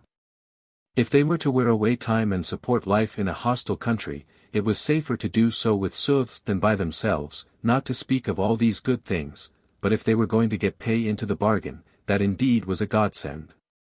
To complete the proceedings, Xenophon said, "If any one opposes the measure, let him state his views, if not, let the officer put the proposition to the vote." No one opposed, they put it to the vote, and the resolution was carried. And without loss of time, he informed Sooths that they would take the field with him. After this the troops messed in their separate divisions, but the generals and officers were invited by Sooths to dinner at a neighboring village which was in his possession. When they were at the doors, and on the point of stepping in to dinner, they were met by a certain Heracleides, of Maronia 134. He came up to each guest, addressing himself particularly to those who, as he conjectured, ought to be able to make a present to Sooths. He addressed himself first to some Parians who were there to arrange a friendship with Medicus, the king of the Odrysians, and were bearers of presents to the king and to his wife. Heracleides reminded them, Medicus is up country 12 days' journey from the sea, but Sooths, now that he has got this army, will be lord on the sea coast, as your neighbor, then, he is the man to do you good or do you ill. If you are wise, you will give him whatever he asks of you. On the whole, it will be laid out at better interest than if you have it to Medicus, who lives so far off. That was his mode of persuasion in their case. Next he came to Timasian the Dardanian, who, someone had told him, was the happy possessor of certain goblets and oriental carpets. What he said to him was, "It is customary when people are invited to dinner by Sooths for the guests to make him a present. Now if he should become a great person in these parts, he will be able to restore you to your native land, or to make you a rich man here." Such were the solicitations which he applied to each man in turn whom he accosted. Presently he came to Xenophon and said, "You are at once a citizen of no mean city, and with Sooths also your own name is very great. Maybe you expect to obtain a fort or two in this country, just as others of your countrymen have done 135, and territory. It is only right and proper therefore that you should honor Souths in the most magnificent style. Be sure, I give this advice out of pure friendliness, for I know that the greater the gift that you are ready to bestow on him, the better the treatment you will receive at his hands. Xenophon, on hearing this, was in a sad dilemma, for he had brought with him, when he crossed from Parium, nothing but one boy and just enough to pay his traveling expenses. As soon as the company, consisting of the most powerful Thracians there present, with the generals and captains of the Hellenes, and any embassy from a state which might be there, had arrived, they were seated in a circle. And the dinner was served. Thereupon 3-legged stools were brought in and placed in front of the assembled guests. They were laden with pieces of meat, piled up, and there were huge leavened loaves fastened on to the pieces of meat with long skewers. The tables, as a rule, were set beside the guests at intervals. That was the custom, and Souths set the fashion of the performance. He took up the loaves which lay by his side and broke them into little pieces, and then threw the fragments here to one and there to another as seemed to him good, and so with the meat likewise, leaving for himself the merest taste. Then the rest fell to following the fashion set them, those that is who had tables placed beside them. Now there was an Arcadian, Aristas by name, a huge eater.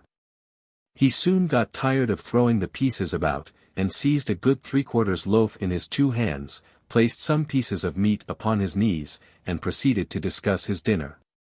Then beakers of wine were brought round, and every one partook in turn, but when the cupbearer came to Aristas and handed him the bowl, he looked up, and seeing that Xenophon had done eating, "Give it him," quoth he is more at leisure. I have something better to do at present. Souths, hearing a remark, asked the cupbearer what was said, and the cupbearer, who knew how to talk Greek, explained. Then followed a peal of laughter. When the drinking had advanced somewhat, in came a Thracian with a white horse, who snatched the brimming bowl and said, "Here's a health to thee, O Souths. Let me present thee with this horse. Mounted on him, thou shalt capture whom thou choosest to pursue, or retiring from battle, thou shalt not dread the foe." He was followed by one who brought in a boy, and presented him in proper style with, "Here's a health to thee, O Souths." A third had clothes for his wife. Timasian, the Dardanian, pledged Souths, and presented a silver bowl 136 and a carpet worth 10 minae. Nisippus, an Athenian, got up and said, it was a good old custom, and a fine one too, that those who had, should give to the king for honor's sake, but to those who had not, the king should give. Whereby, my lord, he added, I too may one day have the wherewithal to give thee gifts and honor. Xenophon the while was racking his brains what he was to do. He was not the happier because he was seated in the seat next Souths as a mark of honor, and Heracleides bade the cupbearer hand him the bowl. The wine had perhaps a little mounted to his head. He rose, and manfully seized the cup, and spoke, I also, Souths, have to present you with myself and these my dear comrades to be your trusty friends, and not one of them against his will. They are more ready, one and all, still more than I, to be your friends. Here they are, they ask nothing from you in return, rather they are forward to labor in your behalf. It will be their pleasure to bear the brunt of battle in voluntary service. With them, God willing, you will gain vast territory, you will recover what was once your forefathers, you will win for yourself new lands. And not lands only, but horses many, and of men a multitude, and many a fair dame besides. You will not need to seize upon them in robber fashion. It is your friends here who, of their own accord, shall take and bring them to you, they shall lay them at your feet as gifts. Up got Souths and drained with him the cup, and with him sprinkled the last drops fraternally 137. At this stage entered musicians blowing upon horns such as they use for signal calls, and trumpeting on trumpets, made of raw oxhide, tunes and airs, like the music of the double-octave harp 138. Souths himself got up and shouted, trolling forth a war song, then he sprang from his place and leapt about as though he would guard himself against a missile, in right nimble style. Then came in a set of clowns and jesters. But when the sun began to set, the Hellenes rose from their seats. It was time, they said, to place the night sentinels and to pass the watchword. Further, they begged of Xenophon to issue an order that none of the Thracians were to enter the Hellenic camp at night, since between your Thracian foes and our Thracian friends there might be some confusion. As they sallied forth, Xenophon rose to accompany them, like the soberest of men. When they were outside, he summoned the generals apart and said, Sirs, our enemies are not aware as yet of our alliance. If, therefore, we attack them before they take precautions not to be caught, or are prepared to repel assault, we shall make a fine haul of captives and other stock. The generals fully approved of these views, and bade him lead on. He answered, Prepare and wait, as soon as the right time comes I will be with you. I shall pick up the peltasts and yourselves, and with the help of the gods, I will lead on. But consider one point, urged Xenophon. If we are to march by night, is not the Hellenic fashion best? When marching in the daytime that part of the army leads the van which seems best suited to the nature of the country to be traversed, heavy or light infantry, or cavalry. But by night our rule is that the slowest arm should take the lead. Thus we avoid the risk of being pulled to pieces, and it is not so easy for a man to give his neighbor the slip without intending, whereas the scattered fragments of an army are apt to fall foul of one another, and to cause damage or incur it in sheer ignorance. To this Xenophon replied, You reason well, and I will adopt your custom.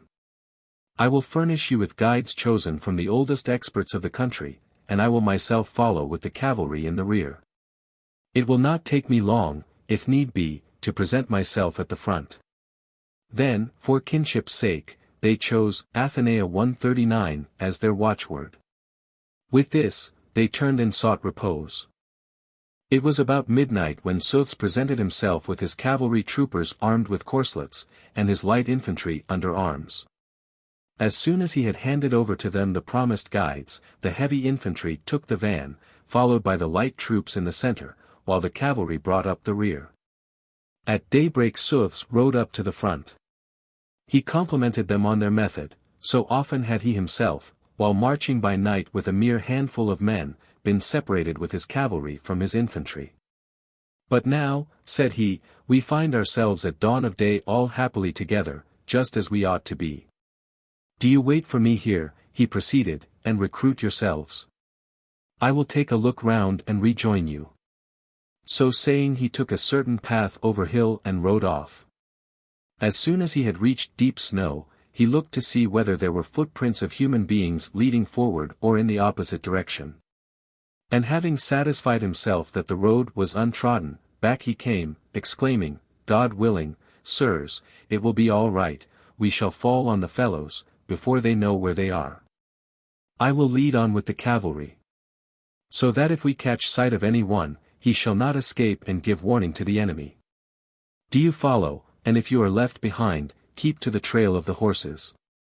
Once on the other side of the mountains, we shall find ourselves in numerous thriving villages. By the middle of the day he had already gained the top of the pass and looked down upon the villages below. Back he came riding to the heavy infantry and said, I will at once send off the cavalry into the plain below, and the peltasts too, to attack the villages. Do you follow with what speed you may, so that in case of resistance you may lend us your aid. Hearing this, Xenophon dismounted, and the other asked, Why do you dismount just when speed is the thing we want? The other answered, But you do not want me alone, I am sure. The hoplites will run all the quicker and more cheerily if I lead them on foot. Thereupon Xenophon went off, and Timasian with him, taking the Hellene squadron of something like 40 troopers. Then Xenophon passed the order, the active young fellows up to 30 years of age from the different companies to the front. And off with these he went himself, bowling along 140, while Cleaner led the other Hellenes. When they had reached the villages, Xenophon, with about 30 troopers, rode up, exclaiming, Well, Xenophon, this is just what you said. The fellows are caught, but now look here. My cavalry have gone off unsupported, they are scattered in pursuit, one here, one there, and upon my word, I am more than half afraid the enemy will collect somewhere and do them a mischief. Some of us must remain in the villages, for they are swarming with human beings. Well then, said Xenophon, I will seize the heights with the men I have with me, and do you bid Clearchus extend his line along the level beside the villages. When they had done so, there were enclosed, of captives for the slave market, 1,000, of cattle, 2,000, and of other small cattle, 10,000. For the time being they took up quarters there. 4. But the next day Xenophon burnt the villages to the ground, he left not a single house, being minded to inspire terror in the rest of his enemies, and to show them what they also were to expect, if they refused obedience. And so he went back again. As to the booty, he sent off Heraclides to Paran thus to dispose of it, with a view to future pay for the soldiers. But for himself he encamped with the Hellenes in the lowland country of the Thynians, the natives leaving the flats and betaking themselves in flight to the uplands. There was deep snow, and cold so intense that the water brought in for dinner and the wine within the jars froze, and many of the Hellenes had their noses and ears frostbitten. Now they came to understand why the Thracians wear fox-skin caps on their heads and about their ears, and why, on the same principle, they are frocked not only about the chest and bust but so as to cover the loins and thighs as well. And why on horseback they envelop themselves in long shawls which reach down to the feet, instead of the ordinary short rider's cloak. Xenophon sent off some of the prisoners to the hills with a message to say that if they did not come down to their homes, and live quietly and obey him, he would burn down their villages and their corn, and leave them to perish with hunger. Thereupon down they came, women and children and the older men. The younger men preferred to quarter themselves in the villages on the skirts of the hills. On discovering this, Xenophon bade Xenophon take the youngest of the heavy infantry and join him on an expedition. They rose in the night, and by daybreak had reached the villages. But the majority of the inhabitants made good their escape, for the hills were close at hand. Those whom he did catch, Xenophon unsparingly shot down. Now there was a certain Olynthian, named Episthanes. He was a great lover of boys, and seeing a handsome lad, just in the bloom of youth, and carrying a light shield, about to be slain, he ran up to Xenophon and supplicated him to rescue the fair youth.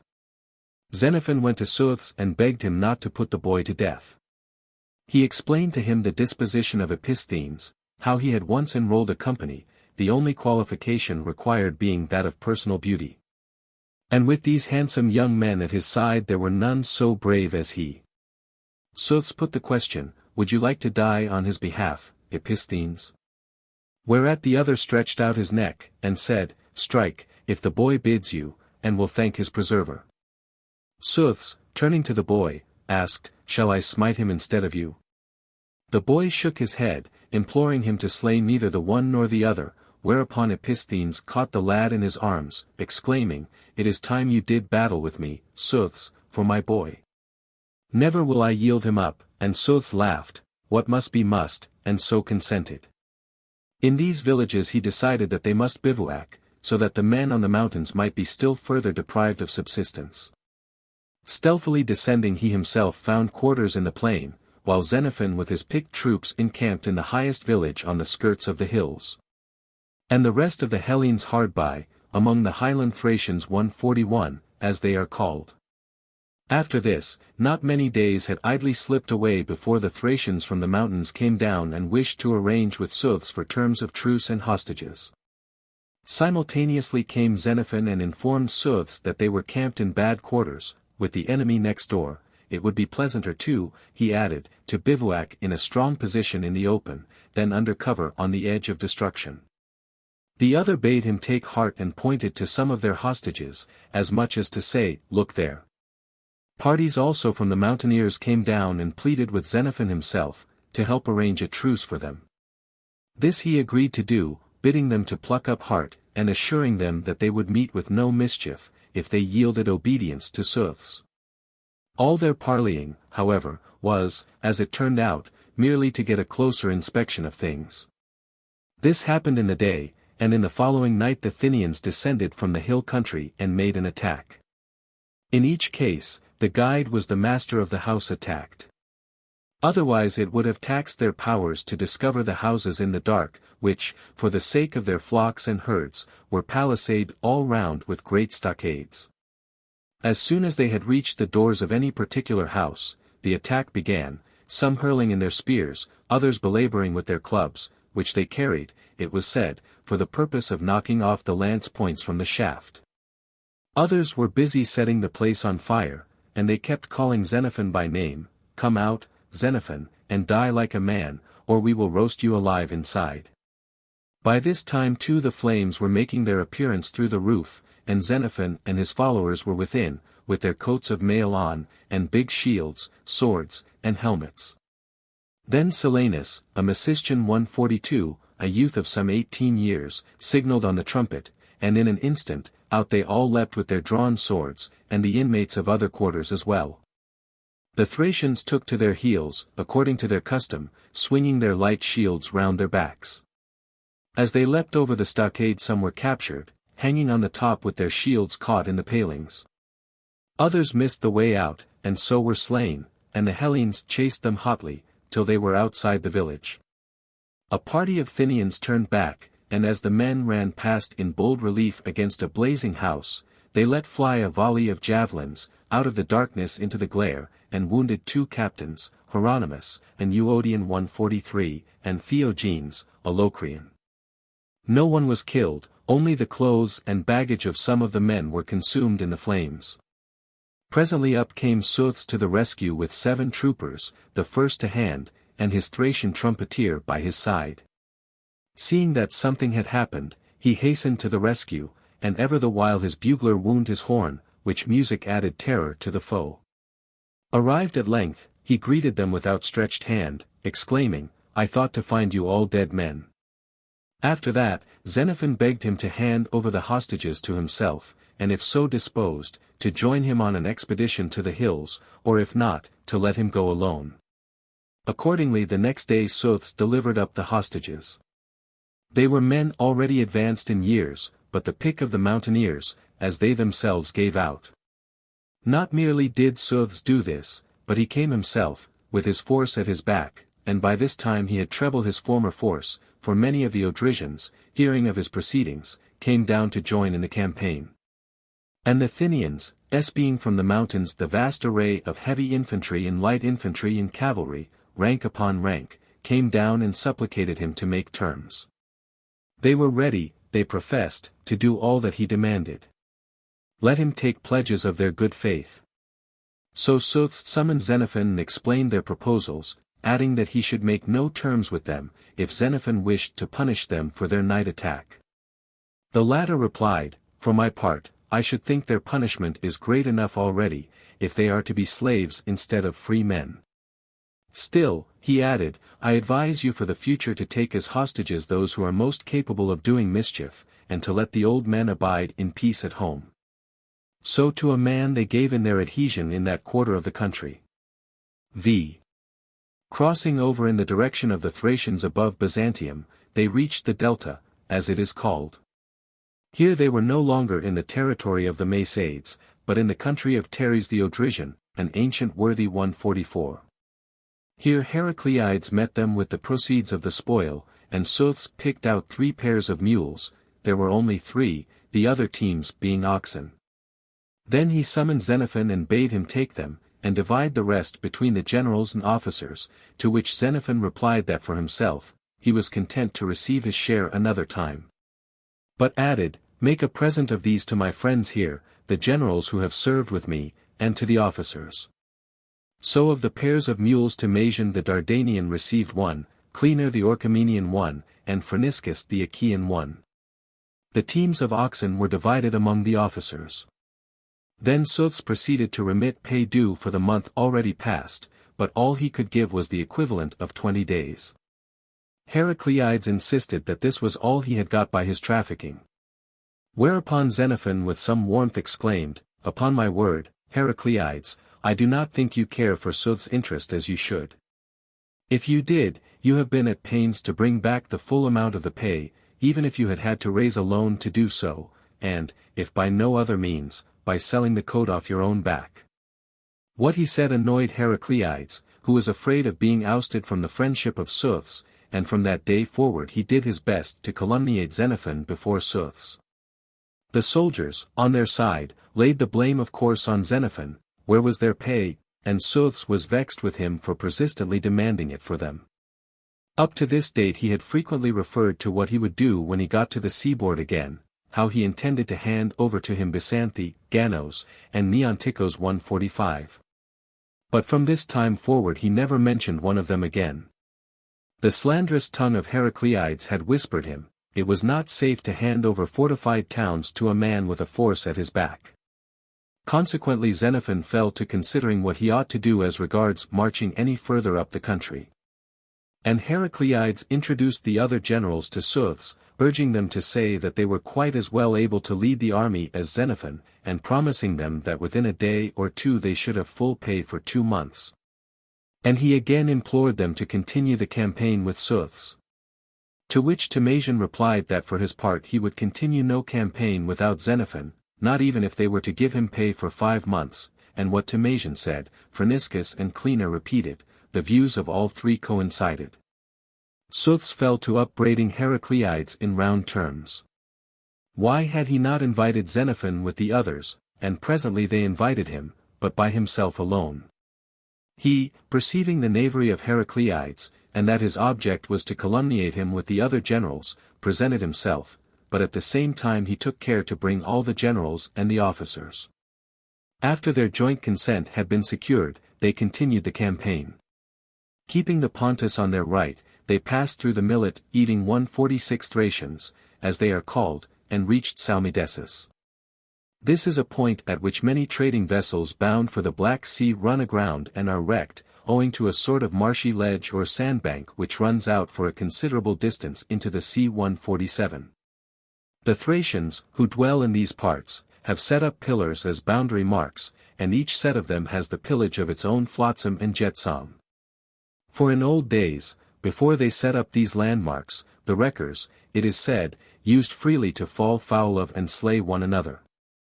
Here was a rich treasure trove, of beds and boxes numberless, with a mass of written books, and all the various things which mariners carry in their wooden chests. Having reduced this district, they turned round and went back again. By this time the army of Sooths had grown to be considerably larger than the Hellenic army.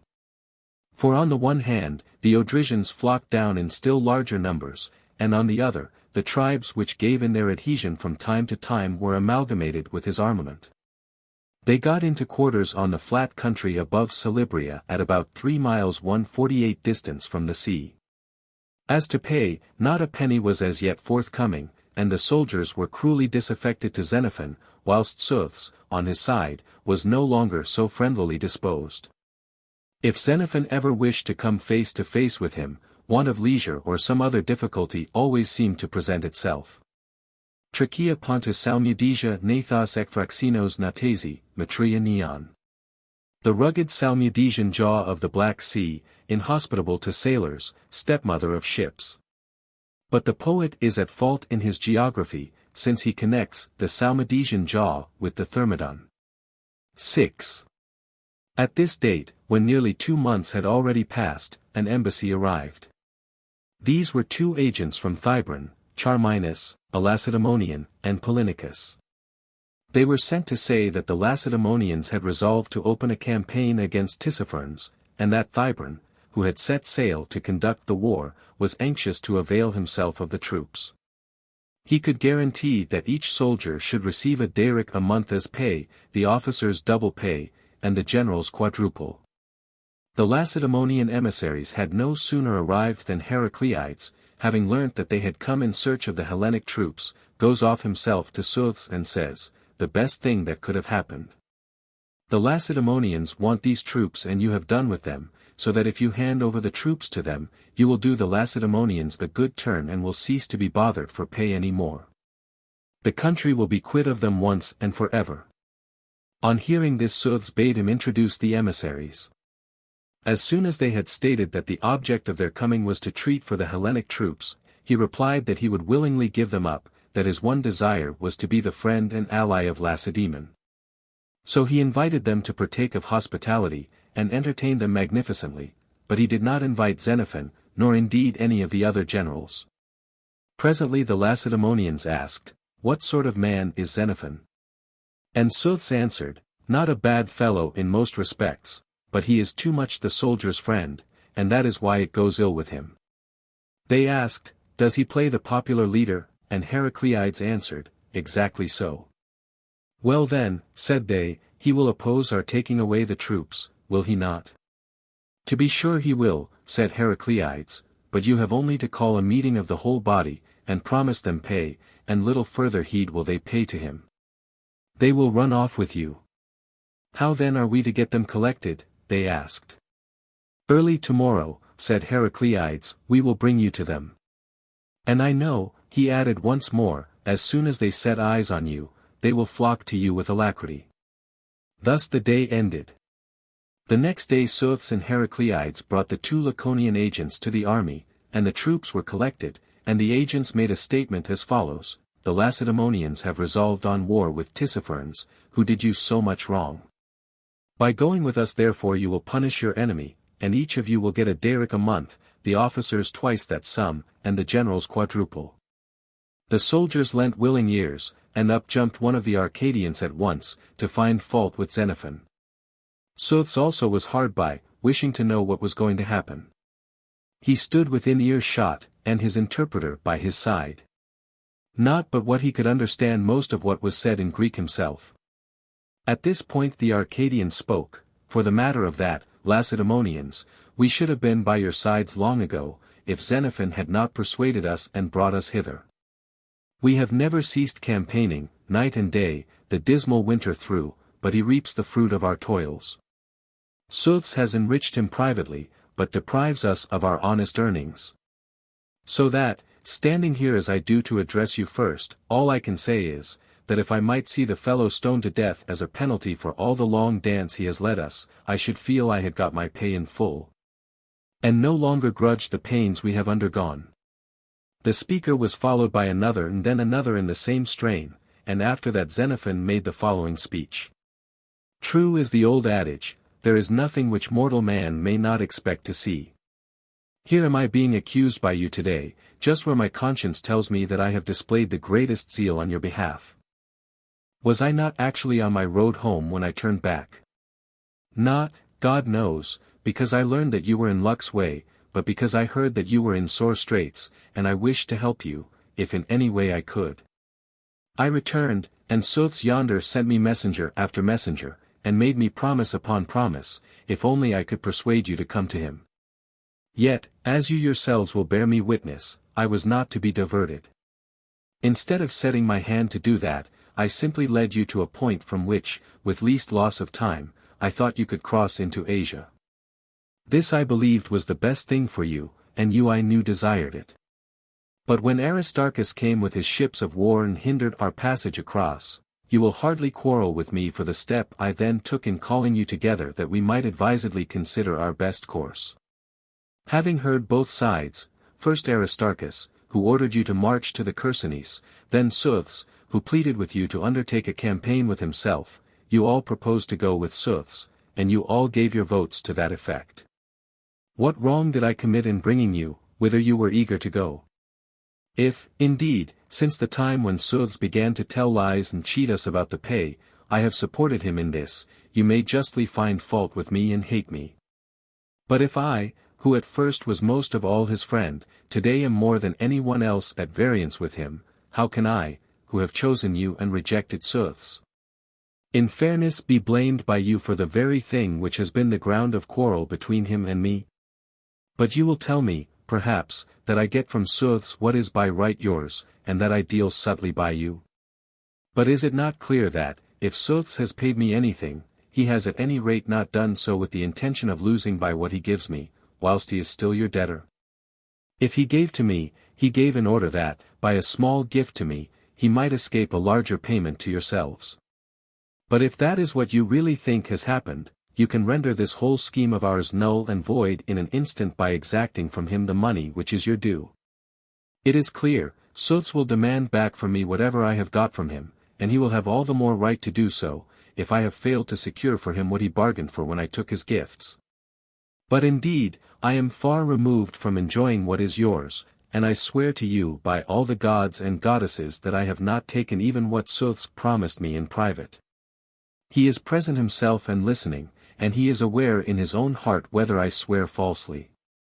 And what will surprise you the more, I can swear besides, that I have not received even what the other generals have received, no, nor yet what some of the officers have received.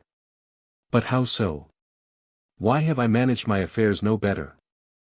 I thought, sirs, the more I helped him to bear his poverty at the time, the more I should make him my friend in the day of his power.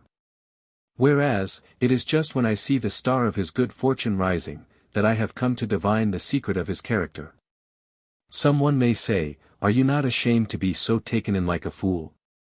Yes, I should be ashamed, if it had been an open enemy who had so deceived me. But, to my mind, when friend cheats friend, a deeper stain attaches to the perpetrator than to the victim of deceit. Whatever precaution a man may take against his friend, that we took in full. We certainly gave him no pretext for refusing to pay us what he promised. We were perfectly upright in our dealings with him. We did not dawdle over his affairs, nor did we shrink from any work to which he challenged us. But you will say, I ought to have taken security of him at the time, so that had he fostered the wish, he might have lacked the ability to deceive. To meet that retort, I must beg you to listen to certain things, which I should never have said in his presence, except for your utter want of feeling towards me, or your extraordinary ingratitude. Try and recall the posture of your affairs, when I extricated you and brought you to Sooths. Do you not recollect how at Perindus Aristarchus shut the gates in your faces each time you offered to approach the town, and how you were driven to camp outside under the canopy of heaven? It was midwinter. You were thrown upon the resources of a market wherein few were the articles offered for sale, and scanty the wherewithal to purchase them. Yet stay in Thrace you must, for there were ships of war riding at anchor in the bay, ready to hinder your passage across, and what did that stay imply? It meant being in a hostile country, confronted by countless cavalry, legions of light infantry. And what had we? A heavy infantry force certainly, with which we could have dashed at villages in a body possibly, and seized a modicum of food at most. But as to pursuing the enemy with such a force as ours, or capturing men or cattle, the thing was out of the question, for when I rejoined you your original cavalry in light infantry divisions had disappeared. In such sore straits you lay. Supposing that, without making any demands for pay whatever, I had merely won for you the alliance of Sooths, whose cavalry and light infantry were just what you needed, would you not have thought that I had planned very well for you? I presume, it was through your partnership with him and his that you were able to find such complete stores of corn in the villages, when the Thracians were driven to take to their heels in such hot haste. And you had so large a share of captives and cattle. Why?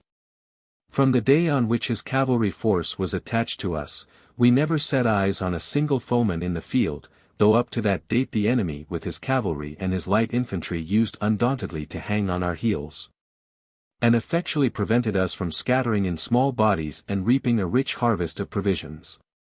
But if he who partly gave you this security has failed to pay in full the wages due to you therefrom, is not that a terrible misfortune? So monstrous indeed that you think I ought not to go forth alive. 149. But let me ask you, in what condition do you turn your backs on this land today? Have you not wintered here in the lap of plenty? Whatever you have got from Sooths has been surplus gain. Your enemies have had to meet the bill of your expenses, whilst you led a merry round of existence, in which you have not once set eyes on the dead body of a comrade or lost one living man. Again, if you have achieved any, or rather many, noble deeds against the Asiatic barbarian, you have them safe. And in addition to these today you have won for yourselves a second glory. You undertook a campaign against the European Thracians, and have mastered them. What I say then is, that these very matters which you make a ground of quarrel against myself, are rather blessings for which you ought to show gratitude to heaven. Thus far I have confined myself to your side of the matter. Bear with me, I beg you, while we examine mine. When I first essayed to part with you and journey homewards, I was doubly blessed. From your lips I had won some praise, and, thanks to you, I had obtained glory from the rest of Hellas. I was trusted by the Lacedaemonians, else would they not have sent me back to you. Whereas today I turn to go, calumniated before the Lacedaemonians by yourselves, detested in your behalf by Suths, whom I meant so to benefit, by help of you, that I should find in him a refuge for myself and for my children. If children I might have, in after time. And you the while, for whose sake I have incurred so much hate, the hate of people far superior to me in strength, you, for whom I have not yet ceased to devise all the good I can, entertain such sentiments about me. Why? I am no renegade or runaway slave, you have got hold of. If you carry out what you say, be sure you will have done to death a man who has passed many a vigil in watching over you. Who has shared with you many a toil and run many a risk in turn and out of turn, who, thanks to the gracious gods, has by your side set up full many a trophy over the barbarian. Who, lastly, has strained every nerve in his body to protect you against yourselves. And so it is, that today you can move freely, where you choose, by sea or by land, and no one can say you nay. And you, on whom this large liberty dawns, who are sailing to a long-desired goal, who are sought after by the greatest of military powers, who have pay in prospect, and for leaders these Lacedaemonians. Our acknowledged chiefs, now is the appointed time, you think, to put me to a speedy death. But in the days of our difficulties it was very different, O ye men of marvelous memory. No. In those days you called me Father, and you promised you would bear me ever in mind, your benefactor. Not so, however, not so ungracious are those who have come to you today, nor, if I mistake not, have you bettered yourselves in their eyes by your treatment of me. With these words he paused, and Charminus the Lacedaemonian got up and said, Nay, by the twins, you are wrong, surely, in your anger against this man, I myself can bear testimony in his favor. When Polynicus and I asked Suths, what sort of a man he was. Suths answered, he had but one fault to find with him, that he was too much the soldier's friend, which also was the cause why things went wrong with him, whether as regards us Lacedaemonians or himself, Suths. Upon that Eurylochus of Lucia, an Arcadian, got up and said, addressing the two Lacedaemonians, Yes, sirs, and what strikes me is that you cannot begin your generalship of us better than by exacting from Suths our pay. Whether he like it or no, let him pay in full, and do not take us away before. Polycrates the Athenian, who was put forward by Xenophon, said, If my eyes do not deceive me, sirs, there stands Heracleides, yonder, the man who received the property won by our toil, who took and sold it. And never gave back either to Suths or to us the proceeds of the sale, but kept the money to himself, like the thief he is.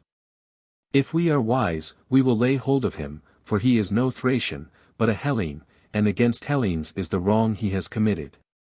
When Heracleides heard these words, he was in great consternation. So he came to Suths and said, If we are wise we will get away from here out of reach of these fellows.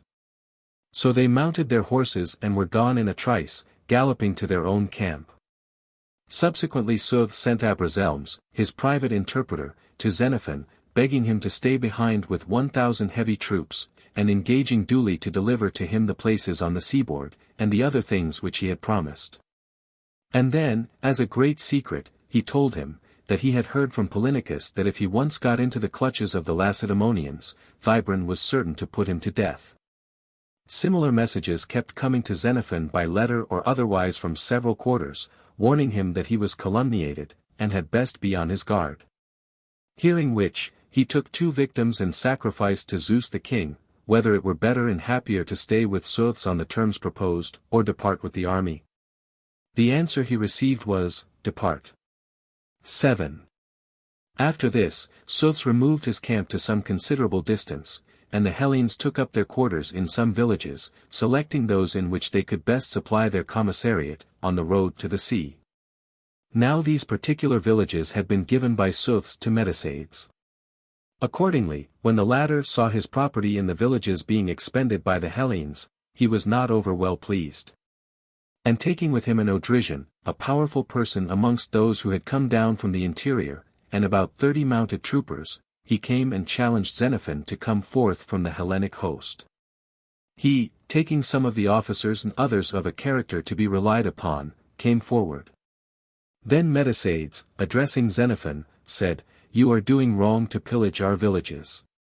We give you fair warning, I, in behalf of Suths, and this man by my side, who comes from Medicus, the king up country, to be gone out of the land. If you refuse, understand, we have no notion of handing it over to you. But if you injure our country we will retaliate upon you as foes." Xenophon, hearing what they had to say, replied, "Such language addressed to us by you, of all people, is hard to answer.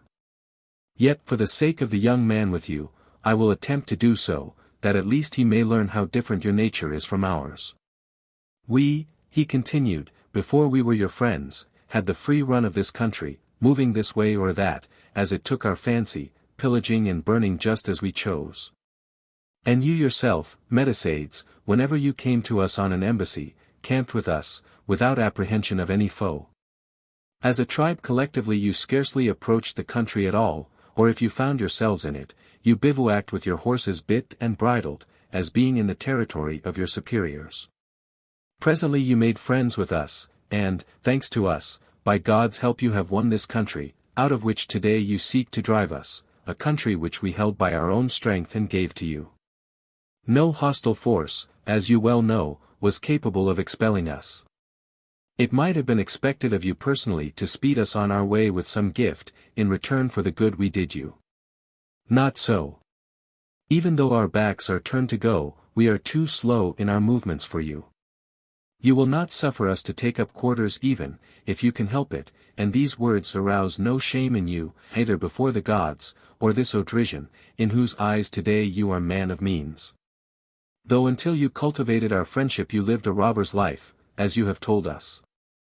However, why do you address yourself to me? I am no longer in command. Our generals are the Lacedaemonians, to whom you and yours delivered the army for withdrawal. And that, without even inviting me to attend, you most marvelous of men, so that if I lost their favor when I brought you the troops, I might now win their gratitude by restoring them." As soon as the Odrysian had heard this statement, he exclaimed, "For my part, Metacades, I sink under the earth for very shame at what I hear. If I had known the truth before, I would never have accompanied you. As it is, I return at once. Never would King Medicus applaud me, if I drove forth his benefactors." With these words, he mounted his horse and rode away, and with him the rest of his horsemen, except 4 or 5.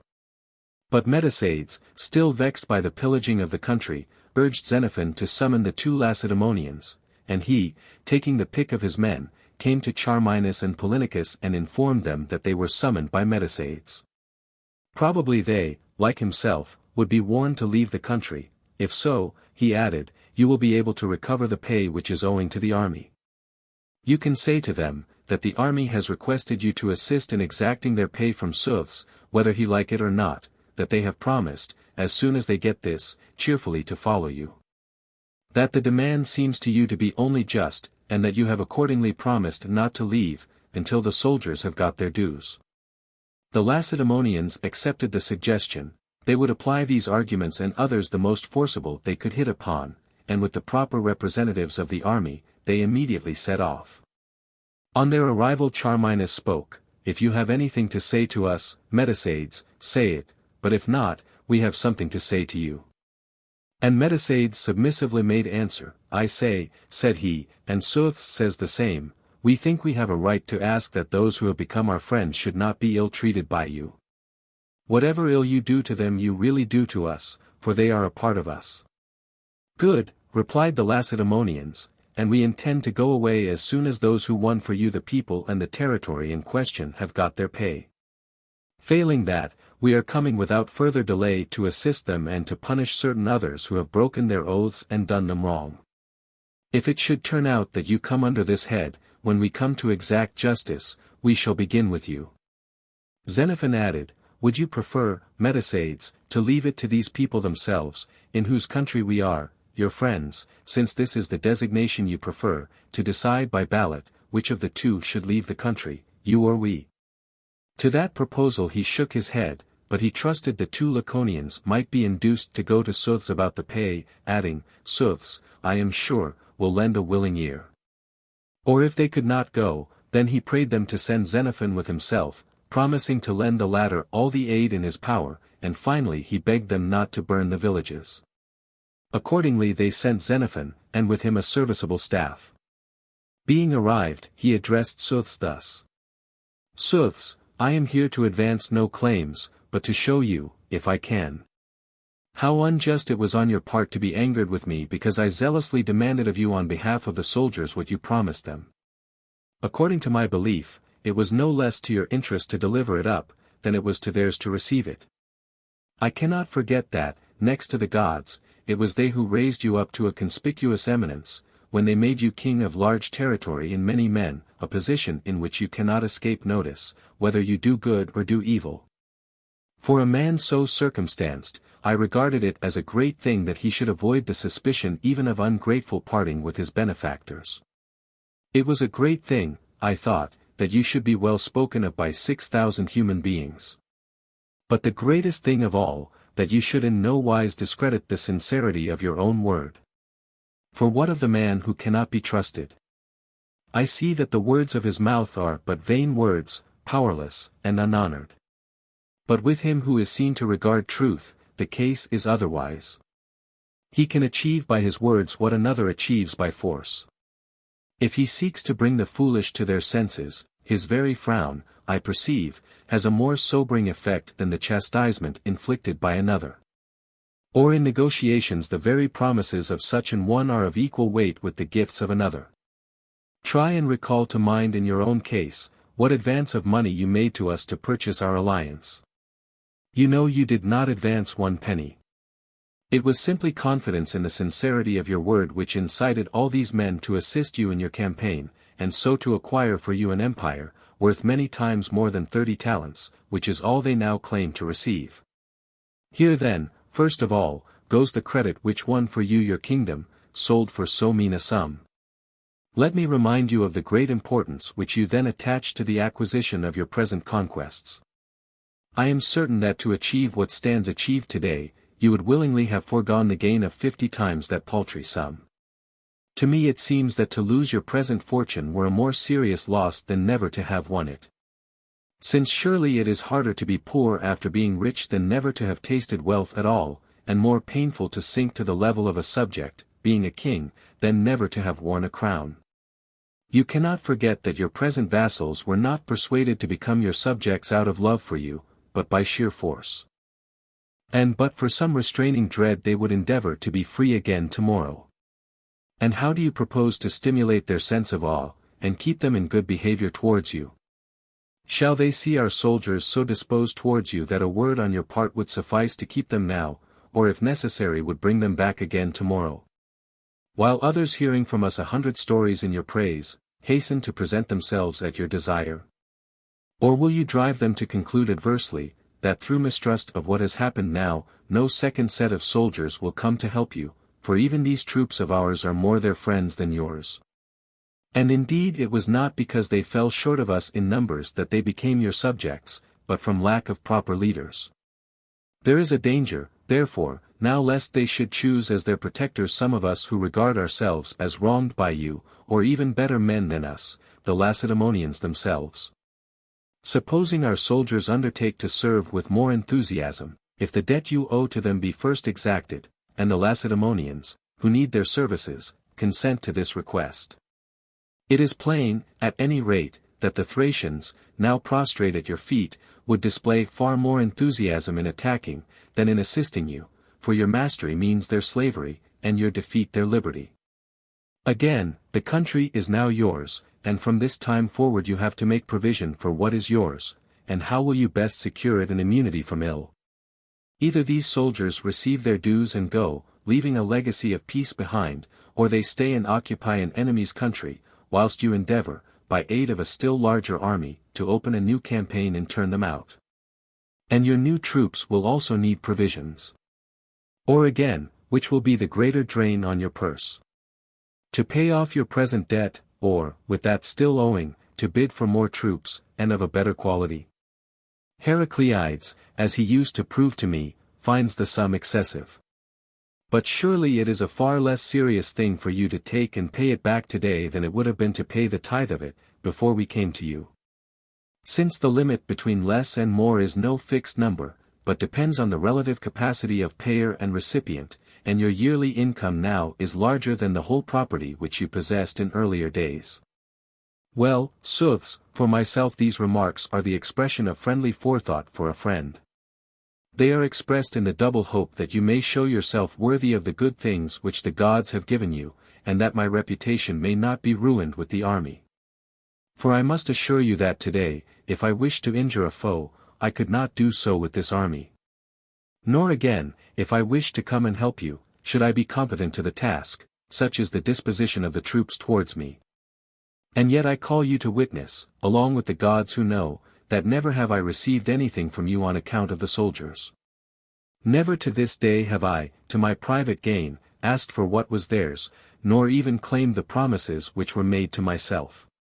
And I swear to you, not even had you proposed to pay me my dues, would I have accepted them, unless the soldiers also had been going to receive theirs too. How could I? How shameful it would have been in me, so to have secured my own interests, whilst I disregarded the disastrous state of theirs, I being so honored by them. Of course to the mind of Heracleides this is all silly talk. Since the one great object is to keep money by whatever means. That is not my tenet, sooths. I believe that no fairer or brighter jewel can be given to a man, and most of all a prince, than the threefold grace of valor, justice, and generosity. He that possesses these is rich in the multitude of friends which surround him, rich also in the desire of others to be included in their number. While he prospers, he is surrounded by those who will rejoice with him in his joy. Or if misfortune overtake him, he has no lack of sympathizers to give him help. However, if you have failed to learn from my deeds that I was, heart and soul, your friend. If my words are powerless to reveal the fact today, I would at least direct your attention to what the soldiers said. You were standing by and heard what those who sought to blame me said. They accused me to the Lacedaemonians, and the point of their indictment was that I set greater store by yourself than by the Lacedaemonians. But, as regards themselves, the charge was that I took more pains to secure the success of your interests than their own. They suggested that I had actually taken gifts from you. Was it, do you suppose, because they detected some ill will in me towards you that they made the allegation? Was it not rather, that they had noticed my abundant zeal on your behalf? All men believe, I think, that a fund of kindly feeling is due to him from whom we accept gifts. But what is your behavior? Before I had ministered to you in any way, or done you a single service, you welcomed me kindly with your eyes, your voice, your hospitality, and you could not sate yourself with promises of all the fine things that were to follow. But having once achieved your object, and become the great man you now are, as great indeed as I could make you, you can stand by and see me degraded among my own soldiers. Well, time will teach you, that I fully believe, to pay whatever seems to you right, and even without the lessons of that teacher you will hardly care to see who have spent themselves in benefiting you, become your accusers. Only, when you do pay your debt, I beg of you to use your best endeavor to right me with the soldiers. Leave me at least where you found me, that is all I ask. After listening to this appeal, sooths called down curses on him, whose fault it was, that the debt had not long ago been paid, and, if the general suspicion was correct, this was Heracleides. For myself, said sooths, I never had any idea of robbing you of your just dues. I will repay. Then Xenophon rejoined, since you are minded to pay, I only ask that you will do so through me, and will not suffer me on your account to hold a different position in the army from what I held when we joined you. He replied, as far as that goes, so far from holding a less honored position among your own men on my account, if you will stay with me, keeping only 1,000 heavy infantry, I will deliver to you the fortified places and everything I promised. The other answered, on these terms I may not accept them, only let us go free. Nay, but I know, said sooths, that it is safer for you to bide with me than to go away. Then Xenophon again, for your forethought I thank you, but I may not stay. Somewhere I may rise to honor, and that, be sure, shall redound to your gain also. Thereupon Soth spoke, of silver I have but little, that little, however, I give to you, 1 talent. But of beeves I can give you 600 head, and of sheep 4,000, and of slaves 60. These take, and the hostages besides, who wronged you, and begone. Xenophon laughed and said, But supposing these all together do not amount to the pay, for whom is the talent, shall I say? It is a little dangerous for myself, is it not? I think I had better be on the lookout for stones when I return. You heard the threats. So for the moment he stayed there, but the next day Soth gave up to them what he had promised, and sent an escort to drive the cattle. The soldiers at first maintained that Xenophon had gone to take up his abode with Soth's, and to receive what he had been promised, so when they saw him they were pleased, and ran to meet him. And Xenophon, seeing Charminus and Polynicus, said, Thanks to your intervention, this much has been saved for the army. My duty is to deliver this fraction over to your keeping, do you divide and distribute it to the soldiers. Accordingly they took the property and appointed official vendors of the booty, and in the end incurred considerable blame. Xenophon held aloof. In fact it was no secret that he was making his preparations to return home, for as yet the vote of banishment had not been passed at Athens 150. But the authorities in the camp came to him and begged him not to go away until he had conducted the army to its destination, and handed it over to Thybron. 8. From this place they sailed across to Lampsacus, and here Xenophon was met by Eucleides the soothsayer, a Phliasian, the son of Clearchus, who painted the Dreams 151 in the Lyceum. Eucleides congratulated Xenophon upon his safe return, and asked him how much gold he had got.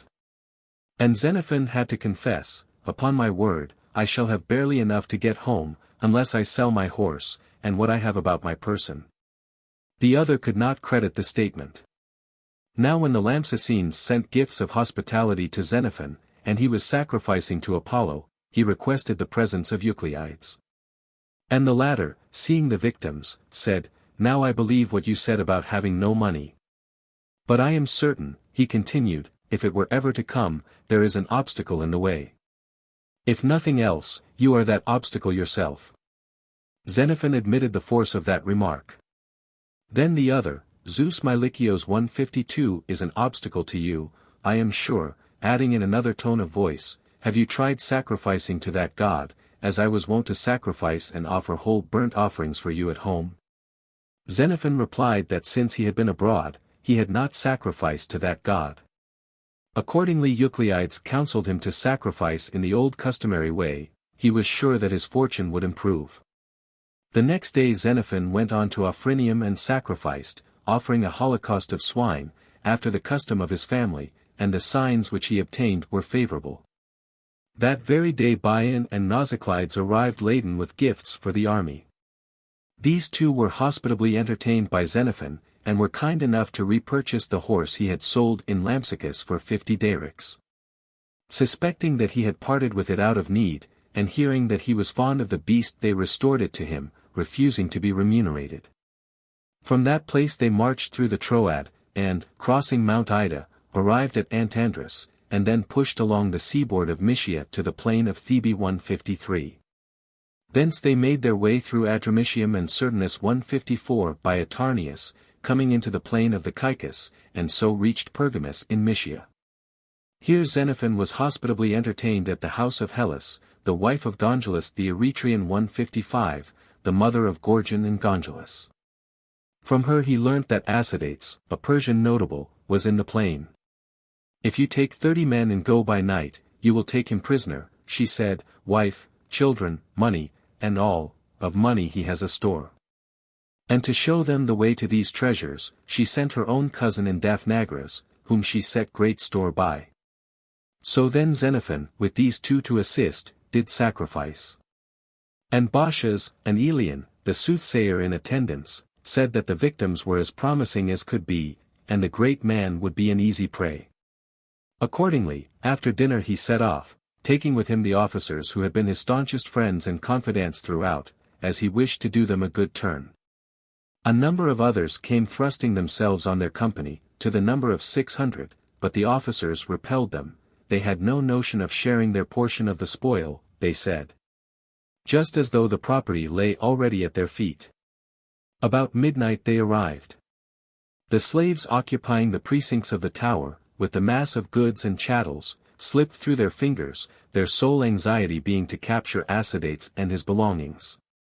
So they brought their batteries to bear, but failing to take the tower by assault, since it was high and solid, and well supplied with ramparts, besides having a large body of warlike defenders, they endeavored to undermine it. The wall was 8 clay bricks thick, but by daybreak the passage was effected and the wall undermined. At the first gleam of light through the aperture, one of the defendants inside, with a large ox spit, smote right through the thigh of the man nearest the hole. And the rest discharged their arrows so hotly that it was dangerous to come anywhere near the passage. And what with their shouting and kindling of beacon fires, a relief party at length arrived, consisting of Itabilius at the head of his force, and a body of Assyrian heavy infantry from Comania, and some Hyrcanian cavalry 156. The latter also being mercenaries of the king.